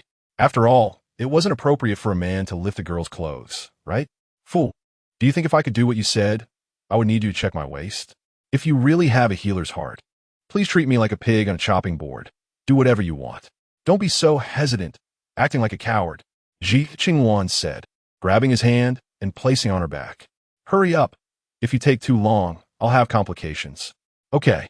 Fu Yuanshen didn't dare to delay after hearing the word complications. Compared to the differences between men and women, life was more important. He lifted Ji Qingluan's nightgown, feeling a bit embarrassed while quickly covering her with a blanket. Then his hands landed on her lumbar spine. Let me check where your injury is. If my hand lands in the right place, just say so. Is it here? Indeed misaligned. It looks like it needs realigning. Fu Yuanshen frowned slightly. Then go ahead and realign it. I'll endure the pain. Ji Qingluan felt his hand move according to her pain, and she really wanted Fu Yuanshen to quickly relieve her suffering. Ji Qingluan, I've never done this for anyone before. Are you sure you want me to realign your bones? Fu Yuanshen looked at her with a complex expression. Fu Yuanshen, Can you stop talking so much? I'm in pain. Ji Qingluan was so annoyed that she felt like getting up to teach him a lesson. Then bear with it. When Fu Yuanshan heard her about to roar, he immediately started realigning her bones. Fu Yuanshan, please don't hesitate so much in situations like this. If you hesitate for a minute, others will be in pain for a minute, okay? Ji Qingluan felt her waist stop hurting and immediately jumped up from the bed. There are differences between men and women. Just because you don't care doesn't mean I don't. Fu Yuanshan quickly turned his head away when he saw her jump up, and her nightgown slightly revealed more than intended. So you plan to let me suffer? Ji Qingluan snorted coldly. It only hurt for a moment. It didn't kill you. Fu Yuanshan's words made Ji Qingluan so angry that she wanted to pry open his head to see how it was structured. Did you see what you just said? Is that even human language? Are you trying to make me really suffer? What I said is indeed human language. Miss Ji, you look like you're fine now. Take this ointment and apply it to your waist. You'll be better in a couple of days. Fu Yuanshan said, taking out the ointment. Ji Qingluan looked at the ointment and turned her head away stubbornly. I have my own. I don't need yours. Fu Yuanshan was about to leave. Wait, this is for you. Ji Qingluan called him back and stuffed a small object into his hand. What is this? Fu Yuanshan looked at the medicine bottle in his hand. Chapter 74. New neighbor at the door. Although Ji Qingluan was angry that this man was so hesitant about gender matters. After all, Fu Yuanshan could be considered a gentleman. She couldn't just leave the cursed poison on him unresolved. Aren't you afraid I will betray you and take over this camp? Fu Yuanshan looked at her with a somewhat complex gaze. If you want it, take it. I don't want it anyway. And that broken system, you can take it too. Ji Qingluan thought about how she would have ended up like this if it weren't for that broken system. Seeing Fu Yuanshan's completely indifferent expression, she didn't know what his true thoughts were. How can that be? The breakfast made outside can't compare to homemade. Besides, it must be expensive. It's better to make it yourself. Ji Qingluan immediately protested. You're injured now. You should rest well. Fu Yuanshan rubbed his temples. Why is this girl so unreasonable? It's just a small injury. It's already healed. Fu Yuanshan, don't take over my matters. If you do, don't blame me for being rude to you. Ji Qingluan gritted her teeth. A lovely face made Fu Yuanshan feel that she was clearly a little sister from the neighbor's house who never grew up. Obviously weak, yet pretending to be strong. Forget it, let her be. Are you sure your body can handle it? Fu Yuanshan looked toward her waist. It seemed to be as light as a feather. Ji Qingluan said she would kick him out. Fu Yuanshan took a deep look at her, confirmed that she was really fine, and then turned to leave. As soon as Fu Yuanshan left, Ji Qingluan quickly closed the door. 8785, come out. Ji Qingluan shouted angrily into the air. Leader, don't be angry, don't be angry. I'm here now. The system in the shape of a kitten appeared in midair, looking obsequious. It seems you really want me grounded, don't you? 10 points will be deducted from your assessment. Ji Qingluan said as she operated her system. 8785 was taken aback. It thought Ji Qingluan was just trying to intimidate it and would never really deduct its points. Unexpectedly, Ji Qingluan was serious.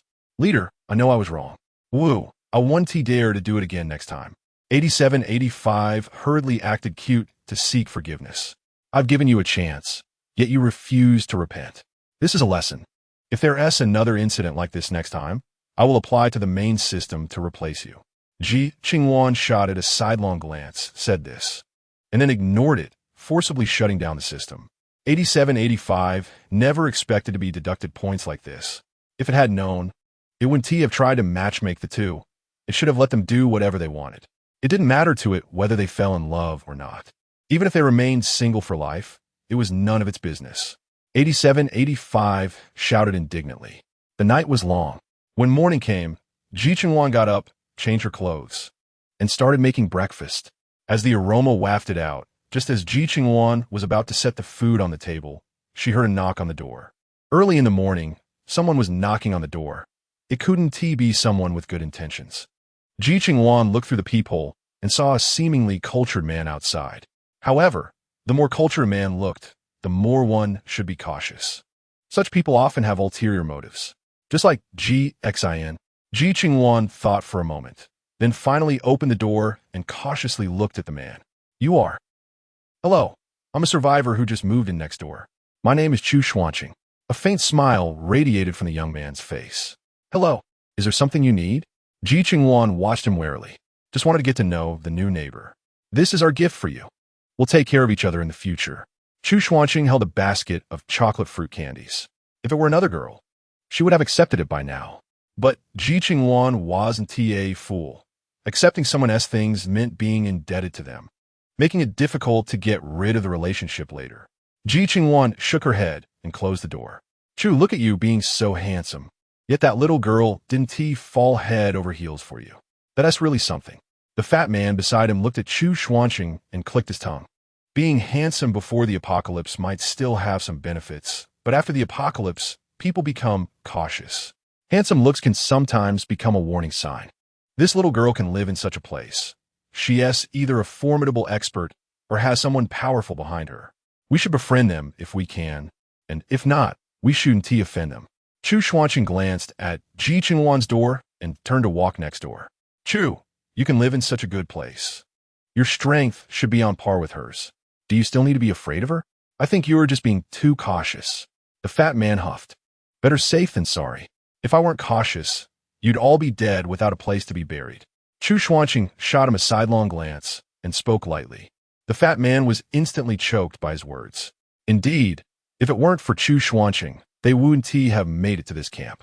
So even if Chu Xuanqing might not have much combat power, it didn't hinder his status in the group. "All right, enough chit-chat. Let us tidy up. It's time to set off. Points in the camp are hard to earn, and this high-end apartment isn't a place you can just stay in." Chu Xuanqing said as he walked into the house, placed the basket down, and began gathering the personnel. On the other side, after Ji Qingluan closed the door, she saw Fu Yuanshan come out of the room wearing casual clothes. "Good morning, President Fu." "Good morning. You made breakfast so quickly?" Fu Yuanshan smelled the aroma in the air and glanced at the clock on the wall. It was barely 7 o'clock. Ji Qingluan got up so early. Wasn't she tired? "Yes, the earlier I make it, the sooner I can finish eating. There are still many things to do later." "You don't need to get up so early, right? We're not outside. You should rest more," Ji Qingluan said as she walked towards the dining table. "Forget it. I've gotten used to getting up at this time. I can't sleep even if I try." Fu Yuanshan shook his head and followed her to the dining table. "That's true. Habits aren't easy to change."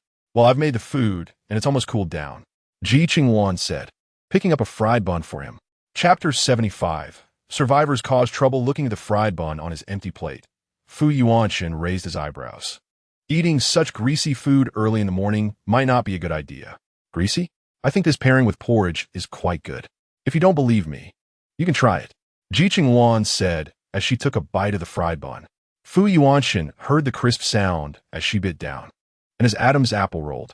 From the sound, the fried bun was crispy on the outside and tender on the inside. It looked pretty delicious. He didn't know if it was really good. Fu Yuanshan picked one up, put it to his mouth, and took a bite. "How is it? Is it good?" Ji Qingluan smiled as she saw him seemingly lost in it. "It's quite good." Fu Yuanshan nodded slightly. It seemed that President Fu was still a bit dissatisfied. But that was fine. It just meant there was room for improvement. "Come on, President Fu, try some of the others." Ji Qingluan called to him while serving him a lot of food. "That's enough. If there's too much, I can't finish it. You should eat more too. Don't just serve me." Fu Yuanshan looked at the mountain of food in front of him and couldn't help but feel a headache. Did Ji Qingluan think of him as a pig?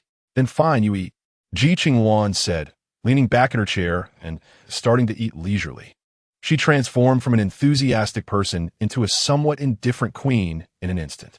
This change left Fu Yuanshan a bit astonished. The way she ate was so skilled, as if she had been doing this for a long time.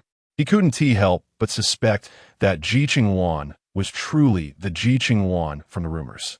While Fu Yuanshan was thinking, he finished his meal, tidied up the table, and after washing the dishes, he heard Ji Qingluan speak to him. Ji Qingluan handed him all the freshly ironed clothes to put into storage. "Should I wash a few more sets?" "Sure, I'll look for some suitable ones. I'll put them in the basket at the door later. I'll still call you Ji Qingluan. Don't call me President Fu anymore. Just call me Fu Yuanshan. It's been so long since the zombies appeared, and companies don't exist anymore. It feels a bit strange to keep calling you that."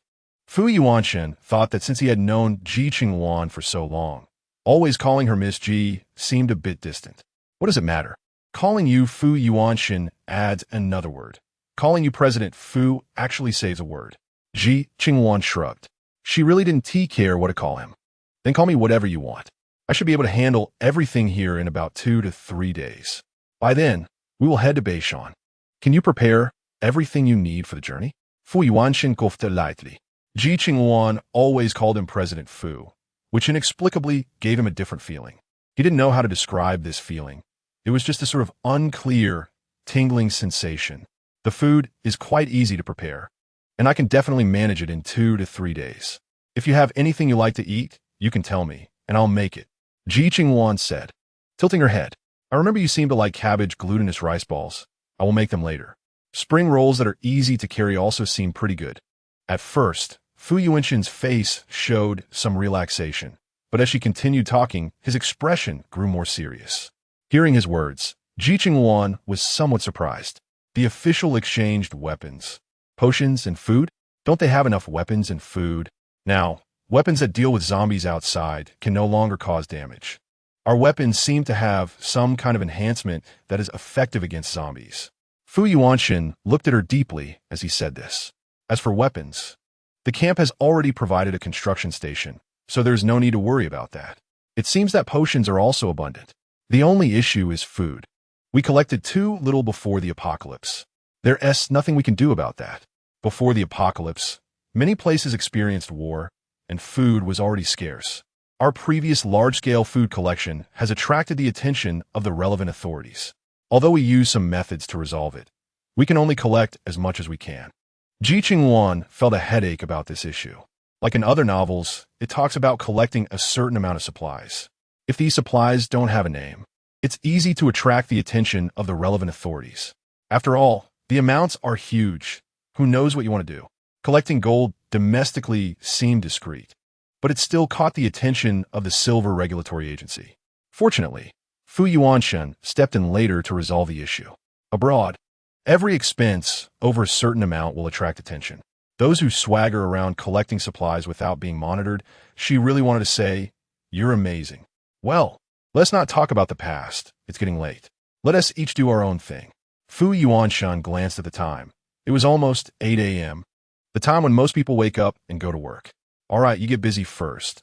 I'll go see what food needs to be prepared. Ji Qingluan nodded and turned to head toward the kitchen. The two sides cooperate, each performing their own duties without interfering with each other. As a new day began, the number of people entering the camp continued to increase. Despite the officials' repeated mobilization efforts, they could not persuade those individuals, and in the end, the official could only inform them of the current supply situation in the base, leaving them to figure out their own survival issues. This led to a wave of protests within the Chongqing base. How could the officials do this, letting us solve our own survival problems? Isn't that like telling us to die? Exactly. There's zombies everywhere, and we have no weapons. Are we supposed to fight them hand to hand? The base has no food left. Isn't their food in the shelter camp? They should contribute food. Why should they be able to eat well while we starve here? Chapter 76. A bunch of insatiable ingrates. Can't the officials negotiate? Let them contribute the camp. So we not only have a place to stay, but also something to eat. Exactly. Is it that the officials are afraid of the people in the camp? So cowardly. It's really disappointing. This is our official, completely unconcerned for us. Outside the base's office building, a group of survivors looked somewhat disheveled, but their expressions made the guards at the gate feel that these people were truly outrageous. The base unconditionally accepted them and provided free food and water every day. Instead of being grateful, these people showed such a face, making the guards question the significance of their hard work in guarding this place. Just as they were doubting life, a voice accompanied by a broadcast rang out. Si Jingchen stood on a vehicle, coldly watching those clamoring people. If they just said a simple thank you, or at least had a bit of gratitude, they wouldn't say anything. But now he knew these people were insatiable ingrates who would never feel grateful. Right? This group of ingrates, I say, just ignore them. If we're barely surviving ourselves, why should we care about their lives? You officials really have a heart of a bodhisattva. A fat man leaned out from a car on the roadside, shouting loudly. Chu Xuanqing, sitting behind him, glanced at Si Jingchen not far away. The officials really do not abandon the common people, even in the apocalypse. It's just a pity how many people will feel grateful. They only think about whether their lives are in danger and whether they have food to eat. Other than that, how could it possibly matter to them? What does it have to do with you? Get lost. Damn it, you have food and clothing, living carefree. Why should we suffer from hunger? Everyone, let us go. Snatch their food. Yes, snatch it. One by one, they lunged at the fat man and Chu Xuanqing with bloodshot eyes. The fat man calmly pulled out a gun and shot the one who had been shouting the loudest. The others were instantly dumbfounded. They didn't expect the fat man would actually shoot. Does anyone else want to test my marksmanship? The fat man coldly looked at the crowd. You killed someone? You actually killed someone. Is there no law? How can you kill people at will? The officials are still here. You clearly don't take them seriously. The man yelled, but before he could finish, he was shot in the head by the fat man. Shout, shout, shout. I'll let you shout. I've never seen you so brave in front of zombies. I think you should all be sent to the battlefield to fight with the zombies. The fat man impatiently shouted, while the gun was already aimed at one of them.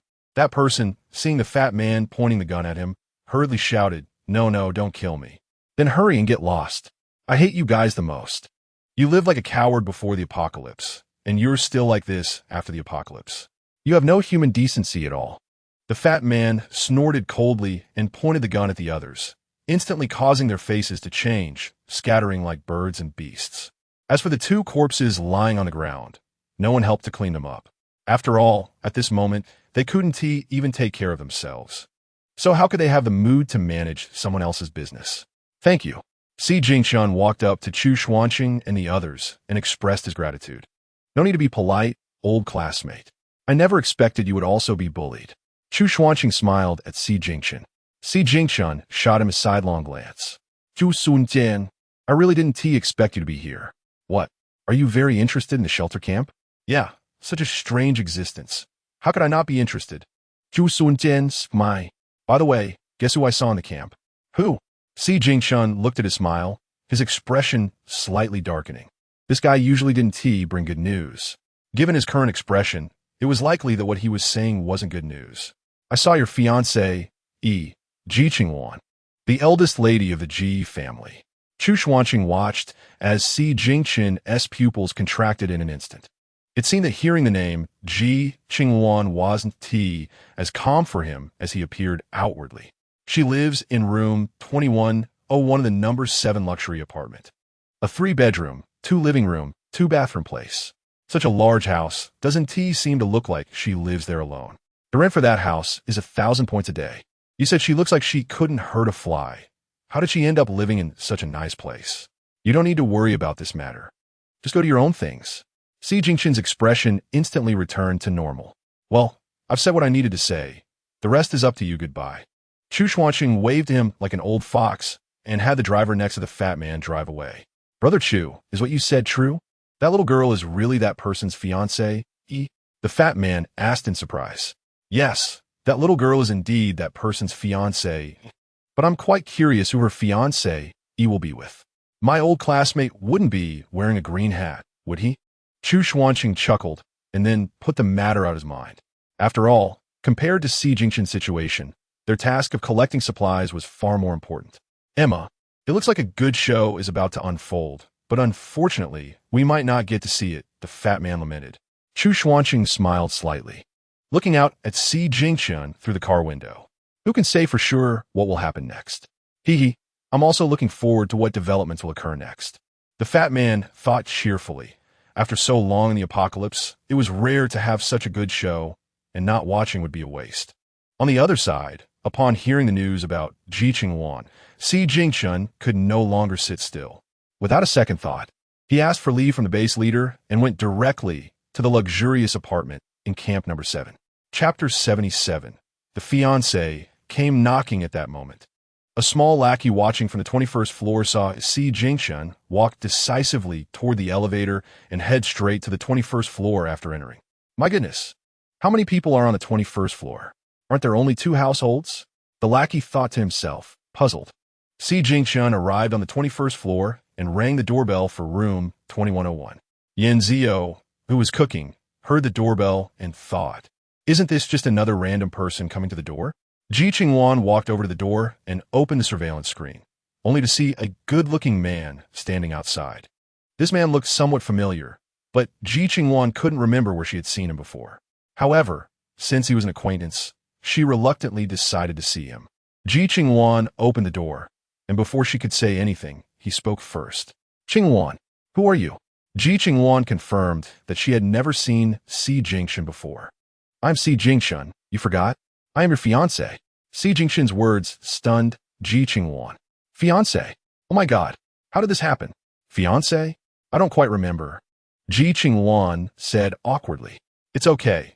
That was just a joke from our mothers. It wasn't meant to be taken seriously." Si Jingxun noticed the wariness in her eyes and understood that she clearly had no impression of him. But that was fine. He was quite resistant to this marriage in the first place. Not to mention that Ji Qingluan was younger, but they seemed like people from completely different worlds. How could they possibly come together? How did you find your way here?" "I haven't really gone out much," Ji Qingluan said, relieved that he wasn't fixating on his identity as her fiancé. "Chu Xuanqing told me about you. He has met you. You might not know him well. He has a decent appearance, shoulder-length hair, dressed casually, and wears glasses," Si Jingxun described, not knowing if Ji Qingluan would recognize him. "Is he the one from this morning? What is he to you?" Ji Qingluan sensed that Si Jingxun seemed to have some hostility towards Chu Xuanqing. "He is my university classmate. He is both righteous and devious, always prioritizing his own interests. If you encounter him, it's best to be careful. He is not easy to deal with. If anything happens, you can contact me," Si Jingxun said, handing Ji Qingluan his watch. "Okay." Ji Qingluan noted it down while sizing him up. "Looking at your outfit, are you part of the official group now?" "Yes." Si Jingxun glanced down at his clothes. He was in the base today, so he changed into camouflage gear. "Is the situation in your official base okay? I heard that you guys are lacking in supplies and have bought a lot of food from the camp. Don't you have enough food?" Ji Qingluan asked curiously. "Well, there are many people in the base, and the officials cannot neglect these ordinary people, so they buy a lot of food from the camp.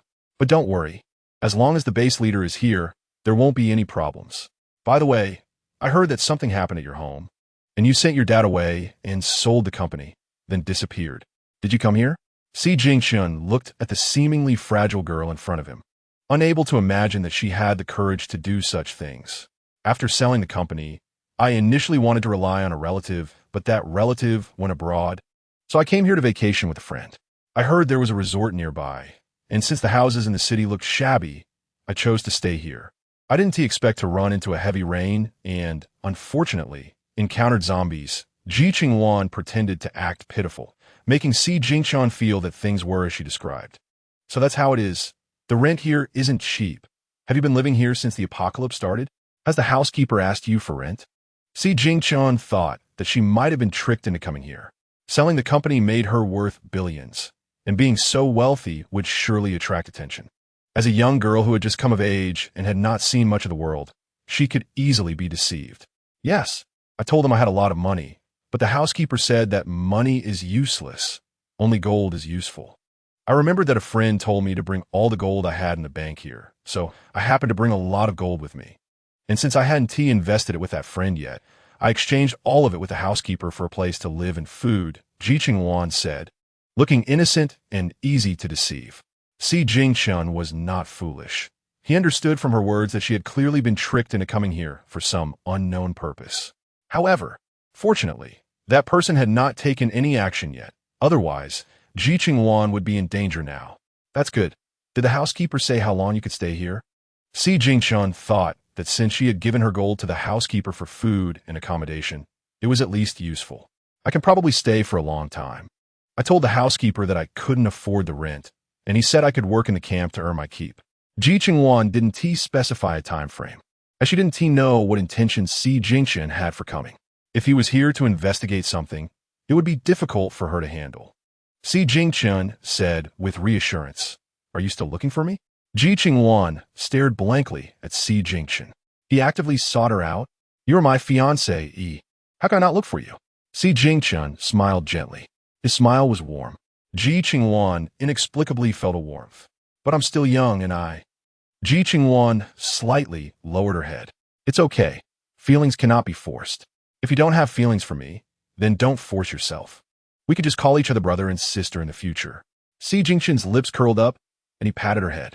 So can I call you Qinggu from now on? Is that okay? Ji Qingluan raised her head.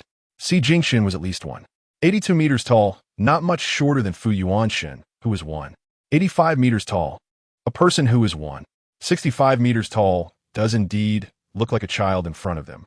Sure, if you have anything in the future, just find me. By the way, Chu Xianshun said you live here with others. Is that person reliable? Is he trustworthy? Ji Qingluan's originally gentle expression instantly turned serious. Chapter 78. Is President Fu teaching someone to do things? Ji Qingluan's heart skipped a beat. Don't worry, Brother Chun. That person is very reliable. Don't listen to what outsiders say. That's good. Take care of yourself, and I'll come to see you when I have time. Also, that Chu Xianshun is not a good person. Avoid contact with him if you can. He has a lot of bad intentions, and no one knows what he will plot behind your back, so be careful. Ji Qingluan could only remind her this much. After all, they had just met, and saying too much might make Ji Qingluan feel uncomfortable. I understand. Thank you, Brother Chun. Ji Qingluan nodded. Take care of yourself. I'll leave first.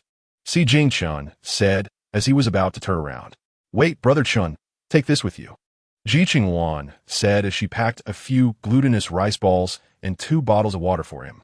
Your official supplies are scarce, and I can't help much. So this is just a small gesture from me.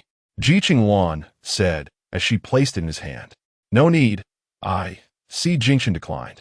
Brother Chun, this is my small token of appreciation. Just accept it. By the way, going out like this will definitely get you robbed. Here, use this backpack to carry it. Ji Qingluan said as she went to get backpack. Qingluan, stop it. Ji Qingluan still wanted to say something when he saw Ji Qingluan looking at him with a serious expression. Brother Chun, I know what you want to say, but my friend told me yesterday that the official side can't hold out for long. Whether it's food or weapons, your capabilities are limited, and you really can't protect so many people. If you ask me, Brother Chun, with the world being so chaotic right now, if the officials can enter the camp, they should be encouraged to do so. Otherwise, if the zombies upgrade in the future and you don't have any points on hand, if you encounter a zombie attack, you won't even have the chance to enter the camp. Ji Qingluan could only say this much. Whether Ji Qingluan could take it to heart was up to him. Ji Qingluan's eyes widened in surprise. He thought Ji Qingluan was an innocent girl, but her words now sounded wise like an adult. This made him doubt whether Ji Qingluan was as pure and innocent as she appeared. I understand. I will talk to the others about this. So, take care of yourself. Ji Qingluan finally took the backpack and left in a hurry. It must be said that Ji Qingluan's words left a mark in his heart. The upgrade of zombies was something they could not control, and they did not know when the zombies would upgrade. If what Ji Qingluan said happened, the consequences were truly unimaginable. Ji Qingluan watched Ji Qingluan leave, and as she turned around, she saw Fu Yuanshen standing not far away. President Fu, is there something you need?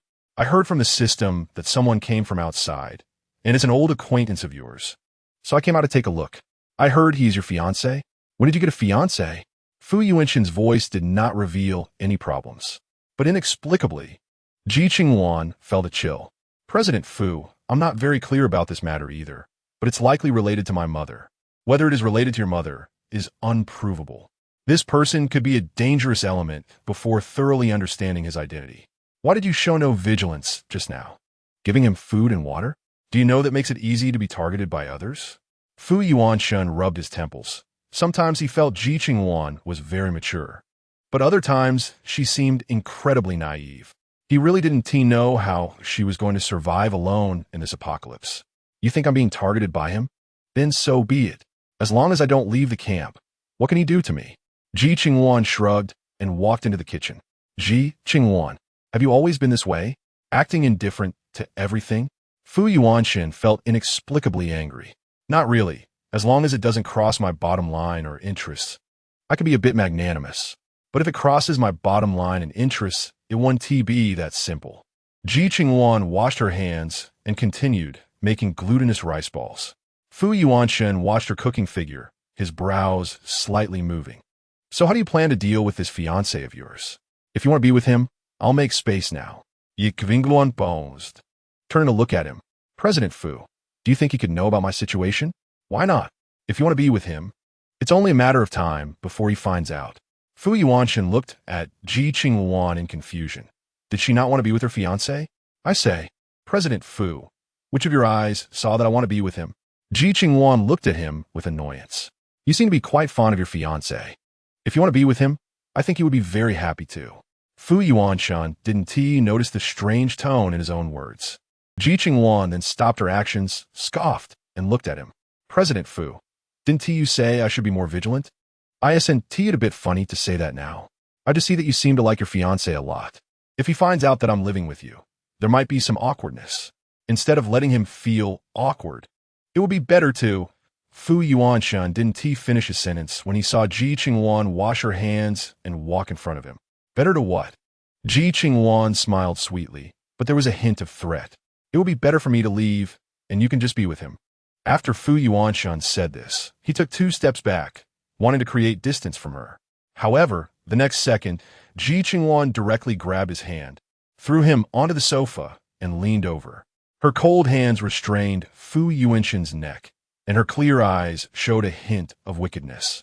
President Fu has really gotten used to being a boss, learning to teach others how to do things.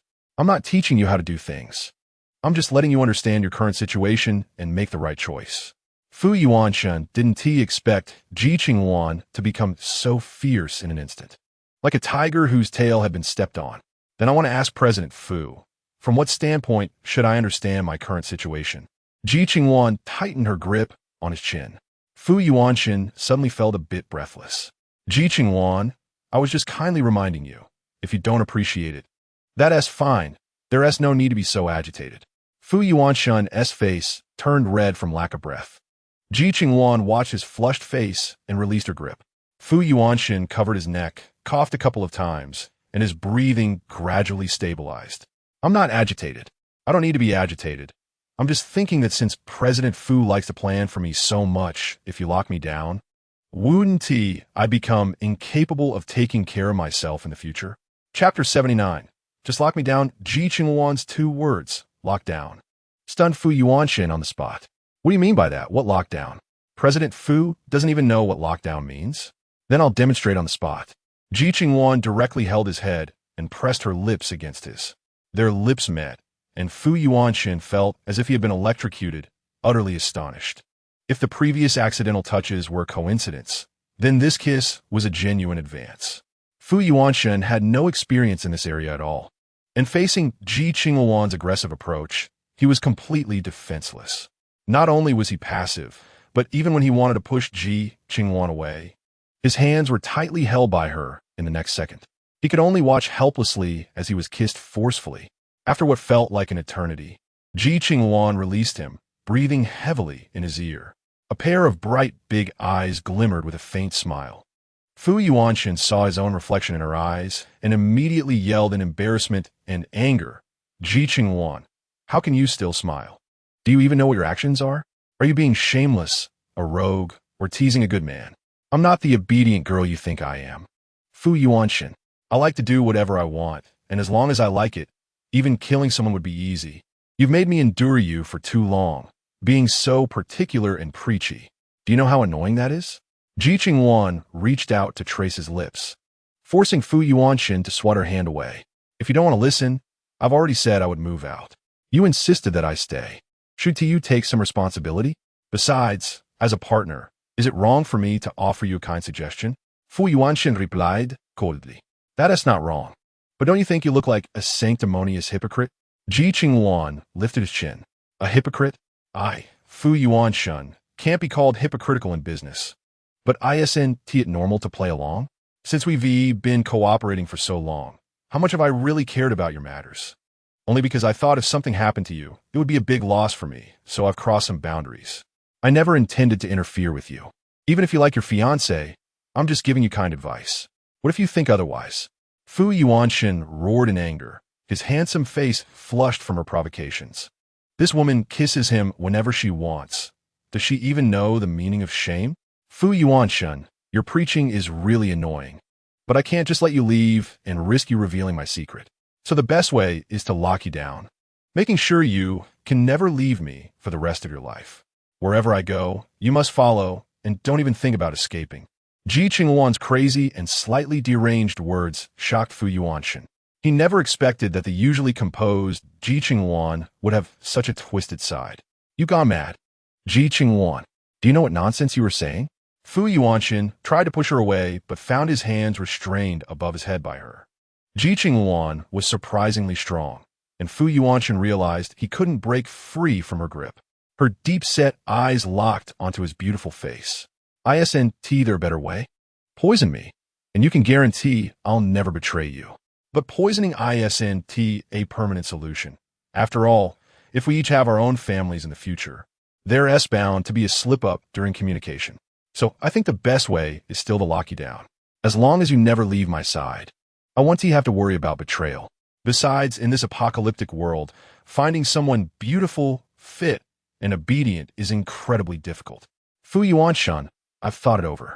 This camp will need an heir in the future, and that heir cannot have an ordinary father. You're the best choice. After her bold words, Ji Qingluan's other hand began to wander on Fu Yuanshan's body. Fu Yuanshan felt the shivers from that hand and began to struggle. Is this really what you think, Ji Qingluan?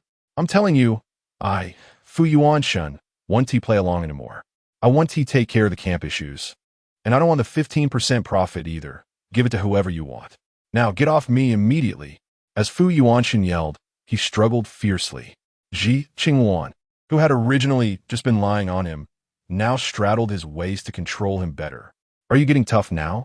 Fu Yuanshan, do you know what you look like to me? Like a little wife who's about to be bullied.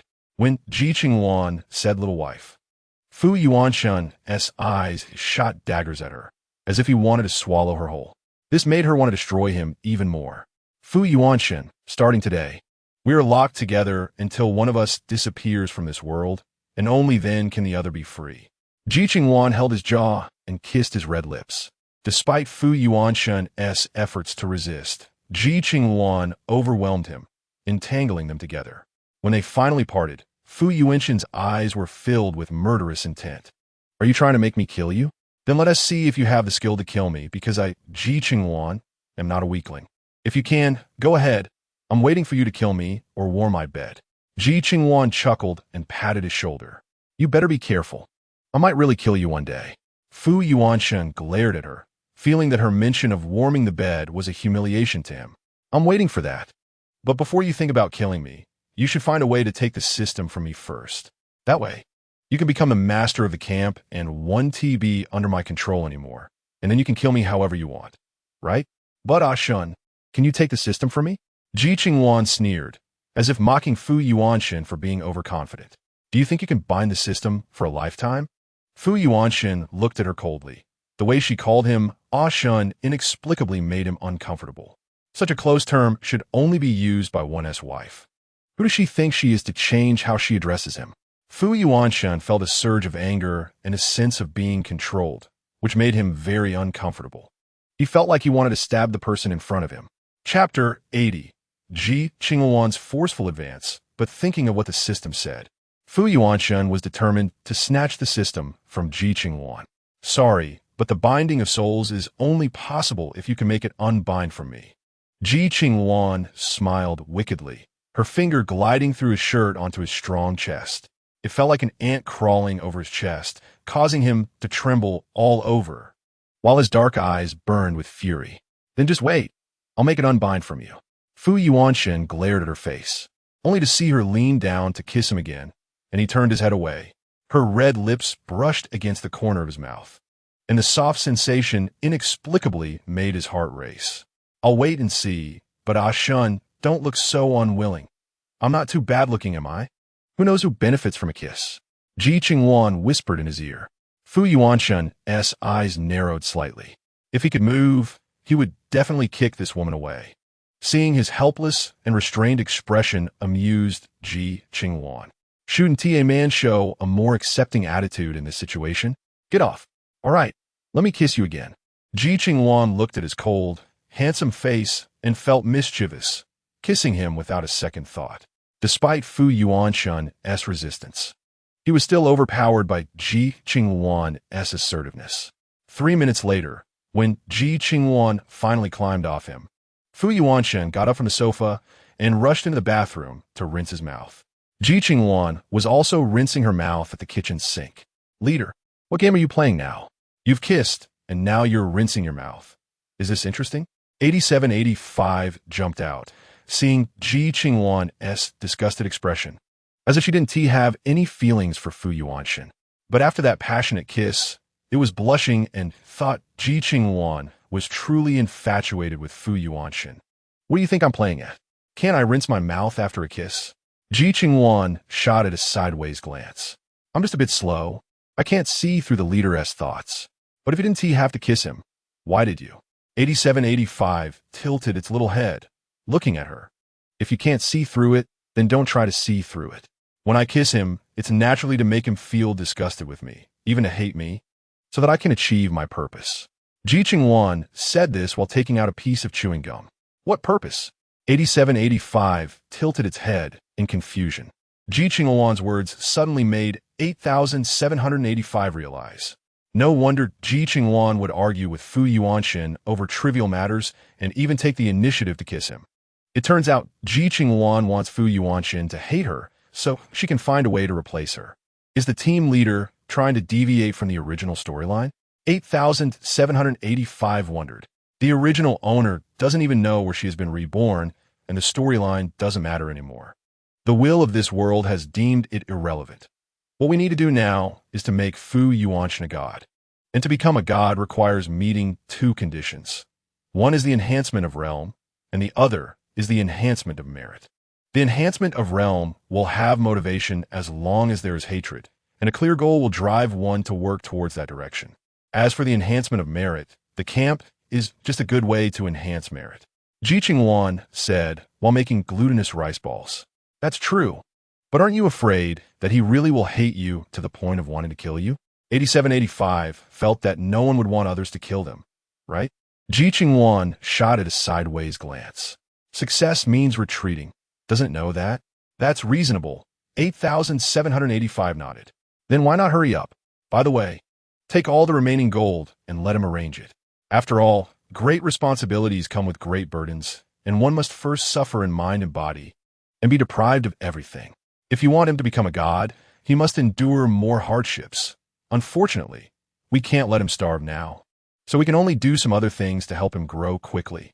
Ji Qingluan's lips curved slightly. As long as Fu Yuanshen reaches the transformation stage, she should be able to retreat successfully. Don't you think this is a bit like pulling up seedlings to help them grow? 8785 frowned. How could that be? I'm just letting him endure a bit more hardship so he could develop in a more stealthy manner. Understand? Ji Qingluan blinked her eyes. 8785 nodded. It understood. The team leader really deserves to be the team leader. Her way of handling things is indeed unique. Rushing towards Fu Yuanshen's room, 8785 watched Fu Yuanshen brushing his teeth outside the bathroom. It suddenly thought about how much these two disliked each other. Deputy camp leader, are you okay? Do I look like I'm okay? Fu Yuanshen coldly stared at it. You just got kissed by the camp leader. It shouldn't be that serious, right? Just treat it as being bitten by a dog. 8785 jumped onto his shoulder and said, being bitten by a dog requires getting rabies shots. Do you think my current state is better than being bitten by a dog? Fu Yuanshen glared at it. Then brushing your teeth is better. 8785 chuckled a couple of times, watching him finish brushing his teeth and rinsing his mouth, seemingly feeling that it was still not clean enough, and even want to take a shower. Wow, really picky. No wonder the team leader would go crazy wanting to fix him. If it were up to itself, it would want to fix him too. However, 8785 did not forget its purpose. After Fu Yuanshen finished showering and came out, it jumped onto his shoulder. Deputy camp leader, don't be angry. It's not good for your health to get upset. Let me tell you, that camp leader is really something. When it comes to spending money, she is like a miser, and the camp doesn't take care of it. Having her do things for you is simply taking advantage of the situation. Deputy camp leader, look at you, so talented and capable. Find a way to take me away from her. You won't have to be under her control anymore and can take charge of the camp, giving your parents a better life, right? 8785's round eyes kept rolling.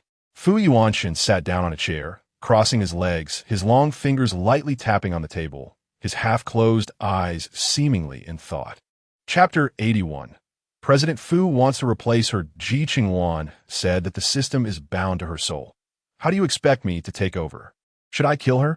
When Fu Yuanshan spoke the word kill, he thought of the scene where Ji Qingluan pressed him to kiss her, and for some reason, an unusual feeling rose in his body. It must be because of Ji Qingluan's kiss. Suddenly, a hint of disgust appeared in Fu Yuanshan's eyes. Wait. Don't rush to kill her. Wait until your cultivation of celestial techniques exceeds a certain realm, and the camp stabilizes before killing her. Moreover, she currently thinks you have utilitarian value. Why doesn't the deputy camp leader think she has utilitarian value too? She cooks for you, does your laundry, and you don't have to worry about logistical issues at all. When the camp is completely stabilized later, if the deputy camp leader no longer needs her existence, it would be easy to get rid of her. 8,785's round eyes rolled. Fu Yuanshan leaned back in his chair, his gaze falling on the door. There was a laundry basket placed outside the door. Thinking about the meals Ji Qingluan cooked and the clothes she washed, she did take care of him. If only the incident in the living room hadn't happened, it would have been even better. Actually, I don't need to kill her. She hasn't done anything heinous.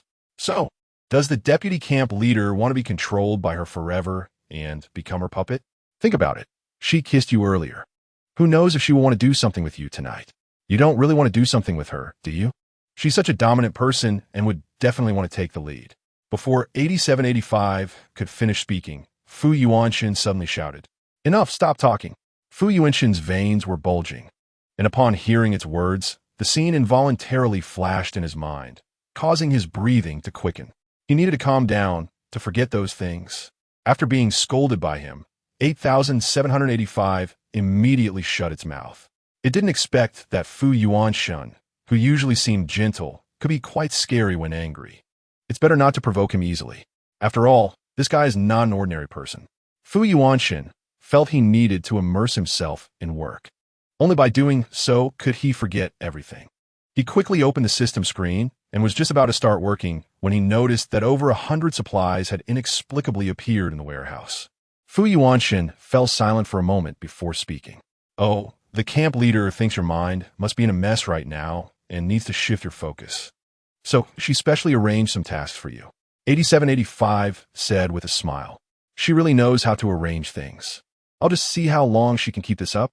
Fu Yuanshan originally had no intention of replacing Ji Qingluan, but after what just happened, he understood that as long as this camp exists, he would have to be under Ji Qingluan's control. Moreover, listening to her previous words, she actually wanted to have children with him. Can children just be born casually? They're not products of love. Even if born, they would just be tools. Deputy camp leader, your current realm is only at the foundation building stage. If you want to fully obtain the system, besides killing her, there's another way. Reach the transformation stage. 8,785's mind was turning. And the way to grow isn't determined by them, right? Transformation stage? Doesn't that mean I just need to go through the golden core and nascent soul to reach the transformation stage? Warning, warning. The camp has detected a large number of mutated birds. All survivors, please do not go outside. This alarm not only startled the survivors inside the camp, but also sent alerts to those who were outside. At this moment, Fu Yuanshan dared not divert his thoughts to other matters and quickly had 8785 locate the direction of the mutated birds. He zoomed in on their images. Fu Yuanshan watched as the figures on the screen gradually became clearer, revealing a group of crows. Crows are omnivorous animals, but due to their characteristics, they are unable to hunt prey. Therefore, grains and rotten meat are their main sources of food. The zombies, due to the long time since their death, may not have flesh falling off, but they inevitably emit a foul odor. The crows likely fed on the bodies of the zombies because of this stench, suddenly turning into zombie birds. Deputy Commander, based on their current route, they will pass through Chong County Base. Should we alert the Chong County authorities? 8785 said, while showing the process of a large number of crows flying. No need, they're not stupid. They can't possibly be unaware of this. Fu Yuanshan shook his head. The official personnel at Chong County Base must have placed some spies in the camp. They will definitely be well informed about any news here. Should we activate combat mode? If these crows change their route, they may head toward our camp. Given the camp's current defensive capabilities, we would certainly suffer significant losses. If we take the initiative, the damage to the camp's defenses will be greatly reduced. 8,785 analyzed. No rush. Let us wait and see. They haven't actively come our way yet, so there's no need for us to take the initiative and create trouble for ourselves. Fu Yuanshun said as he prepared to pour himself a glass of water, but the water left in the room was from yesterday. Fu Yuanshun is quite particular. Water that has been left out overnight cannot be drunk. But if he goes out, he will inevitably run into Ji Qingluan. Fu Yuanshun selfishly didn't want to encounter Ji Qingluan right now, and he didn't know if his current thoughts were overheard by her, when suddenly, with the sound of a lock being opened, Ji Qingluan pushed the door and entered. In her hands, she held a tray with water and fruit. Fu Yuanshun glanced at her and turned his head away, seemingly unwilling to speak to her.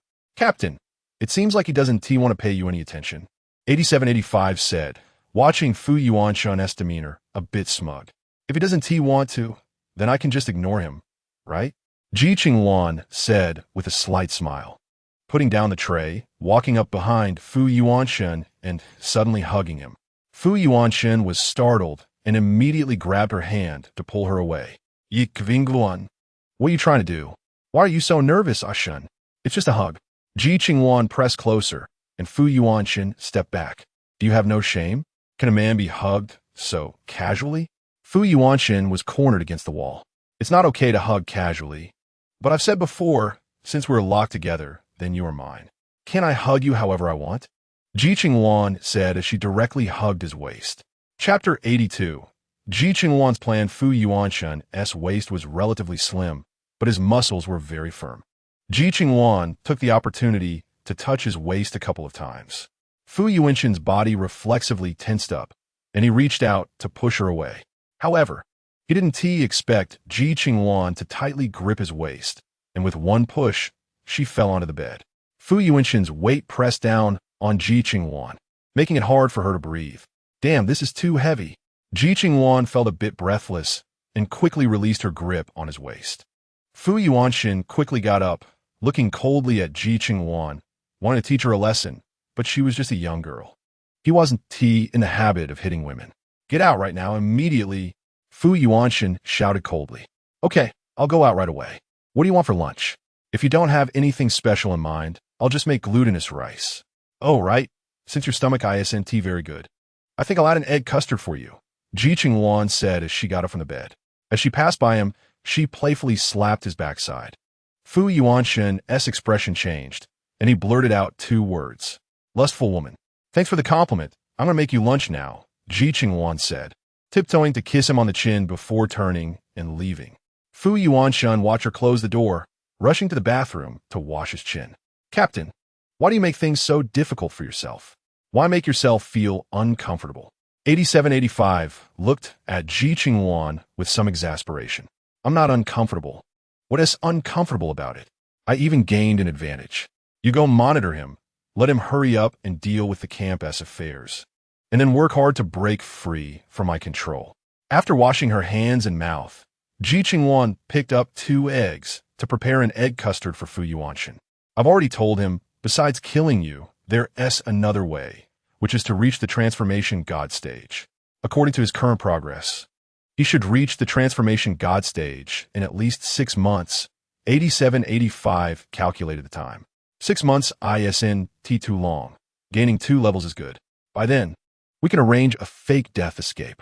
Ji Qingluan thought that once Fu Yuanshun reached the transformation God stage, he would basically be invincible. Even if the zombies leveled up multiple times, they wouldn't be his match. At that point, she would just need to quietly wait for Fu Yuanshun to become a deity. "Perfect, too perfect. Captain, the way you speak makes it sound like you're a thief," 8785 said with a twitch at the corner of its mouth. "How can this be called stealing? I'm just enjoying secretly. Hurry up and go monitor," Ji Qingluan said as she placed the mixed egg custard on the steamer. All right, I'll go now." 8785 ran back to Fu Yuanshun's room. Watching him stand in front of the food Ji Qingluan had prepared, seemingly hesitating. "Damn it, this male lead is too finicky. If you want to eat, just eat. Why think so much? Deputy Commander, what is wrong with you? 8785 jumped onto Fu Yuanshen's shoulder. Fu Yuanshen was slightly taken aback. It's nothing. He picked up the warm water prepared by Ji Qingluan and took a small sip. Deputy Commander, are you thinking about the commander? I think the commander treats you quite well. Why not just give in to him? As soon as 8785 said this, it instantly triggered Fu Yuanshen's killing intent. In an instant, 8785 shrank back. 8785 quickly switched the system screen to the location of the crows. The crows were attacking the Chang County base. Fu Yuanshen's attention was immediately drawn to the screen.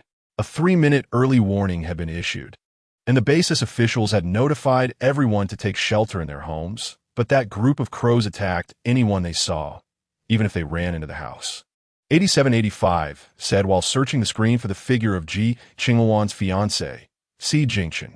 However, the backend data search showed that Si Jingchen immediately drove towards Chang County after hearing the alarm. On the road, due to the lack of surveillance and satellites not being able to monitor this area constantly, Si Jingchen's whereabouts were completely untraceable. The Chang County base officials likely wouldn't be able to withstand the attack from these mutated crows. The number of crows seemed considerable. Fu Yuanshen's deep-set eyes fixated on the screen, seemingly calculating something. The current display showed around 3,000 crows, based on the satellite's trajectory. These crows seemed to be from the nearby forests, likely having eaten some zombies to become like this. 8785 watched as several crows broke through the glass and attacked the people inside. Sometimes, people think that animal intelligence is never higher than that of humans. But they fail to realize that the animal's desire for food far exceeds that of humans. Humans might starve in disaster years, but as long as animals have breath, they have a chance to turn the tide. Nearby forest crows? The forest coverage in Chang County is at least over 80%, if animals gather in large numbers. Humans are completely outmatched. Fu Yuanshen stared at the screen, deep in thought. Deputy Commander, no matter how many animals there are, there's still more humans, right? The camp was chosen here partly because there are many forests and good air, and partly because the population is low, even if zombies appear. There can't possibly be a large number of them, which would help protect the early construction and defense of the camp. 8785 blew on the wisps of hair atop his head and struck a cool pose. So this place wasn't chosen randomly? Fu Yuanshen squinted, recalling how they had come here from thousands of miles away. He thought at the time that building the camp here was rather remote. Now it seemed that choosing this location was a well-considered decision. Of course, the selection of a campsite could not be arbitrary. It required careful thought. Although the north is flat and suitable for camp construction, it inevitably suffers from the dangers posed by large migrations of zombies, making a place that is easy to attack but hard to defend. Furthermore, once winter sets in the north, temperatures drop sharply, making it even more difficult for survivors to venture outside. Moreover, heavy industry is concentrated in the middle and lower reaches of the Jiangnan region, where supplies are relatively abundant, conditions that the north cannot provide. 8785 said proudly. So you chose this uncontentious battleground, which turned out to be the right choice, right? Fu Yuanshen glanced at him. This is the result obtained after the system survey. The vice camp leader cannot mock this system's decision. 8785 said with a serious expression. I'm not mocking your decision. The judgment is reasonable, and there's no need for me to mock it, Fu Yuanshen replied calmly. Chapter 83. The Chang County base is attacked. That's good. What does the vice camp leader think about the current situation at the Chang County base? 8785 asked, looking at the scene of houses and crowds being attacked by crows on the screen. What can I think? Those people were unwilling to enter the camp before. Now that they're facing such a situation, it's their own fault. They can't blame anyone else. Fu Yuanshen saw several people who had previously been shouting at the entrance of the camp in the footage. These people had been very aggressive back then, but now, faced with the attack of the crows, they looked terrified and desperate, which was quite heart-wrenching. But wasn't that their own choice? Shouldn't they walk the path they chose on their knees? 8785. They wanted to ask if this thought was acceptable. However, seeing that Fu Yuanshen clearly had no intention of helping, 8785 said no more and could only quietly watch the tragic scene on screen. Compared to the tranquility inside the camp, the people inside the Chong County base were utterly helpless against the sky filled with crows. If it were zombies, they could use bombs and various firearms. However, against flying crows, even sharpshooters had no way to deal with the fast and agile birds. The base leader stood in a room with sealed windows, using the radio to broadcast to the citizens to stay at home and not go outside. He then discussed with others how to deal with the crows outside. If it were something running on the ground, they could handle it however they wanted.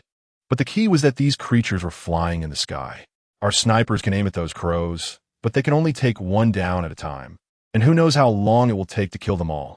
Right now, hiding is the only way to minimize losses. Otherwise, if they go outside to kill those crows, they wouldn't know how many would be lost. Not to mention how many they are currently starving. How can you expect them to fight under such circumstances? If you ask me, they should have collected some supplies from those survivors at the beginning to avoid today's situation. Look at what you're saying, facing disaster. Can you bear to take those people's supplies? The shelter camp is not also collecting supplies, and now it's doing quite well, right? In contrast, we only give and don't take. No matter how much we have, it's not enough to sustain such losses. Yes. Now the higher-ups are too preoccupied to help us. We can only take care of ourselves. In my opinion, after this is over, let everyone make their own choice, whether to enter the camp or stay here. They should be allowed to make their own choices. We have protected them for so long. It's impossible to protect them at the cost of our own lives. Inside the house, they were exchanging words, and the base leader listened to them, knowing they had already done their utmost. Everyone is someone's child. Who doesn't have a little selfishness? Anyone would feel indignant inside. Moreover, how long can they continue to support these people? Zombies evolve. Their equipment can't keep up. A large amount of supplies sent to the shelter camp only results in food for those people. In the end, they not only gained nothing, but they also had to endure the scorn of those people. What do they ultimately gain? Let everyone hide well. Once the crows leave, they can go their separate ways. The base leader finally made up his mind. He could not drag his subordinates down to accompany those people in death. Others listened to the base leader's words. Some agreed, and some opposed, but the discussion eventually stopped due to the crows continuously banging against the windows. Ji Qingluan was not an impulsive person. After parking the car by the roadside, he looked towards the direction of Chong County, waiting for the base leader's instructions. Unfortunately, this wait lasted 2 or 3 days. The crows inside the base had evidently treated this place as a paradise for food, entering houses daily to look for people. Meanwhile, ordinary people inside the base were living off relief supplies and did not have any extra rations. Under such circumstances, they could hardly last 2 or 3 days. For a bite to eat, some were willing to take the risk and directly run out to look for food. As a result, as soon as they went out, they immediately became targets for the zombie crows. Under a flurry of pecking from the birds, that person let out a heart-wrenching scream. The sound terrified those inside the surrounding buildings. Those who were closer could see that person through the window, completely being pecked to pieces by the zombie crows. This process was both painful and unbearable, and even wanting to die became impossible. In the end, due to excessive blood loss and internal injuries, it came to an end. That person was like a piece of bright red cloth, torn to shreds by the zombie crows. Many pieces of flesh fell to the ground, emitting a pungent metallic smell that attracted more zombie crows. A dense swarm of black crows completely surrounded the area. When these crows dispersed, all that remained on the ground was a skull wrapped in blood-stained clothing fragments, completely unrecognizable. Many people who saw the scene immediately retched. Even Fu Yuanshan couldn't help but feel nauseous at such a sight. Vice Camp Leader, stop looking. 8785 immediately turned off the system screen. During these 2 or 3 days, aside from eating, sleeping, and practicing, Fu Yuanshan had been focusing on the situation at the Chong County base. He didn't expect that when he opened the system screen, he would see this scene. It's fine. I just can't accept it for a moment. The people at the Chong County base should not last much longer. Their next step should be to think about entering the camp. Let the steward pay more attention. Troublemakers shouldn't be allowed in. Also, strictly control the incoming personnel. Those without supplies or points should not be allowed in. Fu Yuanshan thought for a moment, then gave a few more instructions before opening the door. As soon as he stepped outside, he heard Ji Qingluan talking on the phone. Qingluan, thank you. If it weren't for you, I wouldn't know how to arrange for my parents. Si Jingshun's face looked at Ji Qingluan through the screen. Ji Qingluan smiled slightly. Tian Yi, you don't need to thank me. I just help you talk to Uncle Steward. After all, it's on credit, and the interest is not low. Xingu, you need to figure something out, or else if Uncle and Annie have nowhere to go, that would be troublesome. I know. Thank you. I can handle the rest myself.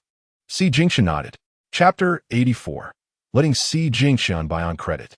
Ji Qingluan's ability to get the steward to extend credit to him was already the greatest help.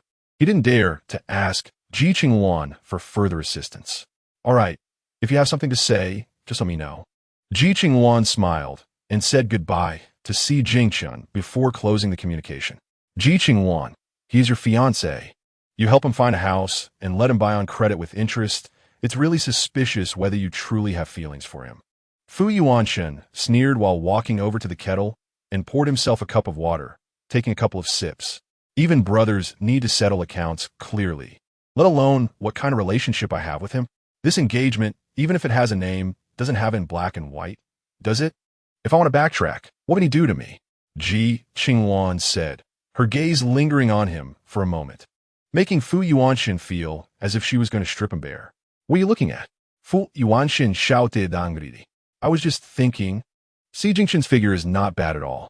Compared to you, Shun, he has the chest muscles if you want them, long legs if you want them, and his arms are relatively muscular too.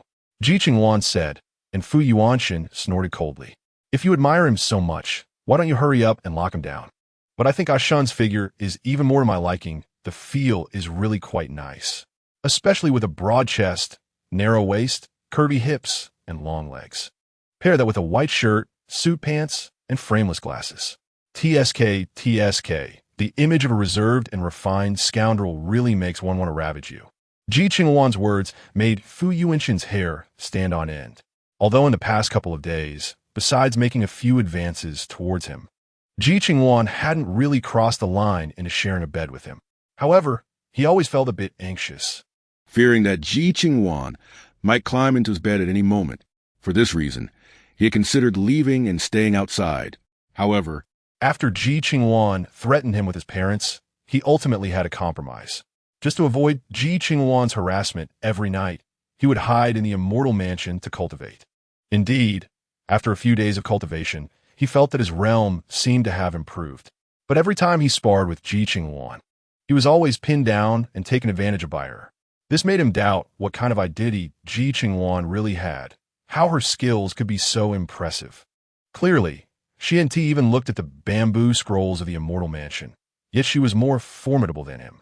Lost in thought, Fu Yuanshen completely failed to notice Ji Qingluan approaching him. What is Shun thinking?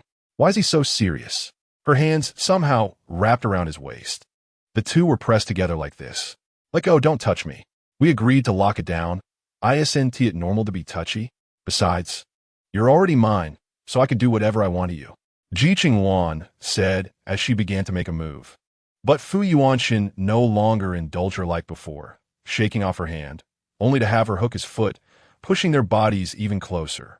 Fu Yuanshen felt his lower abdomen pressed against her belly, instantly filled with anger. He then tried to push Ji Qingluan away with his other hand, but she caught him.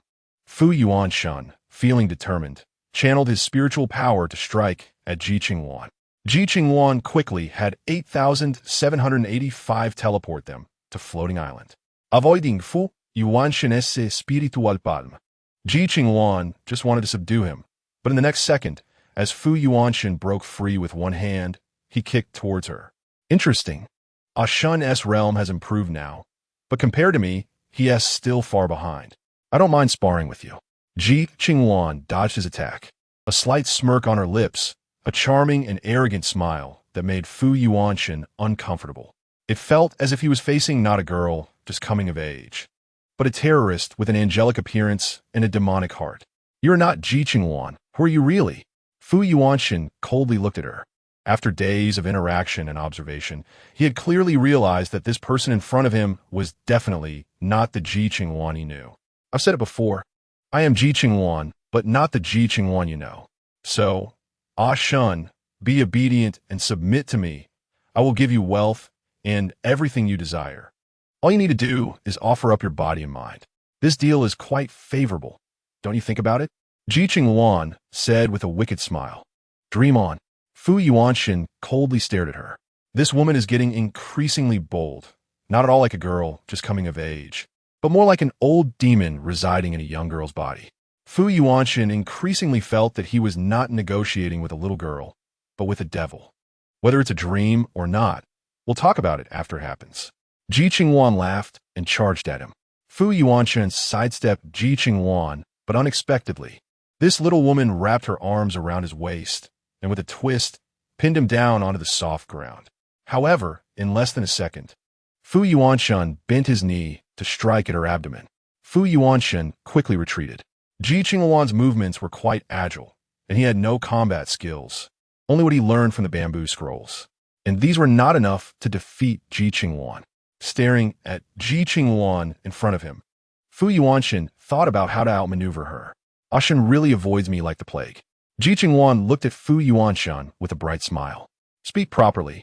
You're acting so inappropriate. Fu Yuanshan saw her approaching and quickly took 2 steps back, shouting.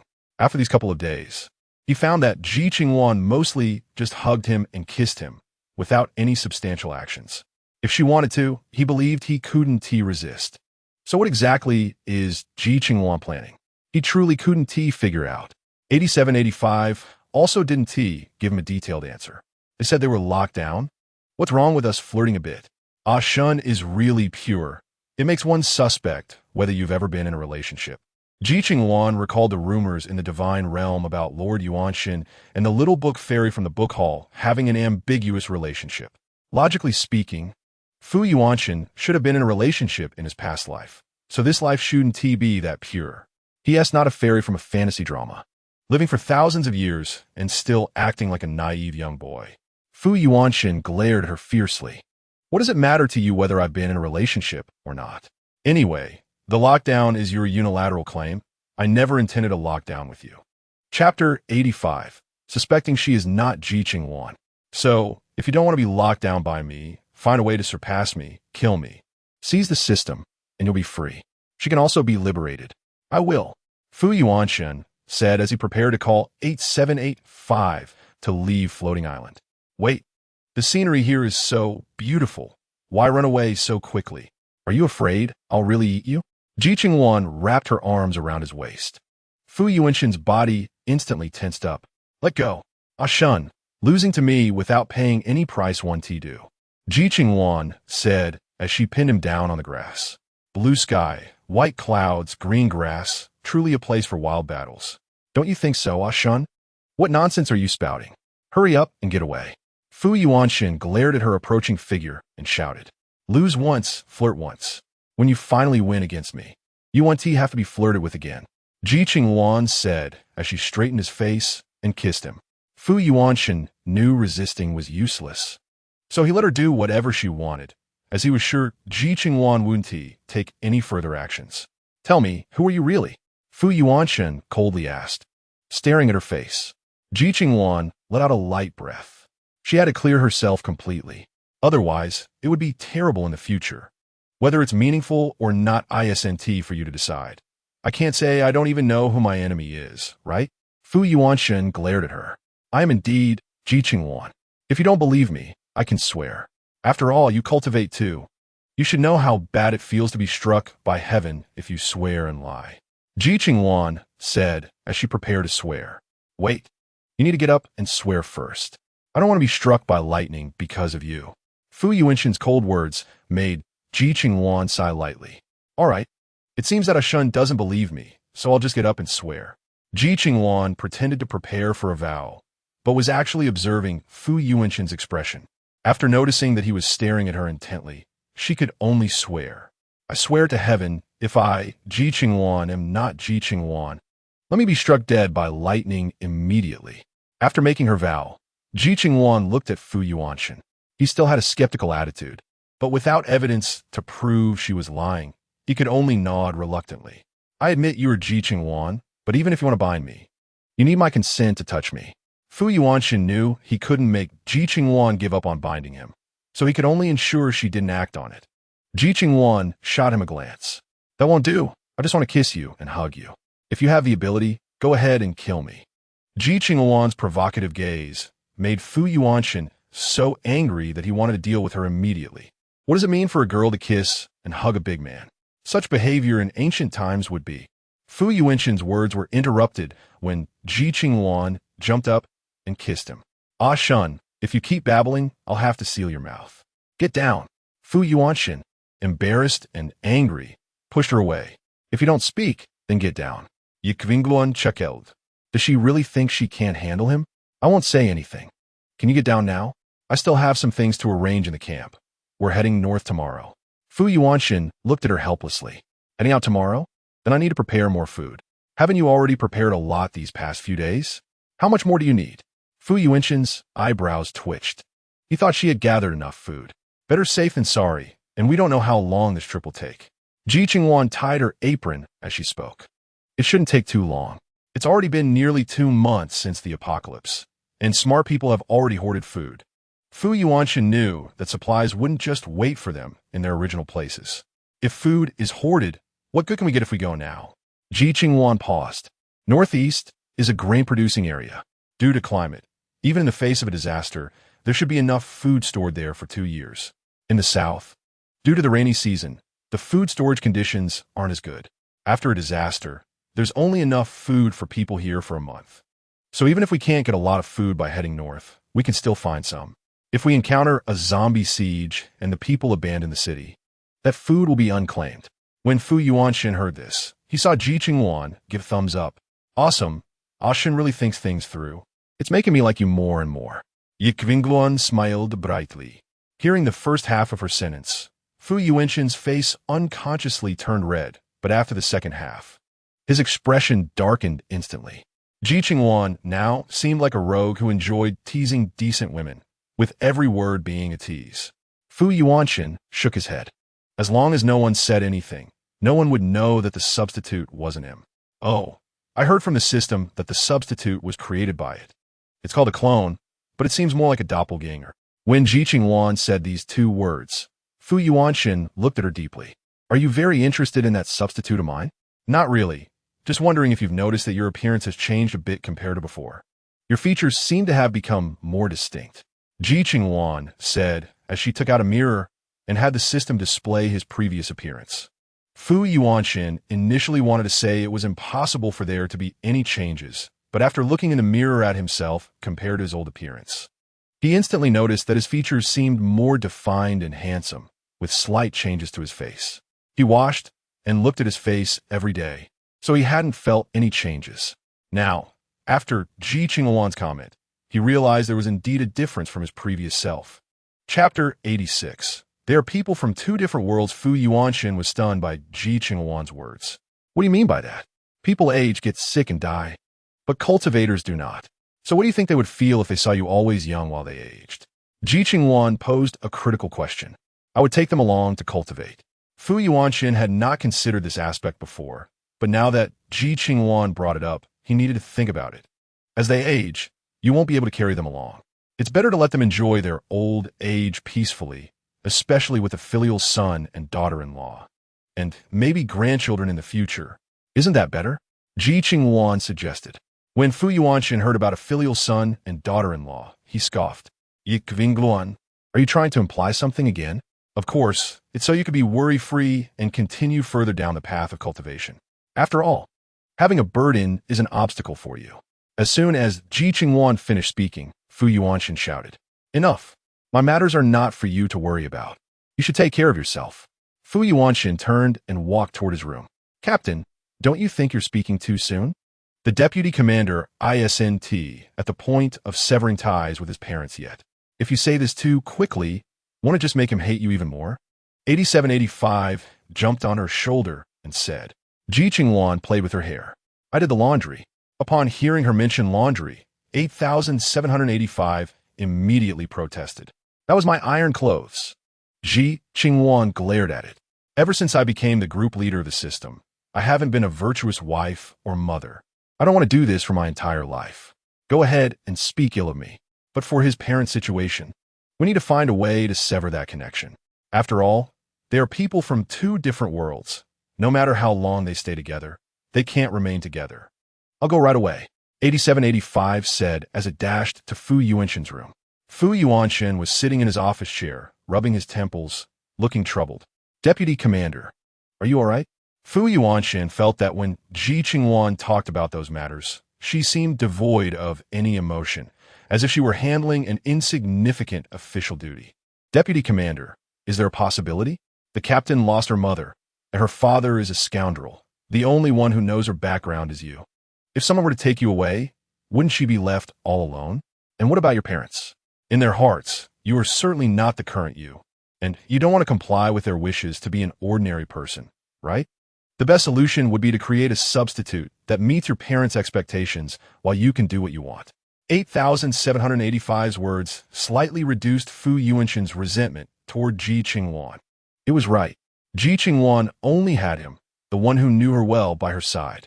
His parents, at least, had both sides, plus a compliant substitute. How could life not be fulfilling? 8785's words reminded Fu Yuanshan. He indeed didn't want to face all the trivial matters at home. But after all, they were his parents. At this moment, Fu Yuanshan felt a scale in his heart, one side being his parents and the other Ji Qingluan. He found it hard to weigh which was more important. Deputy Commander, look. 8785 saw he was indecisive and simply presented the current scene at his home before him. He saw his mother at home, having the maid do housework while also asking her to massage her back. In front of her were many young and beautiful girls, looking as if she were selecting a concubine for the emperor. Fu Yuanshan suddenly felt yadake. After all, he had protected his parents too well, to the point that they had no idea how cruel and terrifying the outside world could be. 8785 noticed that Fu Yuanshan was beginning to hesitate, and immediately urged him on, saying, besides, Deputy Camp Leader, you have so many things to deal with now, you definitely won't have the ability to take care of them. And in the future, you will be pursuing the great path. They're definitely not people who will walk the same path as you. Do you want to see them old and gray while you still look young, unable to even hold their grandchildren? Fu Yuanshan fell silent, looking at his mother on the screen. Her wish was for him to get married soon and give her a big fat grandson.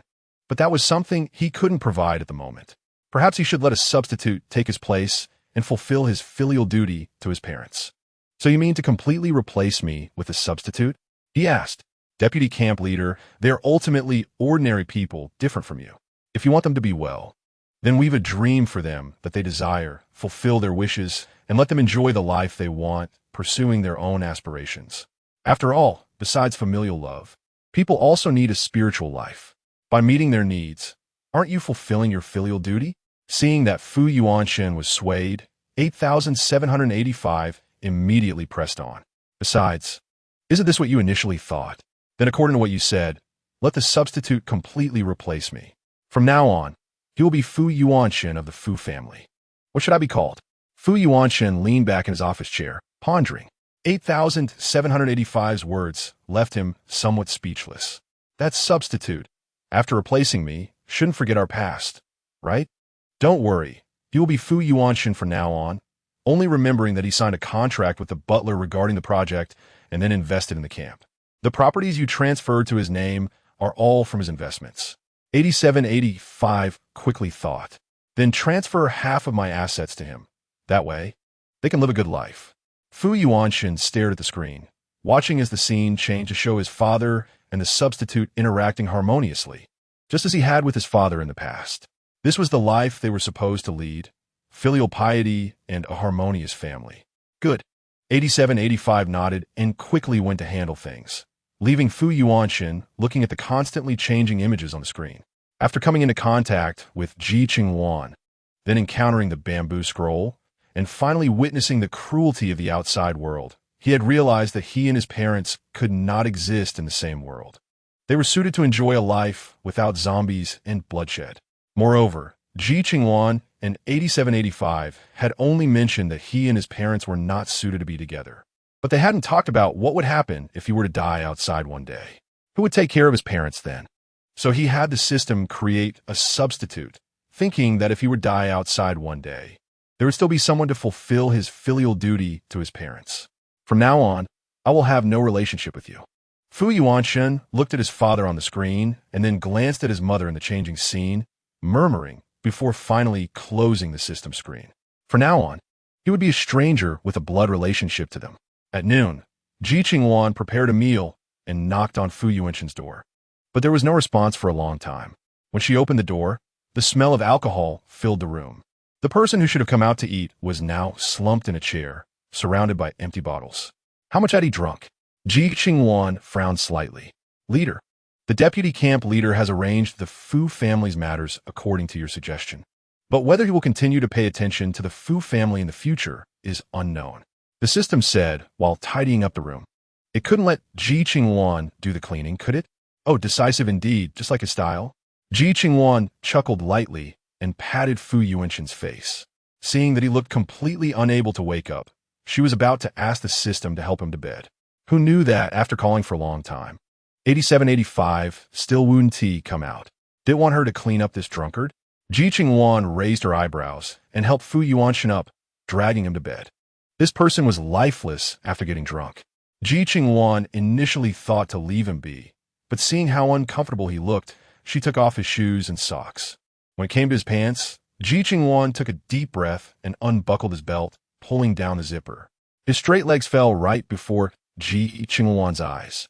TSK, these legs are quite nice, probably capable of charming the female immortals of the divine realm. Ji Qingluan teased for a moment, quickly unbuttoning his shirt and pulling it apart, revealing Fu Yuanshen's lean yet strong chest and arms.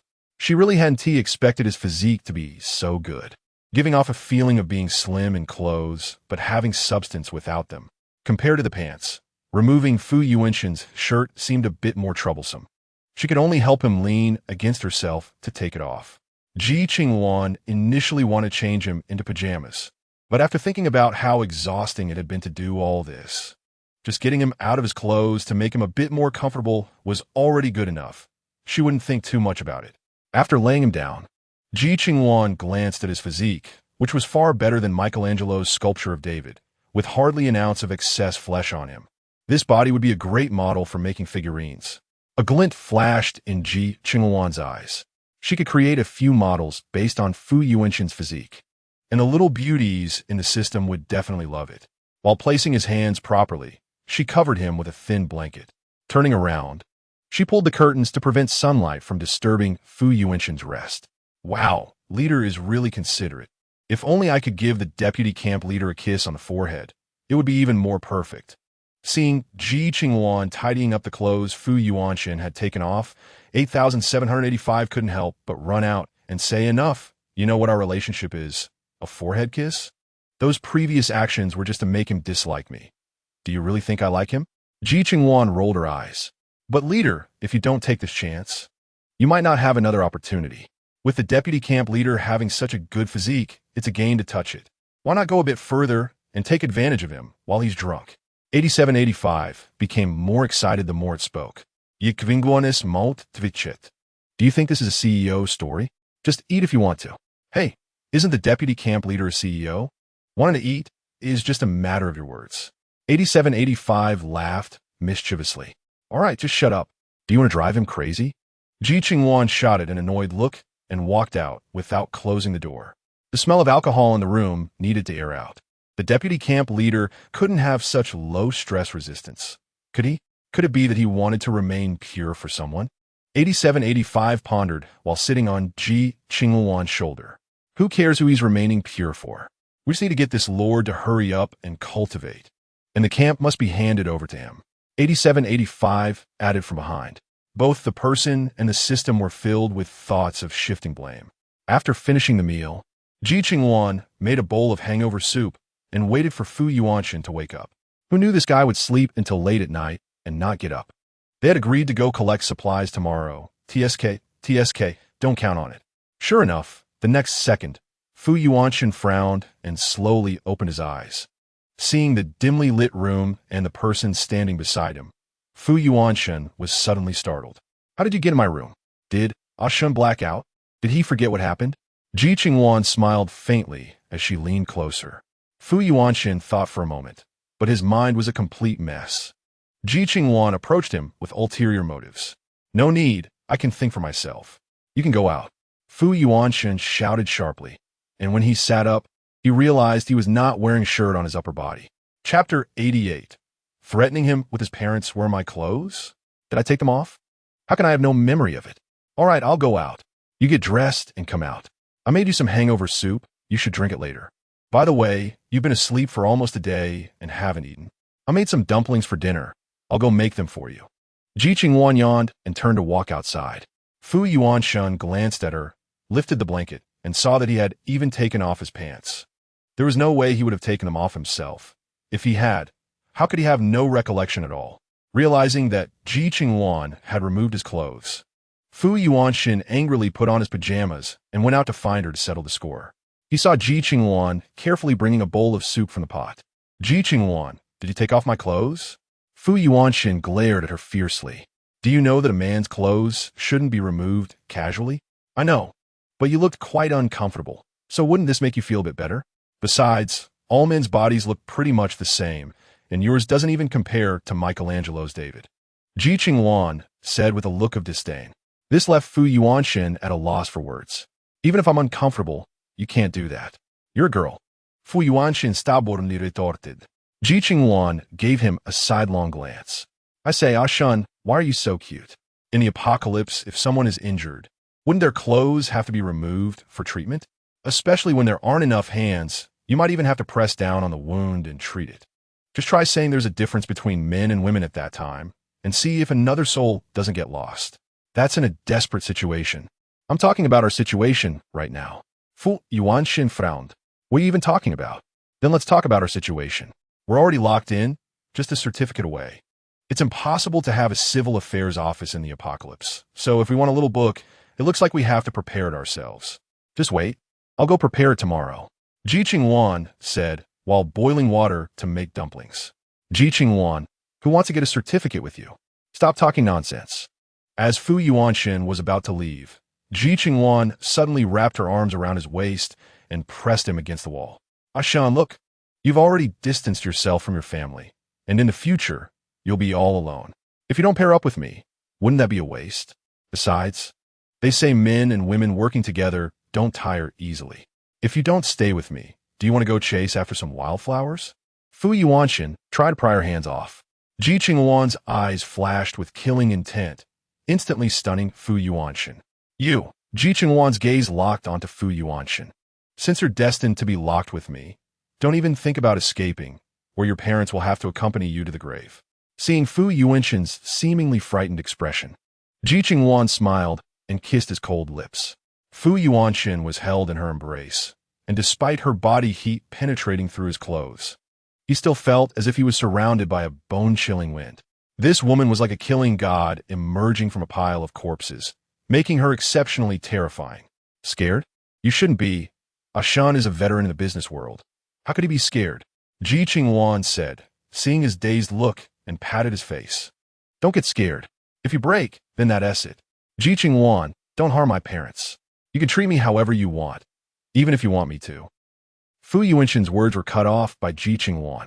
As long as you're not stupid, come on, drink the hangover soup. Ji Qingluan blew on the soup in a bowl. It's not hot now. Drink up quickly, I'll go make you dumplings. Ji Qingluan handed him the soup. Here you go. Ji Qingluan turned to put the wrapped dumplings and noodles into the pot. Ji Qingluan, did you hear what I said? Don't harm my parents. Then you can do whatever you want with me. Fu Yuanshan drank the hangover soup and placed the bowl in the nearby sink. I heard you, do whatever you want. But you better behave from now on. You get the cheap stuff, and I get to eat the tofu. Ji Qingluan glanced at him, noticing the sparkle in his eyes dimming, leaving only a deep, dark stillness. All right, hurry up and eat. You haven't eaten for almost a day. If your stomach gets messed up, where am I going to find someone as capable as you?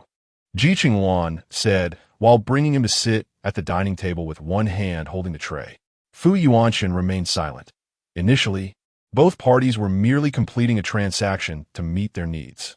Sometimes, Fu Yuanshan found himself quite annoyed with Ji Qingluan, but at other times, he couldn't bring himself to hate her. The vice captain is awake. It's so late, the captain has almost fallen asleep waiting for you to wake up.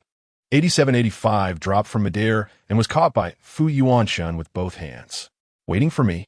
Fu Yuanshan was stunned to hear those words. Yeah, I made you lunch and dinner, and you didn't wake up for half the day. It's already midnight, and I had to keep the hangover soup warm for you. And I prepared dumplings and noodles. Don't you think the captain treats you well enough? Even the legal wife of an ordinary family doesn't treat her husband this well. 8785 said, and jumped on his shoulder. Chapter 89. President Fu pays with flesh, Fu Yuanshan said as he walked toward the bathroom. 8785 was stunned. What's going on? What is Fu Yuanshan preparing for? Where's Fu Yuanshan? Ji Qingluan poked osum piet soft body.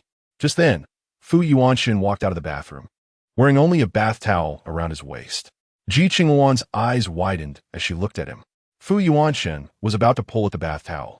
Ji Qingluan quickly knocked 8785 away, closed the door, and rushed in front of Fu Yuanshan, tried to hold his hand. Unfortunately, the bath towel had already fallen to the ground. Are you satisfied? Fu Yuanshan asked. Very satisfied. Do you want to give me such a big gift right before heading north? Ah Shun, you don't want me to go north, do you? Ji Qingluan didn't look down and took out a clean blanket from her space to drape over him. Isn't this what you wanted? Fu Yuanshan looked at her with calm, unruffled eyes. That's not the right time. If you want it, you have to choose the right opportunity.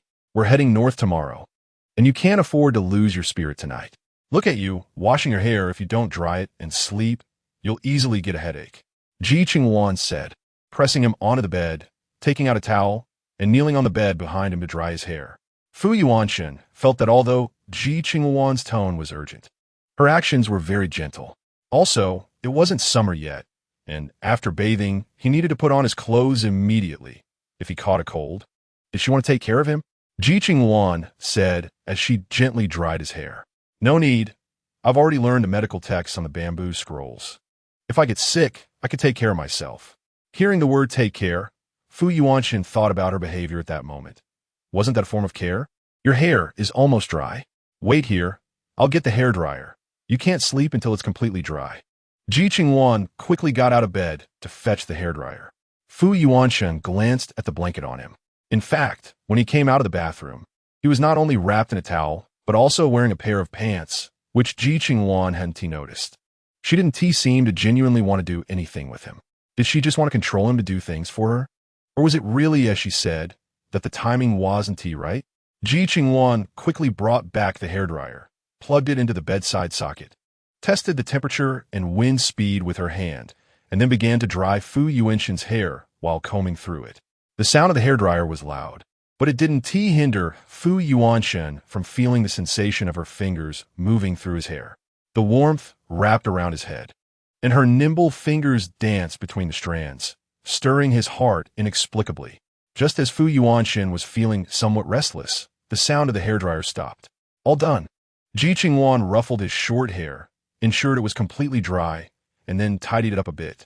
With it this short, it wouldn't get tangled. Just comb it in the morning. It was late, so it was better to sleep early. Ji Qingluan unplugged the hairdryer and then got off the bed. Fu Yuanshan wanted to say something, but ultimately said nothing. Watching Ji Qingluan close the door, he removed the blanket and put on his pajamas. Fu Yuanshan wasn't foolish. He knew his current situation. Suddenly sitting up, he tried to suppress his body's reaction with the Qing Xin Ju, calm heart technique. The night was long, with some controlling the ever-growing thoughts within their bodies, while others slept soundly until dawn. The next morning, when Ji Qingluan came to call Fu Yuanshan for breakfast, she found him looking as if he hadn't slept well when he opened the door. Didn't he sleep well last night? Ji Qingluan tilted her head, looking at him curiously. Fu Yuanshan replied faintly. It seems you slept too much yesterday. You didn't feel sleepy at night. Do you need to adjust your schedule before leaving? Ji Qingluan was worried he might fall into a ditch while driving, which would be a disaster. No, the earlier we head north, the less likely the supplies will be taken by others. Fu Yuanshan replied lightly. Are you sure you want to drive into a ditch? Ji Qingluan looked at him, noticing his complexion wasn't good, which made her a bit worried. I want tea. Fu Yuanshan's mouth twitched. Ji Qingluan wasn't really concerned about whether he had slept well. She was more worried about whether he would drive her into a ditch. That's good. Let us hurry and set off after breakfast. The situation at Chong County Base isn't optimistic right now. Everyone who can escape has come to the camp, and the population has increased significantly, making supplies increasingly scarce. Ji Qingluan said as she walked toward the dining room. Have people really escaped from Chong County Base? Fu Yuanshin was stunned. He had always thought the people there would be trapped to death. He didn't expect there were still people who managed to escape. There were hardly any supplies to begin with, and after being trapped for 3 days, if they didn't come out to find food, wouldn't they starve to death? Ji Qingluan looked at him as she spoke. You were drunk yesterday and didn't pay much attention to the situation at Chong County. You can check it out when you have time. Let's eat first. Let's set that aside. You mentioned getting a marriage certificate yesterday. When do you plan to do that? Fu Yuanshin recalled what Ji Qingluan had said, and an unnatural expression appeared on his face. That's not urgent. You can't escape from my grasp right now. Am I still afraid you'll run away? Hurry up. Let us not waste time. Let us eat and leave. Ji Qingluan didn't know what Fu Yuanshin was thinking at that moment. She thought he was unwilling to get the certificate with her. Her words yesterday were meant to provoke him. She never really intended to get a certificate with him. After all, she was planning to run away afterward. How could she go get a certificate with Fu Yuanshin? Fu Yuanshin silently glanced at her, and seeing her say that, he let out a sigh of relief. Although Ji Qingluan wasn't bad-looking, they hadn't been in a relationship, and there was no way to say they had that kind of connection. After breakfast, Fu Yuanshin and Ji Qingluan didn't head toward the elevator. There were still people downstairs watching them, and they didn't need to seek trouble at that moment. Therefore, the two walked to the fire escape next to the elevator, which was just on the other side of the normal guest elevator. Chapter 90. Si Jingxin's parents come to visit. The two came out of the elevator into the basement floor. Fu Yuanshin took out the car and filled it with gasoline. He then sat in the driver's seat with Ji Qingluan and set off toward the outside world of the camp. As for Chong County Base, even if it had become hell on earth, it had nothing to do with them. Moral coercion was not a thing before the apocalypse, let alone after. They won't be at home, will they? See, father frowned. But the guy downstairs said she didn't go out, right? If she didn't go out, she must be at home. See, mother looked through the peephole. Hey, what are you doing? That's very rude, you know? See, father quickly pulled see mother back. I'm just checking if anyone is inside. We've been knocking for so long. Why hasn't that girl come open the door? Could it be that she saw us and found us annoying, so she doesn't want to open the door? See, mother frowned. What are you thinking? If Qingluan were that kind of person, how could she help Aiken rent a house for us? See, father looked at his wife with some exasperation. That's true, but she lives in such a nice place, such a big place. Can't she give us a little room? It's a tough time now. Squeezing a bit shouldn't be a problem, especially since there are 3 rooms and 1 living room, and the living room is said to be 40 square meters. You say such a large area. How could it not fit us 3? See, mother said with some resentment. Back when Ji Qingluan's mother died, they warned Ji Xinchang specifically to not let her get bullied. And what happened? That little girl, Ji Qingluan, couldn't seem to understand and actually agreed to let her dad remarry. She originally wanted to call Ji Qingluan to advise her not to be so foolish. But who knew the phone wouldn't connect? Not only that, but Ji Xinchang also proudly delivered the invitation to their house. Naturally, she wouldn't go and was frustrated that Ji Qingluan, who seemed like a smart girl, could be so foolish. When she began to consider whether her son's marriage to Ji Qingluan should still count, she heard the news that Ji Qingluan publicly announced at Ji Xinchang's wedding that she had sold the company. At that moment, she was completely shocked. Everyone in the industry knew how profitable Su Group was. She never expected Ji Qingluan would sell the company without even consulting anyone. Moreover, she sold her house too. The outside rumors said Ji Qingluan didn't want to see the place polluted by a scumbag and a cheap woman. But how could she just sell the place, which was also Ji Qingluan's home? Did she really not want that home anymore? At that time, she wanted to contact Ji Qingluan, urging her not to sell the house, but the phone was always off. Later on, they lost contact with Ji Qingluan and didn't know where she had gone. Just when they were at a loss, a heavy rain came. The apocalypse arrived. They were even more worried about where Ji Qingluan had gone alone. Would the zombies eat her? In this worry, they heard about the camp at Chong County Shelter. Thinking that their son was also here, they arrived with the escort of bodyguards. They initially planned to find their son to help search for Ji Qingluan, but unexpectedly, Ji Qingluan was right here. Moreover, Ji Qingluan had moved into a luxury apartment. When they entered, they heard that a luxury apartment required at least 1,000 points. 1,000 points could rent 10 simple apartments. What was Ji Qingluan thinking? Spending so many points just to live in such a high-end apartment? Mother C thought Ji Qingluan was too extravagant. Therefore, taking advantage of Si Jingqian's absence, they wanted to come to lecture Ji Qingluan and ask her to help them return the apartment and move in here. Look at what you're saying. Qingluan hasn't even married Aiken yet.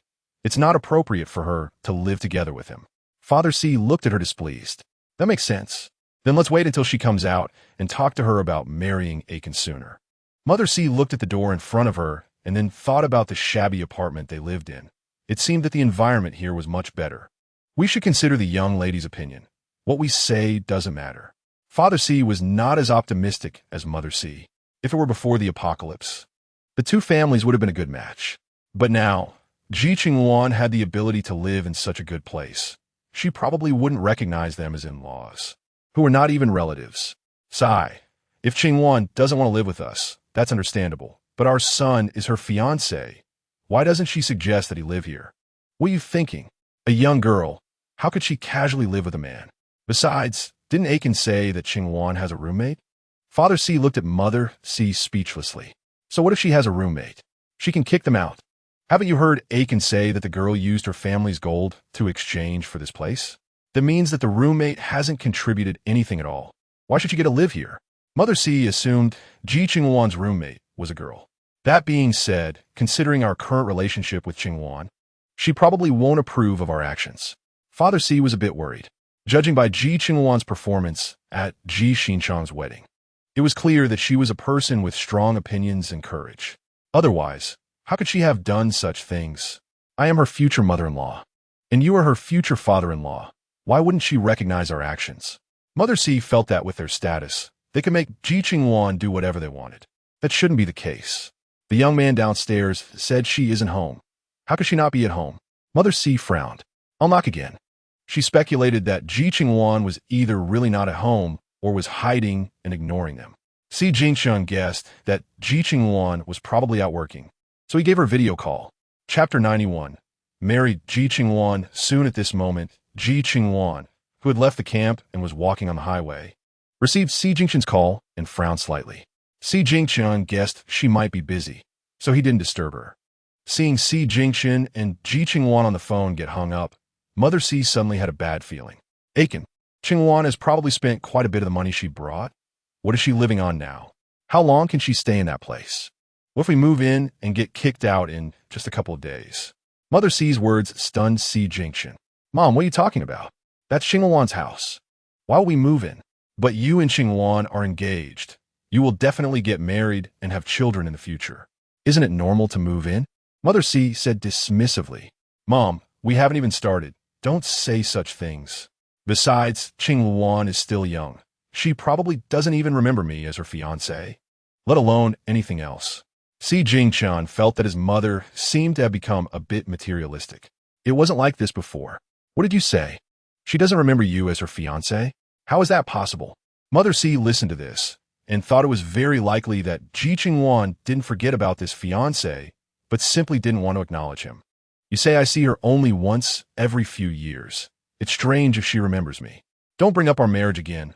What era is it now? Arranged marriages are no longer a thing. Also, this apartment costs 100 points a day. I don't have many points on hand and still need to earn points outside. Dad, Mom, see if you can do something to earn some points. If we could earn a bit more, we could change to a bigger apartment. Si Jingqian didn't want to tire his parents. However, given the current situation, without points, they would be like others on the street, just randomly finding a place to set up a tent. At least the camp didn't allow theft, random defecation, or littering. Otherwise, the entire camp would probably be in chaos now. In fact, there were indeed many people, like he said, with at least 100 thrown out by the steward every day. With these precedents, people in the camp also understood that getting in was hard, but getting thrown out was easy. Plus, the steward clearly stated that those thrown out could never enter the camp again. This caused everyone to cherish this hard-won opportunity. After all, the outside world is terrifying, while this place is a dream. Your father and I are getting old. What can we do? Mother C thought about how such a shabby house still charged money and felt displeased.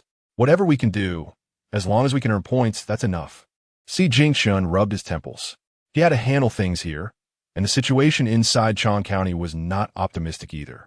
The base leader contacted him daily to explain the situation and also hoped the shelter camp would take action. But whether it was him or the base leader negotiating, the shelter camp only had one response. They were not responsible for matters outside the shelter camp. In other words, they left them to fend for themselves. In the end, the base leader had no choice but to rally everyone to fight and find a way to break through. This battle was set to take place today. He didn't know the situation at the Chang County base and could only wait here as instructed by the base leader. Sai, one must bow their head under the roof.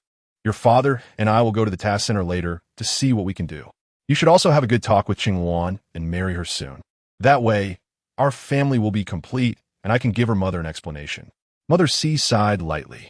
Ji Qingluan nodded slightly. He wanted to explain to his mother that neither he nor Ji Qingluan had that intention, but he was afraid of her nagging and could only nod perfunctorily. Seeing him nod, Mother C thought he understood and didn't say anything more. The two of them walked out of the house, ready to go to the task center to see what work they could do. Ji Qingluan then headed to the east gate, where it connected to the Chang County base, waiting for the base leader and their breakthrough. At this moment, the Chang County base, in stark contrast to the tranquility of the shelter camp, resembled a hell on earth, with corpses that had been pecked at by crows everywhere. The base leader, Ji Qingluan, had prepared for 3 days and launched a breakout this morning.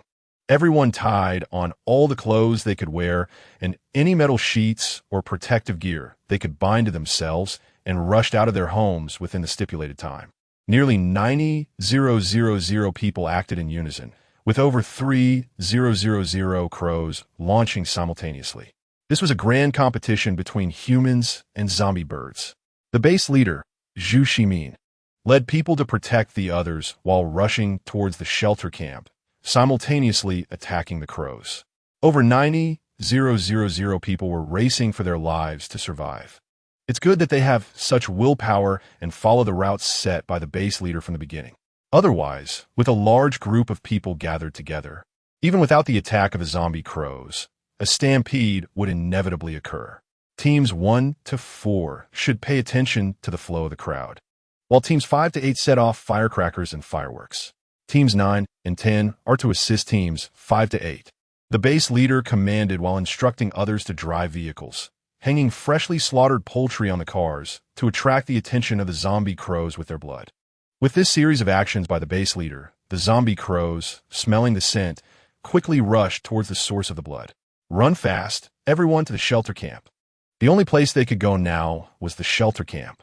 Many people regretted why they had insisted on coming to this base instead of entering the camp when they had the chance. Now, they were being chased by the zombie crows, and their lives were at stake. Had they known it would come to this, they would have rather paid a high price to enter the camp from the start. Unfortunately, there was no medicine for regret now. All that was left for those who knew they had to escape was to run forward numbly until they could no longer move or fell down. Base leader, the people in the city that can evacuate have left. The remaining elderly are unwilling to leave, and we couldn't persuade them. Reports from various teams made the base leader, Ji Qingluan, feel a headache.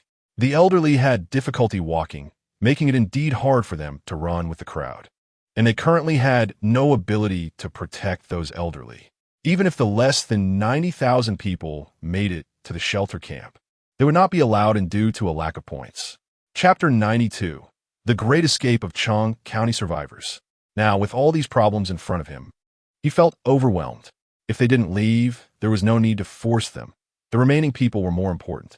Let the remaining people take the prepared supplies and quickly enter the shelter camp to exchange for points. Let as many people in as possible, and the rest could figure something out later. Ji Qingluan instructed while giving orders.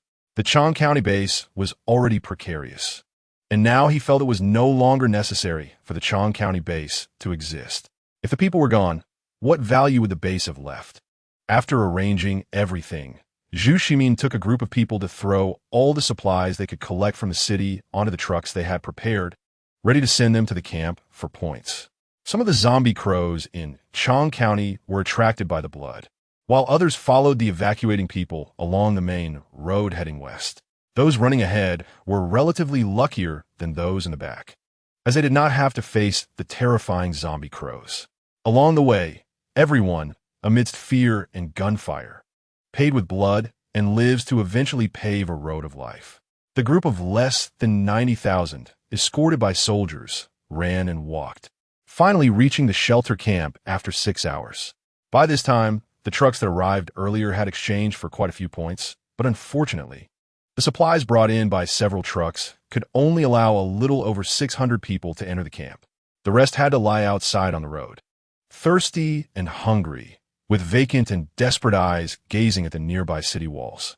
Inside was paradise, and they were only a wall away from it. Yet, they could not enter. They could only wait here, waiting for death to arrive or a miracle to happen. Wow, there's so many people. A few strong men walked out of the camp, looking at the densely packed crowd outside the gate with malicious smiles. The Chang County base had been attacked, and these people had nowhere to go, so they could only run here. But it was just right. It had been a long time since they had indulged. The women inside the camp were all off limits. These would do. The leading strong man said to the others, "All right, big brother." The crowd dispersed. The people who couldn't move watched as they seemed to be searching for something among the crowd, but what exactly they were looking for was unclear. Until one strong man fixed his gaze on a girl who looked decent, albeit a bit disheveled, and said, "Little girl, you look good. Do you want to come with your brother? You'll have food and drink. What do you want? I'm telling you, don't mess around. This is the shelter camp. If you dare to cause trouble, the people inside 1T just sit by." A middle-aged man quickly protected the girl. "TCH, what can I do? I'm just asking if she wants to follow me. If she doesn't want to, so be it. I'm not short of women." The strong man snorted coldly and turned to the others, shouting, "I'm telling you, I just want a woman to warm my bed. Whoever is willing to warm my bed, I'll take her to eat and drink well. If you don't want to, that's fine. You can enjoy the wind." Hearing the strong man's words, some women who were already starving lit up with hope. Compared to starving to death, being a warm bed for someone was already a much better treatment. "How can you trample on them like this?" The middle-aged man shouted angrily. "Trample? Where's the trampling? There's no free lunch in this world. I've paid my price. Don't they have to pay theirs? I'm not a saint. I want to just give away the hard-earned points." The strong man was not angry. This was still the camp's jurisdiction. He didn't want to be kicked out by the steward. The middle-aged man wanted to refute something, but didn't know how to articulate it. "All right, stop the nonsense. If you have the ability to yap here, you should think about how to get in." After the strong man finished speaking, he called out to the crowd again. "This opportunity only comes once. Make sure to seize it. There won't be another chance like this." Hearing the strong man's words, a few women stood up and wobbled towards him. The middle-aged man, seeing these women stand up, was left speechless with anger. "You, how can you sell your body for a bit of food? You're truly shameless." "Yes, shameless. So disgusting. Cheap." Surrounding people pointed and criticized those girls. Some were so hurt by the words that they cried and ran away. Meanwhile, some women walked directly up to the strong man. Compared to dignity, was life not important? "Okay, you two look really good. I'll take you. From now on, you'll eat and drink well with me." The strong man lifted one of the girl's shins, revealing a satisfied smile as if selecting goods. "So cheap, selling your body for a bit of food. Such women might as well be for sale. It's truly disgusting. Remember their faces. In the future, if you see them, stay far away. Don't let their nauseating smell affect you." One after another, the voices stimulated the two women. The strong man watched as the two women gradually revealed expressions of despair and numbness, sneering. "You're noble, you're proud. Willing to die of hunger rather than lose your dignity, right? Then die far away. This is not a place for you." Saying this, the strong man embraced the two women and walked towards the others. The looks directed at them by the others were all filled with disgust. When they reached the camp entrance, Sieginger was just receiving people. One of the women in the strong man's arms rushed towards Sieginger, wanting to ask for help. But a stone-faced security guard directly stopped her. The woman was stunned. Anyone entering the camp must abide by the camp's internal rules. Do you want to cause trouble? The guard's cold gaze shot at the woman like an arrow. The woman instantly became terrified. She recognized that this guard was from inside the camp. Damn it! Bringing you in is not meant for you to cause trouble. How dare you think of causing trouble? You're truly asking for it. A big man, caught off guard, let the woman escape. Seeing the scene before him, he realized that the woman had clearly used him to get in, and now wanted to climb higher to save herself. It was quite a beautiful thought. If it weren't for the security guard being present, she might have succeeded. The big man slapped the woman hard across the face. She immediately began to cry. I just really needed to go to the bathroom. The woman pointed to the restroom not far away. Chapter 93. Do you think I'm an idiot? You can't even say a word when you go to the bathroom? Do you really think I'm an idiot? The big man looked at her coldly. I didn't. The woman quickly shook her head, her eyes looking pitifully at the big man. You think just because you entered the camp everything is fine? Let me tell you, since I could let you in, I can also throw you out. Don't really think I'm someone without a temper. The big man snorted coldly and grabbed her hand to drag her away. The woman's face turned ashen. She knew that if she was really dragged away, the consequences would be dire. Glancing at Ji Qingluan, who had been attracted by the noise, the woman made a decision to take a gamble. She shook off the big man's hand and rushed towards Ji Qingluan. Help me. Please save me. Ji Qingluan didn't expect the woman to suddenly rush over and grab his hand, momentarily stunned. Damn it, stinky woman, you're pulling this trick again. The big man rushed over and slapped the woman hard across the face, causing her to turn her head. Just as Ji Qingluan was about to shout out in compassion, he heard the security guard speak.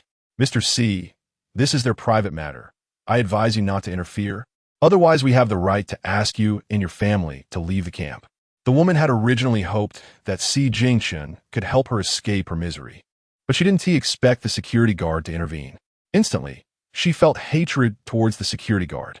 Hey kid, if you like this woman, I can let you have her for 1,000 points. Just take her away. She is quite good looking, and her figure is nice too. Once you buy her, you can treat her however you want.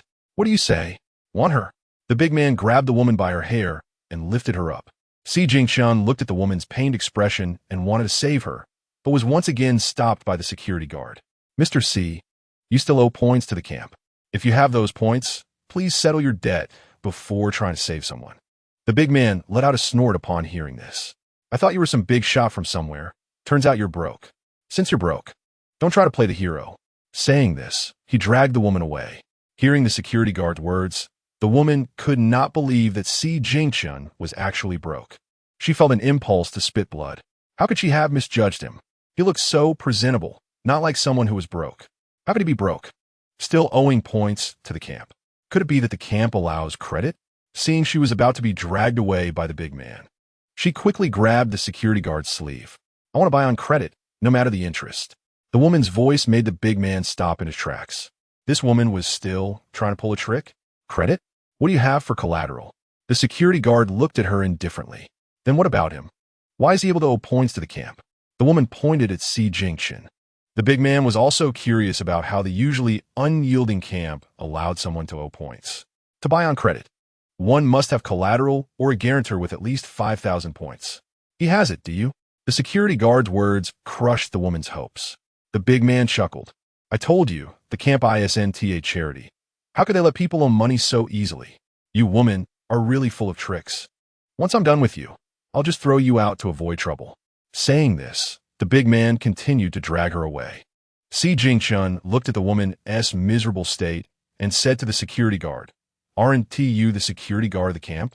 Shouldn't you intervene in a situation like this? Mr. C, first of all, that woman voluntarily sold her body, which means she has already made a deal with that man. If she doesn't want it, she can terminate the deal herself. Why should we let outsiders interfere? Is it interesting to drag outsiders into this? The security guard glanced at him and continued, Mr. C, I advise you that if you encounter something like this in the future, it's better not to get involved, whether you have the ability or not. Even if you do, it's not worth getting yourself into trouble. Moreover, those people you save will not truly thank you. Have you heard the story of the farmer and the snake? Don't end up regretting trying to be a good person. The security guard's words left Ji Qingluan silent. He recalled the events he encountered outside the Chongqing base. Weren't those people the same? The security guard walked aside to meet the butler, who was slowly approaching the city gate. The butler coldly looked down at the crowd of roughly 80,000 people gathered below. It was not a solution to have so many people surrounding the east gate.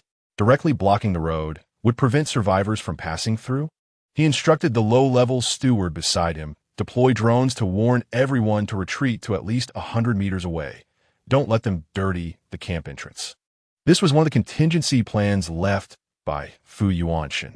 Sooner or later, these people would come to the Changchun camp, and for those without points, the best way to handle them was to drive them to an area 100 meters away. There was a village beyond 100 meters. These people could rest there. As for whether they could survive, that was their problem. There is no free lunch in this world. Thinking they can get something for nothing? Do they really think everyone is an idiot? With a warning and the drone's deployment, the crowd of 80,000 was instantly enraged.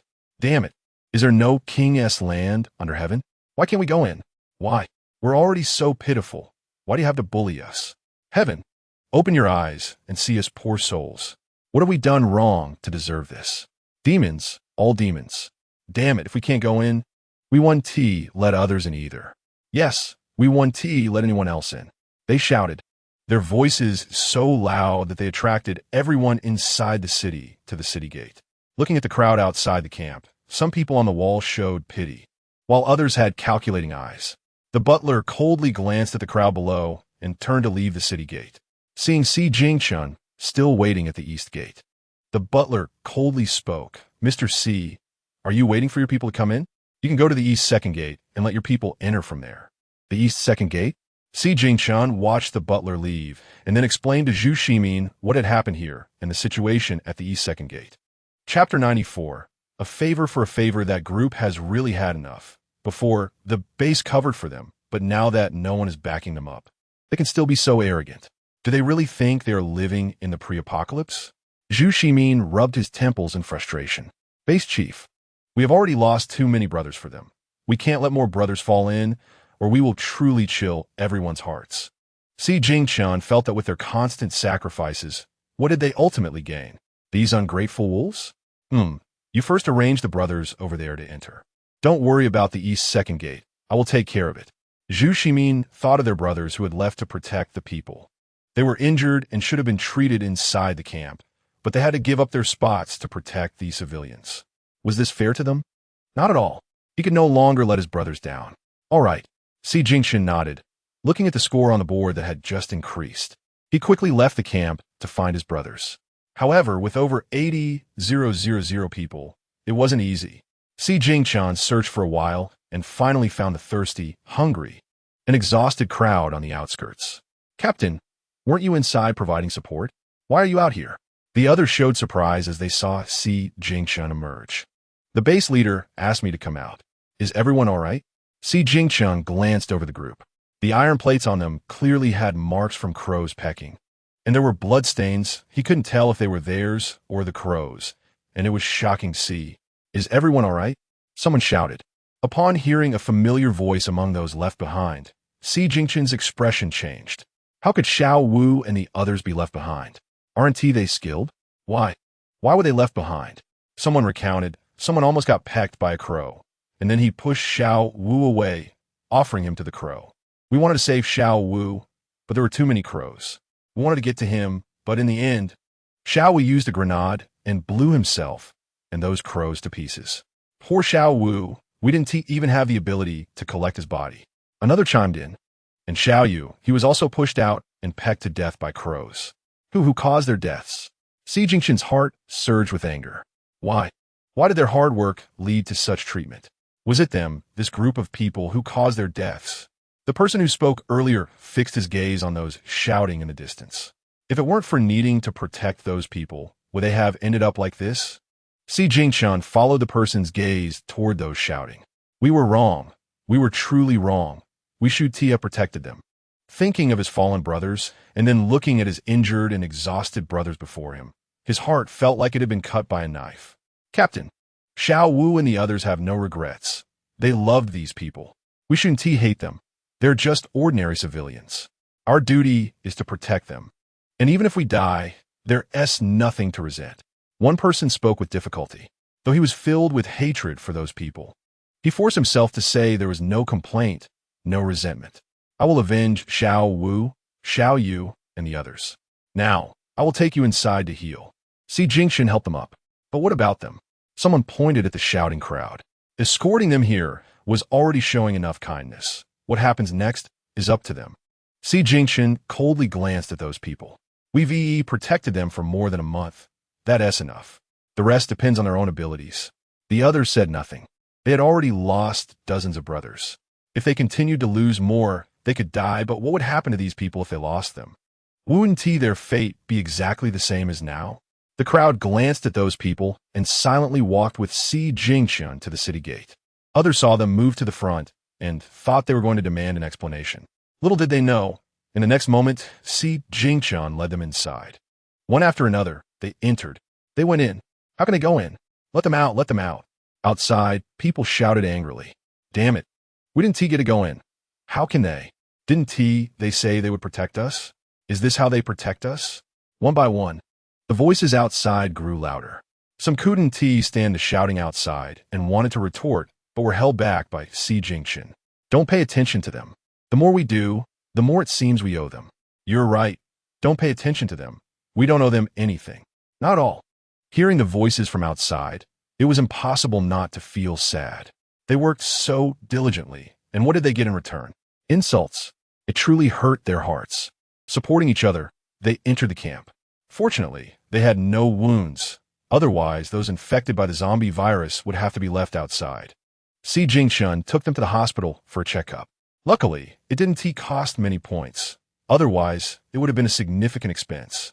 A large group of survivors arrived outside the east gate, and some of those living in the camp instantly thought of a way to profit. Some people spent points to buy food and water and went to the city gate, using the outside survivors to collect supplies in exchange for food. At this moment, survivors with no assets also knew how difficult it was to find something to eat. In comparison to food, other items were relatively easy to obtain. Thus, from this moment on, a barter system began. The contrast between those inside and outside the city wall was stark.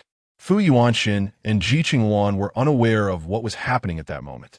After leaving Changcheng, their journey had not been smooth.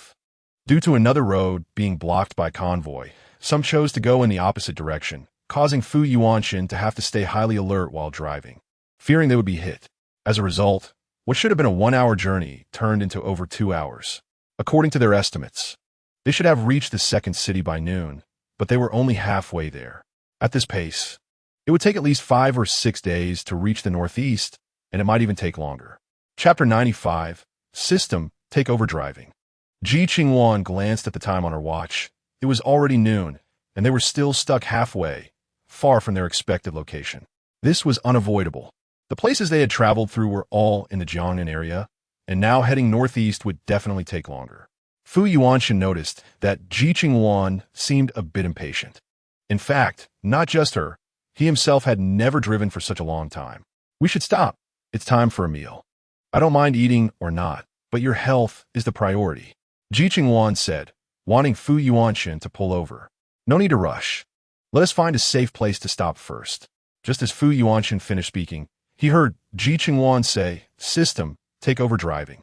Fu Yuanxin, Deputy Commander. You go eat, I could drive. 8785 said in a teasing tone, Aren't you the construction system? Can you even do this? Fu Yuanxin realized he didn't know this system as well as he thought. Yes, of course I can, 8785 replied with a forced smile. If it weren't for Ji Qingluan's clear display of authority, it wouldn't have bothered to interfere in their matters. But now, with Ji Qingluan using her status to pressure it, what else could it do but obey? How do you control the car? Fu Yuanxin was a bit worried it would drive the car into a ditch. This car is produced by the system, equipped with the most advanced intelligent navigation system and high-definition cameras. As long as I follow the navigation system and the high-definition cameras, I can keep an eye on obstacles on the road and incoming vehicles, 8785 explained. As it spoke, Fu Yuanxin stopped the car, his deep-set eyes fixed on it. That look made 8785 inexplicably feel a bit scared. Fu Yuanxin wouldn't want to do something to it, right? Since you have this ability, why didn't you use it before? Fu Yuanshen looked at it coldly, his gaze seemingly wanting to take 8,785's life. You didn't say anything. So why should I bring it out? 8785 retorted stubbornly. So you mean it's my fault? Fu Yuanshen grabbed its fluffy body and squeezed. Deputy Commander, you can't treat me like this, otherwise I will. 8785 was contemplating whether to bite Fu Yuanshen when Ji Qingluan unhappily pried Fu Yuanshen's fingers apart, rescuing 8,785 from his grip. I said it's just a small matter, no need to fuss over it, right? Let 8785 drive, and we'll eat.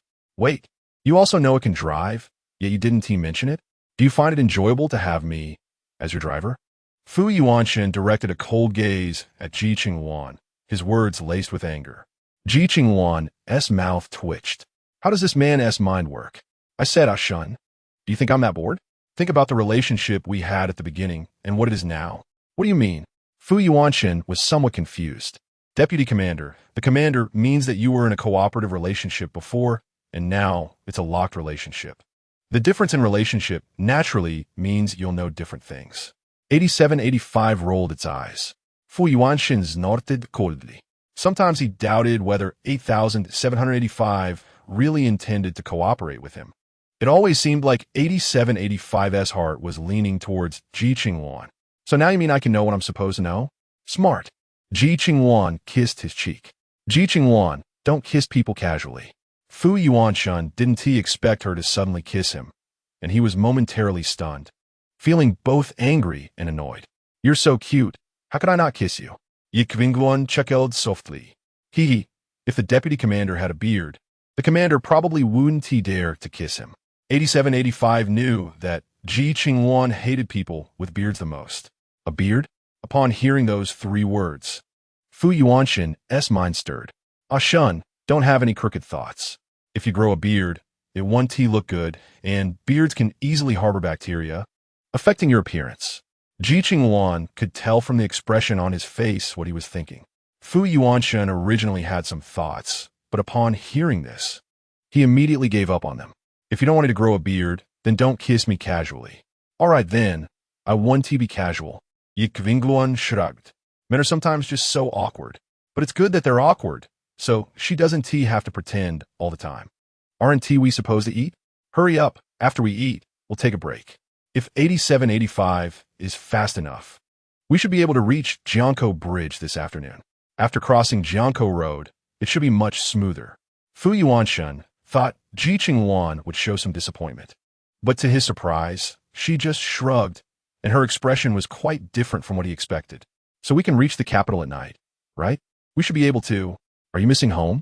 Fu Yuanshen noticed a hint of nostalgia on Ji Qingluan's face. If it were someone else, hearing about a city that had nothing to do with them would probably elicit no reaction. But if it were the real Ji Qingluan, knowing that place was her home, she would likely feel a bit nostalgic. Ji Qingluan thought about the construction and consumption of the camp and felt a headache coming on. Fu Yuanshen's voice softened. Although Ji Qingluan sometimes did things a bit out of line, she was still a girl under 20. No, the main thing is more important. If the camp can expand to my house in the future, it wouldn't be a problem to keep my house then. Ji Qingluan shook her head. To be honest, she had no feelings for that house. She wanted to keep it only because of that reborn Ji Qingluan. She must have been reborn in some corner of this world, but she didn't know where exactly. Fu Yuanshen nodded slightly. Ji Qingluan began to take out the food while saying, given the current situation in the camp, if the yield is good, it can indeed cover the expenses of the personnel in the camp. However, if the number of personnel in the camp surges, the food supply will suffer negative growth. Sooner or later, it will lead to depletion. Fu Yuanshen's words made Ji Qingluan's head spin. Chapter 96. A bountiful harvest, so this means our collection of supplies isn't sufficient, right? Controlling the population in the camp can keep food supplies on the rise. But conversely, as the population continues to influx, supplies will show negative growth. If you want sufficient supplies, the best method is to control the population. Fu Yuanshen thought about the population in the camp, which was already close to 7,000. With such a large population, they consume at least 7,000 pounds of food daily. They might not even be able to gather 7,000 pounds of food. It's impossible to control the population in the camp now. Once they do, it'll make people think the camp is unreliable. Ji Qingluan shook her head. So the best solution now is to increase food production and income. If we can't gather a large amount of supplies during this trip to Northeast, we'll have to go through one city after another to gather supplies. How unfortunate. We should hurry and finish eating to go to Northeast. Ji Qingluan thought that if the female lead were in her place, she probably wouldn't be as unfortunate as she was. Fu Yuanxin took a sip of water. Seeing Ji Qingluan looking worried, he actually found it somewhat cute. Although her usual domineering behavior was a bit uncomfortable, seeing her frowning like this made him want to tease her a bit. After all, there was no one in the driver's seat, and anyone passing by in other vehicles would probably find that scene quite frightening. The vehicle sped along the highway, and fortunately, this road wasn't like the previous journey south, encountering various snakes, bugs, and pests. The two successfully followed the highway and finally arrived at the Northeast Granary area the next morning. After getting off the highway, Fu Yuanxin relied on the navigation to reach the vicinity of the granary.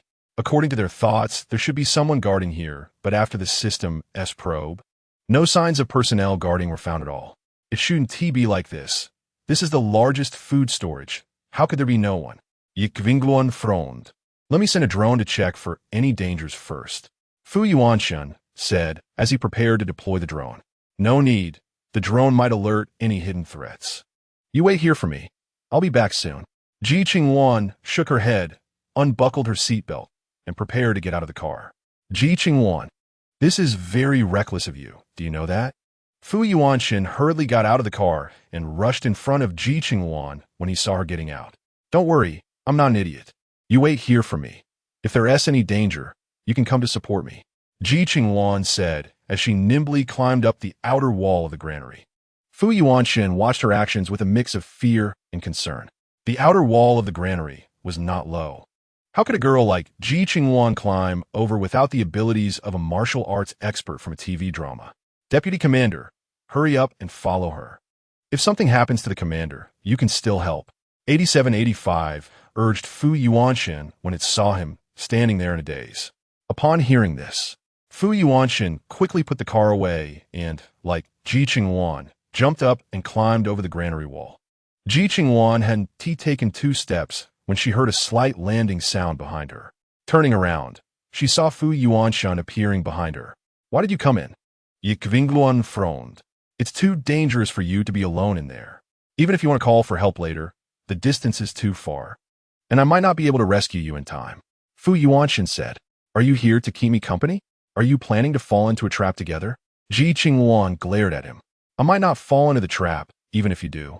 Now let's stop talking nonsense and hurry up to finish packing and leave here.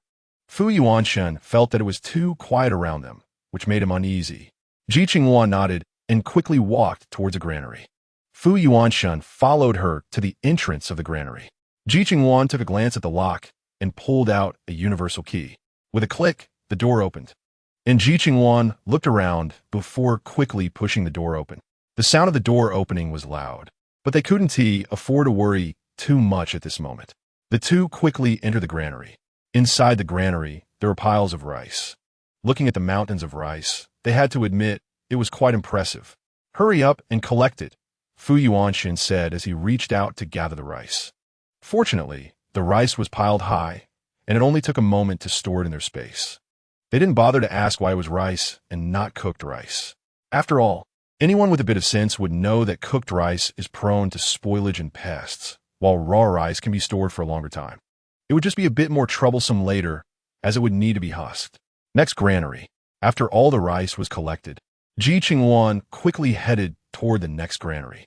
On their way, both of them sighed in relief as they hadn't encountered any danger. But they couldn't help but wonder if there really was no one here to collect supplies. This rice was also an important resource. It was really strange that no one had come here. After Fu Yuanxin collected the last granary's rice, he felt that everything had gone too smoothly. Could it be that since this was all raw rice, which couldn't be used directly, no one was stationed here? After all, compared to items that couldn't be consumed directly, The supplies that could be eaten were currently the most urgently needed. Maybe it's gone so smoothly this time. I wonder if it will be this smooth next time. Fu Yuanshan only had one thought in his mind: to gather as many supplies as possible. If everyone was still focused on edible supplies, it would indeed be this smooth. 8785. Where's the next granary? Ji Qingluan asked the system. The next granary is 30 kilometers away from here. According to the shortest route, you need to cross the national highway. However, there are buildings on both sides of the national highway, so it's hard to guarantee if there are any dangers. 8785 hopped onto Fu Yuanshan's shoulder. Then let us take the highway. Fu Yuanshan said without thinking.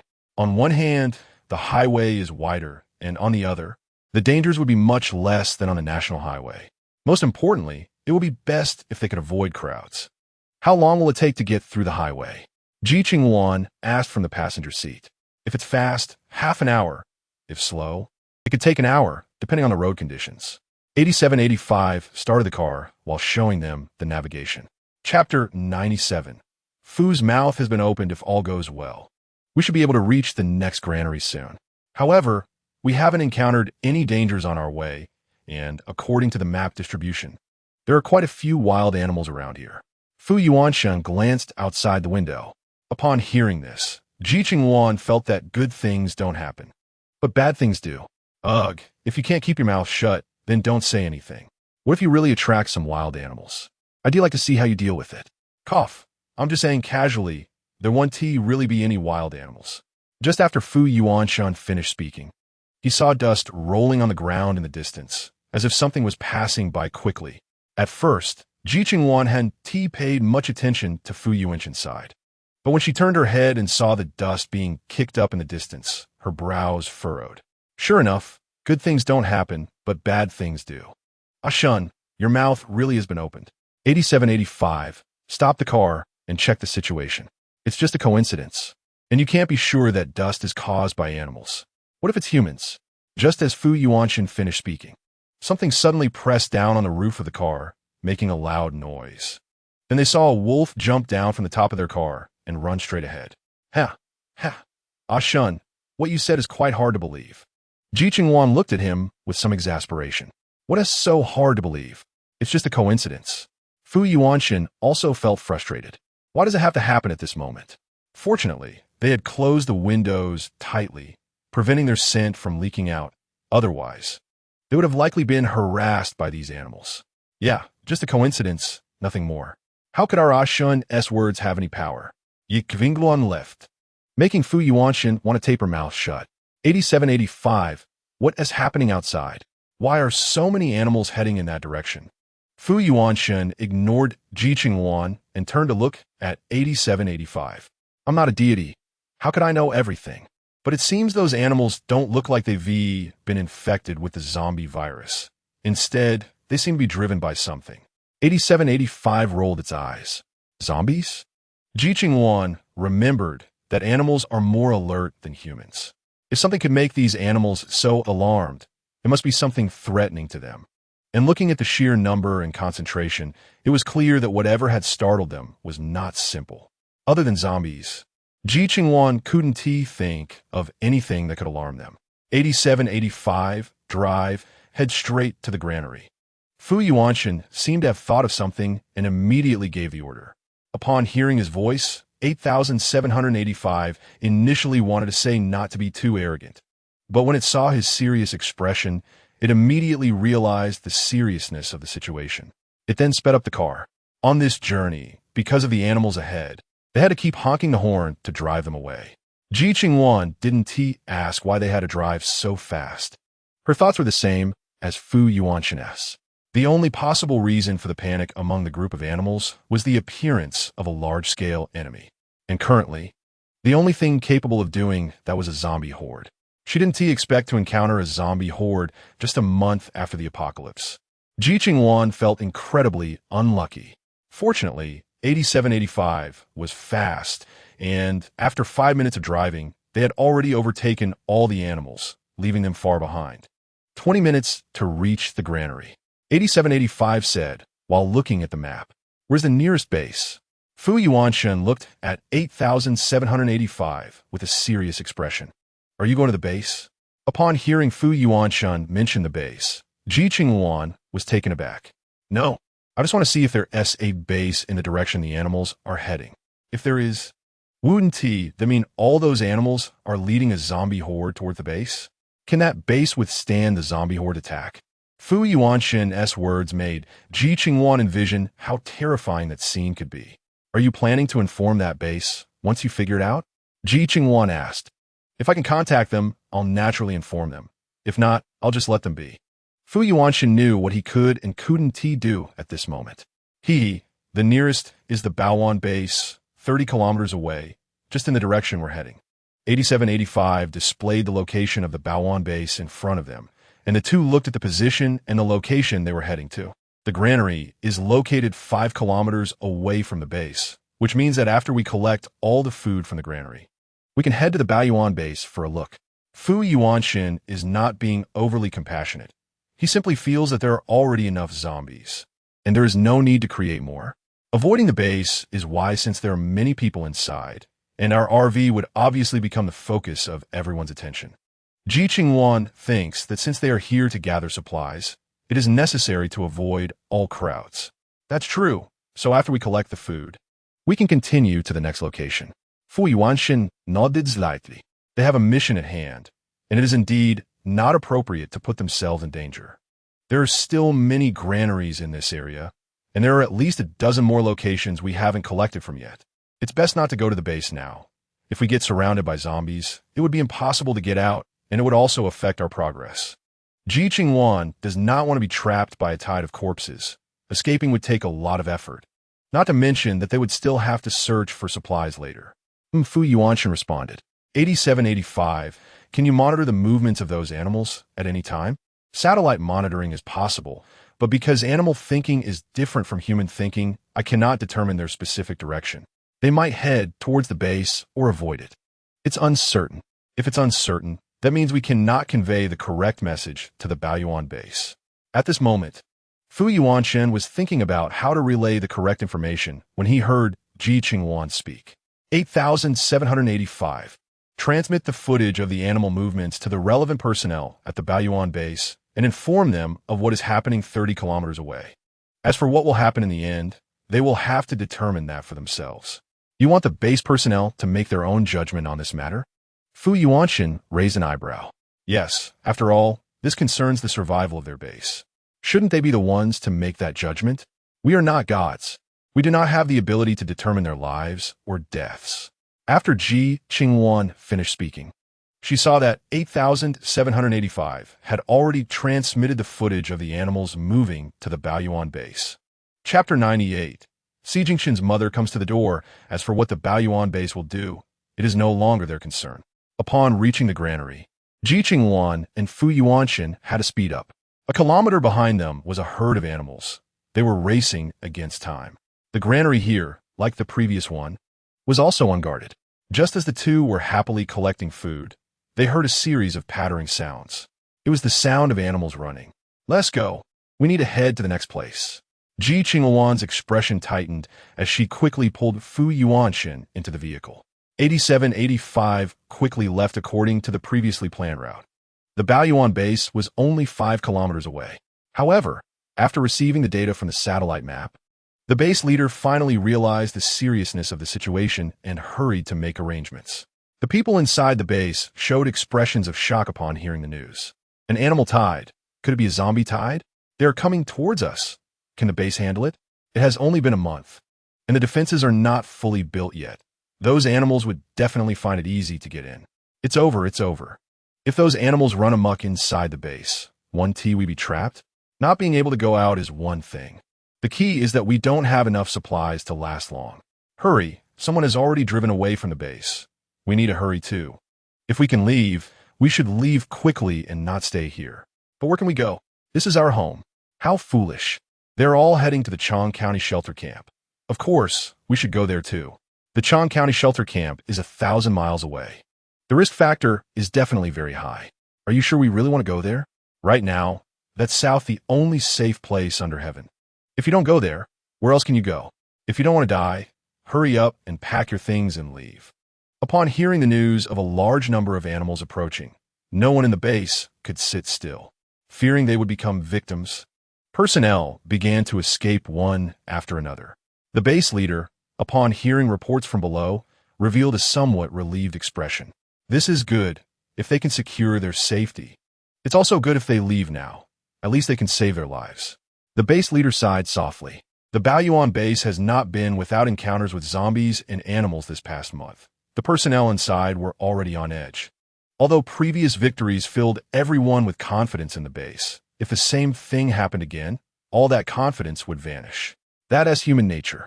It's the same for anyone. While the Baoyuan base was preparing for battle, Ji Qingluan and Fu Yuanshan were heading north. They didn't have extra time to delay here. According to the navigation, there were still more than a dozen granaries waiting for them to collect, and besides that, oil, salt, and sugar were also key items to gather. A granary is located 100 kilometers ahead, right on this route. Be careful when you go there. Since it's the suburbs, there may or may not be people, but there should be plenty of small animals. 8785 reminded the two. We didn't encounter any small animals while collecting from the two granaries before. I think it's very likely that the personnel guarding the granaries placed some things around to prevent small animals from getting to the food. Fu Yuanshan initially found it strange that there were no small animals around the granaries. Later, he thought that food is the foundation of the nation, and the country has gone through wars and hardships to reach this point. Days of hunger have made people understand the value of food. Naturally, the level of care for food is very high, so it is quite normal that there are no small animals near the granaries. But it was strange that there was no one guarding them. Fu Yuanshan couldn't figure it out and didn't know that at the beginning of the apocalypse, many people were indeed guarding the granaries. However, because the granaries were relatively far from the city and the food stored inside was not enough to sustain them until rescue, those guarding them chose to leave to search for food and safe shelters, resulting in the granaries becoming deserted. This led to the situation where no one was at any granary they visited, and animals certainly would not stay in a place without living beings waiting for food to come to them. Anyway, no matter what, it is best to securely collect the food. Just as Ji Qingluan finished speaking, a communication came through on the device. Si Jingchen. Seeing that familiar name, Ji Qingluan felt a headache coming on. On the day she went out, she received a message from Si Jingchen, but later she declined him due to being busy. That night, she asked Si Jingchen and learned about his parents coming to see her, and she brushed it off with her words. After a few days of no contact, she wondered what Si Jingchen wanted this time. Ji Qingluan did not answer, but instead, she quickly edited a voice message to send back.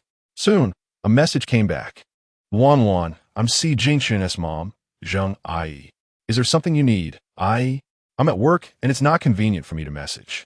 Oh, I just wanted to ask when you'll be home. We haven't seen each other in a long time and would like to meet. Si Jingchen's mom quickly sent the message. After days of not being able to reach Ji Qingluan, they also couldn't find her at her home. They suspected that Ji Qingluan was intentionally avoiding them. Ji Qingluan had 8785 quickly sent a message back. You child, your parents are not around. In the future, if you marry Aiken, I will be half your mother. So how can we not meet? Zheng Yi's message made Ji Qingluan feel at a loss for words. Damn, how can this woman be so shameless to call herself half a mother? 8785 snorted lightly. And Zheng, even if Aiken and I are engaged, as long as we haven't married, I can't dare to call you half a mother. Moreover, I know nothing about the engagement. Are you trying to bully me because I'm currently alone? Ji Qingluan retorted directly. Zheng Yi didn't expect Ji Qingluan to say this and was momentarily stunned. Chapter 99. Failed to teach. Instead, spreading rumors, she thought Ji Qingluan, being a delicate girl, would want to find someone to rely on no matter what. And here, apart from her son, who else could she rely on? Unexpectedly, Ji Qingluan's words made her somewhat displeased. Wan, what are you talking about? And is also doing this for your own good, thinking that it's not easy for you to be alone outside. If Aiken is by your side to take care of you, your mother and spirit can also feel at ease. Then thank you, but I don't need it. Ji Qingluan completely rejected her. What are you talking about, child? How could you not need it? If before the apocalypse you were wealthy, then fine. You don't need it. But now look at what kind of world this is. Without a man by your side, what if someone bullies you? Zheng Yi said earnestly. Aunt Zheng, according to your logic, does that mean a woman cannot live without a man? Ji Qingluan thought that Si Jingqian's parents were reasonable people, but unexpectedly they were so out of touch. Wan, no matter how tough you are, the fact is the fact. In this world, it's truly difficult for a woman to survive without a man. Zheng Yi thought she was doing this for Ji Qingluan's good, but didn't realize Ji Qingluan didn't need her so-called goodness. Then you really are a parasite. It's a pity I'm not. Ji Qingluan said as she was about to turn off the communication device. Wan, what do you mean by that? What parasite? Clarify your words. Zheng Yi felt that Ji Qingluan was clearly insulting her, but she had no evidence. Aunt Zheng, do you think the house you are living in now was all because I helped you? Do I still need your family's man? What a joke. Ji Qingluan said as she turned off the communication. If it weren't for this being Si Jingqian's communication, she would have blocked everyone long ago. Zheng Yi looked at the message Ji Qingluan sent and was momentarily confused about its meaning. Husband, what does Wan mean? Does she look down on our Aiken? As soon as Si said this, Zheng Yi immediately became unhappy. I can't agree with this. It's not like we are in a pre-apocalyptic world anymore. We have peaceful days to live. Given the current situation, do you think it's good for us to live apart? What about expenses? Don't we need to share? You've seen outside. What jobs can we two do? That's true, but you think young couples need their own space, right? If you don't give them space, how will it work? Si sighed lightly. How are we not giving them space? Her apartment has 3 rooms. They can live in one, we can live in one, and the last one could be a nursery, right? Moreover, that girl will eventually run out of money. When she does, won't she need our Aiken to help? Otherwise, do you think she can survive in the camp all on her own? Without our support, she would definitely be bullied to death. What Zheng Yi said made Si somewhat disagree. Just like before they arrived, Ji Qingluan also seemed to be doing fine. Even without them, that little girl would probably be living quite well. Also, what kind of work do you think this little girl does that keeps her out all night? We've been waiting downstairs at her house for a few days. Do you think the work she does is proper? As soon as Zheng Yi's words came out, Si also began to doubt what kind of work Ji Qingluan was actually doing. Why can't we see her for days on end? If it was a proper job, would it really take 3 or 4 times to find her? Don't jump to conclusions. Wan works in the camp. What else could she be doing? Si frowned. He privately hoped Ji Qingluan wasn't doing anything inappropriate. Otherwise, it would surely tarnish the family's reputation. That is not certain. Didn't Tu see her father living off women? Isn't he's selling himself in the camp? It's disgusting, and he has no shame at all. Zheng Yi said with a look of disdain. If our Aiken marries Wan and others find out about her connection with that Ji Xinchong, where will our Aiken's face go? Would it affect his future? At this point, Zheng Yi suddenly didn't want Ji Qingluan as a daughter-in-law anymore. Si thought for a moment. Indeed, it would have an impact. Given Aiken's current status, he really shouldn't be looking for a girl from that background. It would indeed be somewhat inappropriate if it got out. The more Zheng Yi thought about it, the more she felt her reasoning was sound. Just as Si nodded in agreement, Si Jingqian walked out of the bathroom. Seeing his parents holding his phone, Si Jingqian was immediately stunned. Mom, Dad, what are you doing? Nothing. Zheng Yi hurriedly returned the phone to him, using the excuse of going outside to do something, and quickly pulled her husband away. Si Jingqian looked at his phone and opened the call log. Did Zheng Yi and the others call Ji Qingluan? What could they have said? Si Jingqian looked at the voicemails and listened to them one by one. However, as he heard the later parts, his expression grew increasingly grim. He hadn't expected his parents to be such people. After tidying up his things, Si Jingqian rushed out of the house. Seeing his parents outside the door, Si Jingqian's face was ashen. Dad, Mom, come in for a moment.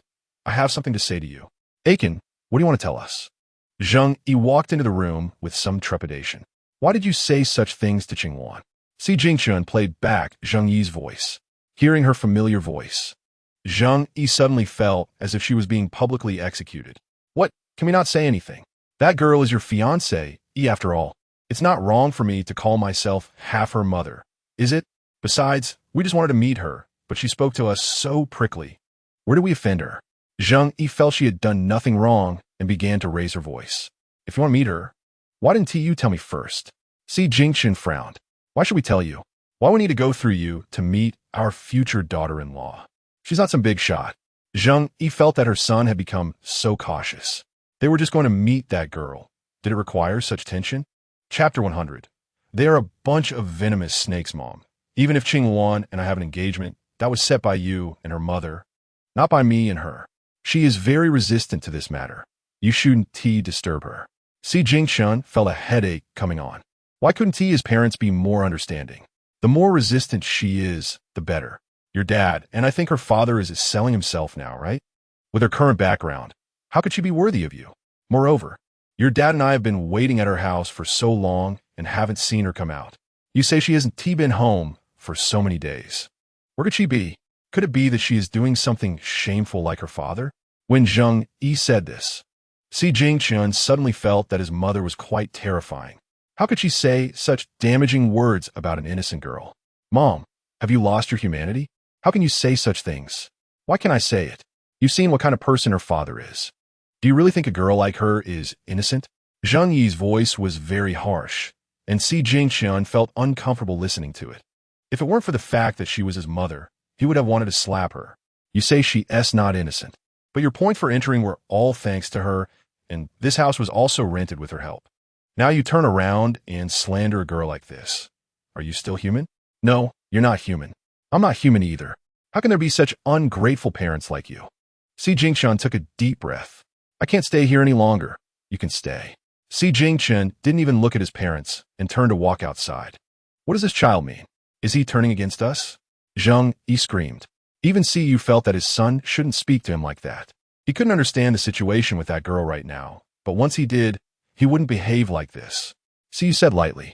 Zheng Yi was about to run downstairs to wait for Ji Qingluan. At this moment, Si Yu also had a poor impression of Ji Qingluan. He thought she was a good girl who was obedient and sensible, but it turned out she was just a scheming person. Look at what she has turned his son into. How could such a woman enter their home? Both of them had the same thought in their minds. Ji Qingluan should stay as far away as possible. Meanwhile, Ji Qingluan, who was unaware of Si Jingshun's parents' thoughts, had just hung up the communication when she heard Fu Yuanshin say, "It seems your future mother-in-law is not simple at all. Don't talk nonsense. I've locked it with you. Where's the mother-in-law coming from?" Ji Qingluan rolled her eyes. Fu Yuanshin didn't expect to mention Ji Qingluan and end up talking about himself. You don't want to be locked with me for a lifetime, do you? Is that not allowed? Look at you, handsome and well-built, and most importantly, you can be bullied by me at will. If I don't lock you, who else would I lock? Ji Qingluan wasn't stupid. He was the target of her mission. If she didn't lock him, would she still have her vacation? Fu Yuanshin listened to her words, his expression darkening. Do you think I'm easy to bully? So you want to lock me? Not all. You look like someone who invites bullying. Do you know what I thought when you needed to acquire the Su family group? Ji Qingluan seemed to be dancing on the edge of self-destruction, stepping on Fu Yuanshin's bottom line. What did you think? Fu Yuanshin's voice became cold. Where did this big fool come from? Ji Qingluan didn't realize that this phrase touched Fu Yuanshin's tense nerves. She saw him stop the car, his gloomy eyes staring at her. Say that again. Big fool. What's wrong? Shen still thinks he made a profit back then? Ji Qingluan provocatively said. Fu Yuanshin shot her a cold glance. 8785, quickly, said in his mind. Deputy Commander, don't get angry. A small annoyance could disrupt a big plan. If you want to destroy her, you have to wait until the system is in hand. Fu Yuanshin originally had the impulse to crush Ji Qingluan, but after this line, he had to give up. Shen is silent. Does he feel he's at a disadvantage, or that he gained something? Ji Qingluan guessed he wasn't talking because 8785 had said something to him. I don't want to lower myself to the level of a dog. After Fu Yuanshin said this, he didn't want to talk to her anymore. Ji Qingluan pointed at herself. Dog? Fu Yuanshin glanced at her foolish gesture pointing at herself, realizing he shouldn't be talking to someone with such low intelligence. It simply lowered his own status. 8785. How far is the next granary? 5 kilometers. 8785 glanced at Ji Qingluan. Indeed, she looked a bit foolish. Then let's hurry up. Don't be like someone foolish and slow. Just as Fu Yuanshin finished giving orders, he heard a bang from Ji Qingluan's side. She had opened a bag of chips, glanced at him, and started crunching away. It looked like she was eating something other than chips, as if she was eating him. Fu Yuanqin genuinely feared she might come after him next. Ji Qingluan had just taken a couple of bites when a message came through. Qingluan, I'm sorry. I didn't know my parents would say such things. Don't worry. I have no intention of fulfilling our engagement. I know you didn't mean it. Qinggu, how about we directly annul the engagement? I wonder if my mother and your mother exchanged any tokens or something. As far as I know, it was just a verbal engagement between my mother and your mother, and no tokens were exchanged. Si Jingshun raised his eyebrows. He didn't remember his parents mentioning anything about this. That's good, as long as there are no tokens. Who can prove we were engaged, right? Ji Qingluan said with a slight smile, so she wouldn't have to worry about anyone causing trouble. Don't worry. I've submitted the annulment papers in the camp's document system. Once you sign it, we'll be officially annulled. Si Jingshun didn't want his parents to trouble Ji Qingluan, so the best solution was for them to annul the engagement themselves. I'll sign it now. Ji Qingluan immediately had 8,785 pull up the documents, signed her name, and stamped it with her handprint. Si Jingshun saw the message on his watch and was surprised at how quickly Ji Qingluan signed. But that was good. It made things clear between them. Chapter 101. Taking advantage. First, now you can relax. Rest assured, I'm relaxed. I have things to attend to, so I won't talk to you for now. We'll chat later. Ji Qingluan said as she ended the communication. Si Jingshun wanted to ask her what work she was doing, but seeing as she had logged off, he had to give up. You look like you've just relieved yourself of a heavy burden, as if you just got a contract to sell yourself. Fu Yuanqin raised an eyebrow. You're not wrong. I really did get a contract to sell myself. Now that I'm free, I can openly tease you. Ji Qingluan said, just as she was about to reach out when the car came to a stop. We've arrived. Both of you. 8785. You didn't wait for me to take advantage first before stopping, did you? Ji Qingluan looked at 8,785 with annoyance. Hey, I didn't want to, but we've arrived. 8785 looked at her with frustration. All right, enough talk. Hurry up and get out of the car. Fu Yuanqin speechlessly unbuckled his seatbelt and opened the car door. Ji Qingluan sighed and could only follow him out to the granary. Although the two of them had some disagreements, they cooperated quite well in collecting supplies. One kept watch while the other acted, cleaning out all the rice from the granaries. For several consecutive days, they avoided zombies and crowds, completely clearing out all the granaries. The warehouses that were about to run dry were suddenly filled again. We've finished collecting the granaries in the northeast. Let us go to the next place. Fu Yuanqin looked at the areas marked on the map for granaries that they had walked through, and now they should go to other places to collect more food. Where do you want to go next? Ji Qingluan didn't expect their collection speed to be so fast. In just a few days, they gathered a large amount of food, thanks to the zombies and mutated animals targeting the survivor base. Otherwise, they wouldn't have had such luck. Wherever the 4 major granaries are, we will go there. But we need to shell the food we collected here, and it seems there is no related equipment in the camp. Fu Yuanqin had been looking at the data in the camp these days. The food was still quite abundant, but processing it into rice required equipment. I have collected some. I will arrange for personnel to shell it when the time comes. By the way, have you encountered any thieves while planting food and the like? After all, the supplies are right in front of them. It's hard to say they won't be tempted. Ji Qingluan thought of the open planting and breeding grounds. There would always be someone doing something sneaky, right? A few were caught and thrown out by the steward, and the remaining ones became much more obedient. Fu Yuanqin recalled what the steward had reported. He thought that once they entered the camp, these people would at least behave a bit. But it turned out they were too optimistic. Those people clearly had no idea how to be honest. That's good, otherwise with pests around, no matter how much food they have, it wouldn't be enough for them to steal. Ji Qingluan hated those pest-like beings the most. The camp needed rule-abiding people. Those who couldn't follow the rules should be cleared out. Speaking of which, the Changxian base has already become a mere shell of its former self. These days, those survivors have been clustering around the east gate. I've already instructed the steward to notify them not to let the survivors who enter the camp head that way. As for that area, it's not that we're giving up, but the people inside the camp have trade dealings with them. I think for now, there is still profit to be made, and we can utilize it. Fu Yuanqin said this when he heard Ji Qingluan crunching on chips again. Then let us make good use of it. Those people who were previously refused entry into the camp, now that they can't get in, it's their own fault. Ji Qingluan, didn't he feel sorry for those people? Shouldn't he one pay for the life they choose? Wanting others to catch them when they fall is quite ridiculous. Isn't it? Well, it's good that those people aren't entering the camp for now. Otherwise, the camp's carrying capacity would be overloaded. Fu Yuanshan nodded slightly. Speaking of which, if we had collected more gold before the apocalypse and set up a vault, we could have stored more supplies. It's a pity. How could we have been so foolish back then, thinking we had enough, while neglecting the fact that the influx of people into the camp exceeded our expectations? Ji Qingluan continued to munch.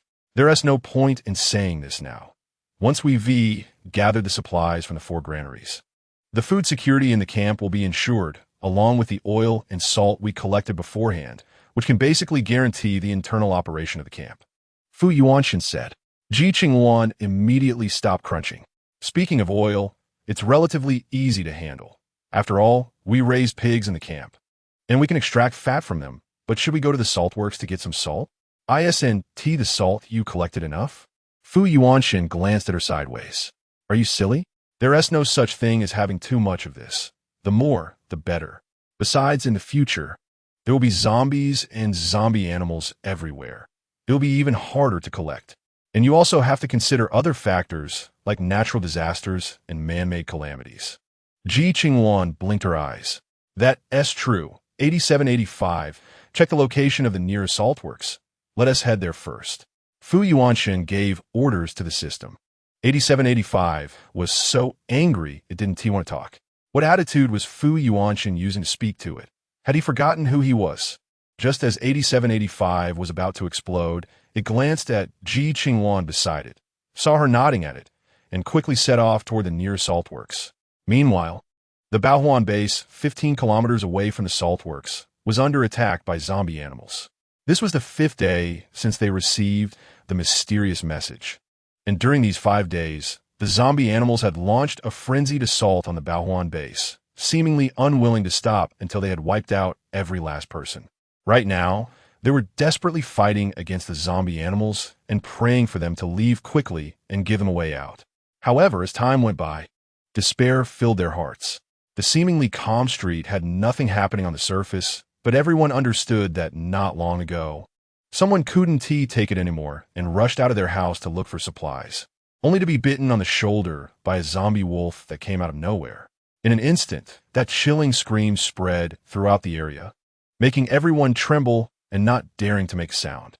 The children cried out in fear at the terrible sound, which immediately attracted all the zombie animals. One by one, they leaped onto the balcony of that house, broke through the glass door, and charged inside. Soon, screams and sounds of struggle came from within. Chapter 102, The Fall of Baohuan Base. Everyone listening to that sound felt a deep sense of tragedy and horror, to the extent that they didn't dare to let the people inside make any noise at all. Everyone seemed to be immersed in a silent world. The entire city had also turned into a dead city. Apart from the occasional gunshots, no other sounds emerged. They had no idea how many times they had been swindled on this road. Strange, why are there so many zombie animals on this road? There weren't this many when we passed by before, right? Ji Qingluan frowned. There are too many zombie animals here, right? This place is very close to the Baohuan base. These zombie animals should have come from there. Fu Yuanshan said, just as a zombie wolf slammed into the car door. Although it didn't break in, it was hard to guarantee that the car wouldn't be overturned by this zombie wolf. 8785 increased the speed of the car. Fu Yuanshan immediately issued the command. 8785 nodded. Hold on tight. I'm about to accelerate.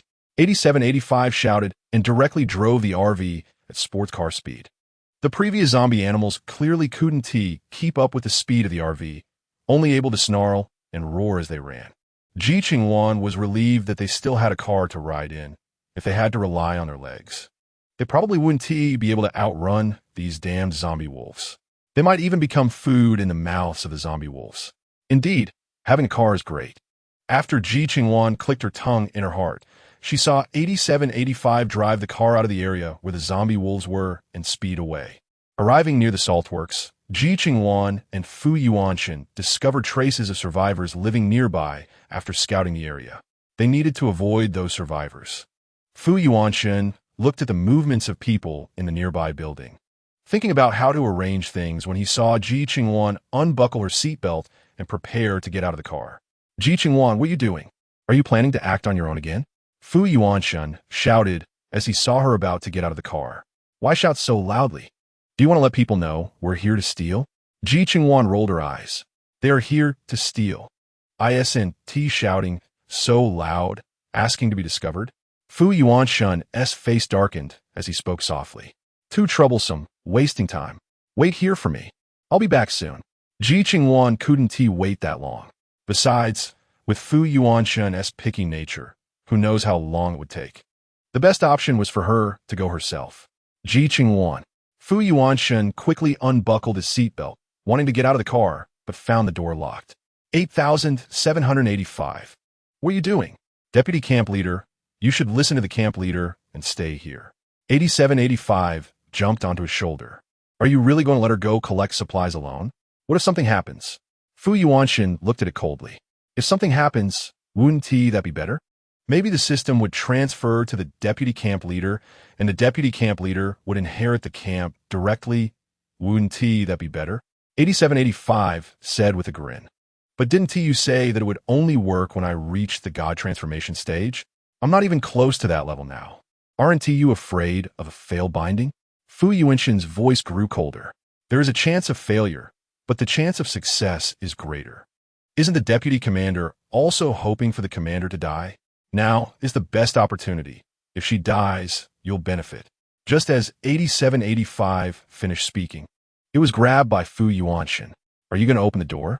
Deputy commander, why are you so angry? Could it be that you like her? 8785 asked tentatively. Do you think that's possible? I just don't like fighting battles without certainty. I don't want that slim chance to exist. Fu Yuanshan's words made 8785 feel a chill in its little heart. After such a long time, it thought Fu Yuanshan would have developed feelings for Ji Qingluan. Unexpectedly, this guy is so dense. Damn, a meticulous man truly lives up to his name. Even his pace in romance is so slow. If it were next door, things would have developed long ago. Where is he like this, still dragging his feet and hasn't even held her hand? The deputy commander really lives up to the title, calculating everything. But the commander's strength is not to be underestimated. The deputy commander doesn't need to worry too much. 8785 said with a smile. Do you think I'm worried about her? Fu Yuanshan snorted lightly, refusing to admit he was worried about Ji Qingluan. Then why did the deputy commander stop the commander? Isn't it because you're worried about her? 8785 looked at Fu Yuanshan knowingly. I just think her recklessness could attract unnecessary trouble. What if it attracts the attention of survivors and they record her stealing from the salt factory and upload it online? If the people at the camp see it, who knows how they would suspect her? If her identity gets exposed, what do you think will happen to her as the commander? Fu Yuanshan made excuses for himself, but his gaze was directed towards the salt factory. Not much. The camp commander has the final say. No matter how powerful those people are, can they surpass the commander? They still have to obediently listen to the commander. If she says go east, they wouldn't dare go west. After all, besides the camp, where else in this world is absolutely safe? Going against the commander, isn't that just asking for death? As soon as 8785 finished speaking, Fu Yuanshan's face darkened. Are you talking about me? No such thing. 8785 immediately retorted. 8,785. Sometimes I really doubt whether you're truly on my side. Fu Yuanshan felt that this system seemed to be on his side, but in reality, it was working for Ji Qingluan. Deputy Commander, what are you talking about? Of course, I'm on your side. But I have to put on an act in front of the commander, right? Otherwise, the commander would definitely suspect that I've betrayed him. If I get reported in 2 days, wouldn't I be in trouble? 8785 spread its hands. All right, enough of the nonsense. When can I go out? Fu Yuanshan looked towards the salt factory. There was no movement, and he didn't know if Ji Qingluan had succeeded. 8785 felt like it was comforting a child while trying to soothe Fu Yuanshan. It was quite frustrating. Chapter 103, How did you die in your last life? Oh, she is collecting supplies? Hearing 8,785's words, Fu Yuanshan somehow felt relieved. Collecting supplies proves that Ji Qingluan is still alive and hasn't run into any trouble. 8785 observed Fu Yuanshan's expression while speaking and saw his obvious relaxed demeanor, revealing a strange expression. I told you, this man is just stubborn. Clearly worried sick, but insists he isn't. Really wants to have both face and substance. Suddenly, someone knocked on the car door, and Fu Yuanshan turned his head to see a face pressed against the car door, which startled him. Fortunately, the glass couldn't be seen through from the outside. 8785. What's going on? Fu Yuanshan asked. 8785. It's a nearby resident. We don't know their intentions. Be careful. 8785 said, transforming into a system. Fu Yuanshan put on the illusion ring, rolled down the car window, and glanced at the person. Is there something you need? Hey, big brother, where did you come from? The person outside the car door, seeing Fu Yuanshan stick his head out, immediately had greedy eyes wanting to look inside. However, the next second, Fu Yuanshan pulled out his gun with his right hand, not wanting to waste any more words. If you have something to say it. If not, leave. The person's expression changed dramatically upon seeing the gun in Fu Yuanshan's hand, and he hurriedly said, Nothing. Then hurry up and leave. As soon as Fu Yuanshan finished speaking, he heard a loud bang from the back door. Then the person quickly reached out to grab Fu Yuanshan's gun, but unexpectedly, a heavy stick came down and hit him directly on the head. Fu Yuanshan still didn't know what was happening when he heard several muffled sounds. Then he heard Ji Qingluan getting into the car. I've collected everything. We can leave now. Ji Qingluan placed the stick at her feet. Fu Yuanshan glanced at the stick. Thinking about what just happened, Ji Qingluan must have done something. Otherwise, there wouldn't be so many muffled sounds. But now is not the time to discuss this. Fu Yuanshan quickly urged 8785 to drive the car out. 8785 knew those people were clearly targeting their car. They hadn't been on guard just now. But now that they had all been taken down, they shouldn't blame it for being unkind. 8785 deliberately made the car run over those people. Even if those people didn't die just now, this time it would definitely finish them off. Fu Yuanshan didn't expect 8785 to do this. His mouth twitched. 8785. What are you doing? Deputy Commander, this is the apocalypse. Don't have any compassion. People like them, who want to cause trouble, must be dealt with decisively.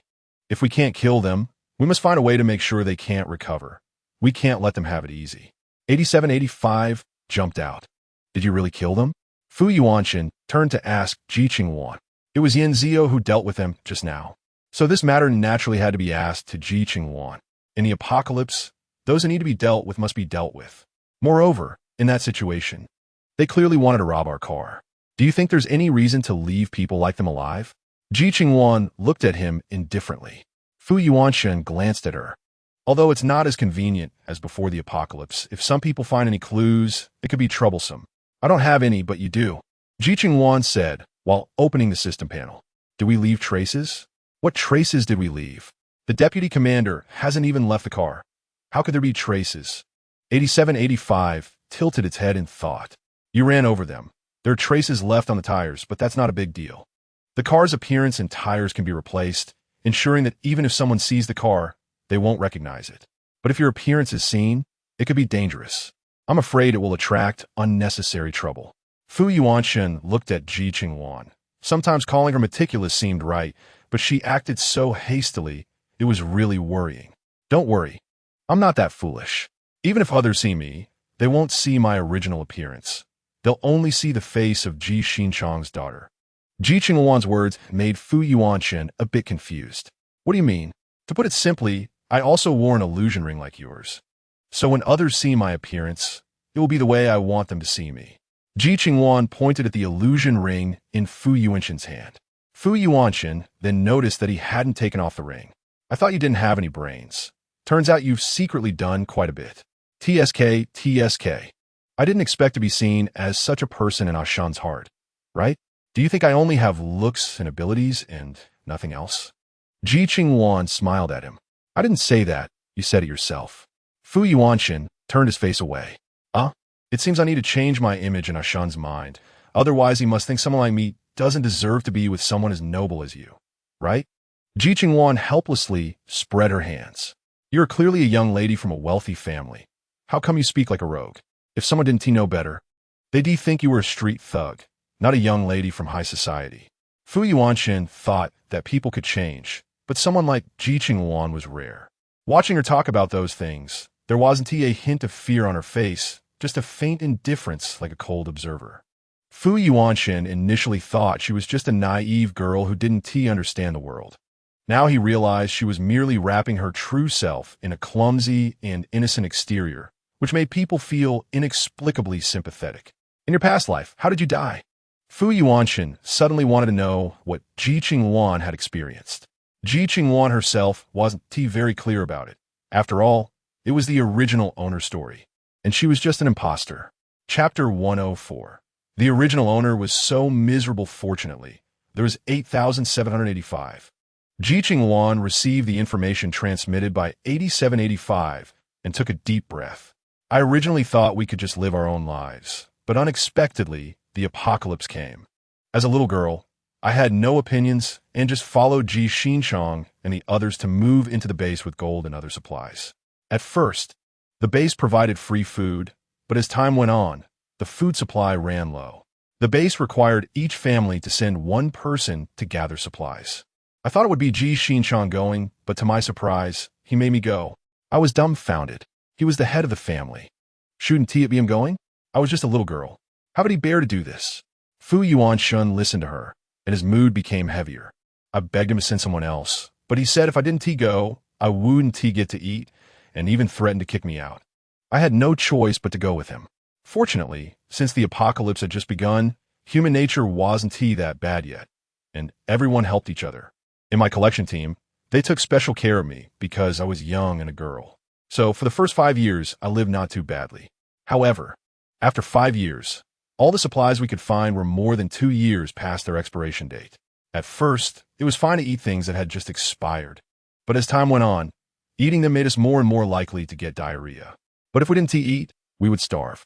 At that time, our base didn't know the situation of other bases due to communication breakdowns. We only saw some people in rags during the supply collection, who said they had come from other bases where there was no food left. Many died after eating guanyin soil. Although it filled their stomachs temporarily, they couldn't pass it later, which harmed their intestines and eventually led to stomach ruptures and death. At first, people were still respectful toward the dead, but later, hunger overcame everything. They reached for those corpses. Initially, the taste of human flesh and the weight of morality made them retch, but eventually, they became numb and pounced on the dead whenever someone died. The leftover meat was dried for storage. Ironically, they didn't realize the consequences of eating their own kind. At first, they were still somewhat normal, looking like humans, but as time passed, they could no longer speak, their bodies trembled uncontrollably, and they became too lethargic to move, slowly losing all bodily functions. Only when they heard about food would they rush over like beasts. Nothing else could capture their attention. Over time, they lost the ability to swallow, and with no one to care for them, they eventually starved or died of thirst. Their bodies were once again used as food. Ji Qingluan turned to Fu Yuanshan and asked, "How does that sound? Isn't it terrifying?" "It is terrifying. What about you? Your situation must have been very difficult, right?" Fu Yuanshan imagined what that scene must have been like. Ji Qingluan narrated the original owner's story with a heavy heart. Listening to her, Fu Yuanshan felt as if his heart were about to explode. You shouldn't have let their family go so easily at the wedding. Fu Yuanshan felt they deserved to pay with their flesh. So, didn't I tell you to look for loan sharks? I thought the loan sharks would take his kidney. I didn't expect they'd want him to sell himself. It's not too bad. Let it be ridden by thousands of people. Ji Qingluan snorted lightly. Don't you think that's too lenient for him? Fu Yuanshan raised an eyebrow. How could it be? Suffering in this world is worse than death. Don't think that just because Ji Qingluan is only selling himself now, he doesn't have to deal with at least one customer every hour, each with different preferences. Ensuring Ji Qingluan suffers more than death. Ji Qingluan recalled the video 8785 had sent her and couldn't help but click her tongue. How do you know how many people he sees every day? Fu Yuanshan looked at her in confusion. 8785 told me. Otherwise, I wouldn't know anything. Ji Qingluan immediately pointed to 8785. Do you want to watch some videos, Deputy Commander? I've saved a lot for the commander. 8785 blinked innocently. Fu Yuanshin instantly felt countless black lines appear on his forehead. Why do you still save that kind of thing? Show it to her. Hurry up and delete it. Deputy Commander, we're all adults. There's no need to be so shy, right? 8785 said, with a worldly tone. All right, don't tease him anymore. Ji Qingluan looked at Fu Yuanshin's face, which was turning red. This kid is just too innocent. Aren't you afraid he might commit suicide after being unable to handle it? Ji Qingluan understood Ji Xinchong too well. For someone like him, if he didn't have the ability, it would be impossible to survive in this apocalypse. Listening to her, Fu Yuanshin felt that her thoughts were quite profound. What about him? You've dealt with him, but what about his mistress, wife, and children? You want to let them off, right? Fu Yuanshin thought about the 3 people who would eat Ji Qingluan's flesh. Wouldn't she deal with them? Of course, those 3 haven't died yet. But they suffered a lot. I'm just waiting to see when they reach the shelter camp and reunite with Ji Xinchong. Ji Qingluan's lips curled slightly. Bad people should be dealt with together. Shouldn't they? Do you have a handle on their movements? Fu Yuanshin raised an eyebrow, seeing that Ji Qingluan seemed to have a clear understanding of those people. Chapter 105. Can't let the mistress die too easily with 8785 tracking them via satellite. It was naturally aware of their movements. Ji Qingluan thought about the actions of those 3 people. She had planned to let them go before knowing the original owner's story, and now that she did, she would definitely not let go of those who had harmed the original owner. Fu Yuanshin nodded slightly. Those 3 acted too atrociously. Killing them would truly be too lenient. They should suffer a bit more in this world, endure more hardships, so you can release the resentment in your heart. Don't you think it's best to kill them? Ji Qingluan was somewhat surprised by his words. Based on Fu Yuanshan's character, he shouldn't have been that ruthless, right? He always dealt with people directly. Fu Yuanshan believed that such treatment was warranted for those who had committed heinous crimes. Ji Qingluan sat on one side, lost in thought. So how do you propose to make them endure the torment? According to the current observations of 8,785, it seems that the 3 of them have hooked up with a gang leader in order to survive. And the 2 mothers and daughters appear to be suspected of sharing a husband. Fu Yuanshin. He knew that Ji Xinchong's little third party would have no boundaries. But he didn't expect it to be this extreme. 2 women sharing a husband. Really just to survive? They must have lost all shame. Yes. They seem to be enjoying it quite a bit. 8785 nodded in agreement. If that's the case, there's nothing you can do now. At this distance, it's difficult to deal with them. If they were under your nose, you could take care of them like you did with Ji Xinchong. Fu Yuanshin cleared his throat. So, releasing the camp is the only shelter for survival. Given their personalities, they will undoubtedly head there. I will wait there, ready to catch them when they arrive. Ji Qingluan smiled. That smile, tinged with mockery, disdain, and calculation, made Fu Yuanshin feel that Ji Qingluan must have suffered quite a bit in the apocalypse. Otherwise, how could she have developed such a personality? Thinking back to the time she drugged him, it was probably due to the caution she learned in the apocalypse that made her distrustful of everyone, leading her to do such things. She lived on thin ice in the apocalypse, every step taken with great care. Returning to a peaceful world, how could she easily change the personality formed during the apocalypse? At this moment, Fu Yuanshin's hatred towards Ji Qingluan was not as deep. If it were him, he would do the same. Moreover, given the tragic end he faced in his previous life, it was already good that his mentality hadn't exploded. If it were someone else, they would have gone mad by now. At this time, Fu Yuanshin felt a bit of pity for Ji Qingluan and even more hatred for those who drank her blood and ate her flesh. It has been 37 days since the apocalypse began. If they wanted to reach the camp, they must have arrived long ago.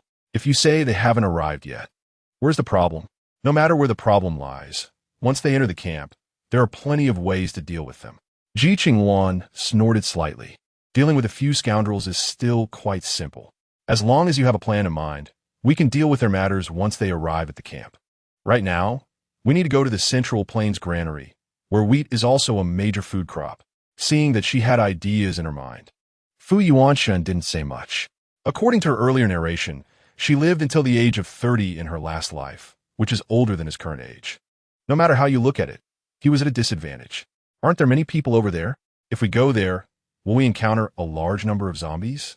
Ji Qingluan was clear that the northeast is vast and sparsely populated. They would not easily encounter people while collecting supplies.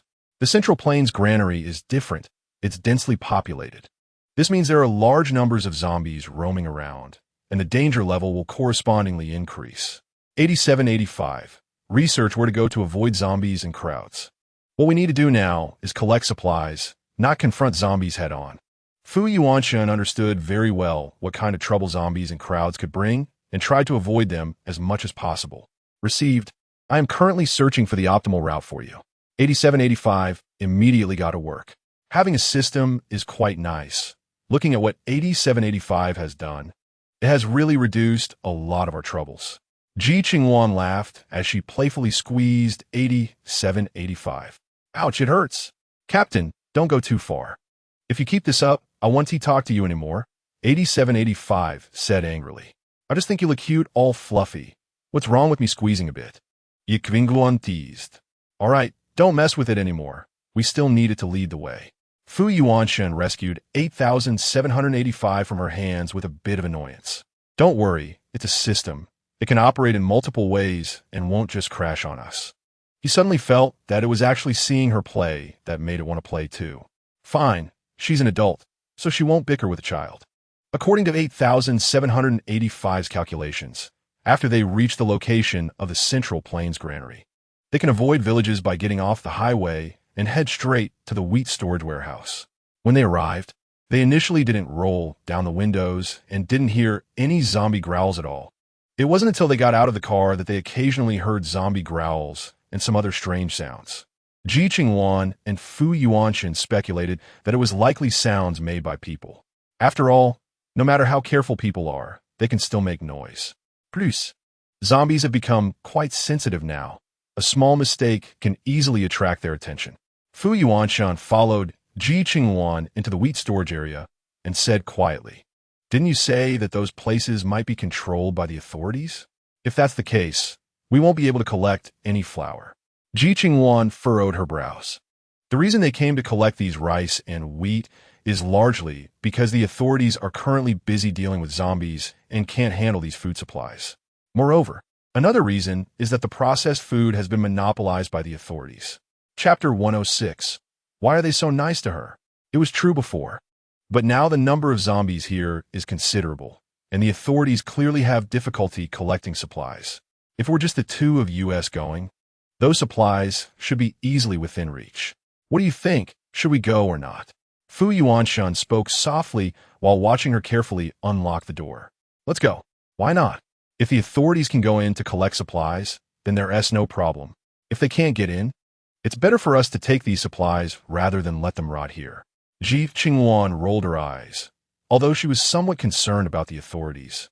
She also knew that if these foods weren't processed this year, they would definitely be bad next year. Of course, if the authorities had a way to take them away, they wouldn't say anything. However, if the authorities can't take them, then these foods shouldn't go to waste, right? Then let's quickly collect the wheat here and go. The flour mill isn't far from here. Fu Yuanshan had already asked 8785 to pull up a map and check the area. Ji Qingluan nodded and swiftly opened the warehouse door. The sound of the iron door was quite loud. At ordinary times, this sound wouldn't matter due to the noise from all around. But at this moment, when the surroundings were particularly quiet, the sound spread widely, causing the nearby zombies to hear it and rush over. Fu Yuanshan stood outside the door, listening to the increasingly close growls of the zombies, as if they were coming towards this direction. Ji Qingluan, we need to move a bit faster. The zombies are coming. It's done here. Let us go to the next warehouse. Ji Qingluan quickly collected the grains from the warehouse in under 5 seconds and said to him, swiftly heading towards the next warehouse. Fu Yuanshan followed closely behind, not slowing down. However, every time they opened a door, they attracted the attention of the zombies. By the time they finished collecting the last warehouse of wheat, the zombies had already broken through the iron door of the granary and were heading towards the sound. The two quickly climbed over the wall and left from the other side. At this time, a large number of zombies arrived at the spot where the two had just been, sniffing around as if searching for something. The two didn't know what was happening on the other side of the wall, and quickly moved towards the nearby residential area. At this moment, zombies were everywhere, and driving would undoubtedly attract trouble.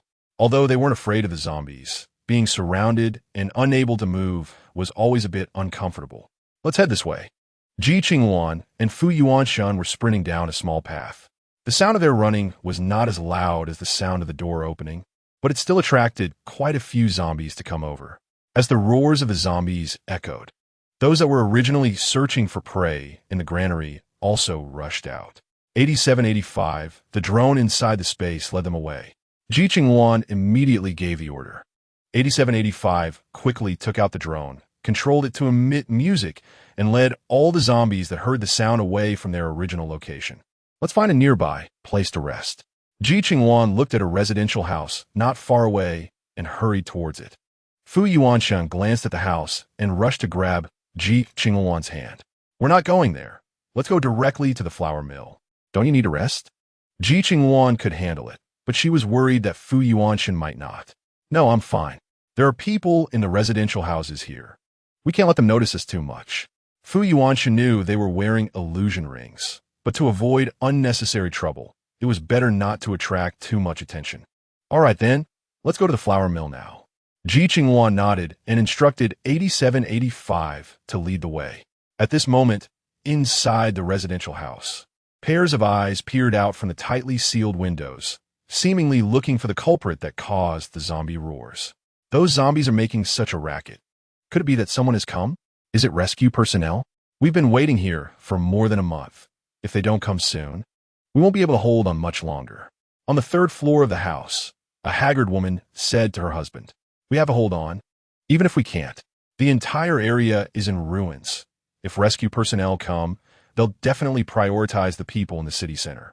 We're on the outskirts, and there aren't as many zombies, so they won't deal with us first." The man comforted himself. In fact, they both knew that after such a long time, the probability of rescue personnel arriving here was relatively low. The woman moved her ears.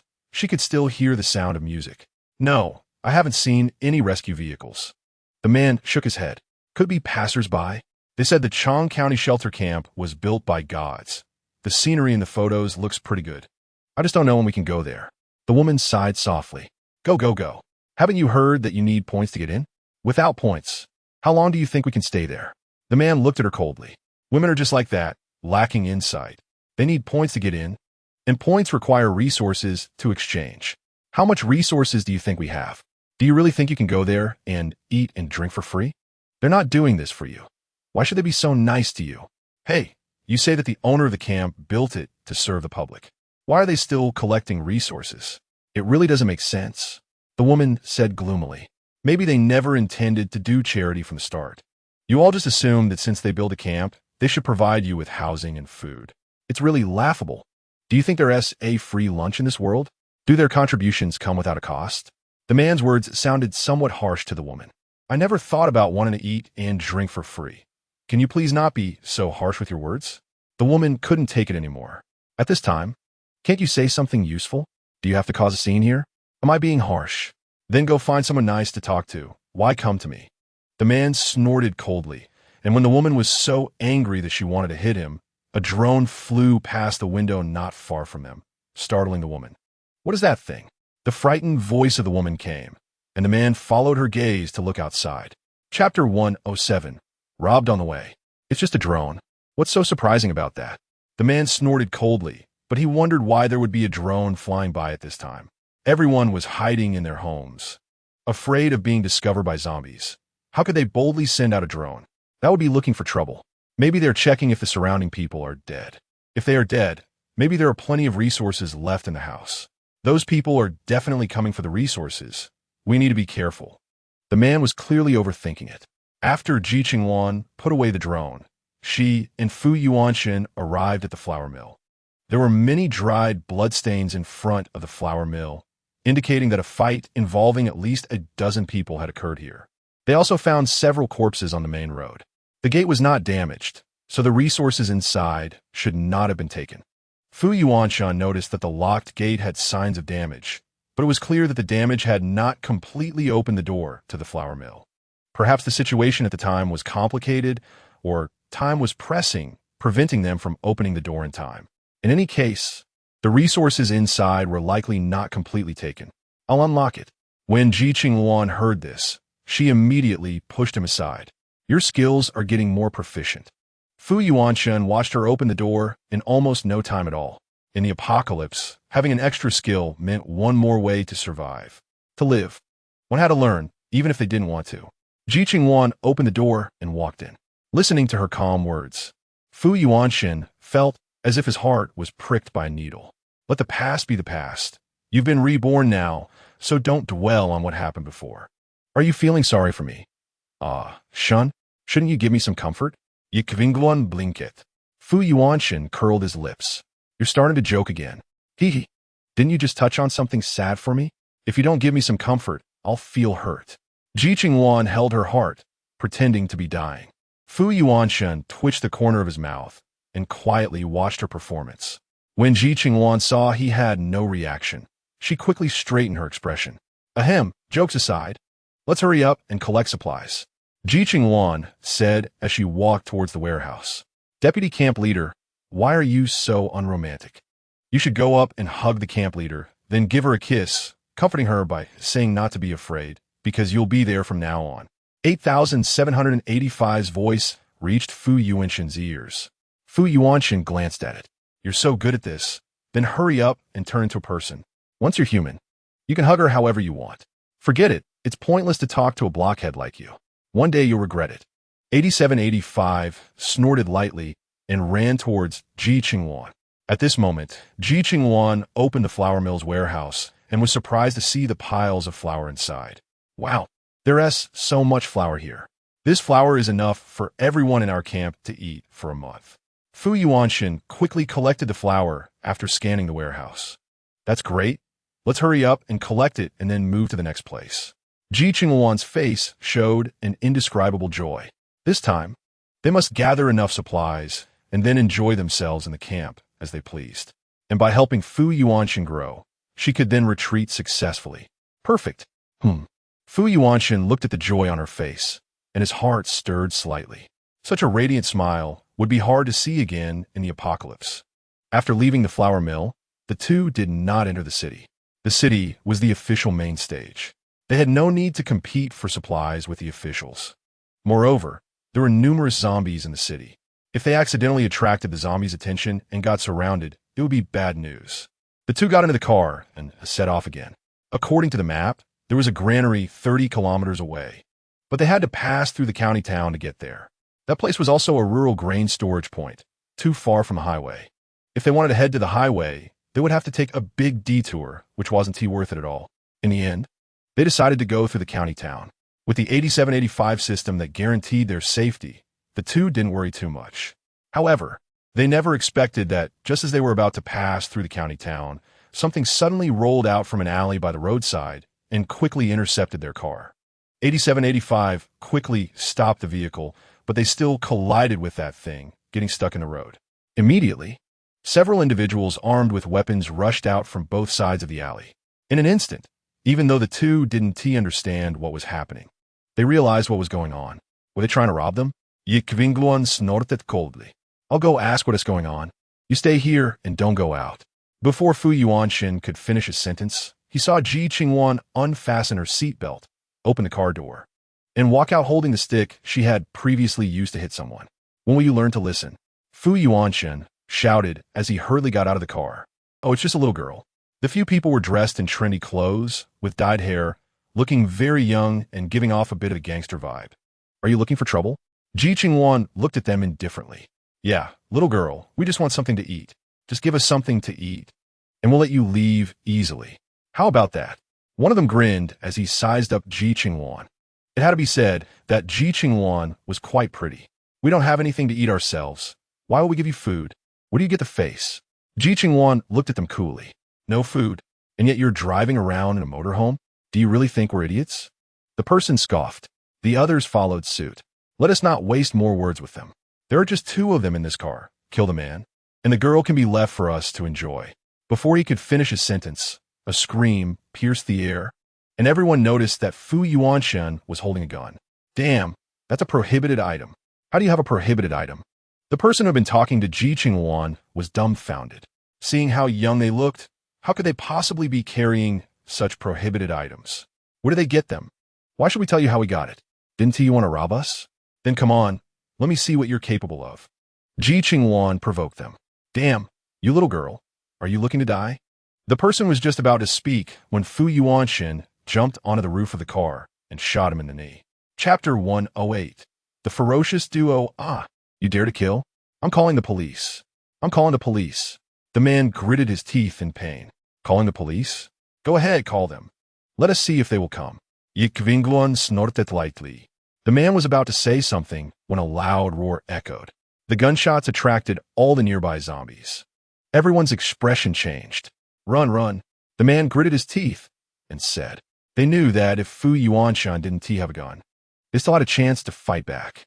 But now, not only did they face an additional gun, but the zombies were also closing in on them. If they didn't want to die, they had no choice but to retreat. Want to leave? Ji Qingluan smiled slightly. Didn't you say you want to kill them? So how can you just leave? What's the point? The man's face changed drastically. What do you want? What do I want? People like you who rob passers-by must have killed quite a few, right? Ji Qingluan took a step toward them. The group hurriedly retreated. They didn't know what Ji Qingluan was planning, but they could sense that she had malicious intent. And no matter how they looked at it, she felt very dangerous. They didn't want to die. One by one, they quickly distanced themselves from Ji Qingluan, fearing she might knock them out with her stick. Earlier, they had realized how terrifying Ji Qingluan and Fu Yuanshan were. Now, sensing the dangerous aura emanating from Ji Qingluan, they all felt she was quite dangerous, very dangerous. Go, hurry up. At this moment, the zombies' roars were getting closer, and these people didn't want to deal with Ji Qingluan anymore. They just wanted to get out of there quickly. However, in the next second, Ji Qingluan swung her stick down hard at their backs, and screams filled the air. Fu Yuanshan didn't show mercy either, taking out another one with a single shot. You, how can you be so cruel? They stared at Ji Qingluan and Fu Yuanshan, as if trying to memorize their faces. Haven't you heard the saying? Being merciful to the enemy is being cruel to yourself. Besides, didn't you want to kill us earlier? We're just returning the favor. Ji Qingluan said coldly. How can this be a return favor? We didn't even lay a finger on you, and you actually want our lives. Exactly. We haven't even touched you. How can you be so excessive? They shouted indignantly. If you touched us, it wouldn't be you who died, but us. Ji Qingluan snorted. Stop wasting time with them. The zombies are coming. Let us get in the car and leave. After Fu Yuanshan dealt with the obstacles in front, he said to Ji Qingluan and got in the car. Ji Qingluan followed suit. Fu Yuanshan honked the horn, and immediately, the zombies in the distance rushed over. Compared to the people inside the car, the ones lying on the ground attracted the zombies' attention even more. A moment later, a series of screams echoed, the piercing sound making some people in the county town cover their ears.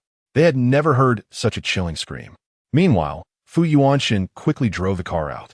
The surrounding zombies that tried to block them were all knocked aside by the vehicle. With 8785 in charge of driving, Fu Yuanshan had time to scold Ji Qingluan. Ji Qingluan, can you not be so reckless next time you act? Fu Yuanshan turned to look at the woman who seemed a bit smug and shouted. Every time you're this reckless, aren't you afraid of getting hurt? Reckless? There were just a few small fries. Even without your few shots, I could easily handle them. Whereas the recklessness in that? Ji Qingluan was confident in her abilities. Easily, even if you have the skills from your past life. You can't guarantee that you won't run into danger. You don't want to die again after living so hard, do you? Fu Yuanshan's words reached Ji Qingluan's ears, and she looked up at him. Don't worry, I value my life more than anyone else. With my past experiences, I want to take risks without certainty. Ji Qingluan smiled. Even if she wanted to die, now was not the time. Even so, you shouldn't forget that we are in a cooperative relationship. You can't just act on your own without discussing it with me first. Do you still have the spirit of cooperation? If you don't want to cooperate, just say it. We can part ways. Fu Yuanshan's tone was a bit harsh. He was very dissatisfied with Ji Qingluan's behavior. Every time, Ji Qingluan acted on her own, although there hadn't been any problem so far. What if one day she fell into someone else's trap? Had heaven favored her once? Would it favor her a second time? Ji Qingluan was too self-righteous. Why is Shun so angry? Didn't you wish for my death? If I die, the system might just fall into your hands, so you should be happy. Ji Qingluan found Fu Yuanxin's state a bit strange. Logically, he shouldn't hate himself to the bone? Shouldn't he wish he were dead by now? Why does he look so angry? Even for the sake of cooperation, he shouldn't need to act like this. Yes, I'm very happy, wishing you were dead. So can you go die now? Fu Yuanxin's chest heaved with anger. How can this woman be so stubborn? Want me dead? At least it will take 20,000 years. Shun wants to get rid of me, but it won't be that easy. Ji Qingluan cheerfully took out a bottle of iced red tea from her space and handed it to him. Here, have some tea. Being so angry is not good. It will cause acne, and that won't look good. No need. Fu Yuanxin coldly turned his head away. How about a kiss then? Ji Qingluan leaned closer, her clear eyes fixed on Fu Yuanxin. As Fu Yuanxin heard her words and turned his head, their faces met unexpectedly. A kiss fell upon them. Their lips touched.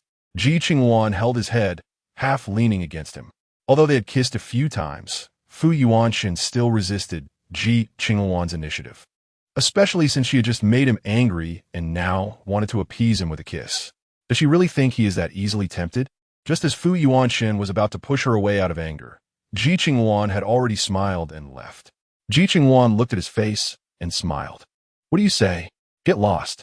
Fu Yuanxin looked at her coldly. Chapter 109. Make her brown sugar eggs. All right, if you want me to get lost, I will. The creaking noise made Fu Yuanxin feel quite annoyed. This woman doesn't know that making such noises while eating is very impolite. Fu Yuanxin initially wanted to scold her, but then he saw her suddenly ask 8785, how long until we reach the granary? At the current speed, it will take at least half an hour. All right, I'll go rest a bit, Ji Qingluan said as she walked to the back. Fu Yuanxin noticed something unusual about her expression and couldn't help but frown. He heard Ji Qingluan go to the bathroom, and after a while, she came out and directly lay down on his bed. Although there was nothing on the bed, it felt strange to have Ji Qingluan sleeping on his bed. Fu Yuanxin stood up from the chair and walked over to Ji Qingluan. Just as he was about to tell her to sleep on his bed, he noticed her face seemed a bit pale, and her hand was pressed against her stomach. Is she having her period? Fu Yuanxin had been living with Ji Qingluan for a while. The last 2 times she had her period, there weren't any significant signs. But this time it seemed a bit unusual. Fu Yuanxin took her hand to check her pulse. Shun. Ji Qingluan felt her hand being pulled and couldn't help but open her eyes. Don't speak. Let me see what's wrong with you. Although Fu Yuanxin was quite annoyed by her various behaviors, they were still in a cooperative relationship, and he couldn't just ignore her well-being. Fortunately, there were many medical books in the fairy house, and he had absorbed quite a bit of medical knowledge to treat Ji Qingluan's back pain, including gynecological knowledge. After checking her pulse, he roughly guessed what was going on with Ji Qingluan. Fu Yuanxin's face darkened. Who said the captain didn't eat cold food? He made a lot of smoothies for himself and didn't share any with the vice captain. He only prepared fruit for you. How would you know if she had eaten anything cold? 8785 jumped in. It's just a little smoothie. It's not a big deal. Just rest a bit. The pain will only last for a moment, and then it will be fine. Ji Qingluan felt that it wasn't a big deal. Before becoming a deity, she would also feel uncomfortable for a couple of days every time she had her period. This body was much better than her previous one. It was just a sudden pain this time. Menstrual cramps are no small matter. How could it be fine just like that? I'll make you brown sugar eggs. Fu Yuanxin headed towards the kitchen. No, don't. I'm afraid you'll burn the kitchen down. As soon as Ji Qingluan said this, Fu Yuanxin stopped in his tracks. Ji Qingluan, I'm not that incompetent. I won't mess up a second time after burning it once. All right then, go ahead and cook. Ji Qingluan stopped refusing. She thought that if she were to leave this world, Fu Yuanxin might not be able to fend for himself and could end up starving. It seems she needs to cultivate Fu Yuanxin's cooking skills a bit. Ji Qingluan thought while waiting for Fu Yuanxin's brown sugar eggs. At the same time, she had 8785 pull the car over to the side of the road to avoid any bumps affecting Fu Yuanxin's cooking. After going through the method for making brown sugar eggs in his mind, Fu Yuanxin took out a small milk pot, poured in some mineral water, and brought it to a boil over low heat. Then he added an appropriate amount of brown sugar to boil before adding the eggs. However, Fu Yuanshan was not very skilled at cracking eggs and directly broke the eggshell into the small milk pot. The broken eggshell mixed with the egg made Fu Yuanshan think for a moment before turning off the heat and pouring out the brown sugar eggs. What a waste of food, Ji Qingluan commented mercilessly. Right, a waste of food, 8785 also chimed in without holding back. Fu Yuanshan shot them a sidelong glance, his mouth twitching. Should I fish it out? Ji Qingluan, you can eat what you fish out. 8785, exactly. Fu Yuanshan didn't want to bother with them and took out a bowl. Remembering how Ji Qingluan had taught him to crack eggs last time, he found the right spot, tapped it, and split the eggshell down the middle, letting a whole egg fall into the bowl. Finally, it was perfect. Fu Yuanshan cracked another egg. He continued following the previous method to cook a bowl of brown sugar eggs and placed it on the dining table. Can you get up by yourself? Fu Yuanshan glanced at Ji Qingluan. Of course, I'm not handicapped, but it would be best if Ashan could carry me. Ji Qingluan grinned. So do you want me to feed you? Fu Yuanshan looked at her speechlessly. If you want, I have no objection. Ji Qingluan shrugged. Then you can go cool off somewhere. Wait, Ashan, have you tasted it? Ji Qingluan grabbed his wrist. That's for you. Why should I taste it? Fu Yuanshan looked at her speechlessly. If you don't taste it, how will you know if it's edible?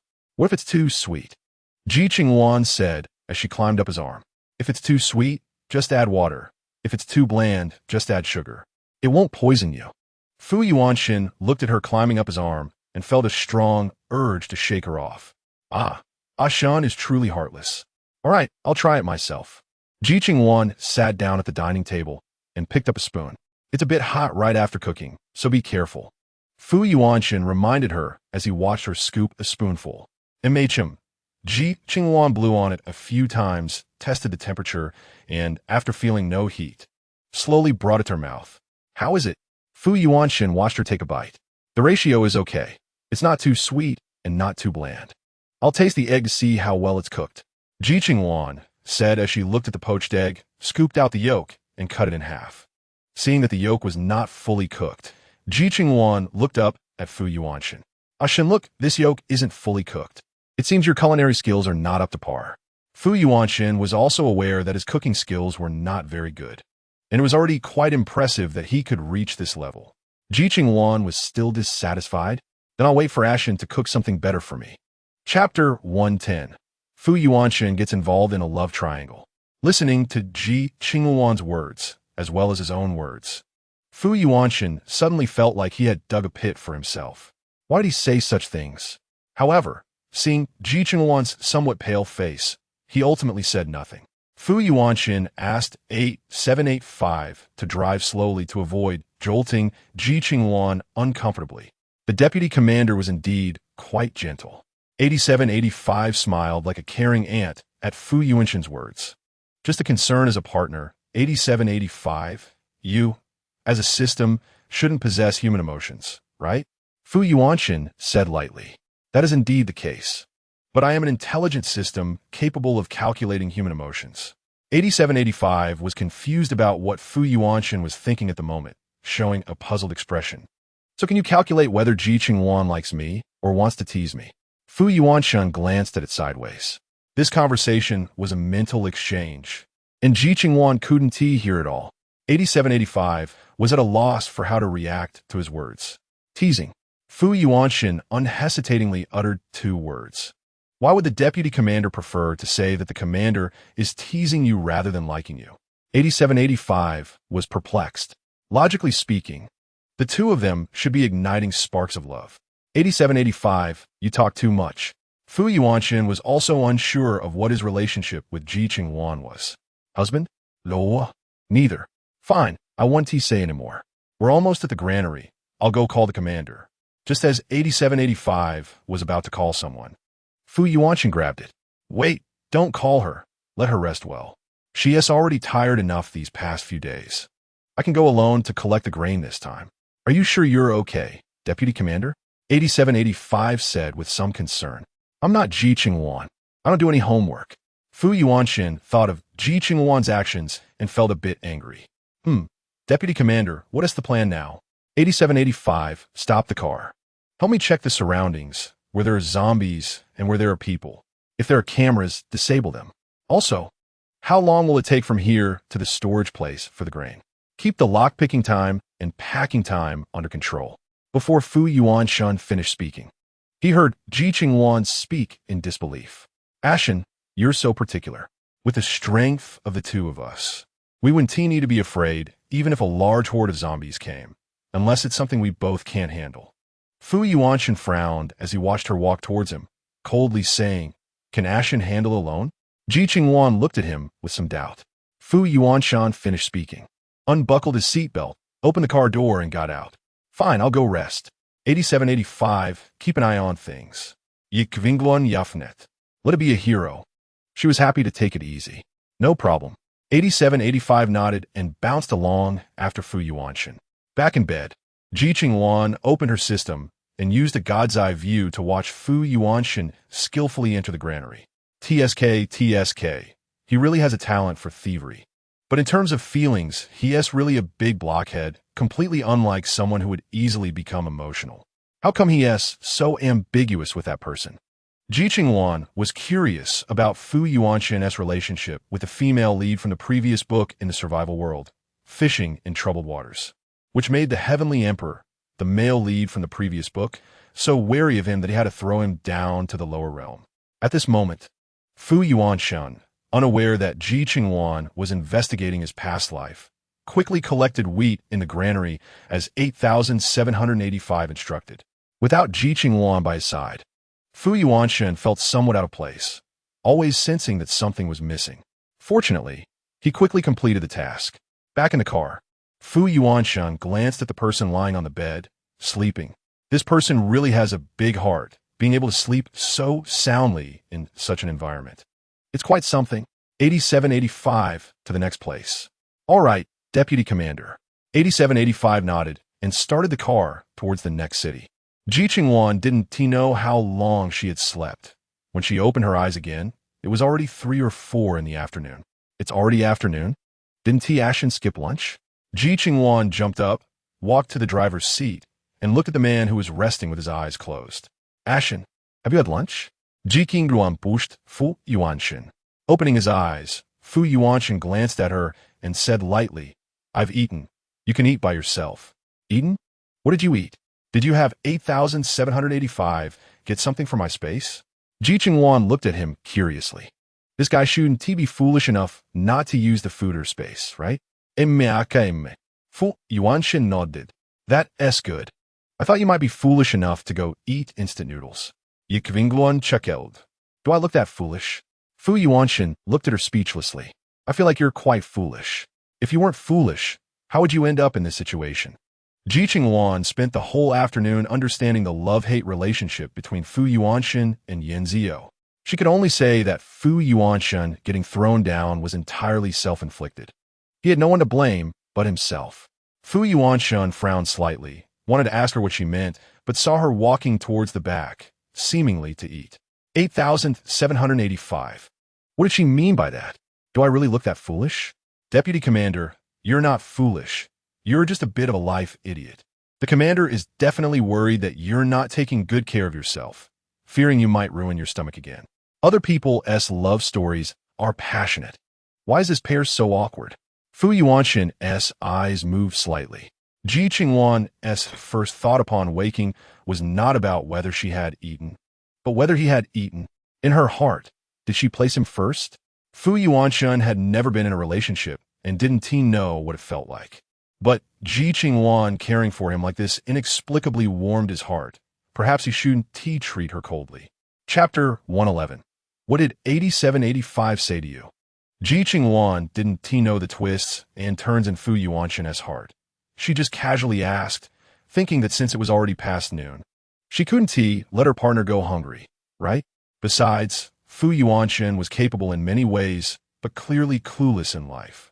He really fits the saying that a gentleman keeps his distance from the kitchen. Ji Qingluan sat at the dining table, took out a bowl of steaming noodles, and slowly began to eat. After all, there was plenty of time to enjoy the scenery along the way while savoring the delicious food. But the buzzing of a fly buzzing by her ear was a bit annoying. "Leader, do you know what the deputy commander just said to me?" 8785 chatted with Fu Yuanshan while communicating with Ji Qingluan mentally. What did he say? Ji Qingluan asked while eating.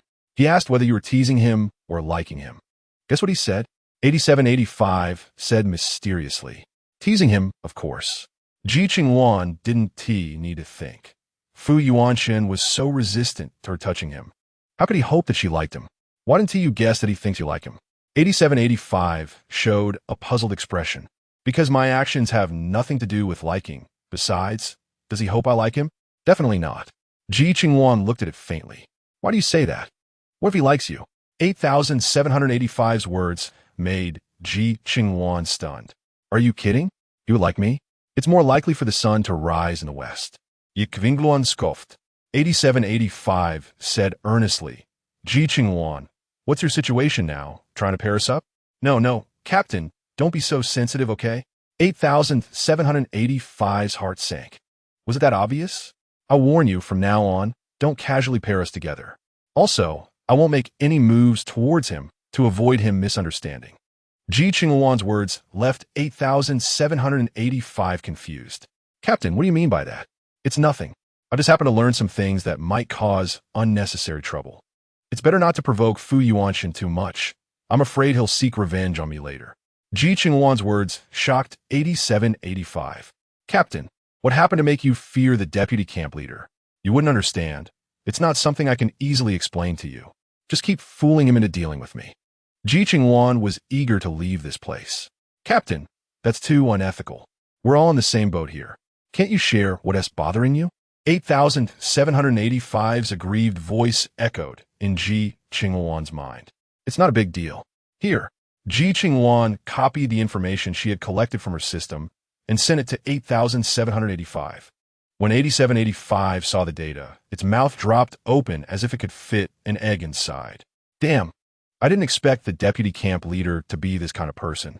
Externally pure and clean, but actually. Ji Qingluan quickly slurped down some noodles. If she didn't eat them soon, they would stick together. Captain, who do you think is more capable between you two? 8785's eyes rolled. His capabilities are definitely greater. He's a 1,000-year-old turtle, while I've only lived for 1,000 years. Ji Qingluanis mont tvichet. While she definitely couldn't compare to Fu Yuanshan's past abilities right now. He didn't have those capabilities, so she could bully him a little bit. But we can't just pin him down. 8785's mind turned. What do you mean pin him down? The most important thing now is to enhance his abilities so we can escape. Understand? Hey, Ashun, when did you sit across from me? What are you thinking? You're so lost in thought while eating. Fu Yuanshan had just been sitting in the driver's seat, thinking about 8785's words, when he glanced in the rearview mirror and happened to see Ji Qingluan daydreaming while eating noodles. Suspecting that 8785 had said something to her, Fu Yuanshan hurried over to confirm. No, nothing? Ji Qingluan quickly shook her head. Did 8785 say something to you? Fu Yuanshan noticed her guilty expression. Sure that 8785 had said something. Nothing, I'm just a bit uncomfortable in my stomach and can't eat much. Ji Qingluan quickly found an excuse. If you can't eat, then don't force yourself. Just eat when you feel like it. Fu Yuanshan said as he pushed her bowl aside. Ji Qingluan looked at him in confusion. Did you come over just to stop me from eating? When Fu Yuanshan said this, his expression was somewhat unnatural. Does it have to do with me or you? Or both of us? Ji Qingluan pointed at Fu Yuanshan, then at herself, and finally at both of them. Well, it doesn't matter. You don't need to know what it is, just some trivial matters. Fu Yuanshan cleared his throat. Since it's nothing, I'll go take a rest. I'll use your bed for the next couple of days. Later, I'll wash the pillowcases and sheets. You can keep them if you want, or throw them away if you don't. Ji Qingluan said as she walked over to the bed. Fu Yuanshan noticed her seemingly listless demeanor, which was a stark contrast to her usual self. It seemed that visiting relatives wasn't an easy task. When he went out with Ji Qingluan earlier, he hadn't seen her appear this week before. This was the first time he saw her so fragile, like a child. Cover yourself with a blanket. Don't catch a cold. As he spoke, Fu Yuanshan reached for the blanket behind her to tuck her in. Chapter 112. Helping her change the bed sheets, looking at Ji Qingluan's sickly face and recalling her words, Fu Yuanshan immediately put on a stern face. You used it? Are you sure you want to? Ji Qingluan was somewhat surprised. Isn't this guy really picky about me? He doesn't mind the things I've used? You can use it. Fu Yuanshan pouted. He originally didn't want to say much, but being pushed by Ji Qingluan made him lose face. Fine, I knew you were disgusted with me. But that's okay, I don't mind. Ji Qingluan said as she closed her eyes. This body was used to being pampered, and while her physical condition was quite good at first, over time, daily activities had indeed drained her vitality. Even getting her period was painful. How frustrating. He actually wanted to say he didn't team mind either, but he found it hard to say. After 2 hours of driving, the sun had already set. Fu Yuanshan glanced at the sky outside. It was no longer suitable to continue the journey. 8785. Find a suitable place to stop. We won't travel anymore today. Okay. Deputy Camp Leader. 8785 stopped the vehicle and deployed the detectors to monitor the surrounding situation. Fu Yuanshan got out of the driver's seat and approached Ji Qingluan. Just as he was about to wake her, she suddenly opened her eyes, got up from the bed, and rushed to the bathroom. What was wrong with her? Fu Yuanshan frowned. She probably overslept. 8785 sighed. Fu Yuanshan glanced at the bed, where there were shocking bloodstains. Do women experience this every time they have their period? I'm a system, not a woman. How would I know what it's like for women during their periods? But looking at the camp leader's condition this time, it seems she needs to replenish her health. 8785 said as it looked at Fu Yuanshan. Deputy Camp Leader, the camp leader is in no condition to do anything. I don't have hands or feet, so I have to trouble you to change the sheets. Fu Yuanshan looked at it speechlessly. Is it appropriate for me to do this? He initially wanted to refuse the suggestion, but considering Ji Qingluan's current state, he really couldn't count on her. Fu Yuanshan took a deep breath, rolled up his sleeves, and started cleaning up. Aside from cooking, tidying up the room and changing the sheets was relatively simple for him. After changing everything, Fu Yuanshan directly tossed the blood-stained sheets into the bushes below. He didn't expect Ji Qingluan to wash them thoroughly. Back in the car, Fu Yuanshan organized the bedding, washed his hands, and sat down to wait for Ji Qingluan to come out. After a long time, Ji Qingluan finally emerged from the bathroom, looking cute in her pajamas. But her pretty face was pale and lacked color. Is the bed all set? What do you think? The sheets were dirty. Did you expect to sleep here without fixing it?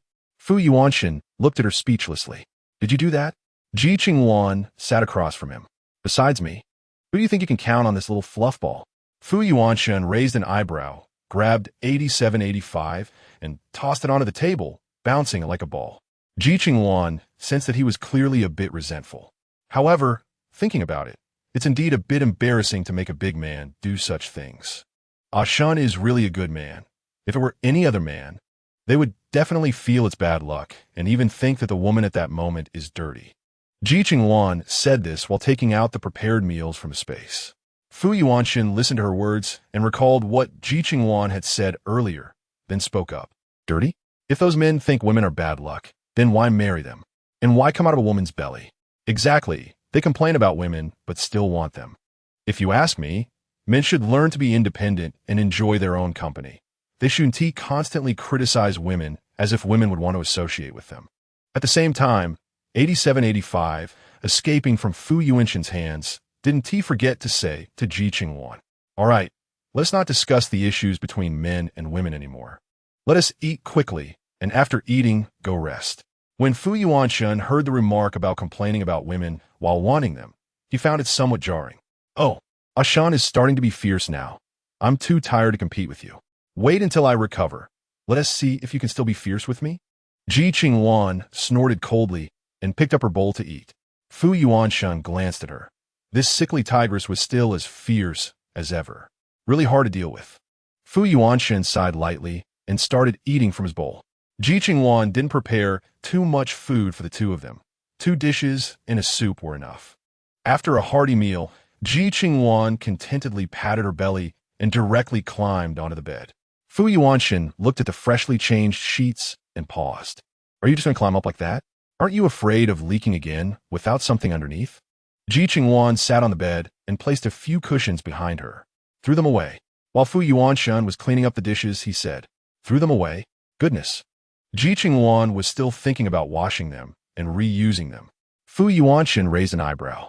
He felt like he had said something similar before. No, Let them be thrown away. It's dark outside now, it's not easy to pick them up. What if a zombie crawls out from somewhere and hurts you? That would be not worth it. Ji Qingluan quickly shook her head. Fu Yuanshen was somewhat speechless upon hearing this. No, I wouldn't dare take you, this great Buddha, to pick them up. If something happens, no one would manage the camp. Ji Qingluan said, while letting 8785 turn on the unfinished TV series. This is the good thing about having a system. You can watch shows anytime to pass the time. From what you're saying, it seems my only role is to help you manage the camp? Fu Yuanshen cleaned the dishes and put them in the dishwasher. There's another role. But you definitely wouldn't do it. Ji Qingluan left. Then don't talk, just watch your TV. Or you can go wash your face and brush your teeth first, so you don't fall asleep while watching. After collecting supplies for so long, Fu Yuanshen knew her behavior, not to the point of being able to predict every move. But he had a general idea. Don't worry, I've slept nearly all day today. I'm quite energetic now. I won't fall asleep that quickly. Chapter 113, Ji Qingluan deceived him. Ji Qingluan said, while taking out a bag of sunflower seeds to nibble on. Fu Yuanshen saw her condition and realized she was recovering quite quickly. He didn't bother to comment on her. At most, if something else happens, he would just let Ji Qingluan throw the sheets away. Do as you like, Fu Yuanshen said as he wiped the table and opened the camp's system panel. The population of the camp was nearly 10,000, and the prosperity level was around 70,000. As long as the prosperity level rose to 100,000 next, the camp's wall construction and center construction would reach level 3, and the camp could directly upgrade to level 3. However, there are no upgrade materials in the camp now. 8785, didn't you say the official shipment of gold had already entered the warehouse? Fu Yuanshen looked at the little fluff ball in Ji Qingluan's arms. Yes, it has entered the warehouse. I didn't tell you about the storage because I saw you two were quite busy these days. 8,785 nodded. Then can't we draw prizes now? Oh my, if only I could get a mall that provides unlimited food. Hearing the news of gold entering the warehouse, Ji Qingluan's eyes lit up, and she quickly opened the system panel. You're thinking too optimistically. Fu Yuanshen looked at her with some disbelief. Isn't it hard to run out like this? People in the camp think we're living well, but who would have thought we're all running around for food? Ji Qingluan sighed softly with a hint of sadness. After collecting a few more batches, we won't have to run around anymore.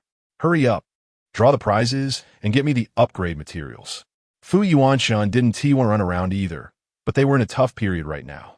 If they didn't fight, the camp would be left with nothing. All right, 8785, let us see how many gold bars we have now. Ji Qingluan blinked her eyes. 658, 142 bars. 8785 calculated the number of gold bars. So many? Hearing this number, Ji Qingluan's fingers itched. Yes, the officials took so much gold to exchange for equipment and potions, they probably know how powerful zombies are. Moreover, many bases are gone now. The only options they have are the shelter bases, and only the shelter bases are their choices. 8785 then told them about the current situation of most bases. Many bases have faced zombies or zombie birds due to their protective measures, leaving them helpless, like the Chongxian base. As a result, many bases have not even been completed before being wiped out. The survivors who escaped had nowhere to go, so they all thought of the Chongxian shelter base, rushing toward it madly. So we need to expand the construction and space of the shelter base. Fu Yuanshen looked at the land of the Chongxian base, which was not even as big as a county, and it certainly couldn't accommodate too many people. To be safe, the shelter should be expanded to the size of county. Expand the construction space? All right, I'll draw for supplies. You handle it. 8785, draw all the gold bars. Ji Qingluan suddenly felt a sense of extravagance. 8785 smiled broadly. All right, Captain, I'll draw the prize for you right now. Fu Yuanshen. Ji Qingluan looked at the supplies drawn, knowing it would take quite a bit of time to organize them. Fu Yuanshen had his hands full. However, as the saying goes, he who is entrusted with a great task must first endure hardship. It essentially means that it's always beneficial to train Fu Yuanshen more. No need. I've eaten all sorts of delicacies. Your reward is unnecessary. Fu Yuanshen also didn't believe she could make anything good. All right, since Ashan said so, then I can save some trouble. Ji Qingluan said, unceremoniously cracking sunflower seeds. Fu Yuanshen found the sound somewhat noisy. But since Ji Qingluan didn't turn up the TV volume, it wasn't too bad. Fu Yuanshen browsed through the items Ji Qingluan had drawn. There were 316 items, and at the rate of 600 gold bars per draw, these 316 items would require 789 600 gold bars. However, 8785 had just said there were only 658 142 gold bars in the system warehouse, which meant that the lottery actually didn't require 600 gold bars per draw. According to the conversion, it was obvious that the system was 500 per draw. Ji Qingluan had actually deceived herself. Fu Yuanshen felt a bit angry inside. Ji Qingluan, the lottery is 500 per draw, right? Ji Qingluan immediately stopped her action of cracking sunflower seeds. She forgot that she had said it was 600 per draw to Fu Yuanshen, right? Oh no, she had been found out. At that time, Ji Qingluan's eyes darted around as she thought of a way to explain. The company commander didn't mean to deceive you.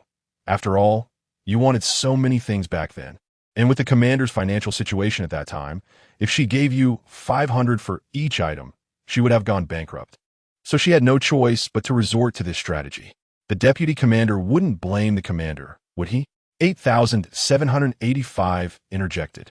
This remark left Fu Yuanshen silent. He didn't realize how difficult things were for Ji Qingluan at that time. Looking back now, he did seem to have bullied the young girl a bit. Seeing Ji Qingluan's expression of wanting to say something but not being able to, Fu Yuanshen sighed. I didn't blame you. Really? Ji Qingluan looked skeptical. Then do you want me to lie? Fu Yuanshen raised an eyebrow. When did talking to her become so exhausting? No, the truth is better. The truth is better. Ji Qingluan quickly waved her hand. Fu Yuanshen was the type of person who always spoke plainly and disliked hearing lies. Well, we are partners, and I hope we can be open and honest about everything, to avoid misunderstandings or little frictions between us. Fu Yuanshen said lightly. No problem. Look, we are so familiar with each other now. We should definitely speak openly, Ji Qingluan said with sincerity, which made Fu Yuanshen a bit suspicious. Was this woman really willing to be open? Something fell off. All right, you watch your TV. I still have work to do. At this moment, the people in the camp were astonished to find that several buildings had suddenly appeared on the empty land marked as off-limits. They sprouted up like bamboo shoots after rain, clustered together. Earlier, everyone knew that this camp was unusual. Now, seeing it like this, they felt as if they were dreaming. How did these houses just grow out of nowhere? Chapter 114. It's only right to repay debts, oh heavens. If there really are immortals, please help us. What immortals? If there were immortals, would they still make us pay points to come in and ask for rent? Exactly. If there were immortals, they should let us stay for free and eat for free. While everyone was marveling at this miracle, a few people spoke out inappropriately, immediately receiving disdain from those around them. Where do these shameless people come from? You want them to feed you for free and let you live for free? Do you want them to wipe your butt when you go to the bathroom? Exactly. Why should they help you? They're not your relatives. Even if they were relatives, shouldn't they settle accounts clearly? How could they just give you a free ride? If you find this place so bad, if you dislike paying points and rent, you can leave. No one is forcing you to stay, isn't it? The open space outside the East Gate is free. You don't have to pay rent there. Just occasionally face a zombie attack. Anyway, looking at your disastrous situation, you'll definitely be able to turn danger into safety. Even the zombies would avoid you. Hurry up and leave. If you don't want to go, we'll call the steward. The people around shouted, and the two who had expressed their dissatisfaction thought they would receive everyone's unanimous agreement, but unexpectedly, everyone stood on the steward's side, making them feel like their efforts were in vain. Seeing that everyone was shouting to call the steward, the two hurriedly fled the scene. These people are such troublemakers. They love being slaves. No wonder they don't want to resist. Here, it's still much better than outside the East Gate. Achun said it's too chaotic over there. Things get stolen, and there's always the risk of being stabbed. Now that's scary. Sai, what kind of world is this? Why are there all sorts of people? In the apocalypse, it's normal for such things to happen without the constraints of law. We can't manage other people's affairs. Let's take care of ourselves. How many days has it been? The steward will probably come knocking again. The man sighed softly. The earlier woman showed a flicker of disgust upon hearing the word steward. coming again to collect debts. It's so annoying. I don't know where he finds all this time. The woman said fiercely. After all, we owe points to the camp, and if we don't repay them, he'll probably come every day. The man also felt a headache. Speaking of which, that girl Wan Wan really should have let us stay in her house without so many issues. Now look at us being chased for debts. She, as a daughter-in-law, doesn't even know to lend a hand. The woman said with a face full of complaints. Didn't you tell Chun to cut ties with her? Why would she help? Maybe our debt chasing is even due to her meddling. The man thought of how the steward allowed them to buy on credit because Ji Qingluan acted as a guarantor. But now they had no connection with Ji Qingluan, and the steward certainly wouldn't give them any advantage just because of her. Thinking this, the man felt that they had acted too hastily before. They should have stabilized their footing first and then figured out how to handle their situation instead of putting themselves in a passive position like now. I said, the steward comes to collect debts every few days. If it weren't for her stirring things up behind the scenes, how could the steward be so free? The woman was obviously a bit exasperated. Tomorrow, no. We should go find her now and get her to clarify this matter. All right, but can you find her now? Better wait until tomorrow. It's also a good time to inform Chun to be more cautious of that woman and not get too entangled with her. The man, known as Si Fu, said coldly at this moment. Chun listens to me the most. If I tell him to go east, he definitely won't dare to go west. I will have a good talk with him about this. That woman, with such malicious intentions, doesn't deserve to enter our Si family's door. As she spoke, the woman walked gracefully out of the elevator. With her status, how could she have the qualification to enter? Just after Si Fu finished speaking, the expressionless steward appeared at the door. The faces of both changed slightly. Here to collect debts again. This daily debt collection never seems to end. The woman muttered quietly. Not realizing her words reached the steward's ears. Madam C, repaying debts is a matter of principle. If you don't want me to come, just settle the rent. The steward coldly looked at the woman, who was also Si Jingchen's mother. If it weren't for Ji Qingluan bringing them in, could they have entered? And as for the house, without Ji Qingluan, they would probably be sleeping on the streets. We will definitely pay the rent, but not right now. Madam C had never felt so embarrassed. This was the first time she was being chased for debts like this. Madame C, I must clarify that our camp does not allow credit. If you want to buy on credit, you must pay a late fee, and you have already incurred late fees. The steward's words were interrupted by Madame C. Isn't it just a few points? Do you think we can't afford it? I tell you, Madame C's words were cut off as a familiar voice interrupted. Steward, how many points do we owe now? From the day you entered until now? It's been 14 days, with a late fee of 350 points, totaling 1750 points. The steward said, I'll give you that now, and I'll give you another 1,000 points to let my parents stay for another 10 days. Si Jingchun looked at his parents. No matter how they were still his parents. He could only do his best to honor them. Mr. C, if you work yourself to death like this, your health will eventually collapse. How long can your parents enjoy this kind of life? If you die, they will be left with nothing and can only sleep on the streets, the butler said coldly. Hearing this, C's father and mother changed their expressions. Aiken, what have you done to exhaust yourself like this? C's mother looked at her son with concern. I'm fine, really. Mom, you don't need to worry about me. Si Jingchun shook his head. Chapter 115. Si Jingchun sees through his parents. How can we not worry? Where did you get the blood on you? What have you been doing? Si's mother looked at the bloodstains on Si Jingchun's clothes, and her heart began to panic. Did the base leader send you on a dangerous mission? I will go talk to your base leader. How can they send you on such a dangerous task? You're our only precious son. What will we do if something happens? It's fine, Mom. It wasn't the base leader who sent me. I wanted to go myself. Si Jingchun shook his head. Si's father and mother couldn't find work outside, and the three of them needed to eat. Every expense required points, and if it didn't work hard, all three of them would have to go hungry. You wanted to go yourself? Why would you do that? You know how dangerous it is. You could die at any moment. Si's mother shouted louder and eventually started to cry. Si Jingchun didn't say anything. How would he explain this? Should he blame his parents for not going out to work? He couldn't bring himself to say that. Madam, you should ask yourself. If you and your husband are unwilling to work, how can you afford rent and food without points? If your son doesn't work hard, how can you all live here? You would have long been starving. The butler sneered. You're unwilling to work? Just thinking about your next meal. Where can you find such good fortune? It's our fault. We shouldn't have let Aiken bear such a heavy burden alone. C's father looked at his son's haggard face and thought about the consequences of their own selfishness and arrogance over the past few days, forcing Ji Qingluan to bear all the pressure alone. It must be exhausting for him to support the whole family by himself, right? Mr. C, you can discuss your family matters later. Let's settle the points first. The butler looked expressionless at everyone present. He came here to collect rent, not to watch them perform a tragic play. All right. Ji Qingluan nodded and transferred the points he had on hand to the butler. C's mother watched as Ji Qingluan transferred nearly 2,000 points and felt very distressed. So many points. What had her son done to earn them? The butler took the points and turned to leave, showing no interest in staying to watch the drama. C's father spoke while watching Ji Qingluan take off his coat. It's nothing. Just completed a mission. Mom and Dad, you can rest assured. If you don't want to go out of work, I won't force you. I can earn points to support you, so you won't have to suffer too much. Ji Qingluan said this lightly, but only he knew how it really was. C's mother knew it couldn't be that easy.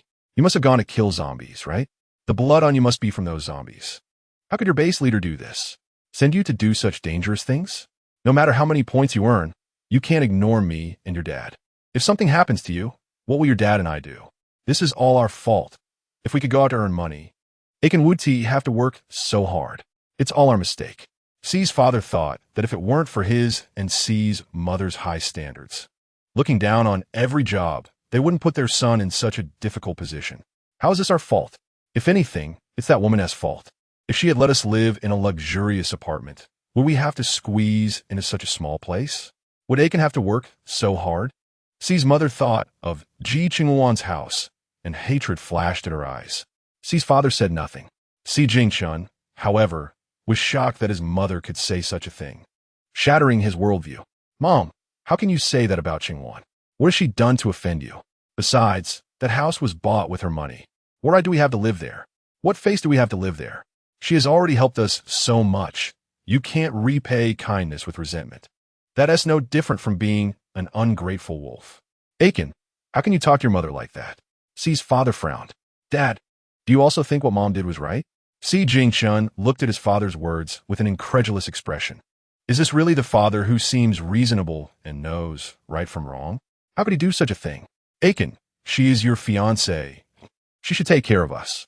With this statement from C's father, Ji Qingluan finally understood how shameless his parents were. Haha, when you need someone, you say she is my fiancée. When you don't need her, you say she is unworthy of me, and you criticize her in various ways. Mom and Dad, you really want to take advantage of everything. When have I ever had parents like you? You make me feel ashamed. I can't stay in this home any longer. You can stay. Ji Qingluan took a deep breath, feeling deeply hurt. This is his parents. How could they go this far? Did they have no conscience left? Ji Qingluan picked up his clothes and was about to leave. Aiken, we are your parents. How can you talk to us like this? C's mother's sharp voice entered Ji Qingluan's ears. Ji Qingluan turned to glance at his mother. Mom, you weren't like this before. How did you become this way? I haven't changed. C's mother refused to admit any change. All right, I want to waste more words with you. This is the second time. I don't want a third. If you really like to treat other people's things as your own, then I'm sorry, I can't afford parents like you. After saying this, Ji Qingluan transferred all the points he had to his father. Ji Qingluan's voice was slightly cold, looking at the two of them as if they were strangers. Aiken, don't go. Mom doesn't want you to go. Please don't go, okay? C's mother held his hand. Chapter 116. Suspecting she is not from the north. If I don't go, our family will only starve. Do you want us to starve? Ji Qingluan glanced at her. I'm going to find a job. I'll work outside. Don't go into dangerous situations. You and Dad only have me as your child. What will you do if something happens to me? C's mother wailed. Hearing his mother's heart-wrenching voice made Ji Qingluan feel a bit uncomfortable. Then don't mention Qingluan again in the future. And don't look for her. She has nothing to do with our family. Okay. We won't look for her anymore. So you want to do dangerous things, right? C's mother pleaded. Ji Qingluan nodded. If possible, he also didn't want to do dangerous things. After all, the movements of zombies now are much faster than before. If they didn't rely on the potions exchanged in the camp for strength and speed, very few of them would be able to survive. Thinking about the horrors outside, Ji Qingluan looked at his parents. He really hoped he wouldn't have to reach that point one day. Ji Qingluan had no idea what was happening here. The movie was at an exciting part when she heard 8,785 shout. A large group of zombies is approaching. The commander and deputy commander, please do not make any noise. Ji Qingluan quickly pulled down the car curtain upon hearing this. Fu Yuanshan on the other side was not slow either, pulling the curtain down and sitting there in silence. At first, both of them thought 8785 was misreporting the situation, but who would have known that in the next second, 8785 turned on the external monitor. And under the clarity of the moonlight, they saw some figures on the road outside, which had appeared without them noticing. These figures moved towards them along the road like wandering souls. 1, 2, 3. Perhaps because they made no sound, these zombies did not notice their presence. Merely walking silently past the RV. Occasionally, they would glance into the RV through the glass windows, but seeing nothing, they would move on. Ji Qingluan and Fu Yuanshan had no idea when these zombies had turned into this state. Under the moonlight, their gaunt, emaciated faces resembled those who had smoked opium during the late Qing dynasty, thin as sticks. The zombies they had seen before might have just recently turned, still having some flesh on their bodies and somewhat resembling humans. But now, they looked utterly devoid of humanity. Did such zombies still have combat capabilities? Ji Qingluan couldn't help but doubt it. As more zombies appeared on the road, the two clearly felt that a significant friction between the zombies and the RV was inevitable. The sound of knocking continued to echo, pounding in their hearts, making them feel quite uncomfortable. This went on for more than half an hour. Ji Qingluan was curious about where these zombies were heading. At the same time, Fu Yuanshan, equally curious, opened the route map, looking at their route. The zombies were heading north. Although the north had flat terrain, shouldn't these zombies remain in the city? After all, there was food there that they desired. Unless there was some reason that forced them to leave. Fu Yuanshan suddenly had a bad premonition. Could it be that something terrible had happened in the city ahead, prompting these zombies to migrate in large numbers? Just as Fu Yuanshan thought of this, he heard 8,785's voice in his mind. The alarm was lifted. The two could do whatever they wanted. Finally, the alarm was lifted. I'm so tired of lying down. Ji Qingluan said as she got up from the bed and stretched. You've been lying down for almost a day. How could you not be tired? Fu Yuanshan shot her a glance, full of energy, as if she had come back to life. I feel frustrated too. It didn't hurt this much during previous monthly visits. At most, I just felt weak all over, but I didn't expect it to hurt so much this time. Ji Qingluan said while rubbing her stomach. It should be because we've been running around outside for these past few months without proper rest. Once we gather all the supplies this trip, we won't need to come out anymore, and you can rest well. Fu Yuanshan looked at her pitiful appearance, so different from her usual fierce demeanor. After all, despite having gone through a lifetime, she was still a girl, just as innocent and romantic. Have you calculated which places we haven't collected from yet? We should collect all the food supplies in one go. Anyway, the warehouse space I've drawn has expanded quite a bit, so there is no problem storing as much food as we want. Ji Qingluan calculated that the more food, the better the logistics support. Plus, after expanding the camp area, with more space for planting, storing food wouldn't be a problem. Also, they had already released relevant tasks, and quite a few people had taken them up. Food shouldn't be a problem soon. The 4 major granaries. We first went to one in Lingnan, and now we've almost collected from the northeast and here, leaving just one last place, the rice-growing region. When Fu Yuanshan said this, he suddenly realized something. Since he met Ji Qingluan, it seemed she had made rice more often than noodles. In fact, he could say he had never seen her make any noodles. As a northerner, his love for noodles was obvious.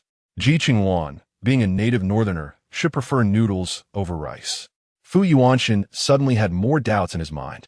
No matter how much a person changes, it shouldn't be to the extent of changing their eating habits.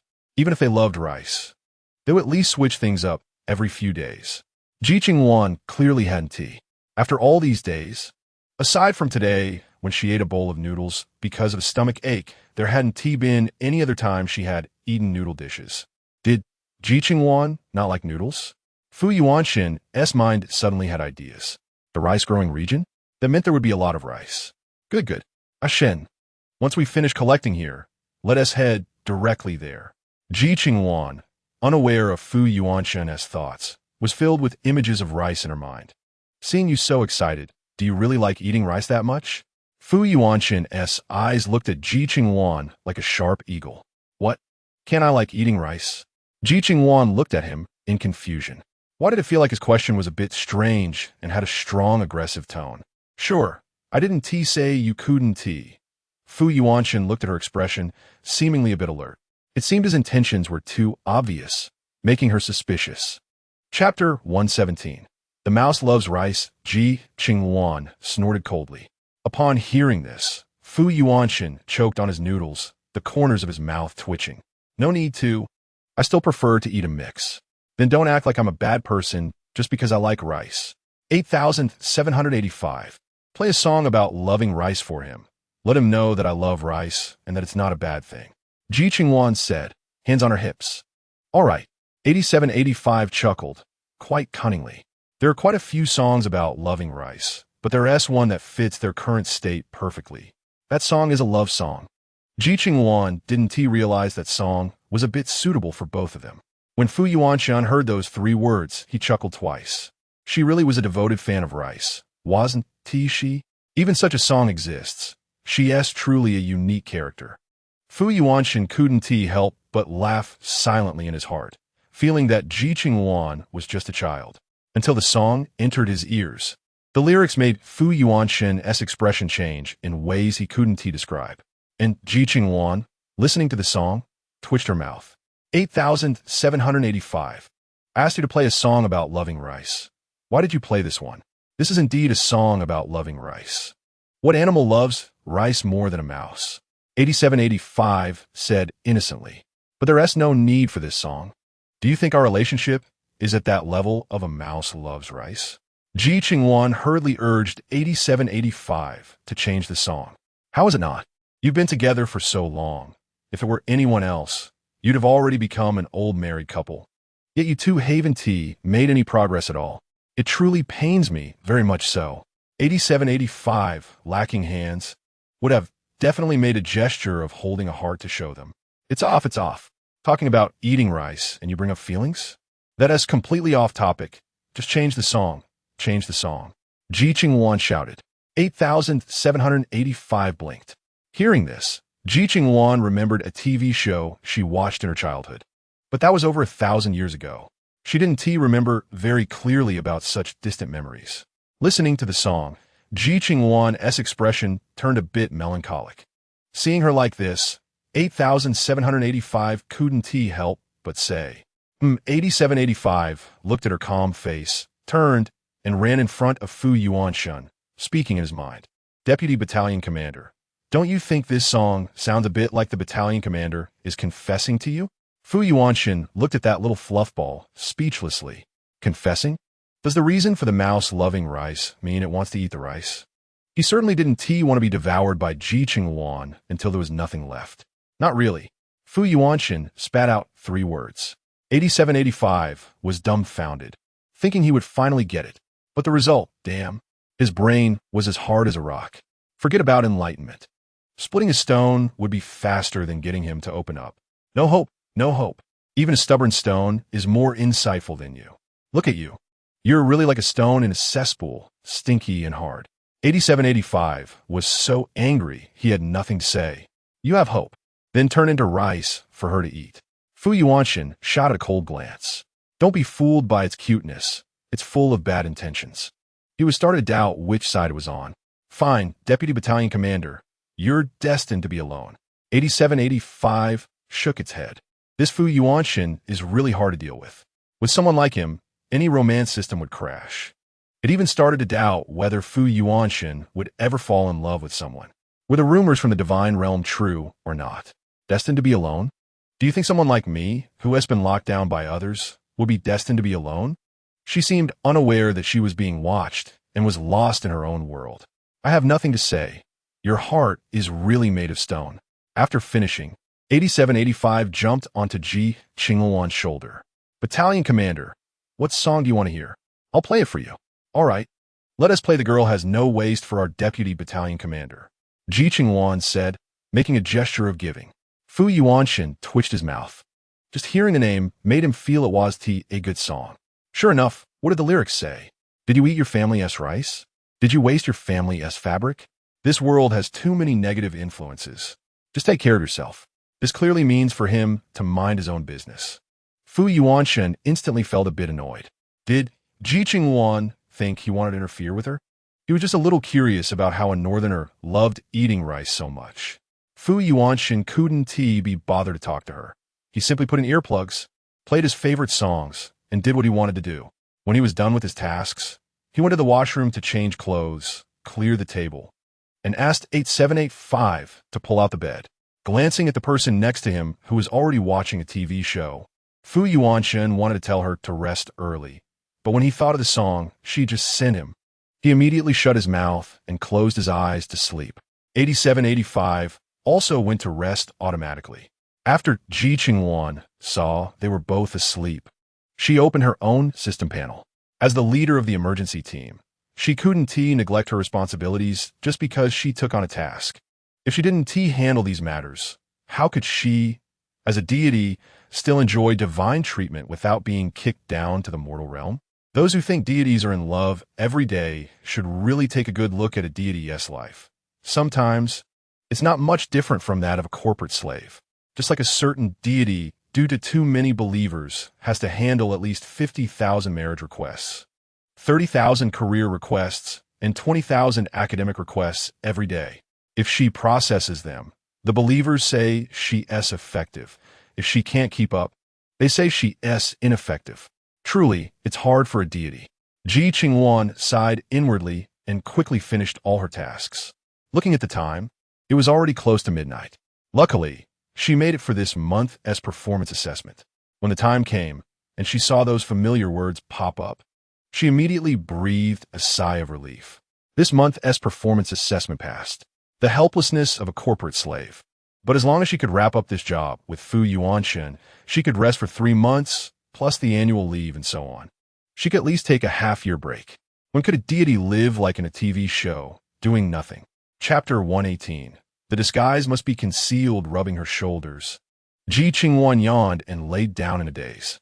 Fu Yuanshan thought she had slept all day, but in reality, she had been busy handling matters all day long. Where'd she have time to sleep? The life of a corporate slave is not that easy. So don't ask her why she doesn't manage the camp's affairs. It's simply that she doesn't have the time to do so. Okay? Closing her eyes, Ji Qingluan quickly fell into a deep sleep. By the time she woke up the next morning, Fu Yuanshan had already finished breakfast and was sitting in the passenger seat. Shun, you got up pretty early today. Ji Qingluan glanced at the time. It wasn't even 6:30 yet. Fu Yuanshan got up this early? What surprise. She wanted to sleep, but couldn't. After all, someone had slept all day yesterday, and even snored at night. She was curious, just how tired was he?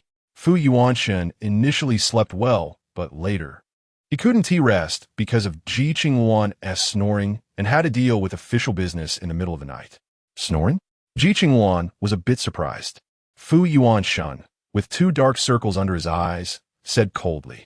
Seeing him like this made Ji Qingluan chuckle. Sorry, I guess I was too tired yesterday. That's why. Please bear with me, okay? If you want, I can change the bedding and you can rest on that bed for a bit. No need. We'll be at the next destination soon. Fu Yuanshan declined directly. Fine, do whatever you want. I'm going to eat. Ji Qingluan shrugged helplessly. Men can be so stubborn sometimes. What could she say? Fu Yuanshan thought she would insist he rest, but she just left when she said so. Fu Yuanshan couldn't help but frown. This didn't seem like something Ji Qingluan would do. Then he noticed that Ji Qingluan, who used to be all over him with hugs and kisses, now seemed like a completely different person, showing no signs of affection at all. What trick was she playing? Fu Yuanshan increasingly felt he couldn't see through Ji Qingluan. Once they arrived at their destination, Ji Qingluan cheerfully said to Fu Yuanshan, Shun, good luck.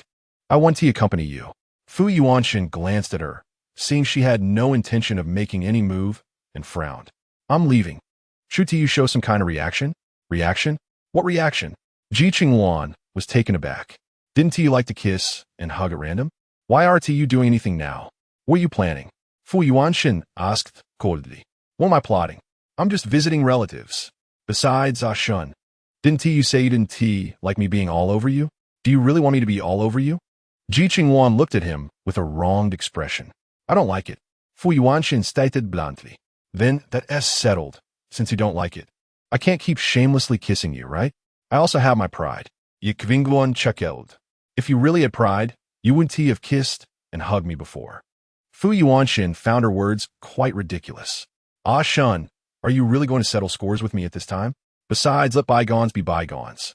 Can't we forget about it? No, this disguise must be concealed. It cannot be discovered. Fu Yuanshin stared at her face for a moment. Not sure what he was thinking, and after a while he spoke. Fine, I won't hold it against you. Let the past be the past. You should rest well. I'll go gather supplies. Ji Qingluan nodded vigorously, inexplicably a bit cute. Fu Yuanshin looked at her, a hint of inscrutable emotion flashing in his eyes. And he finally got out of the car. Seeing him get out, Ji Qingluan quickly said to 8785, 8785, follow him. We can't let anything happen to him. Don't worry, the deputy battalion commander is such a cautious person. What could happen to him? 8785 jumped along after him, thinking about what Fu Yuanshin just said. What exactly does he want? Should I show some affection? Affection and hugs? That shouldn't be right. Didn't he hate it? Could it be that he has become addicted? Ji Qingluan thought of this possibility, and the corner of her mouth twitched. Fu Yuanshin shouldn't have such a preference, right?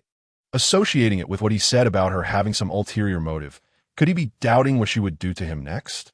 Honestly, does she have such boring thoughts? Ji Qingluan felt a bit frustrated. She decided, since Fu Yuanshin was suspicious of her motives, she would serve him noodles tonight, noodles tomorrow, noodles the day after tomorrow, and noodles the day after that. Eating noodles every day, every meal, and see how he could stand it. Then the two of them saw a cloud of dust rising and noticed two vans and several trucks stopping in front of the granary. Clearly, their target was also the granary. They were nearly 300 meters away from the granary, and they could clearly see those people's movements from where they were. 8785. Can we find out where those people came from? Fu Yuanshin looked at their attire, which didn't seem to resemble that of official personnel at all. They set off from the nearest base, and the images transmitted from the satellite showed that in the past few days, they had emptied all the grain from several nearby granaries, seemingly moving everything into the base. 8785 marked the relevant granaries. So, these granaries are already empty. If we go there, we won't be able to fetch any supplies. Ji Qingluan felt a bit regretful, but was also a little happy at the thought of not having to go to those places. Yes, Captain. Why do you look so happy? 8785 looked at Ji Qingluan in confusion. Shouldn't she be feeling sad? She felt tired and didn't want to run anymore, which is why she looked so happy. Fu Yuanshin could see from her expression what she was thinking. Shun, you really understand me well, knowing my thoughts. I reward you with noodles for dinner tonight. Just as Ji Qingluan finished speaking, she saw someone from the van coming out of the granary, as if they had discovered that there were no supplies inside and were contemplating how to deal with it. Thank you, but I think it's better to have a meal. Fu Yuanshin shook his head. That's not acceptable. You previously acted like eating rice made you not a northerner. Do you think I can't see through that? You're clearly doubting my identity. So, to accommodate you, a genuine northerner, I willingly sacrifice a bit and let you have noodles while I eat rice. Ji Qingluan's words made Fu Yuanshin want to pry open her head and see what was inside. Can't this matter just be put aside? Besides, didn't you ask 8785 to play that song about the girl with no ways to remind me not to meddle? Can I just not care whether you're Ji Qingluan or not? Sure, but to accommodate you, I think I still have to sacrifice a little. You eat noodles, and I'll eat rice. Ji Qingluan was not budging at all. Fu Yuanshin was a bit speechless. It seemed she really didn't want him to eat. Sacrifice what's sacrifice? We are partners, and our relationship is locked. Shouldn't we share both joys and hardships? Why should you eat rice while I eat noodles? Is this favoritism? But you don't seem to like eating rice, and northerners like eating noodles. As a northerner, don't you like eating noodles? Ji Qingluan turned the tables on him. Just because I like eating noodles Does that mean I have to eat it every meal? Aren't you also a northerner? I haven't seen you eating noodles every meal either. Fu Yuanxin was almost driven to anger by her. I am an exception among northerners. Anyway, I've decided. I will make you noodles for every meal. Let you suffer. Fu Yuanxin, why are you pinching my ear? Ji Qingluan grabbed his hand that was pinching her ear. This man is really too much. How can he casually pinch someone else's ear? Make me eat noodles for every meal? Fu Yuanxin said coldly. Yes. Eat noodles for every meal. What is wrong? Are you not convinced? If you have the ability, bite me. Ji Qingluan got angry and directly provoked him. Unreasonable. Fu Yuanxin let go of her ear. Right? I'm unreasonable. So if you don't bite me, then I'll bite you. Ji Qingluan jumped onto him, one hand around his neck, the other holding his head, kissing his pale and alluring lips. Fu Yuanxin momentarily couldn't react. He wanted to push her away. But in the end, he ended up wrapping his arms around her slender waist and didn't he have a hand free to pull her away. Ji Qingluan's somewhat punishing kiss left Fu Yuanxin a bit defenseless. Despite his efforts to resist, he couldn't withstand Ji Qingluan's fierce onslaught. The two of them kissed passionately, until someone knocked on the door and window. Ji Qingluan finally got off Fu Yuanxin, glaring fiercely as she said, I'll shun if you pull my ear again next time. Just wait to be bitten by me until you are all bruised. Are you a dog? Fu Yuanxin was somewhat speechless. This woman seemed to be addicted to biting. Yes, I'm a dog. What is wrong? Do you want to fight me? Ji Qingluan's eyes held a hint of stubbornness, resembling a small animal, which inexplicably touched Fu Yuanxin. Stop messing around. Someone is knocking on the door.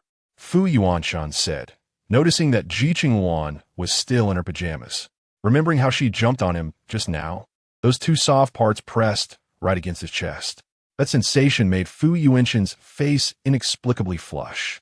Go put on some clothes. Fu Yuanxin left that remark and turned to open the car door. Ji Qingluan glanced at herself. Non-de-way. Putting on a piece of clothing is no big deal. Ji Qingluan turned around to put on a piece of clothing. Outside the car, Fu Yuanxin had already put on the illusion ring. At that moment, the people outside saw a man in his 30s stepping out of the car, looking like a middle-aged man. Do you have business? Fu Yuanxin looked coldly at the few people in front of him. From their attire, it was clear they were the ones who had gotten off the van. It's like this. We saw a rather unusual RV parked here, so we came over to take a look. One of the newcomers sized up Fu Yuanxin. Just a moment ago, after they entered the granary, they found that all the supplies inside had disappeared without a trace on the ground. What kind of person possesses such power to take everything away without leaving a single mark? This made them think of the spatial abilities mentioned in some online novels. Only such a person could take all the supplies without leaving any traces. While they were feeling frustrated about their bad luck and having made a wasted trip, someone noticed that such a conspicuous RV was parked nearby. In such a small place, how could anyone believe that there was nothing wrong with such an eye-catching RV? So they came over to see who was staying here. Now that you've seen it, can you leave? Fu Yuanxin coldly looked at these people. From their expressions, it was clear they were not here with good intentions. They must have discovered that there was no grain in the granary and subsequently turned their attention to them. If you want us to leave, then spit out the grain you took. One of the men, too lazy to waste words with Fu Yuanxin, cut straight to the point. Grain? What grain? Which either saw us take grain? Ji Qingluan shouted loudly, rushing down from the RV with a kitchen knife in hand.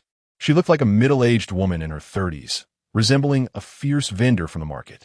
When everyone saw her gleaming kitchen knife and her fierce gaze, they immediately dared not associate her with anything related to spatial abilities.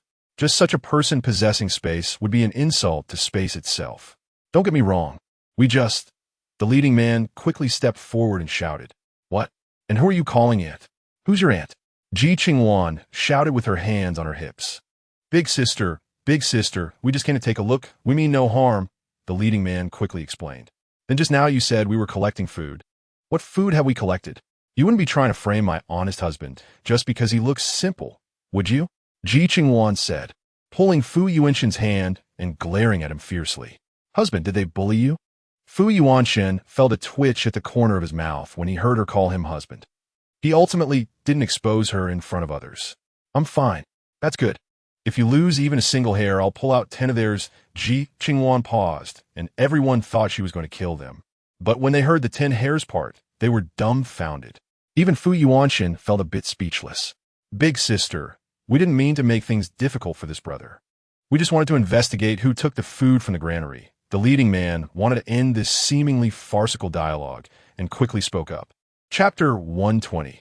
Don't you consider the consequences of your actions? Granary? What granary? Where did the granary come from? We haven't even seen one. And you dare to ask us such questions? Isn't that a bit funny? Ji Qingluan looked at him speechlessly. Big sister really doesn't know? Then why did you park your vehicle here? The leading man looked at them suspiciously. Do you think we wanted to? We originally planned to head south to the Chong County shelter, but who knew that when we got here yesterday, we happened to hit mealtime? We were going to continue on our way after mealtime, but then we encountered a large number of zombies passing through here. Look, there are traces of zombies all over the vehicle. Ji Qingluan pointed to the marks on the vehicle. Everyone saw that there were indeed some marks on the vehicle, but they couldn't say that they had no issue parking here. Then you should have set off this morning. Why haven't you left yet? One person questioned. What kind of question is that? If we want to leave, we leave. If we don't want to leave, we don't. What are we bothering you? Ji Qingluan glared at that person angrily. Also, speaking of bothering, I was just about to kiss my husband, and you interrupted my good moment. I haven't even settled the score with you yet, and you dare to question us? Ji Qingluan raised her voice instantly. The faces of everyone present turned red. Who would openly say such things? Even Fu Yuanshan couldn't help but speak up. Aren't you ashamed? What shame? I kissed you, not the other way around. I'm not ashamed. Why should you be? Ji Qingluan glared at him. Her words were so straightforward that it made people look at her twice. She was robust and clearly a bully who forced men. It was strange that anyone would like a woman like her. Everyone thought of this and glanced at Fu Yuanshan beside her, doubting his taste in women and how he ended up with someone like her. Fu Yuanshan felt like he was being looked at like a monkey, feeling quite frustrated. How can you say such things in front of so many people? What's wrong with that? I said, whoever dares to make me shut up, I'll let them taste my power. Ji Qingluan waved the kitchen knife in her hand. Everyone gasped and quickly retreated several steps, fearing that her knife would cut them. Ladies, we won't disturb your couple's fun anymore. You take your time. We'll leave first. The leading man quickly led his people away. Even though others were somewhat unwilling, they were ultimately pulled away. Watching everyone leave, Ji Qingluan put away the kitchen knife and blinked her sparkling eyes at Fu Yuanshan. "Ah Shun, shall we kiss again? Kiss your head? Acting so frivolous. Are you still a girl?" Fu Yuanshan was truly speechless. Talking so rough, anyone who didn't know would really think she was an ant. "Fine. If you don't want to kiss, then let's hurry and leave here." Ji Qingluan quickly got into the car. "No rush. Let's wait for them to leave before we go." Fu Yuanshan shook his head. Leaving now would make them seem guilty. It was better to wait until they were gone. It seemed they wouldn't leave anytime soon, and waiting here for them to go would waste a lot of time. "Are you sure you want to wait?" Ji Qingluan crossed her arms and sat in the passenger seat with her legs crossed. "Wait, unless you want them to think we're guilty?" Fu Yuanshan had never done such a thing before, nor had he ever been caught like this. At this moment, all he thought about was how to get rid of the suspicion. Do they know us? Ji Qingluan rolled her eyes. They don't know. Fu Yuanshan didn't know what she meant by that. Since they don't know, why care so much about them? It's not like we didn't disguise ourselves. They won't recognize us. 8785, start the car, Ji Qingluan shouted, and 8785 immediately drove off. 8785, don't go. Fu Yuanshan's words hadn't finished before Ji Qingluan had already blocked his mouth. Fu Yuanshan looked at her angrily. Did this woman only know how to use this trick to keep him from speaking? He shoved her away and shouted, Ji Qingluan, can you consider the consequences of your actions? Consequences? Of course there are. You're just worried about being found out, right? I can responsibly tell you, if this were before the apocalypse, they might have the ability to find something out. But what time is it now? Not to mention whether they have the ability to track us. Even if they do, can they find us? Would they believe that a young boy and girl are really the way they saw us? Ashan, sometimes you're just too cautious, just like your name. Being cautious is good, but being overly cautious will lead to hesitation in doing things. After Ji Qingluan finished, she patted his shoulder. But this is also your charm. Anyone who stays by your side must feel a deep sense of security. Are you complimenting me or mocking me? Fu Yuanshan looked at her with a forced smile. You can think whatever you want. Ji Qingluan shrugged and turned to walk toward the vehicle. Deputy camp leader, you don't really think the camp leader is belittling you, do you? 8785 jumped onto Fu Yuanshan's shoulder and looked at him. What do you think? If you ask me, the camp leader likes you. When 8785 said this, Fu Yuanshan was taken aback. Are you joking? She likes me? Don't you think that's ridiculous? How could it be ridiculous? Just look at how you two are together day and night. And her care for you is meticulous. Plus, girls are usually shy. If she didn't like you, would she be so hands-on? 8785 advised. Fu Yuanshan's eyebrows moved slightly. Maybe she can't stand my behavior and is punishing me in this way. Ha ha, deputy camp leader, you're really dense. Think however you want. I won't get involved in your matters. 8785 thought that the system must have felt it had performed poorly before, so it arranged such a pair to punish it. Watching 8785 bounce toward Ji Qingluan, Fu Yuanshan was silent for a long time. Ji Qingluan liked him? It really didn't seem like it. After hearing 8785 babble a lot in her ear, Ji Qingluan couldn't help but dig at her ears. All right, stop talking. My ears are going to get calluses. Captain, why is the vice captain so picky? 8785 said with a look of exasperation. Chapter 121. Fu Yuanshan has an epiphany. Ji Qingluan glanced at it. What romance and love. In the face of survival, all of that should take a back seat, right? Upon hearing that a global crisis was about to occur, 8785 quickly put away its nonchalant expression. Is Captain talking about a world disaster? According to the timeline, it should be at least 2 months away. 2 months can pass quickly, and besides, there are still many things we haven't done in our camp. Ji Qingluan said as she opened the system panel. I remember that we need a level 3 camp shield to prevent nuclear radiation, right? Yes, that's correct. 8785 nodded. The camp hasn't reached a level 3 yet. It seems our vice captain has to work a bit harder. Ji Qingluan said as she looked at the gold reserves in the camp. The income has indeed been a bit low these past 2 days. Exactly. We have to work hard. I'll go spur him on to make sure he works well. 8785 said as it went to bother Fu Yuanshan again. Fu Yuanshan was feeling a bit troubled because of what 8785 said about Ji Qingluan liking him and was just about to do something when 8785 arrived. Hearing 8785 mention the world crisis, Fu Yuanshan's expression darkened slightly. Are you serious? Do you think I would joke about something like this? 8785 rolled its eyes. Does she know? Fu Yuanshan looked in the rearview mirror, but unfortunately, he didn't see Ji Qingluan's figure. She knows. She sent me to find you.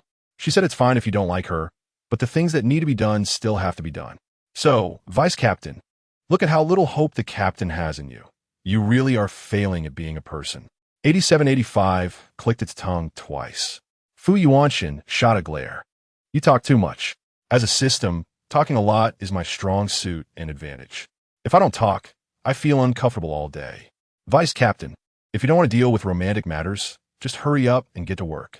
After saying that, 8785 patted its backside and left.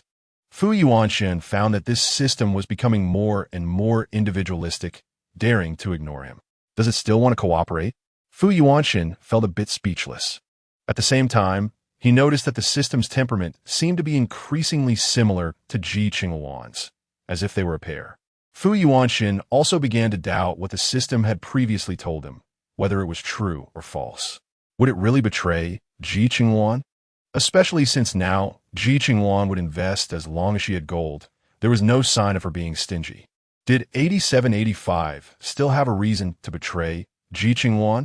Thinking about the past moments between the two, Fu Yuanshan's desire to kill Ji Qingluan dropped significantly.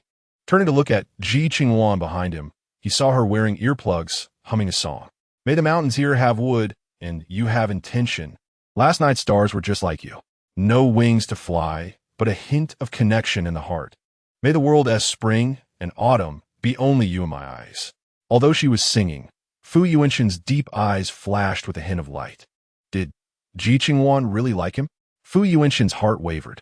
Remembering the scene of Ji Qingluan cooking Recalling her evil and unkind smile while hugging him, his heart raced significantly. Should he accept her affection? This question filled Fu Yuanshan's mind. Until mealtime, Fu Yuanshan didn't see Ji Qingluan get up to cook, so he got out of the driver's seat and walked over to her, watching her peacefully sleeping on the bed, looking adorable and not at all like someone full of schemes. Suddenly, Fu Yuanshan heard her scream, and as she turned over, it looked like she was going to fall to the ground. Fu Yuanshan quickly reached out to wrap his arms around her waist and lifted her up. Ah Shun. Ji Qingluan smiled when she saw it was Fu Yuanshan holding her. Did you have a nightmare? Fu Yuanshan noticed the cold sweat on her forehead. No, it's mealtime, right? I'll go cook. What do you want to eat? Ji Qingluan wiped the sweat off her face. This rush really is exhausting. Fu Yuanshan glanced at her and said softly, no rush. Let's talk about our relationship first. Our relationship? What relationship do we have? Ji Qingluan looked at him in confusion. You like me, right? Fu Yuanshan's words stunned Ji Qingluan. Ah Shun, what are you trying to say? Aren't you the one who likes me? I accept it. Fu Yuanshan looked at her in disbelief. Did what he say shock her this much? Accept it? Ah Shun, you mean you accept my affection? Does that mean I can hug, kiss, and embrace you? She previously acted like she wanted Fu Yuanshan to dislike her, not that she wanted him to like her. If the future emperor and empress of the Shiguang Palace found out about this, how would that be? Fu Yuanshan's face darkened. Does this woman want him for his body? The atmosphere between the two suddenly turned awkward. If you're not mentally prepared, then I... Ji Qingluan was halfway through her sentence when Fu Yuanshan kissed her soft lips. Ji Qingluan's eyes widened in an instant. Fu Yuanshan kissed her. Didn't he dislike her? How could he kiss her like this? Ji Qingluan was stunned and didn't know how to respond, only allowing Fu Yuanshan to continue taking from her. Captain, give some reaction. 8785 watched as Fu Yuanshan clearly got into the moment, while Ji Qingluan was still outside of it. Can't you give some reaction? Ji Qingluan heard 8785's words and was about to speak, but felt as if her tongue was not her own. Ji Qingluan couldn't complete her sentence and instead got even more entangled with Fu Yuanshan. In that moment, she realized that the rumors in the divine realm about Fu Yuanshan being gentle and easygoing were all lies. Once this man became passionate, he was more terrifying than a storm. Ji Qingluan felt dizzy from his kisses, realizing that compared to him, she was truly insignificant. She was nowhere near as good at kissing as Fu Yuanshan. Chapter 122. From now on, you are mine. Ji Qingluan felt like she had gotten involved with someone she shouldn't have. Just as she was thinking this, Fu Yuanshan let her go, his deep eyes staring at her in a daze. Aren't you the one who likes hugging, kissing, and embracing me? What I'm doing now shouldn't be considered too much, right? No, not too much. Ji Qingluan blushed, feeling like her tongue was almost not her own. Good. Didn't you say we got our license? Then we are married from now on. Fu Yuanshan found her dumbfounded expression amusing. Wasn't she quite lively before? How could she not handle his counterattack like this? It seemed she was just a paper tiger putting on a brave front. Married? Upon hearing those words, Ji Qingluan felt like she had been struck by lightning. She felt a cold blade hovering over her neck. Would the one from the Shiguang Palace be angry after learning about this? Would she be targeted? What? Didn't you say you wanted to lock me down? And that you wanted to get a license with me? Was all of this fake? Fu Yuanshan noticed her shrinking pupils and spoke in a deep voice. No. Ji Qingluan immediately shook her head like a rattle drum. That's good.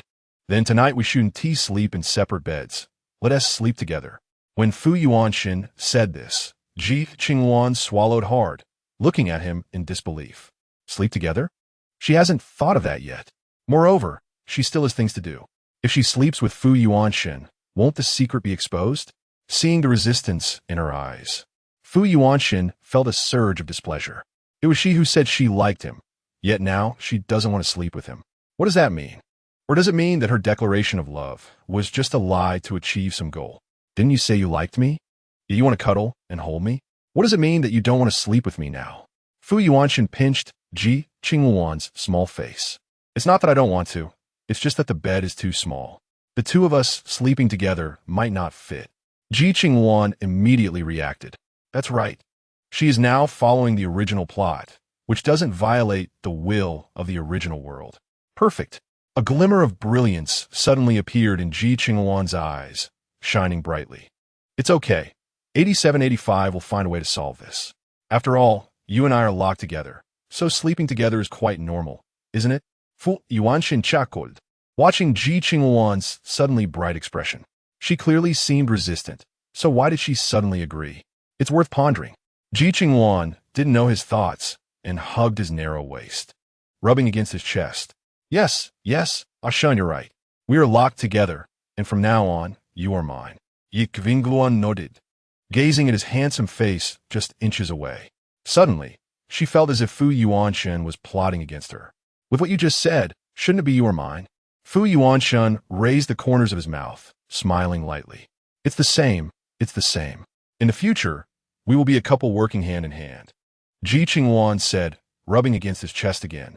I have to say, Fu Yuanshan's embrace gives an inexplicable sense of security. Fu Yuanshan responded. We'll talk about future matters later. For now, let's solve our current problem. What current problem? Ji Qingluan didn't see any problem. Aren't you hungry? Fu Yuanshan looked at her lower abdomen. Hungry. I'll go cook. What do you want to eat? Ji Qingluan suddenly realized, quickly putting on her shoes. Braised chicken with potatoes, garlic shrimp, and fish-flavored eggplant casserole. Fu Yuanshan thought for a moment. No problem, you sit down for a bit. I'll make it right away. Ji Qingluan put on an apron and took out the relevant ingredients from her space. Deputy camp leader, you've accepted the camp leaders so quickly. You don't have some scheme, do you? 8785 thought Fu Yuanshan's change was too fast. It had just scolded Fu Yuanshan, and now he had changed so quickly? No scheme.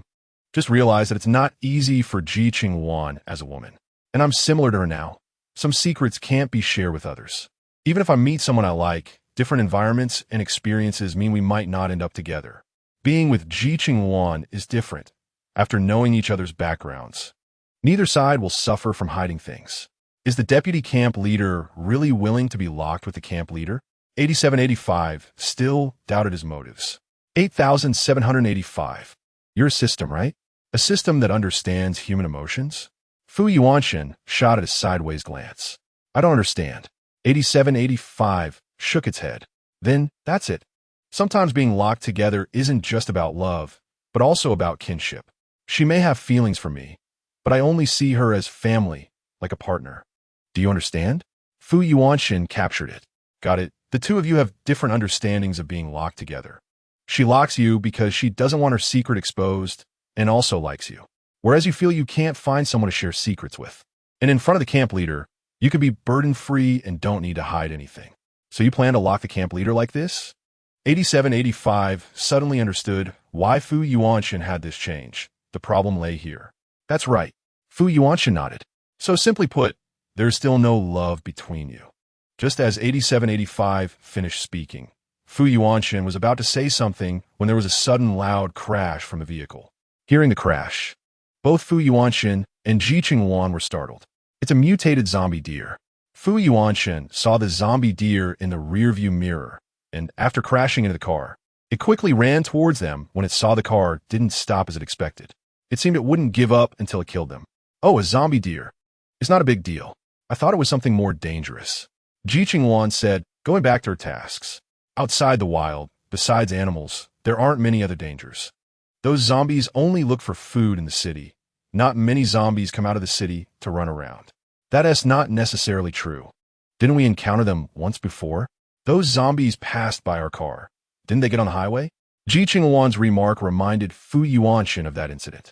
Speaking of which, those zombies were heading south, and if they kept walking on the highway, we might encounter them again. Ashen. Ji Qingluan got a bit angry hearing this. Did you forget your mouth has been blessed? Saying things like that will only attract zombies to us, right? Exactly. The deputy camp leader really can't talk. You're not afraid the zombies will be attracted by you. After 8785's words, it looked ahead.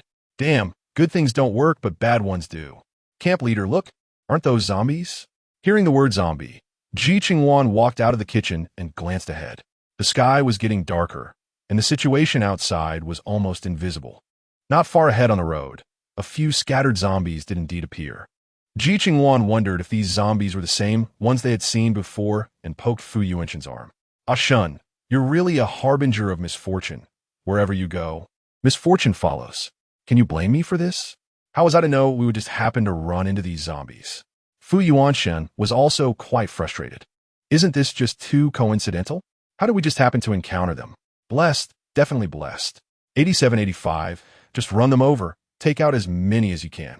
Ji Qingluan wasn't in the mood to argue with Fu Yuanshen and gave orders to 8785.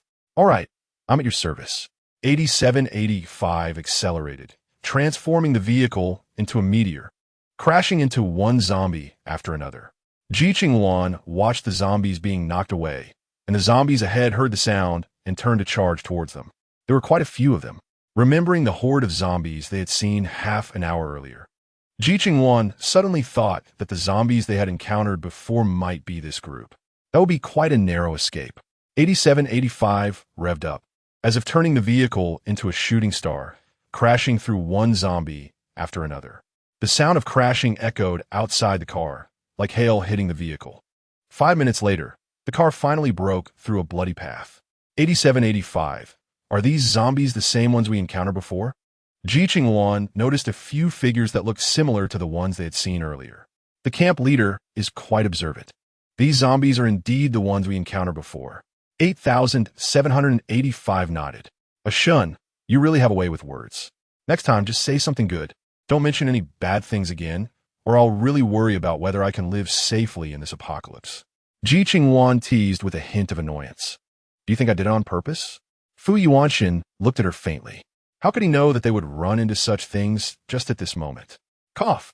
I think you definitely didn't do it on purpose, but the heavens must have done it on purpose, making everything you say come true. Luckily, we are inside the car. If we were outside, wouldn't that be dangerous? Ji Qingluan's mind was racing. After all, such things couldn't be blamed on Fu Yuanshen. He certainly didn't want it. It was just that she suddenly thought of something after recalling her words. If he was thrown down from the divine realm, it meant that someone up there wanted to give him a hard time. Naturally, they wouldn't let him have it easy. If everything he said came true, didn't that mean someone was watching him, ready to give him problems at any moment? Ji Qingluan slapped her forehead. How did she forget to ask that old man if he had caused trouble for Fu Yuanshen? What is wrong? Fu Yuanshen raised an eyebrow when he saw her slapping her forehead. I suddenly remembered something. I haven't cooked yet, Ji Qingluan said as she dashed toward the kitchen. She almost slipped up. Fu Yuanshen twitched the corner of his mouth. The way Ji Qingluan looked, she didn't seem like someone who just remembered that. 8785. What do you think she was just thinking about? Cooking. And it's so late already. If she doesn't cook, you'll be drinking the northwest wind. 8785 jumped onto his shoulder and said, It doesn't look like it. Her expression just now seemed a bit serious, as if she thought of something important. Fu Yuanshen shook his head. Deputy Commander, I think you shouldn't be so suspicious. The commander and you are in the same boat. You think she would jump around without bringing you along? Even if she thought of something important, she would definitely discuss it with you. 8785 said with wide, cute eyes. Fu Yuanshen pondered for a moment. Now that he and Ji Qingluan were relatively open with each other, there was no reason for her to hide everything from him. Perhaps he was overthinking it. What you said makes sense. Exactly. If Deputy Commander is really idle, there are so many camp affairs to handle. Hurry up and take care of them.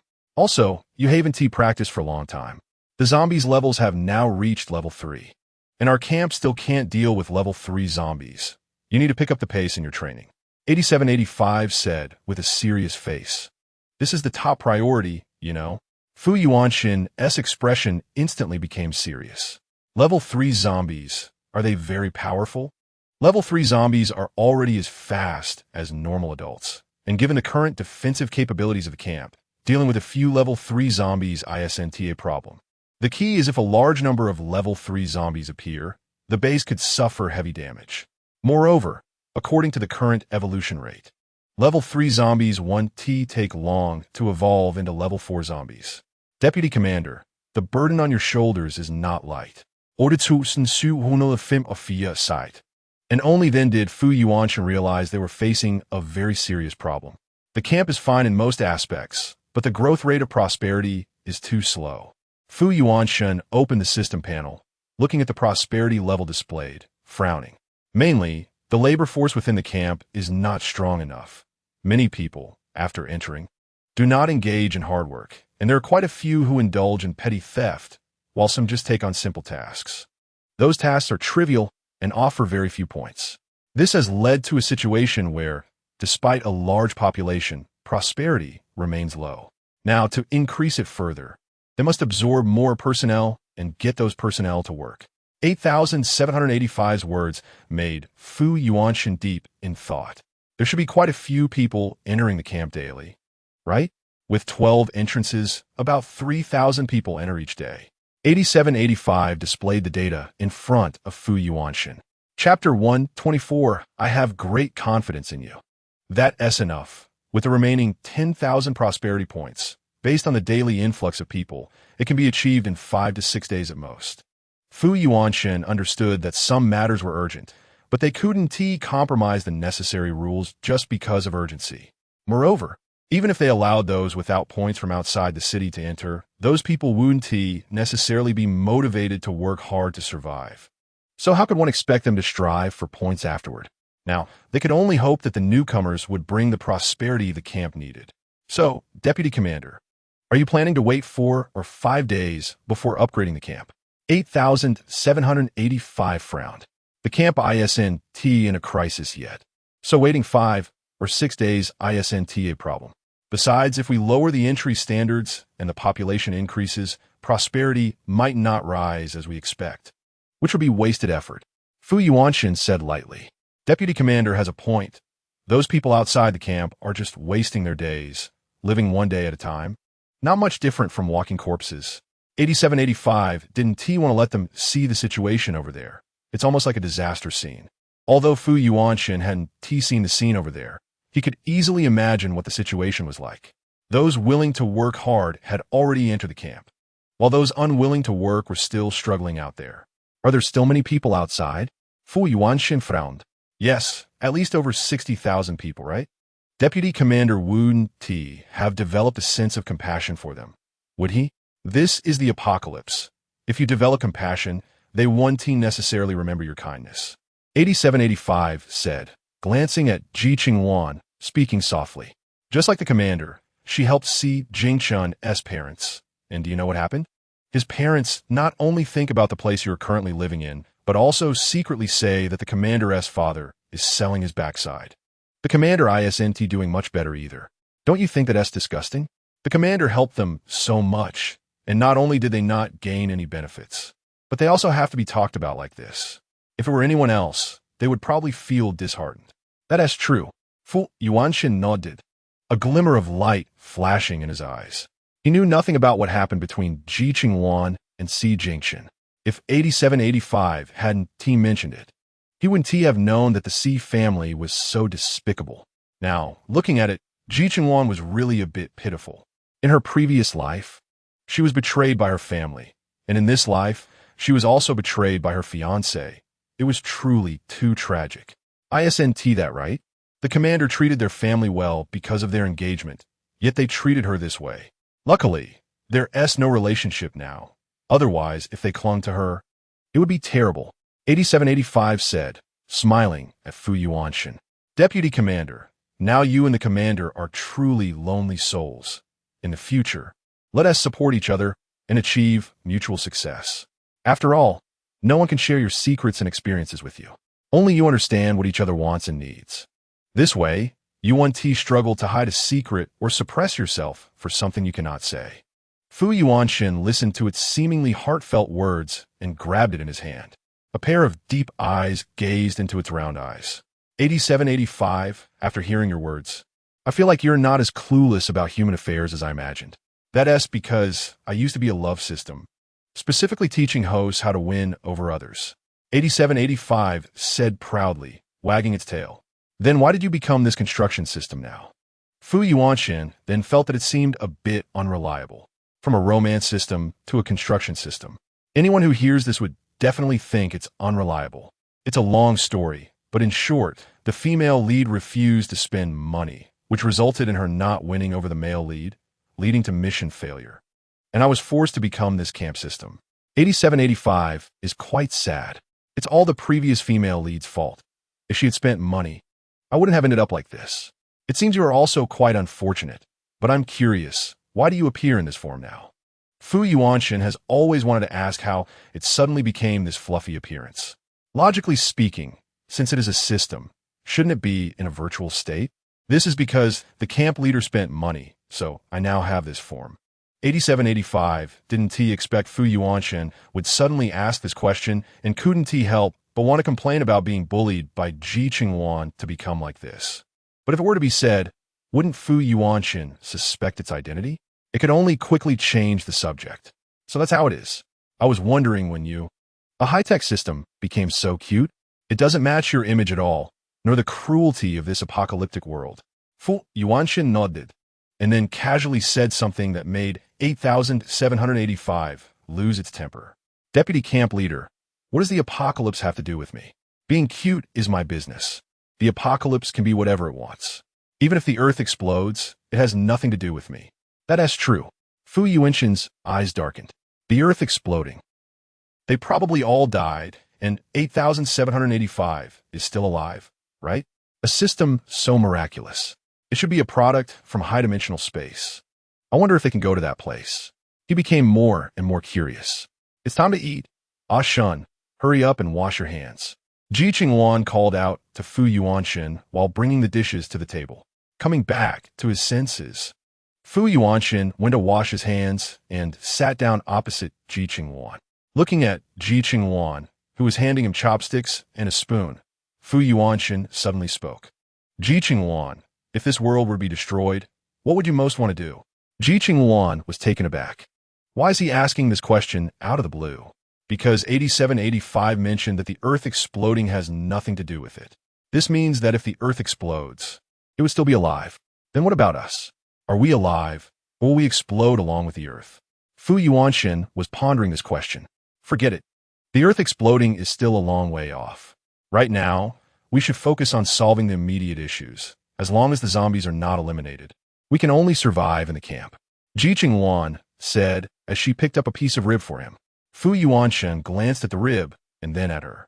According to 8785, the camp is not the safest place. The levels of those zombies will keep upgrading, and the base for upgrading behind the camp will become larger and larger, making it very likely that the camp won't be able to hold on. If it can't hold on, at least there will still be quite a few people who survive. Look, some people in the camp have already exchanged for potions for strength and agility. Their bodies are already developing towards the foundation of cultivation. If they work a little harder, obtaining cultivation methods will not be out of the question. Of course, Ah Shun, if you were a bit stronger, wouldn't the camp be able to be preserved? Ji Qingluan smiled. Chapter 125. Sleeping together, do you have a lot of confidence in me? Fu Yuanshan raised an eyebrow. Isn't that obvious? You're the most clever person I've ever met. If I don't have confidence in you, who else would I have confidence in? Ji Qingluan blinked. Fu Yuanshan's mouth twitched. Then, Ah Shun, if you say I don't have confidence in you, who else would I have confidence in? In this apocalypse, everyone is on edge. And in the face of danger, they can push the people around them out to be a shield. I've come through the apocalypse. I can distrust others. But I can't possibly distrust you. Ji Qingluan said while scooping rice. Fu Yuanshan fell silent for a moment, thinking about what 8785 said about Ji Qingluan's feelings for him. It seemed part of it came from their current reliance on each other, right? He then spoke. Don't worry. Even if it's not for you from my parents, I'll find a way to protect the camp. I believe in you, Ah Shun. Ji Qingluan smiled. In Fu Yuanshan's heart, as long as there are people he wants to protect, he has the motivation to cultivate. Ji Qingluan became even happier. With the current food situation, it's enough for us to wait for the harvest in the camp, but it would be best if we could obtain more food. Fu Yuanshan nodded. Then let us work hard together. Ji Qingluan said as she started eating. Fu Yuanshan responded and, seeing her eat heartily, found the food to taste better as well. After dinner, Ji Qingluan took a shower, changed into her pajamas, and lay on the bed watching TV. Fu Yuanshan handled some camp matters. By the time he finished everything and changed into his pajamas, 8785 had already automatically extended Ji Qingluan's bed. Fu Yuanshan, Deputy Camp Leader, You said you're both locked in now. Isn't it a bit unreasonable not to sleep together? 8785 kindly jumped onto his shoulder. Fu Yuanshan twitched his mouth. Although they previously said they would lock each other in as a couple, now that it came to this, he felt inexplicably resistant. But Fu Yuanshan still said, I don't mind. It's up to Ji Qingluan.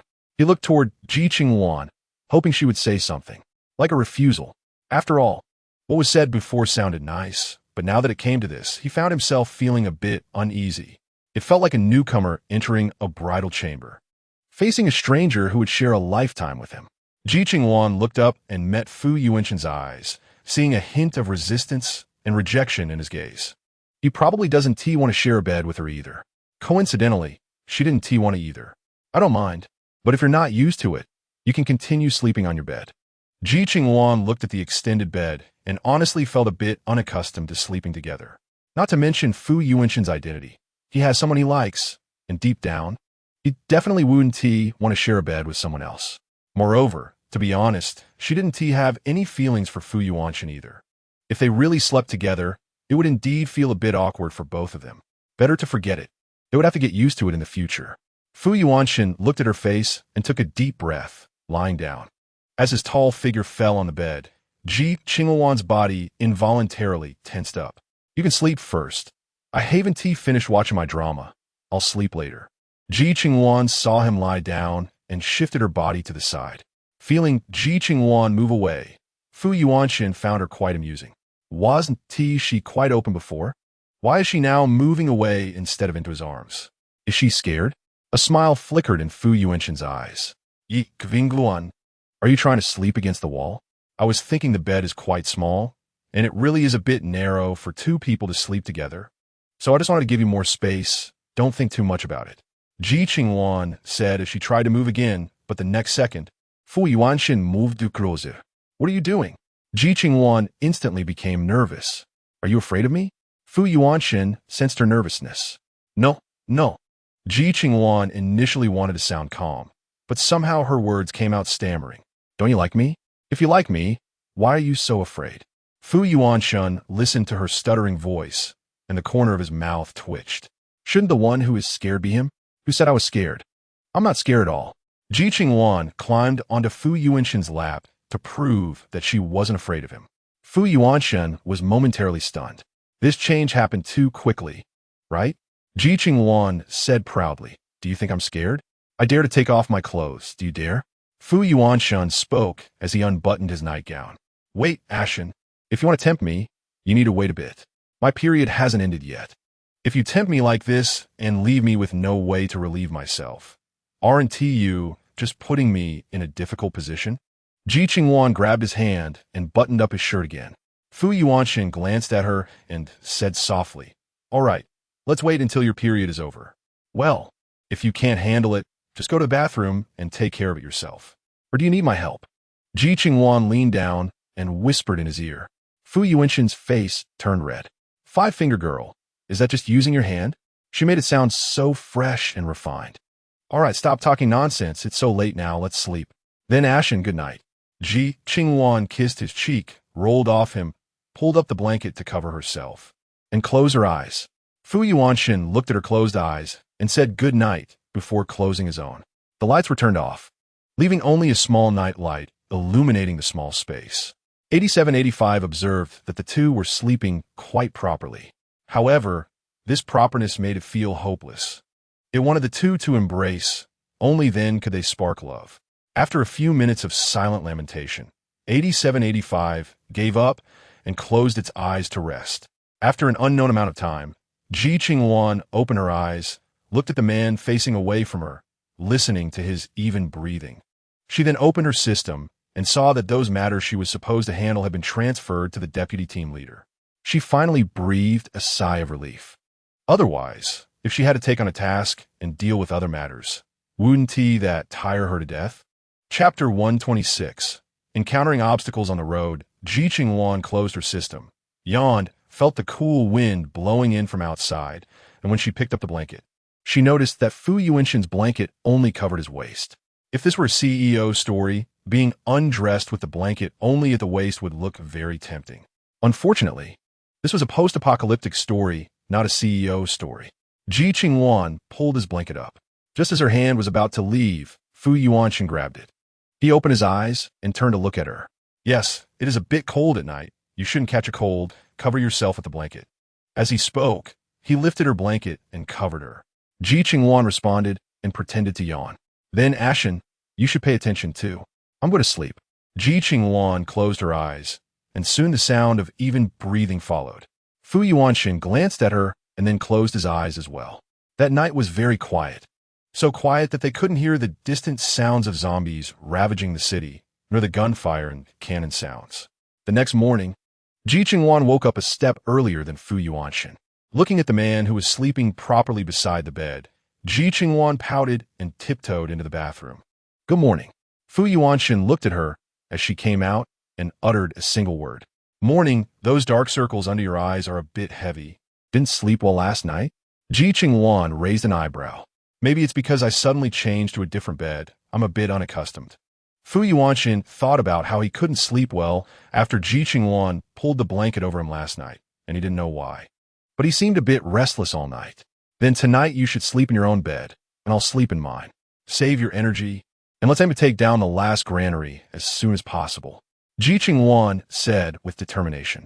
Fu Yuanshan nodded, feeling a lot of pressure lift from his heart. It seemed that the pressure was caused by sleeping next to Ji Qingluan last night. Indeed, although he said they were like a couple, he still had his own thoughts. Then hurry up and wash up. We'll set off after breakfast. Ji Qingluan said as she had already laid out the food on the table. Fu Yuanshan responded and quickly headed to the bathroom. Captain, I see he clearly doesn't want to sleep with you. If he wanted to, how could he have slept poorly last night? 8785 jumped onto Ji Qingluan's shoulder. All right, you know what kind of person he is from the information. Let's take it slow with him. Let's complete the task first. Ji Qingluan patted its head. Okay, one day I will get him onto your bed. 8785 said confidently. Ji Qingluan was left a bit speechless by it. You're not getting him onto my bed. You're getting him onto the original owner's bed, understand? That's still you. 8785 thought that if Fu Yuanshan and Ji Qingluan could work out in the divine realm, it would be a good thing. This way, Fu Yuanshan wouldn't have to bear the rumors of being ambiguous with someone. All right, stop talking nonsense, he is coming out. Ji Qingluan heard Fu Yuanshan's voice coming from the bathroom and made 8785 quickly shut its mouth. After breakfast, the car started again. However, as they headed south, the cars on the road became more and more numerous, all heading south from other bases towards Chongqing Base. Many people wanted to talk to them along the way. But Fu Yuanshan had no intention of stopping the car. Who knew what would happen if they stopped? After crossing the river, 8785 drove the car to the South China Granary, which was their last stop for collecting food. But correspondingly, the zombies also increased. The once somewhat glamorous zombies were now covered in filth, and their clothes were tattered. Those faces that were once quite full now looked like skin stretched over bones. All the way, 8785 drove the car at rocket speed, knocking zombies away one after another. Those fallen zombies had their bones protruding from their flesh and could no longer get up. Ji Qingluan couldn't help but give 8785 a thumbs up at the scene outside the window. Captain, look at my performance. Can I get an excellent rating for this mission? 8785 blinked. You're not under my jurisdiction. How can I give you a rating? Ji Qingluan shot at a disgruntled look. Can't you transfer me to your team? Then I would be under your command. 8785 said with a grin. Getting into my team is not that easy. My team has to deal with all sorts of emergencies. It's not that simple. Ji Qingluan shook her head. Hey, if it's not that simple, then it's not that simple. I have you protecting me. Isn't that good enough? Just as 8785 finished speaking, they heard a violent explosion ahead. Instantly, the two in the car looked forward and saw thick black smoke rising about 2,000 meters away, where they could faintly see a few figures. 8785. Drive the car closer to see what happened. Fu Yuanshan said, while turning off the system screen in front of him. Okay, Deputy Camp Leader. 8785 quickly jumped from Ji Qingluan's shoulder to Fu Yuanshan's shoulder and maneuvered the vehicle forward. When they were still over 200 meters from the explosion site, they saw a group of people leaning against a few cars smoking, and several cars in front were obviously on fire. You all stay here. I'll go see what happened. Fu Yuanshan said as he unbuckled his seatbelt and prepared to get out of the car. Wait, I'm going with you. Worried about Fu Yuanshan's safety, Ji Qingluan followed him out of the car. Fu Yuanshan turned to look at her. What are you getting out for? I'm worried about you, Ji Qingluan said with a smile. Fu Yuanshan called out to her. Ji Qingluan spoke as she walked towards the group of people. The crowd had already noticed the RV approaching from a distance and looked at the two middle-aged men and women getting out with little interest. Ji Qingluan initially thought these people would have some ulterior motives, but she didn't expect them to completely ignore them. Uncle, if you want to pass through here, you'll have to wait, one person said, glancing at Fu Yuanshan. We're too lazy to move the cars, so we might as well just burn them. Once they're mostly burned, we can get through. You shouldn't be in a hurry, right? The person glanced at the two. Not in a hurry. Fu Yuanshan shook his head. Even if they were in a hurry, it would take them more time to take a detour in this situation. It was better to wait here. Then let's wait. These cars will burn pretty quickly, the person said, looking at the fire about 50 meters away before turning back to the two. Where are you two planning to go? We plan to find our relatives. Relatives? It's rare these days for someone to seek out relatives, the person said, looking at them in surprise. At this time, everyone was struggling to survive. Who had the energy to care about others' lives? You two might be a bit out of your minds, he thought. Those are our parents. How can they not be important? Ji Qingluan said lightly. The person understood her words. No matter how rough the road is, we can't give up, Ji Qingluan said with determination. They were determined to go to the South China Granary. Good. When this is burned down, we'll move the cars aside together. And then you can go first to find your parents. By the way, I heard that the shelter camp in Chang'an County seems to be quite good. Are you planning to go there? The person seemed to be quite chatty. We'll go there after we find our parents, Fu Yuanshan said. That's good. The journey isn't short. I heard that zombies have upgraded. The officials can handle regular zombies, but upgraded ones are quite terrifying, the person said with a light sigh. Have you encountered upgraded zombies?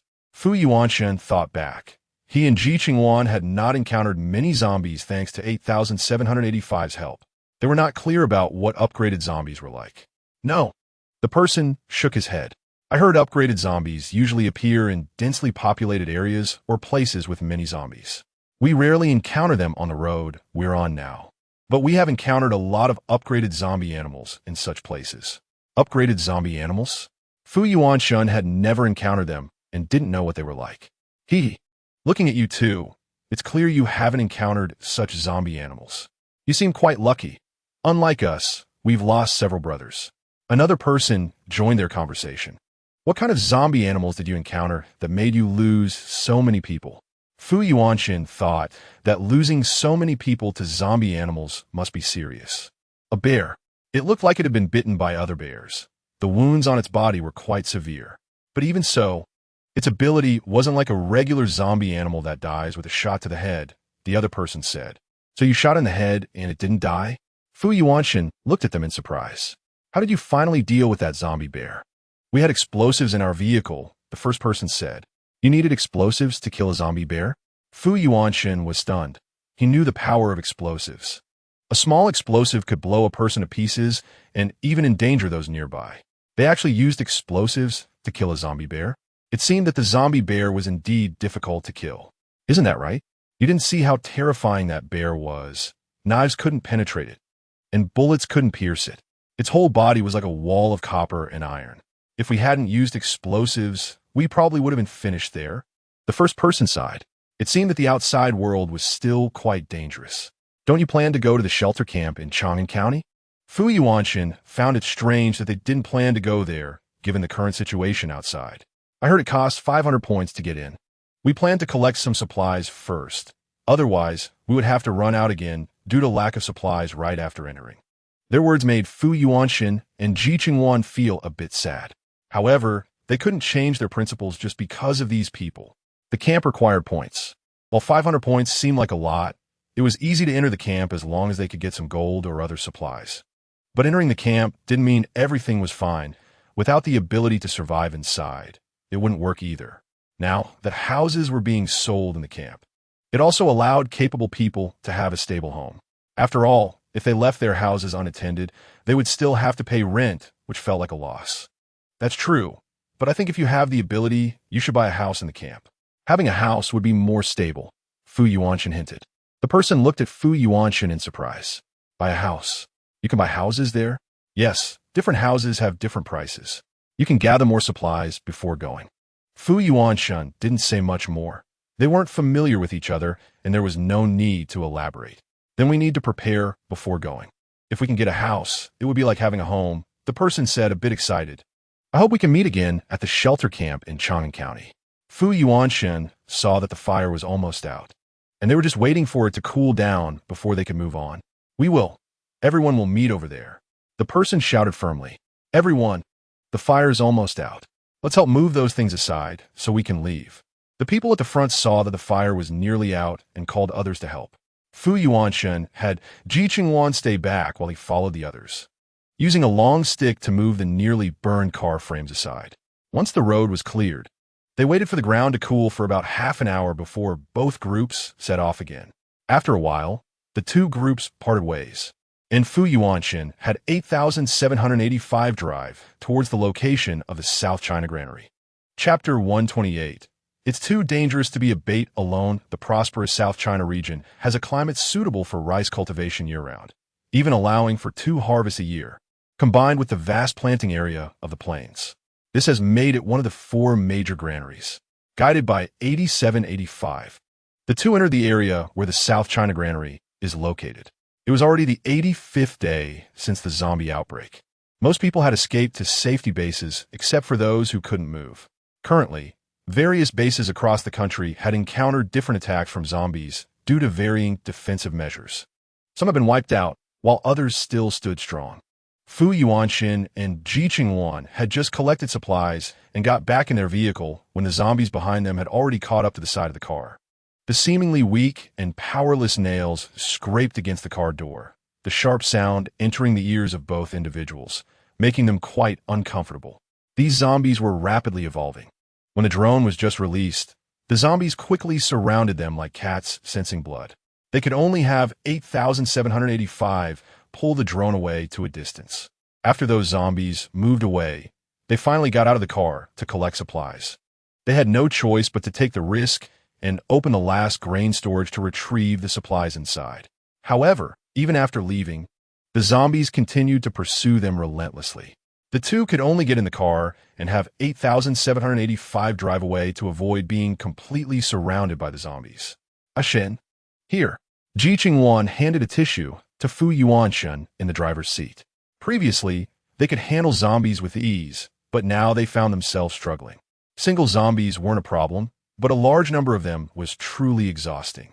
If it were the protagonists from other novels, they would definitely fight to the end, showcasing how powerful they were. However, they chose not to confront them head-on. They weren't reckless fools who only sought temporary bravery. Thank you. Fu Yuanshan glanced at the tissue and accepted it. Wiping the sweat from his forehead, he opened the system panel, his sharp eyes fixed on it. 8,785. How many grain storages are left to collect? Only 5 places remain uncollected. According to the current progress, if you move quickly, you can finish everything in 2 or 3 days. 8785 quickly replied. 2 or 3 days isn't too long, but these zombies are quite troublesome. The weapons we have are too explosive and will attract more zombies, Fu Yuanshan said, feeling a bit of a headache. It's better to avoid them. We're not combat-focused, and our purpose isn't to exterminate them. Collecting supplies is our current task, and the crisis that 8,785 mentioned is approaching. We can't spend too much time here. Ji Qingluan said seriously from the side. It seems we still need to release the drone in advance to lure them away. Fu Yuanshan thought about it and found this method to be the safest. If we just want food and don't get caught up in a fight, we can still manage easily. If there's really no other way, one person can act as bait, while the other gets in the car first and then comes back to assist. When Ji Qingluan said this, Fu Yuanshan frowned. It's too dangerous for one person to act as bait. Even if we need bait, 8785 should do it. Deputy Commander, that's too much. 8,785 protested. You're not human. Even if you act as bait, you won't die. On the contrary, if Qingluan and I are in danger, do you have the ability to save us?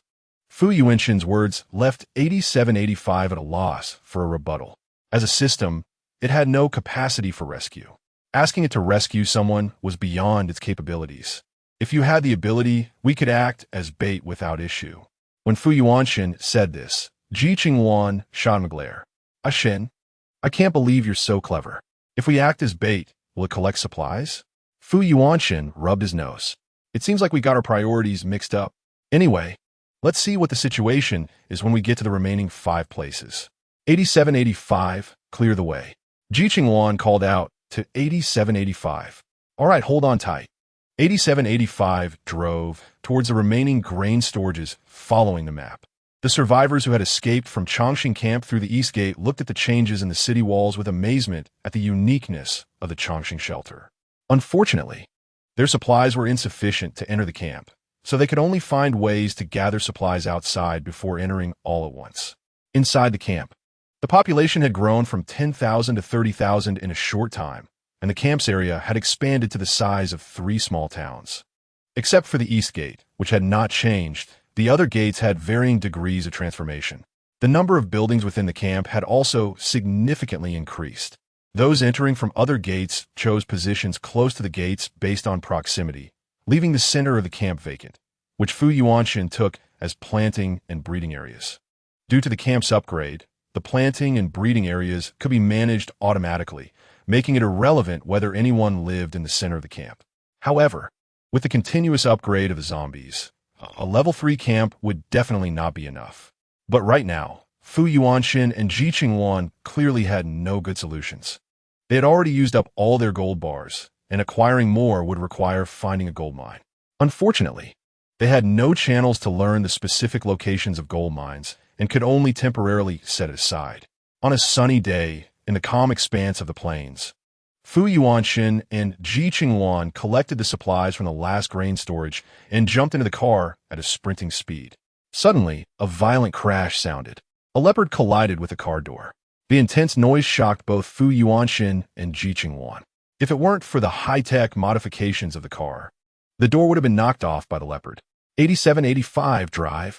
Ji Qingluan shouted. Understood. 8785 nodded and accelerated the RV to sports car speed. Chapter 129. Zombie Leopard. The leopard, seeing its prey about to escape, couldn't hold back and quickly followed the car. Ji Qingluan saw in the rearview mirror that the leopard's speed was no less than that of the car. If the leopard continued to chase fiercely and they encountered obstacles ahead, they would surely fall into the leopard's clutches. As Ji Qingluan pondered whether to take action against the leopard, Fu Yuanshan exchanged for an enhanced sniper rifle from the system panel.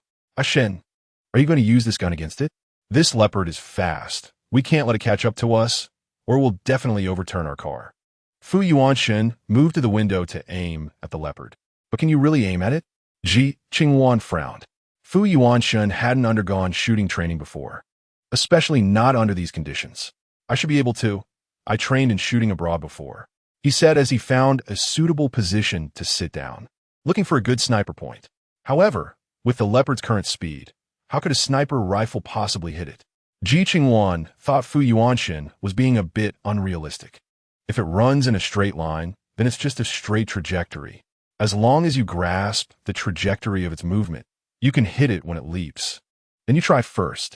Also, if you infuse spiritual energy into the bullet, it can increase its power and penetrate its body. Ji Qingluan reminded from the side. Fu Yuanshan hadn't known about this method, so he immediately followed Ji Qingluan's instructions. Oh, and Deputy Commander, haven't you reached a certain level of cultivation? You can expand your consciousness to cover a few meters around you, allowing you to sense the situation outside. 8785 chimed in. Fu Yuanshan nodded and, following 8785's advice, released his consciousness. Instantly, Ji Qingluan, 8785, and the car, as well as the leopard not far away, came into his awareness. Fu Yuanshan had never used this method to check the surroundings before. This was his first time. Ji Qingluan didn't disturb Fu Yuanshan, feeling reassured with 8785 guiding him. The vice captain locked his consciousness onto the leopard, then waited for an opportunity. 8785 guided Fu Yuanshan. calculating the jumping speed of the leopard after he locked on his target, and then a bullet was fired. The bullet, imbued with tremendous force, shot out of the gun barrel, hitting the leopard directly in the forehead and breaking its spine inch by inch. Ji Qingluan watched as the leopard fell down, somewhat in disbelief. She thought Fu Yuanshan would at most just injure the leopard. She never expected it to die like this. Dead? Dead. Fu Yuanshan also felt a bit surprised. He thought he would only injure the leopard, but didn't expect to kill it. Ji Qingluan quickly asked 785 to slow down. At their current speed, it was really too fast. If it weren't for the straight road and the lack of people, they would be in big trouble. Fu Yuanshan nodded and put away his gun. 8785 jumped onto Fu Yuanshan's shoulder and said cheerfully. Ji Qingluan was calculating the time they had been out, wondering what the camp had turned into. 8785 excitedly said, "Why do I feel like you're more excited than we are?" No matter how eager Ji Qingluan was to return, she wasn't as excited as it was. Was 8785 a bit too overexcited? How can I not be excited? I've been running around with you guys for so long. I'm tired too, okay? I need to rest and relax a bit, and then help you two make babies. Aren't you a system? Do you still need a rest? Fu Yuanshan frowned deeply. Who said systems don't need a rest? We also need maintenance. 8785 huffed. All right, let us drive quickly. Who knows what else we might encounter on this road? It may not take the 10 hours you mentioned to reach the camp. Ji Qingluan said as she sat in the passenger seat. Puffed, Captain, you better not learn from the vice captain. Your mouth has also opened up. 8785 almost jumped up. Who is learning from him? I'm not copying him. I'm not a jinx. Just as Ji Qingluan finished speaking, she saw a dark object swirling in the sky in the distance, quickly diving toward them as if it had found its target. Jinx! Jinx! 8785 was furious upon seeing the descending object. Ji Qingluan was just like Fu Yuanshan, a jinx too. Ji Qingluan, heaven isn't fair. It's working against me. Fu Yuanshan thought it was enough to suffer a bit because of the heavenly emperor, so there was no need to drag her into it. 8785, rush over. Fu Yuanshan didn't expect they would encounter such a situation and quickly shouted to 8785. I'm trying my best. Vice Captain, don't rush me. 8785 shouted as it sped up toward the front. The sounds of banging came from outside as the black crows were trying to peck a hole to get into the car. Fu Yuanshan looked at the dense beaks on the car window, wondering how painful it would be if they pecked a person. They couldn't get out. There were too many crows, which had completely surrounded the car. Ji Qingluan looked at the crows that had wrapped the car tightly and shouted, 8785. Can the exterior be electrified? Fu Yuanshan thought that if they electrified the car, the crows should be unable to approach. Electrifying is fine, but electricity might not have any effect on these crows. We need another method. 8785 was very clear that even if the car was electrified, it wouldn't hurt the crows when they touched it with their beaks. Use fire. 8785. Doesn't the car have an intelligent flamethrower? Ji Qingluan quickly suggested. Yes. 8785 nodded immediately upon hearing this. Then hurry up and use it. Ji Qingluan was ready to use her magic. Just as 8785 was about to activate the flamethrower, Fu Yuanshan quickly formed hand seals. With a spell, a ball of fire flew from his hand, eliminating the nearest crow, and then it seemed to come alive, burning all the crows outside the car to ashes.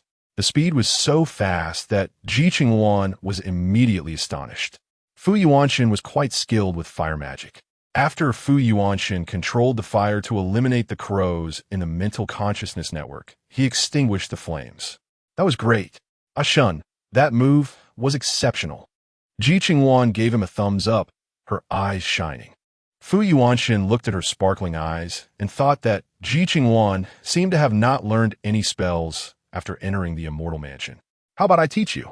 Fu Yuanshan suggested. Teach me? You want me to cultivate with you? Ji Qingluan was taken aback. Don't you want to? Fu Yuanshan furrowed his brow. Everyone yearns for immortality. Ji Qingluan, having lived once, should cherish life even more. Do you think I want to? Ji Qingluan was a bit conflicted. If Fu Yuanshan became an immortal alone, would he feel lonely? Ji Qingluan, what are you beating around the bush for? If you want to cultivate, I will teach you. In the future, we will be together for a long time. If one person cultivates and the other doesn't, and in the end, I'm the only one left, don't you think I'll feel lonely and pitiful? Fu Yuanxin frowned. That is true. Leaving you alone in this world is indeed pitiful. Then I'll cultivate with you. Hearing his words, Ji Qingluan thought of that scene and suddenly felt that Fu Yuanxin was also pitiful. Not only did he sever ties with his parents because of her, but if there was no one in this world he could confide in, all his grievances would have no place to be expressed. You make it sound like it's very reluctant. Fu Yuanxin's mouth twitched. Ahem, not reluctant, not reluctant. It just means Ashan will have to work hard. Ji Qingluan quickly shook her head. Fu Yuanxin thought about how he cultivated by absorbing books and wondered if the other books would be different from the previous ones. Whether Ji Qingluan should absorb the contents of other books or if he should teach her hand in hand. No problem, just don't know if you, as a teacher, can teach well. Ji Qingluan shrugged. Actually, she could do the spells Fu Yuanxin could, and perhaps she could urge him to cultivate more under the guise of progress. Fu Yuanxin chuckled lightly at Ji Qingluan's doubt of his abilities. Then you can look forward to seeing if I, as a teacher, can teach well. All right, if you don't teach well, you'll be punished as the teacher. Ji Qingluan's eyes twinkled. Punished? There's no one under me who can't be taught well. Just wait and see if I can teach you well. Fu Yuanxin said and was about to start cultivating. Before teaching Ji Qingluan, he needed to figure out how to teach her properly. The car sped along, but it didn't affect Fu Yuanxin's cultivation. Captain, are you really going to learn spells from him? 8785 jumped onto Ji Qingluan's shoulder and asked with mental consciousness. Ji Qingluan replied calmly, we have to make sure the vice captain succeeds. If he doesn't, we'll all be in trouble. Ji Qingluan thought about how she hadn't had a vacation for a long time, and at this time, she had to seize the opportunity. Captain, let us work hard together. 8785 said as it ran to keep an eye on the car, hoping to reach the camp soon. Along the way, the car traveled along the highway and over mountains, encountering several mutated animals, all of which Ji Qingluan easily dealt with. Fu Yuanxin, in a state of cultivation, clearly wouldn't notice what was happening outside. A few hours passed, and the car was getting closer to the Chang County Shelter Road, with Ji Qingluan noticing that more and more cars were appearing. Cars are rushing in from all directions, all heading to the Chang County Shelter Camp. However, with the increasing number of vehicles, troubles also multiply. Zombie birds are circling in the sky, occasionally swooping down to attack human cars. Humans have learned their lesson and now know to weld stainless steel bars over their windows. So even if the zombie birds attack, they can't gain any advantage. Ji Qingluan is sitting in the driver's seat, pretending to drive, but the car is actually being controlled by 8785. 8785's driving skills are comparable to a race car driver, weaving through the many vehicles and leaving them far behind. It is not until the sun is about to set that the car enters the Chang County area. Combat drones in the sky are turning on street lights to guide the vehicles on their way. Ji Qingluan spots the exclusive passage for camp personnel and instructs 8785 to drive directly into it. Other vehicles, upon seeing Ji Qingluan's car enter the exclusive passage, show expressions of envy. If they had arrived at the camp a little earlier, they could have been the ones using the exclusive passage. Unfortunately, they have just arrived now. Ji Qingluan has 8785 park the car under the apartment building, and Fu Yuanxin seems to sense something and opens his eyes. Have we arrived? Yes. We can get out of the car now. Ji Qingluan sees that the car has entered the underground parking lot, which is closest to the floor they live on. Fu Yuanxin looks at the familiar yet somewhat strange surroundings and gets out of the car with Ji Qingluan. After putting the car away, the two head to the elevator and take it up. Just as they are about to enter their home, they hear the sound of a door opening next door. A tall figure walks out, and it is none other than Chu Xuanqing. Chu Xuanqing looks at Ji Qingluan and Fu Yuanxin with a surprised expression. Especially when he sees Fu Yuanxin, his surprise becomes even more pronounced. This person he has encountered in the camp. Long time no see. If there's nothing else, we're going in. Ji Qingluan says, not wanting to pay him much attention as she walks into the room. Wait a minute, Miss Ji. You have been away from home for so long. You should know that your future in-laws came to find you, right? Chu Xuanqing's eyes are filled with amusement. What future in-laws? I'm still unmarried. You're spreading rumors, and don't think you can do so without any consequences. Ji Qingluan coldly stares at him. But you do have a fiancé, don't you? Zhu Sunjian's my. Are you trying to stir up trouble, sir? Fu Yuanshan recognizes that Chu Xuanqing is clearly looking for trouble. Don't get me wrong, I'm just very curious. Since Miss Ji has a fiancé, why is she involved with another man? Moreover, this man seems to already have a girlfriend. Chu Xuanqing's words make both Fu Yuanshan and Ji Qingluan furrow their brows. They both know about the stand-in situation. You can't be talking about the stand-in, right? Are you out of your mind? Do I not know whether I have a fiancé or not? Why do you need a medal? Ji Qingluan, upon hearing Chu Xuanqing's words, is furious and drags Fu Yuanshan into the house, slamming the door shut. That man has ill intentions. Fu Yuanshan can tell that the man harbors no hostility, but it is clear that he has no good intentions. He is trying to sow discord between the two. I know that man has ill intentions. Si Jingshan told me before to stay away from him. Now it seems that I really need to avoid him. He is clearly looking for trouble. Ji Qingluan says irritably, 8785, is that man's information clear? Fu Yuanshan turns to 8785. That little fur ball that only he and Ji Qingluan can see. Chu Xuanqing, according to the current information. He is a classmate of Si Jingshan, but their relationship cannot be described as very good. Previously, when Si Jingshan came to find the camp leader, it was also through him that the lead was provided. Based on the information at hand, this person particularly enjoys gossip and stirring up trouble. Additionally, he is the strategist in their team, responsible for planning. 8785 speaks indifferently. So this person is not an ordinary person. A glimmer passes through Fu Yuanshan's eyes. What if he is not an ordinary person? That guy has already offended me. Does he think I would let him off easily? Ji Qingluan snorts coldly, washing the kettle and preparing to boil some water. Don't target him for now. This kind of person still has value. Moreover, such people can play a crucial role in the apocalypse. Fu Yuanshan sits down, pulling out a chair. You mean to let him maximize his usefulness and then eliminate him? Ji Qingluan raises an eyebrow. Exactly. Fu Yuanshan nods. Ji Qingluan turns to Fu Yuanshan with a somewhat mischievous glint in her eyes. Shun, why don't we just move? The number of people coming in from the east gate is decreasing, and the focus of the camp has shifted. Why not move to a place with beautiful mountains and rivers where we can see the whole city? Fu Yuanshan glances at her. All right, it would save us from trouble. Camp leader, deputy camp leader, if you want to move to a place with beautiful mountains and rivers where you can see the whole city, why not consider building 53? It is located on a mountain with beautiful scenery, and you can see the views from different directions. Moreover, the houses there are much more spacious, making it easier for you to work and enjoy. Additionally, that area is fully managed, and without a key card, you can't get into the building, let alone reach your floor. 8785 introduces like a real estate agent. All right, let us go there. Ji Qingluan says, pulling Fu Yuanshan toward the door. Fu Yuanshan says with annoyance, of course. Just thinking about the neighbors makes me uncomfortable. Ji Qingluan exclaims angrily, fine, let us go over first. Let 8785 help us move our things. Fu Yuanshan follows her out, taking the elevator down and driving to building 53. Unknown to Chu Xuanqing, due to his influence, the two people who were originally his neighbors decided to flee.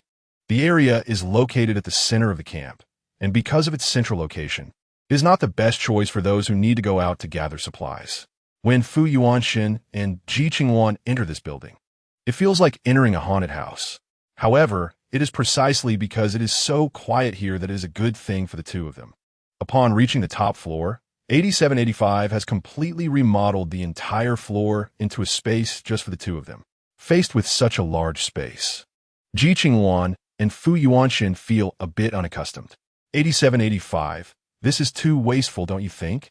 Ji Qingluan looks at the over 1,000 square foot apartment meant for just the two of them and feels it is a bit excessive. Camp leader, there is no one living here at the moment. If you don't make full use of it, wouldn't this house just go to waste? And don't be fooled by the large space. I have designed rooms for the two of you, a living room, a lounge, a study, a dining room, a kitchen, and even a swimming pool and a bathhouse. You can enjoy however you like, and no one will disturb you. 8785 feels that he has done an excellent job. Ji Qingluan looks at the design in front of her and rubs her temples. All right, Taking over the whole floor means no one can disturb us. Ashun can cultivate however he wants. Exactly. Cultivation is most afraid of being disturbed. You came here to avoid being disturbed, right? If it's like over there, what is the point? 8785 says with a smile. That is true. Ji Qingluan nods. Then it's decided. The three of us, plus you as the system, will live here. Emma, the way you say it makes it sound like we are a family of three. 8785 smiled at the two. Aren't we just a family of three? Fu Yuanshen raised the corners of his mouth slightly. Well, the two of you should get familiar with the surroundings. I'll go see if there is anything interesting happening in the camp. Saying this, 8785 suddenly disappeared. I'll find out where the kitchen is. Dinner needs to be made. Ji Qingluan said as she glanced around, searching for the kitchen. Fu Yuanshen nodded. Then I'll familiarize myself with the environment first. The two separated to take action. In an entire large space, Ji Qingluan searched for a long time before finally finding the kitchen. The nearly 20 square meter kitchen made Ji Qingluan's mind fill with the word luxury. Does 8785 really think there are as many houses here as Rice? Arranging such luxurious accommodations for them. Ji Qingluan shook her head speechlessly and began to get busy in the kitchen. On the other side, Fu Yuanshen walked around the entire large space and discovered that there was only one room, and inside the room was just one bed. Chapter 132. The appearance of the mistress and the illegitimate children. Fu Yuanshen looked at the bed and suddenly didn't know what to say. 8785, such a large area. And you only made one room? Hee, deputy camp leader. Isn't this for your consideration? Look at how spacious this room is. And there is a shared bath that allows you two to have a couple's bath. I prepared all this for you so thoughtfully, and yet, hey, deputy camp leader, why are you hitting me? 8785 exclaimed. Just make 2 rooms with 2 beds. Don't have only one bed. Fu Yuanshen's expression darkened. That won't do. The structure of the houses here has been strictly designed. The deputy camp leader changing it at will is definitely not possible. However, deputy camp leader, to be honest, don't you want to sleep with the camp leader? If you don't want to sleep together, you can just say it. This way, she won't have any unrealistic expectations and will give up. Just as 8785 finished speaking, Fu Yuanshen gave him a tap. Don't talk nonsense. I mean that if someone happens to stay up too late, they can sleep in another room without disturbing the other person. So that is how it is. You should have said so earlier, deputy camp leader. 8785 said, moving immediately, and the layout of the house changed instantly. 1 master bedroom and 1 secondary bedroom. Fu Yuanshen narrowed his eyes. Since I promised Ji Qingluan, I will naturally keep my word. But sometimes a little space between us is still necessary to avoid affecting each other. 8785 nodded. No need for the deputy camp leader to explain. I understand. 8785 said with a grin. Well, now that everything here is set up, we should look into what else has happened in the camp these days. Fu Yuanshen walked into the study arranged by 8785, sat in the office chair, and opened the system. There hasn't been any major events in the camp recently, which the deputy camp leader knows, but small issues have been constant, especially the previous little wife of Ji Qingluan, along with those 2 illegitimate sons and daughters, have also come to the camp. 8785 has the most comprehensive information in the entire camp. Lin Suqin brought Lin Ziao and Lin Zicheng into the camp. This was also within its attention. They came too. Have they met Ji Qingluan yet? Fu Yuanshen asked, somewhat surprised. Although Ji Qingluan said she wanted them to look good. The 3 of them had come to the camp for a long time, so it was not good to take action against them. Now that they have come in, it is much more convenient. Lin Suqin and Lin Ziao voluntarily became someone's women to enter the camp. And that person just happens to be the one who made Ji Qingluan go out to sell himself. 8785 said with a grin. So this is really a battlefield. Fu Yuanshen fell silent for a moment. Yes, deputy camp leader. 8785 nodded. You need to tell Ji Qingluan about this matter.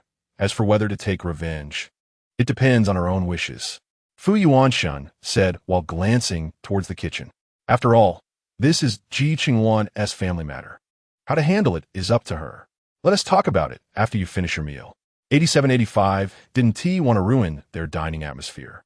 Fu Yuanshen nodded and began discussing other matters. including that Chu Xuanqing.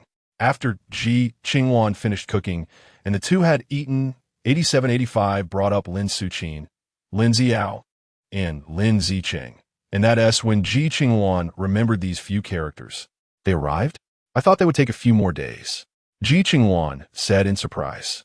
I don't want to deal with them. Fu Yuanxin looked at her. Although they had already driven Lin Suqin and the others out of the house, it had not caused them any substantial harm. Didn't T8785 say that Lin Suqin and Lin Ziao fell into the hands of the person threatening Ji Xinchang? I think that person will definitely handle them differently after getting tired of them. I'm just waiting for them to be dealt with, and if no one takes over, I'll take over. After all, dealing with a few lackeys and getting my hands dirty is not worth it. Ji Qingluan didn't want to dirty her hands because of these scum. That's true. Fu Yuanxin squinted, as if he was thinking about something. All right, let us not talk about them. We've moved into a new house, so we should celebrate properly. Ji Qingluan said as she raised her glass and clinked it with Fu Yuanxin. Fu Yuanxin's lips curled up slightly. Well, in the future, we can focus on training. Just as Ji Qingluan finished speaking, 8785 interrupted. Don't forget the camp still needs to upgrade. The zombies are constantly leveling up, and the camp needs to upgrade too. Otherwise, it will be dangerous once the zombies come in. Ji Qingluan directly shifted the responsibility to Fu Yuanxin. After all, she had no attachment to this camp. On the contrary, for Fu Yuanxin, his parents were still in this camp. Even if he could escape, he couldn't possibly abandon his parents. Fu Yuanxin felt somewhat displeased at being entrusted with such a heavy responsibility. Fine. Anyway, I can't get over this hurdle. Isn't it? Ashun is so powerful. If you don't manage the camp, and let me manage it, isn't this camp afraid of being ruined by me? Ji Qingluan raised an eyebrow. If it weren't for Fu Yuanxin, she wouldn't care about the camp at all. Fu Yuanxin sighed softly. This camp is indeed not suitable to be handed over to Ji Qingluan. He is really afraid she would truly neglect everything and let the zombies run rampant. Unbeknownst to him, in the coming years, that woman he thought would not manage anything would play a significant role. However, neither of them crossed any boundaries. A few days later, the camp expanded its boundaries again, but as more and more people entered the camp, the accompanying zombies also increased in number. The unmanned combat drones sent out by Fu Yuanxin suffered considerable losses due to the large number of zombies. Ji Qingluan also felt a sense of urgency approaching. At the same time, the number of people coming to the camp began to decrease significantly. Both Ji Qingluan and Fu Yuanxin noticed this issue. The zombies are increasing in number and becoming stronger. You need to improve your realm to deal a fatal blow to those zombies at critical moments. Ji Qingluan reminded Fu Yuanxin. Fu Yuanxin also realized this problem and began studying immortal techniques in the fairy mansion day and night.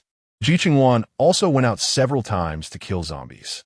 Initially, the people in the camp didn't feel much, but until they noticed that fewer and fewer people were coming to the camp, many in their small group began discussing matters about the outside world. Chapter 133. No longer interested in Si Jingchan recently, the number of people coming into the camp has decreased significantly, and no one knows what the situation outside is like. It definitely isn't good. The zombies outside have leveled up. In the past few days, you must have noticed that the unmanned combat drones have been flying outside continuously, which was not as frequent before. I happen to live at the gate, and you haven't seen how intense the situation outside is, how terrifying those zombies are. A sea of black. In my entire life, I've never seen so many zombies. It's truly frightening. To be honest, without those unmanned combat drones, those zombies would have probably breached our defenses by now. Speaking of how terrifying it is here, those who stayed in the city must be doomed, right? Exactly.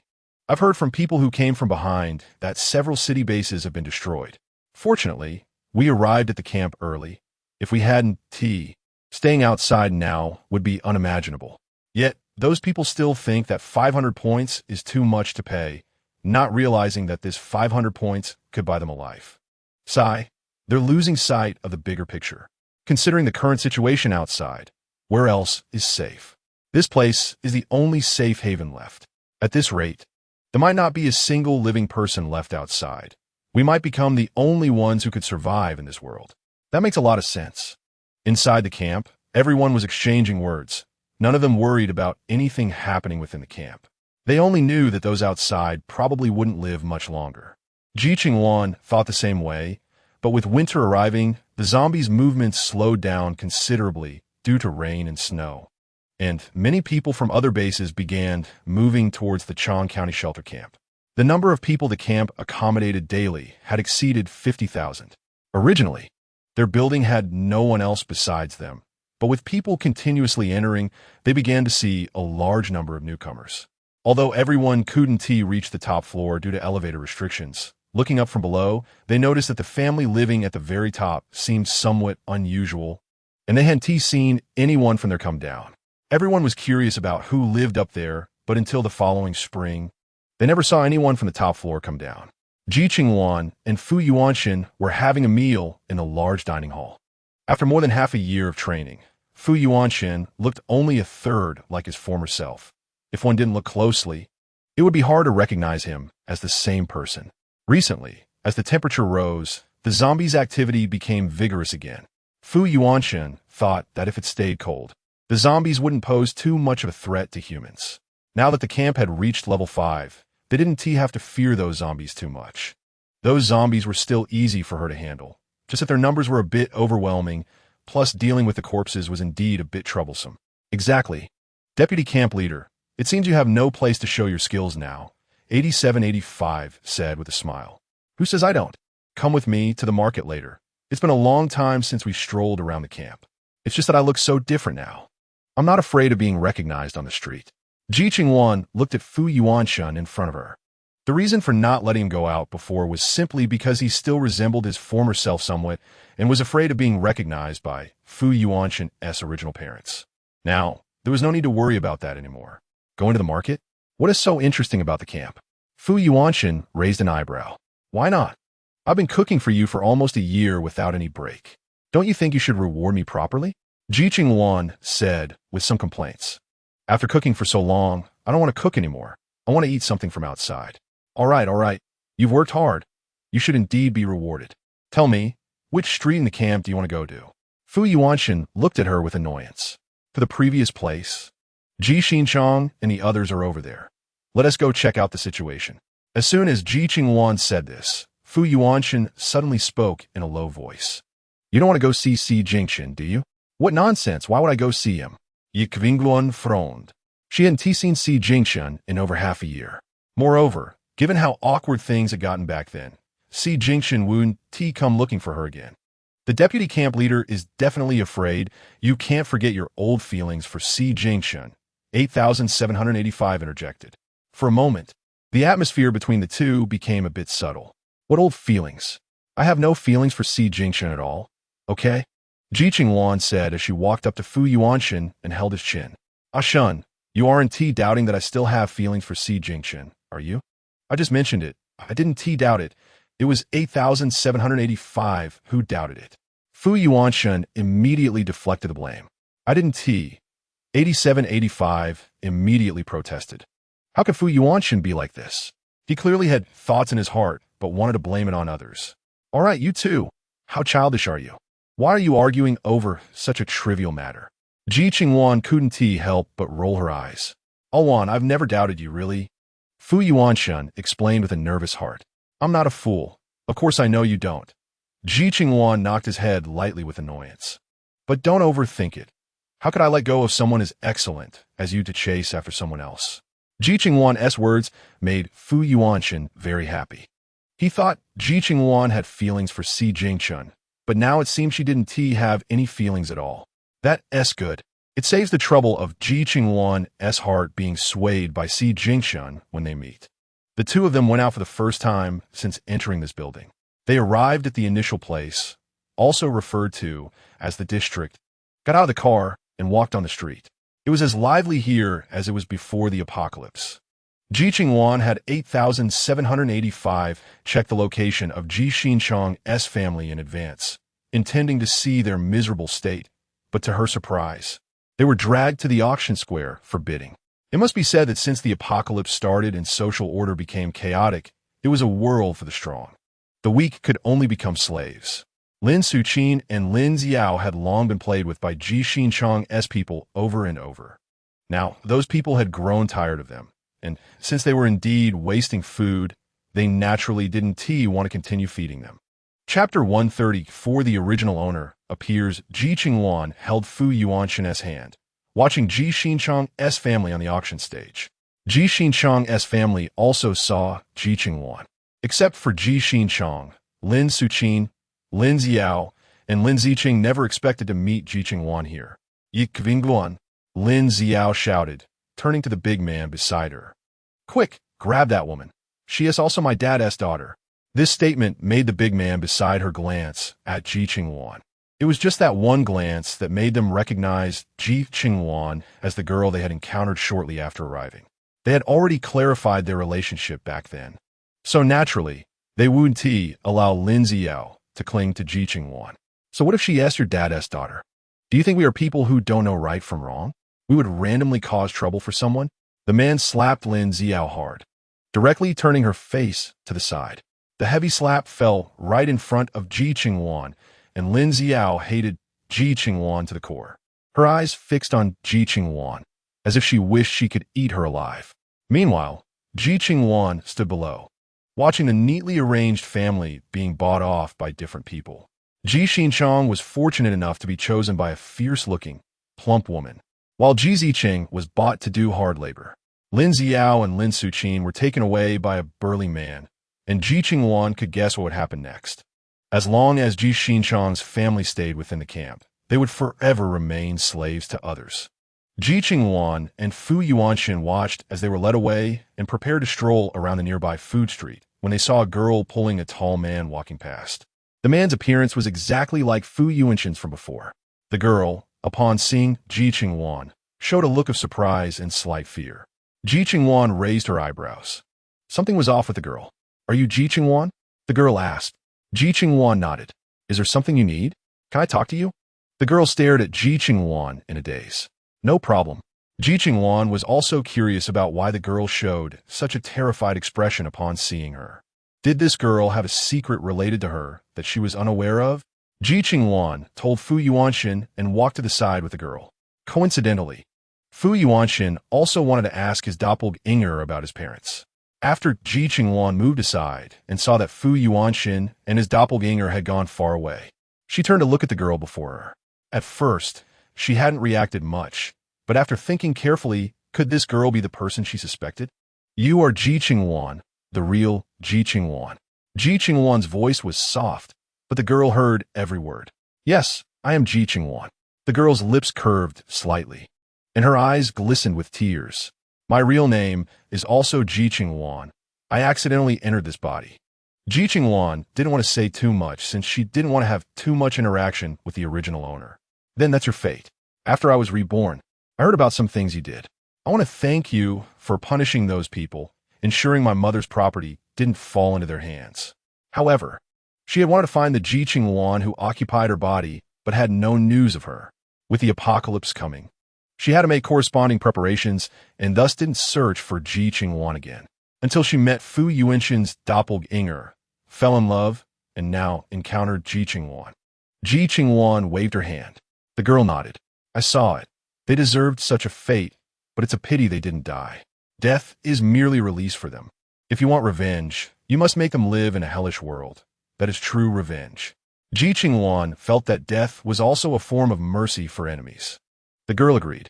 Seeing her like this, Ji Qingluan couldn't help but speak. No, that's unnecessary. Let the wicked deal with the wicked. I just want to live a good life with Yuanxin now. The girl shook her head. Ji Qingluan saw that she had no intention of seeking revenge and felt that was good. With someone to accompany her, she only wanted to live a simple life. Then, the property your mother left behind, I converted it into gold and exchanged it for points here. I will give all the points to you. Ji Qingluan didn't want to owe anyone favors, and since the original owner had appeared, she would return the original points to her. No need. I have enough points to live well with Yuanxin. The girl shook her head again.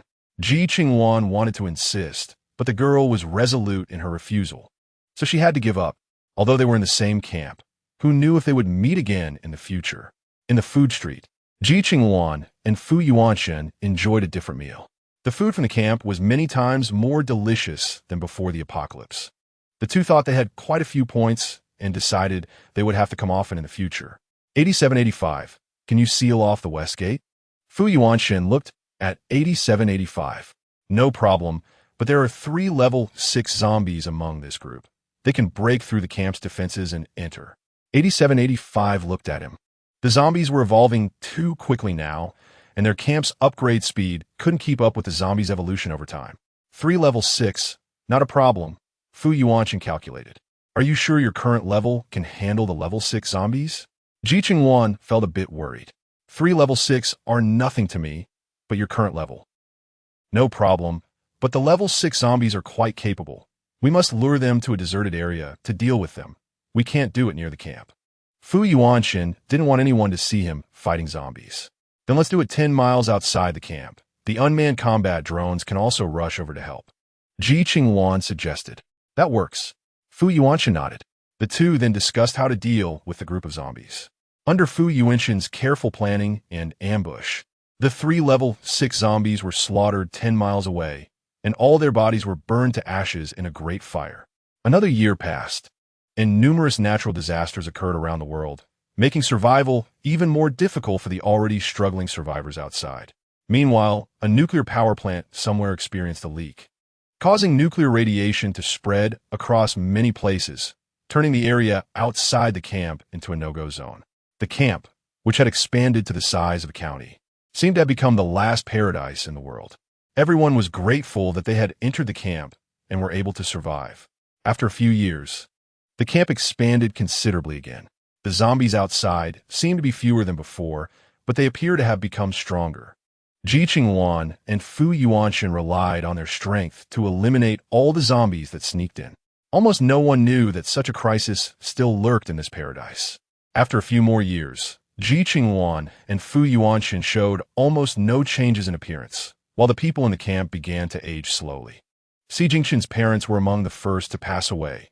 Years of labor had prematurely consumed the vitality of those who had never done heavy work. Next were Lin Suqin and Ji Xinchong, who were almost worked to death by others. Ji Qingluan was genuinely surprised by the way these two died. Then came Lin Xiao and Lin Zicheng, who in their early 30s looked like they were in their 40s or 50s, abandoned by everyone. They were eventually left on the streets, unwilling to find work, and starved to death in an alley. Following them were Fu Yuanshen's parents, having lived a life of luxury, aged gracefully, and now had grandchildren. As for Si Jingqin and Chu Xianchen, Fu Yuanshen's doppelganger and the original owner gradually entered middle age and old age as time passed. When they met Ji Qingluan and Fu Yuanshen again, they were already old, while Ji Qingluan and Fu Yuanshen remained as they were when they first met. The zombies disappeared after 100 years, by which time the external plants had absorbed the nuclear radiation and undergone significant changes. Fu Yuanshen, for the safety of the camp's inhabitants, did not allow them to leave. Several hundred years later, the concentration of nuclear radiation outside had diminished to a level that no longer affected humans, and the people inside the camp had been replaced by several generations. Ji Qingluan and Fu Yuanshen returned to the place where they once lived, but there were no familiar faces left. The girl and the child born from Fu Yuanshen's doppelganger had been living there for several generations, but they no longer recognized Fu Yuanshen and had no idea he was their ancestor. The cities had been engulfed by plants, and all past glories had turned to ruins. The people in the camp had experienced the changes over these generations, and the current inhabitants no longer remembered the skills of the past. Fu Yuanshen began to have 8,785 teach them all the skills and techniques for living before the apocalypse, ensuring they could survive better outside the camp. Another 100 years have passed, and the world outside the camp has returned to its pre-apocalyptic state, bustling with traffic as if the so-called apocalypse never happened. Fu Yuanshen and Ji Qingluan looked at all this and felt immensely gratified. It has finally returned to its former state, and they never expected it would take hundreds of years to reach this point. Ji Qingluan thought she would be able to leave this place after 100 years, but she didn't realize it would take quite a while. Fu Yuanshen nodded slightly. The destruction of human civilization happened in an instant. but rebuilding it requires a long time. Fortunately, humanity has finally risen again, but from now on, there will be no place for us to exert our strength. Who says there's no place for us here? There are other places. Didn't we say we wanted to ascend to immortality? Our goal is still not accomplished. Ji Qingluan has not forgotten her task of helping him become an immortal. It has been hundreds of years, and the task is still unfinished. With our current level, we are already capable of becoming immortals, but how can we ascend to immortality? Fu Yuanshan couldn't help but furrow his brow. Just let it happen naturally. Perhaps one day the heavens will open a path for ascension, and we will truly become immortals then. Ji Qingluan's lips curled slightly. It's time to arrange for Fu Yuanshan to ascend to immortality. Fu Yuanshan nodded slightly, completely unaware that the next day at noon, just after they finished lunch, a beam of light descended from the sky and struck Fu Yuanshan. Fu Yuanshan was shocked and was about to say something when a flash of white light appeared, and he disappeared before Ji Qingluan's eyes. The speed was so fast that neither of them had time to say anything. Leader, what about here? 85 thought they couldn't just abandon this place, right? Ji Qingluan looked around, and it was impossible not to have feelings. Every blade of grass, every tree, and all the furnishings held their memories. Then let us keep those buildings and facilities. There's no need to keep the task center. As for my physical body, it will decay and vanish as I leave this world. On Fu Yuanshan's side, no. It should be said that the now recalled memories of the immortal Lord Yuanshan stood in front of the familiar gate of the divine realm. Looking at Yan Zio, the female lead of starting from the survival game, with some astonishment. Zio brother? Yuanshan brother, long time no see. Yan Zio smiled slightly. It has indeed been a long time. How come you're waiting here? Did you come specifically to pick me up? The immortal Lord Yuanshan raised an eyebrow. Zio brother, I just remembered I have some things to attend to, so I want to chat with you for now. The immortal Lord Yuanshan said as he prepared to descend to find Ji Qingluan. He had become an immortal. He couldn't leave Ji Qingluan alone in the lower realm. How lonely would she be? Yuanshan brother, where are you going? Yan Zio saw him hurriedly heading down and quickly pulled him back. Just then, a displeased cough came from behind. The immortal Lord Yuanshan turned to see the heavenly emperor, the male lead of starting from the survival game, watching them not far away. Heavenly Emperor, the immortal Lord Yuanshan saluted him. What are you two doing here, pulling and tugging? The Heavenly Emperor said unhappily. Yan Zio glanced at him with annoyance. The immortal Lord Yuanshan was worried about Ji Qingluan, who had suddenly seen him leave, but he didn't know what was happening. What if she started to think wildly? And did 85 know he had ascended? If not, would it encourage Ji Qingluan to do something foolish? The immortal Lord Yuanshan suddenly felt a bit scared. Do you know where that world is? Yan Zio's question left the immortal Lord Yuanshan at a loss for words. He had been thrown down to the lower realm by the Heavenly Emperor, so he didn't know which small world he had been thrown into. Now, after Yan Zio's reminder, he froze. Zio brother, that world. Yuanshan brother, don't worry. Is that friend of yours female? Yan Zio smiled lightly. Indeed, she is. The immortal Lord Yuanshan nodded slightly. No wonder you're so anxious, but I don't think it matters too much. If that girl has already cultivated to a certain level, someone will naturally guide her to the divine realm. If you go down now, you might not find her. It's better to wait here in the divine realm.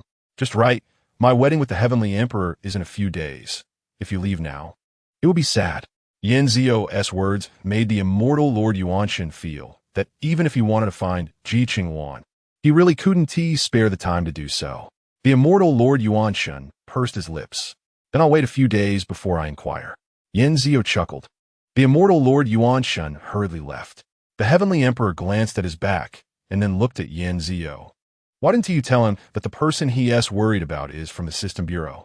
It would be interesting if I told him. It's better to let him find out the answer slowly. Yan Zio smiled slightly. I see that he probably wants to eat well or sleep well these days. The Heavenly Emperor played with her hand. Not necessarily. My friend is usually indifferent and carefree. How could he not eat well or sleep well? Besides, it's only 2 or 3 days. After that, he will surely go to the System Bureau to find someone. At that time, it will feel like a day apart is like 3 autumns, or they will treat each other with respect. It's truly something to look forward to. Yin Zio laughed. Then I'll wait and see. The Heavenly Emperor said as he took her away. 3 days later, the Heavenly Emperor and Yin Zio got married. With magpies paving the way and phoenixes pulling the carriage, the entire Shiguang Hall was festively decorated. He was quietly drinking wine in the audience when unexpectedly, the Heavenly Emperor pulled him up to toast, making him the target of toasts. Just as he was getting a bit muddled from drinking, he heard someone shout, "Ji Qingluan is here." That familiar name seemed to be etched in his mind. But when he looked up, he didn't see that familiar figure. Returning to his cold room, the immortal Lord Yuanshan cast a cleaning spell and lay down to sleep. But without a gentle embrace, he felt lonely and desolate. When he opened his eyes again, it was already the next morning. The immortal Lord Yuanshan cast a cleaning spell, took a deep breath, and hurried to the system bureau. In the entire divine realm, there were countless immortals, each managing different matters and reporting to different superiors. He, the immortal Lord Yuanshan, was in charge of incense affairs, under the Heavenly Emperor. As for Yin Zio, she was from the Book Pavilion, which was under the jurisdiction of the Yuchen Divine Emperor. The System Bureau, he was going to also belong to the Yuchen Divine Emperor. In addition, there were the East, West, South, and North Divine Emperors, each managing different affairs. 8785 was a member of the System Bureau and was bound to Ji Qingluan. It seemed that as long as he found 8785, he could find Ji Qingluan. With this thought, the immortal Lord Yuanshan couldn't help but quicken his pace. Entering the System Bureau, the immortal Lord Yuanshan saw many light orbs flying around in the air. These small light orbs represented different systems. Thinking of 8785, who had accompanied him every day in the lower realm, the immortal Lord Yuanshan followed the staff to the system inquiry desk. Immortal Lord, according to the results, 8785 has been transferred to the accident response team and is currently with team leader Ji Qingluan. If you wish to see 8785, you can go to Team Leader G's home. She is currently on leave. The staff kindly provided the immortal Lord Yuanshan with the address. The immortal Lord Yuanshan was momentarily stunned. Team Leader Ji Qingluan? She is actually the head of the System Bureau. The immortal Lord Yuanshan didn't he know how he left the System Bureau or how he arrived at the address provided by the staff. Upon seeing the unfamiliar face swaying on the lounge chair under the tree, Yuanshan Xianjun found it hard to believe that it was someone he knew well. Ji Qingluan.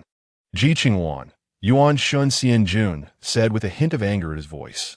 Ji Qingluan instantly jumped up, her gaze fixed on a man in green, not far away, momentarily stunned. That familiar face. Who could be if not Fu Yuanshan? But he should not know that the Ji Qingluan from the lower realm was actually her. You are Ji Qingluan? She asked with a puzzled expression. Can't you recognize me? We've shared a bed for hundreds of years. You know who I am. So why don't you tell me your true identity? Yuanshan Xianjun suddenly appeared in front of her, pulling her into his embrace. That's Xianjun. Did you mistake me for someone else? Ji Qingluan hurriedly tried to push him away. Mistake you? Ji Qingluan, hasn't T8785 been following you all along? If I'm mistaken, call it out to confront me. Yuanshan Xianjun's voice was cold, laced with uncontrollable anger. Ji Qingluan instantly felt an invisible pressure bearing down on her, her brow furrowed. That's Xianjun. Is there anything we can?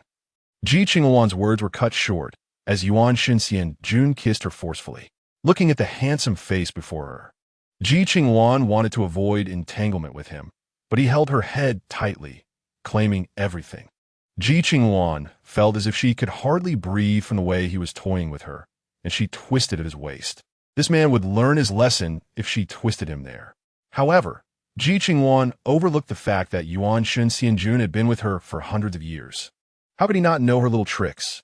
Just as she was about to twist, he grabbed her hands, holding both tightly. Trying to bully me? Yuanshan Xianjun said, releasing her only when he noticed she was almost out of breath. Bullying you? Wasn't the Xianjun who started touching me first? Is it appropriate for you to hold a girl's hand like this? Ji Qingluan tried to break free from his grip, but no matter how she struggled, his hands were firmly clasped around hers, refusing to let go. After spending hundreds of years together in the lower realm, he had never been this domineering. Ji Qingluan couldn't help but frown. Ji Qingluan, we have shared a bed for hundreds of years. Is it appropriate for you to say that? Aren't you being a bit excessive? Yuan Shun Xianjun was somewhat angry. How is it excessive? Are you sure we really shared a bed? What are you trying to do? Ji Qingluan's words were cut off as Yuan Shun Xianjun released her hands, lifting her horizontally. What are you doing? Of course. It's something we didn't do in the lower realm. Yuan Shun Xianjun carried her into the room and closed the door. Xianjun, don't be reckless. Have you forgotten you have someone you like? Ji Qingluan said as she jumped down from his arms, but just as she tried to leave, Yuan Shun Xianjun threw her onto the bed and quickly covered her. Yuan Shun Xianjun raised an eyebrow, his hands still moving. Wait, don't be reckless. What are you doing? Ji Qingluan's words were cut off again as Yuan Shun Xianjun silenced her. After that, Ji Qingluan had no chance to speak as Yuan Shun Xianjun took everything from her. This was their true first fusion together. Ji Qingluan looked at the man who was devouring her with anger and tried to push him away, only to be met with a forceful response. Fu Yuan Shen, Ji Qingluan called out, biting his shoulder. This dog of a man really knew how to bully her. Yuan Shun Xianjun held her head, regardless of how much it hurt when she bit him. What do you want from me? Haven't you recovered your memory and remembered you have someone you like? Ji Qingluan said irritably. You mean Zio? We're just friends, not what you think, Yuan Shun Xianjun explained. So you love me? But you haven't touched me at all in the hundreds of years in the lower realm. How can you expect me to believe you love me? Ji Qingluan bit his shoulder in frustration again. You know my character. I'm not fond of too much contact with people. Besides my parents, the person I've been closest to is you. I just never thought about developing further with you. With the appearance of zombies and cultivation matters, I never considered us in a romantic way. Yuan Shun Xianjun said sincerely as he looked at her. Oh, so now that there's nothing to do, you suddenly want to think in that direction? Ji Qingluan raised an eyebrow. Yuan, haven't we been doing well all along? Why are you acting like a hedgehog now? Yuan Shun Xianjun held her gently and whispered. If I said I came to the lower realm at the behest of the Empress of the Shiguang Palace to help you become a deity, would you still love me? Ji Qingluan's words made Yuan Shun Xianjun freeze, his expression complex as he looked at her. Then do you love me? You go first. I want to hear your thoughts, Ji Qingluan said, but before she could finish, a voice interrupted. Leader, it's bad. I just heard from a system bureau that Yuan Shun Xianjun is looking for you. You need to hide. It was 8785's voice. Ji Qingluan quickly pulled the blanket over them and waved her hand to drop the curtain. Yuan Shun Xianjun raised an eyebrow. 8785, outside the curtain. A light orb froze upon hearing that familiar hoarse voice. Wasn't that Fu Yuanshun's voice? How'd he end up in Ji Qingluan's bed? Ji Qingluan's voice came from behind the curtain. 8785 was completely stunned. Oh my god. Yuan Shun Xianjun ran faster than it, already at Ji Qingluan's bed. 8785 dashed out, leaving just the two of them staring at each other in the room. So, do you love me or not? Ji Qingluan asked the man before her. Yuan Shun Xianjun smiled slightly. Yuan Shun Xianjun looked deeply at Ji Qingluan, feeling somewhat anxious. This woman had cooked for him and taken care of him for hundreds of years. Anyone else would have grown tired of it by now. And she probably wanted to get rid of him, right? What do you think? Ji Qingluan chuckled. This man thought her love was so easily won. Yuan Shun Xianjun was momentarily stunned. He thought Ji Qingluan would easily say those three words, but he didn't expect her to say this instead. Yuan, I know you like me. Otherwise, you wouldn't have accompanied me for 100 years. You could have left the moment the zombies disappeared. You're afraid I'm lonely and desolate. So you stayed with me, right? You love me, I know. Then you know that, but you have no way to express it? Have you not thought about want to marry me? Ji Qingluan poked his waist. I have. I will tidy up the residence tomorrow and bring people to propose to you. Yuan Shun Xianjun immediately said. That's more like it. Ji Qingluan smiled gently and kissed his lips. Inside the curtain, the spring light was boundless, while outside the curtain, the sun shone brightly. The end. Chapter 138 Extra 1. Which face do you like? After enjoying the tender beauty, Yuan Shun Xianjun excitedly invited Yan Zio and Shu Linya to the System Bureau to help with the marriage proposal. The director of the System Bureau smiled widely. Yuan, I've watched her grow up. I'm a bit reluctant for her to get married. But seeing how affectionate you two are, I can't make things difficult for you young ones. You can arrange your marriage however you like. Yuan Shun Xianjun thought he would face some difficulty, but was surprised by how accommodating the director was. This was good. With Yin Ziyo, Shu Linya, and the director of the System Bureau helping to organize the wedding, Yuan Shun Xian Jun clearly felt much more relaxed. The house on his floating island can no longer just be a thatched cottage. After thinking it over, Lord Yuanshin had 8,785 build a spacious two-story house. The first floor is naturally antique and elegant, while the second floor is ancient on the outside but modern on the inside, resembling the house they had in the Chong County shelter camp. When Ji Qingluan married over, she truly did not expect Lord Yuanshin to arrange it this way, and it was quite a surprise. However, at that time, she was wearing the original owner's face. Ji Qingluan felt a bit unhappy at this thought and turned to Lord Yuanshin. "Aishin, what's wrong?" Lord Yuanshin raised an eyebrow. "Do you like the old me or the current me?" Ji Qingluan stared at him in shock. "Why are you suddenly asking this?" Lord Yuanshin was taken aback. "Of course I have to ask. After all, I was wearing someone else's face at that time, not my own. I have to know whether you like me or someone else." Ji Qingluan snorted lightly. "That's a rather stupid question. Do you think I would love someone just because they're good-looking? How shallow do you think I am?" Lord Yuanshin tapped her on the head. "Who knows if you might be shallow?" Ji Qingluan huffed a couple of times. "All right, stop being angry. You finally have a 3-month vacation. Don't waste it on things like this. Let's do something else, like making babies or something. That way, you should be able to take maternity leave, right? That old man surely wouldn't torture you just because you're pregnant, would he?" Lord Yuanshin kissed her lips. Ji Qingluan thought of the head of the System Bureau and mused that the old man had been a solitary figure all this time. It must be because of this that he tried every means to enslave them. If he had a woman, surely the head of the System Bureau wouldn't be so ruthless, right? As Ji Qingluan thought of this, her eyes turned. This matter needed someone else's help. Meanwhile, the head of the System Bureau, unaware of being plotted against, allowed a big yawn. "Really, I'm not even sick, so why am I yawning? Is someone talking bad about me behind my back?" As the head of the System Bureau pondered this, he gazed out the window, thinking about which little brat was cursing him and wanting to drag him out for a good beating. Unfortunately, before he could catch anyone, he got caught up in a mediation and fell directly into a small world. Ji Qingluan did not expect that before she made a move, her boss would face such swift retribution, leaving her dumbfounded. Chapter 139 Extra 2 Original Owner. Ji Qingluan opened her eyes, looking at the unfamiliar ceiling and then around. This was completely not her home. Had she not been reborn? Ji Qingluan turned her head to look around, found her phone, and typed in her name. Among a pile of search results, she saw the 3 characters Ji Xinchang. Sure enough, she was reborn. But she had not been reborn in her own body, but in the body of an orphan. At this moment, she couldn't care less about what kind of person this identity was. She saw news in the search that Ji Xinchang had married Lin Suqin and was even attacked by her biological daughter, which left her stunned. Wasn't Ji Xinchang's biological daughter her? If she was doing well here, where did Ji Xinchang get a biological daughter from? As Ji Qingluan spoke, her gaze fell on a mirror not far away, where a strange face stared back at her, charming but definitely not her own. Ji Qingluan realized she was now inhabiting someone else's body. Was the person who replaced her this orphan? With that thought, Ji Qingluan couldn't sit still.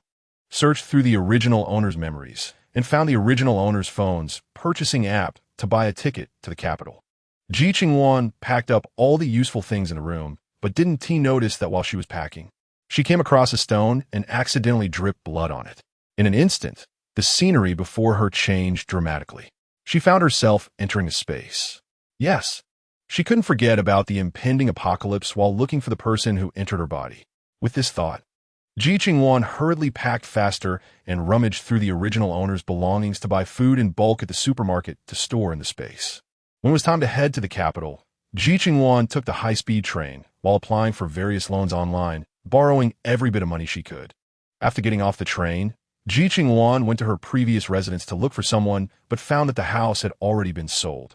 The phone number she had used had also been canceled by the person who replaced her. Now she couldn't find that woman anymore. Similarly, it seemed as if Ji Xinchang's family had vanished from the world. She wanted to search for them, but time did not allow it. The apocalypse was coming, and she had to make various preparations. In the following days, she did not look for any of them, instead exhausting every means to take out loans and buying various supplies in bulk. Soon, news of zombies began to spread on the internet, and, at the same time, a place called the Chong County Shelter Camp appeared online. Everyone was skeptical, but Ji Qingluan sensed something unusual. This Chong County Shelter Camp must be extraordinary. In her previous life, this shelter camp had never appeared. Now that it suddenly showed up, it must have issues. But whether good or bad, she had to check it out. However, the road south was not easy. It was quite dangerous for a girl to be alone outside. Fortunately, she had the space. She collected supplies while heading south and finally entered the Chong County Shelter Camp 2 months later. Although losing 500 points was a bit painful, she felt an unprecedented sense of peace upon arriving here. In the camp, she found a job, earning points while thinking that Ji Qingluan and the others would definitely come here as well, only to be stunned when she saw Ji Qingluan 5. She never expected that someone who was so well-dressed and full of spirit would end up as someone else's plaything. She was grateful that she had changed bodies, otherwise, she really wouldn't have been able to bear looking at it while walking on the street. Later, she met a handsome man. She didn't know why, but as soon as she saw him, she felt a strange sensation. He felt the same way. Somehow, they naturally got together. That day, they went out shopping. She saw a face that was both familiar and somewhat strange. It was her face, now appearing on another woman. No, to be precise, that was her body. That woman, said her name was also Ji Qingluan, knew she was the original owner, and wanted to transfer points to her to deal with Ji Qingluan's family. She had initially wanted to deal with Ji Qingluan's family, but seeing their current situation, she felt less angry. She declined the woman's kindness. After that, she never saw that woman again, nor did she know how that woman and her boyfriend were doing. Would they be as happy as she was? Until the end, she lived as if in a greenhouse, no matter how strong the wind or rain outside. She and her man were happy until the day they passed away. It was just a pity that she did not see the day the zombies were eliminated. Chapter 140 Extra 3 Ji Qingluan, he lived with his comrades, working hard every day to go outside to collect supplies and exchange them for points, half to pay off debts and half for living expenses. However, those points were far from enough, and he began to lose weight, transforming from a sturdy man into a skinny monkey. His comrades watched this with heartache. The C family parents were hiding in the shadows, watching their son like this. How could their hearts not ache? Despite having many grievances against Ji Qingluan in their hearts, they knew that no matter what they said, Ji Qingluan was determined not to help them. They could only rely on themselves now and could not add any burden to their children. Life began to improve day by day. However, bad news started to spread outside, eventually leading to no one willing to go out to gather supplies. Fortunately, there were plenty of tasks within the camp, and Ji Qingluan worked hard enough to finally buy a 2-bedroom house after more than a decade of work. However, during those years, he occasionally tried to find Ji Qingluan, but no matter how he tried to contact her, she seemed to have vanished from the world, leaving him unsure if she was alive or dead. In the end, he gave up searching for her, assuming they were just living in a corner of the camp, wanting to avoid them. Ji Qingluan later married a capable woman, his comrade, and they had a son and a daughter, living a happy life. Eventually, his parents passed away after years of hard work and poor nutrition. Ji Qingluan knew that his parents had indeed suffered in their later years. From being a wealthy couple to becoming workers, the gap was something they could never accept. But reality was cruel, and they had to come to terms with it. After all, the world was no longer what they once knew. Ji Qingluan raised his children, watching them establish their families and telling them stories about the world before the apocalypse. It was an era they would never see again in their lifetimes. Ji Qingluan lived to be over 100 years old, and when he passed away, he reflected on his life and thought of his cold-natured fiancée, regretting that he never got to see her again. Unbeknownst to him, as he died, Ji Qingluan was watching him close his eyes through a screen. Humans are inherently fragile beings. Even if one practices cultivation, without overcoming tribulations, they can still die. Ji Qingluan's longevity was due to the potions from the exchange shop. Otherwise, with the intensity of his struggles in the first few decades, he would have died long ago.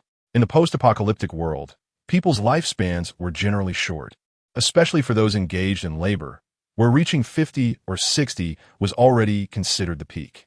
Few, like Ji Qingluan, lived to over 100. After his death, Ji Qingluan had no more contact with outsiders. His descendants continued through generations, and after several generations, a boy who looked exactly like Ji Qingluan appeared on the screen, presented to Ji Qingluan, sharing the same name. That boy set off on his own journey, beginning a new life. Chapter 141 Extra 4. Chu Xianxun, he knew the other party was avoiding him. But he didn't expect that after knocking on the door with all his strength, the household still wouldn't open. In the end, if it weren't for the butler being alerted, he wouldn't have known that the neighbors had moved away. It seemed they couldn't stand his harassment. However, he hadn't done anything wrong. He just wanted to chat with them, especially Ji Qingluan's fiancée. He was very curious how she managed to pay for the luxurious apartment without doing anything.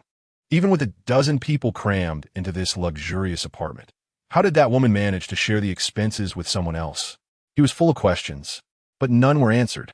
This became a source of anxiety for him. He watched as familiar faces disappeared from his life one after another, and he was on the verge of madness. This damned apocalypse had harmed countless people, yet people couldn't escape it, repeatedly sinking in this apocalypse and being hurt time and again. Finally, it was his turn. The zombie, officially recognized as a level 5 zombie, had already gained human intelligence. It played with him like a cat teasing a mouse, watching him struggle for life in front of it, battered and bruised. In the end, it even kissed him. Chu Xianxun found it unbelievable. What did that zombie want? Subsequently, he realized that the zombie's kiss was merely because this action had circulated in his mind many times, and even its next actions made him feel ashamed. He wanted to die, but he found that this level 5 zombie not only bound his limbs, but also blocked his mouth. For 2 consecutive days, he was forced to endure what he shouldn't have under this zombie, and he eventually realized he was infected with the zombie virus, his consciousness becoming fuzzy. He began to forget many people and many things, living each day like a walking corpse. Until one day, he inexplicably leveled up. Memories in his mind began to recover little by little, and he recalled many people and many things, including the zombie that had turned him into this. The zombie, now a level 6, had almost lost its zombie appearance at level 5 and looked increasingly human. Now at level 6, it resembled a human even more. However, even though it had some consciousness, it was still just a level 4 zombie, kept and indulged by him, ultimately becoming his prisoner. On that day, he heard the zombie that was raising him say it wanted to take down the Chong County shelter camp, the place he once lived. To be honest, he felt a bit nostalgic. But since that was in the past, his nostalgia was useless. Moreover, given their different stances now, he supported the zombies' attack on the camp, hoping to turn everyone inside into zombies. He didn't realize he had become quite malicious. He followed the level 6 zombie, leading a horde of zombies to attack the camp. Countless unmanned combat drones shot at the zombies, and the zombies they brought fell one after another. The level 6 zombie got angry. When it wanted to command the remaining zombies to shoot down the drones, a man and a woman appeared before them. He widened his eyes, watching the pair descend from the sky. He didn't recognize the man, but he remembered the woman's face. She was the one who lived next door. She was still alive. It was only at that moment he realized that this woman was not as weak as she appeared. She wielded a sword, slicing through the zombies as easily as cutting watermelon. The man beside her was equally formidable, using some trick to take down a large number of zombies. Eventually, they reached his side. This woman clearly no longer recognized him. She swung her sword and decapitated him. He watched as his body fell, the scene before him flipping over and over until it finally froze. His consciousness was completely severed, but in a daze, his consciousness awakened again. Except he could no longer remember what had happened before. He found himself nestled in a warm embrace, his body transformed into that of a baby, listening to the owner of that embrace calling him little darling. He was reborn into a world 1,000 years later. He encountered Ji Qingluan, who had reincarnated 1,000 years later, along with that group of brothers, but he couldn't remember the events of 1,000 years ago. He grew up happily, without much scheming or the shadows hidden in his heart. He faced the sun, thriving in this newly born world.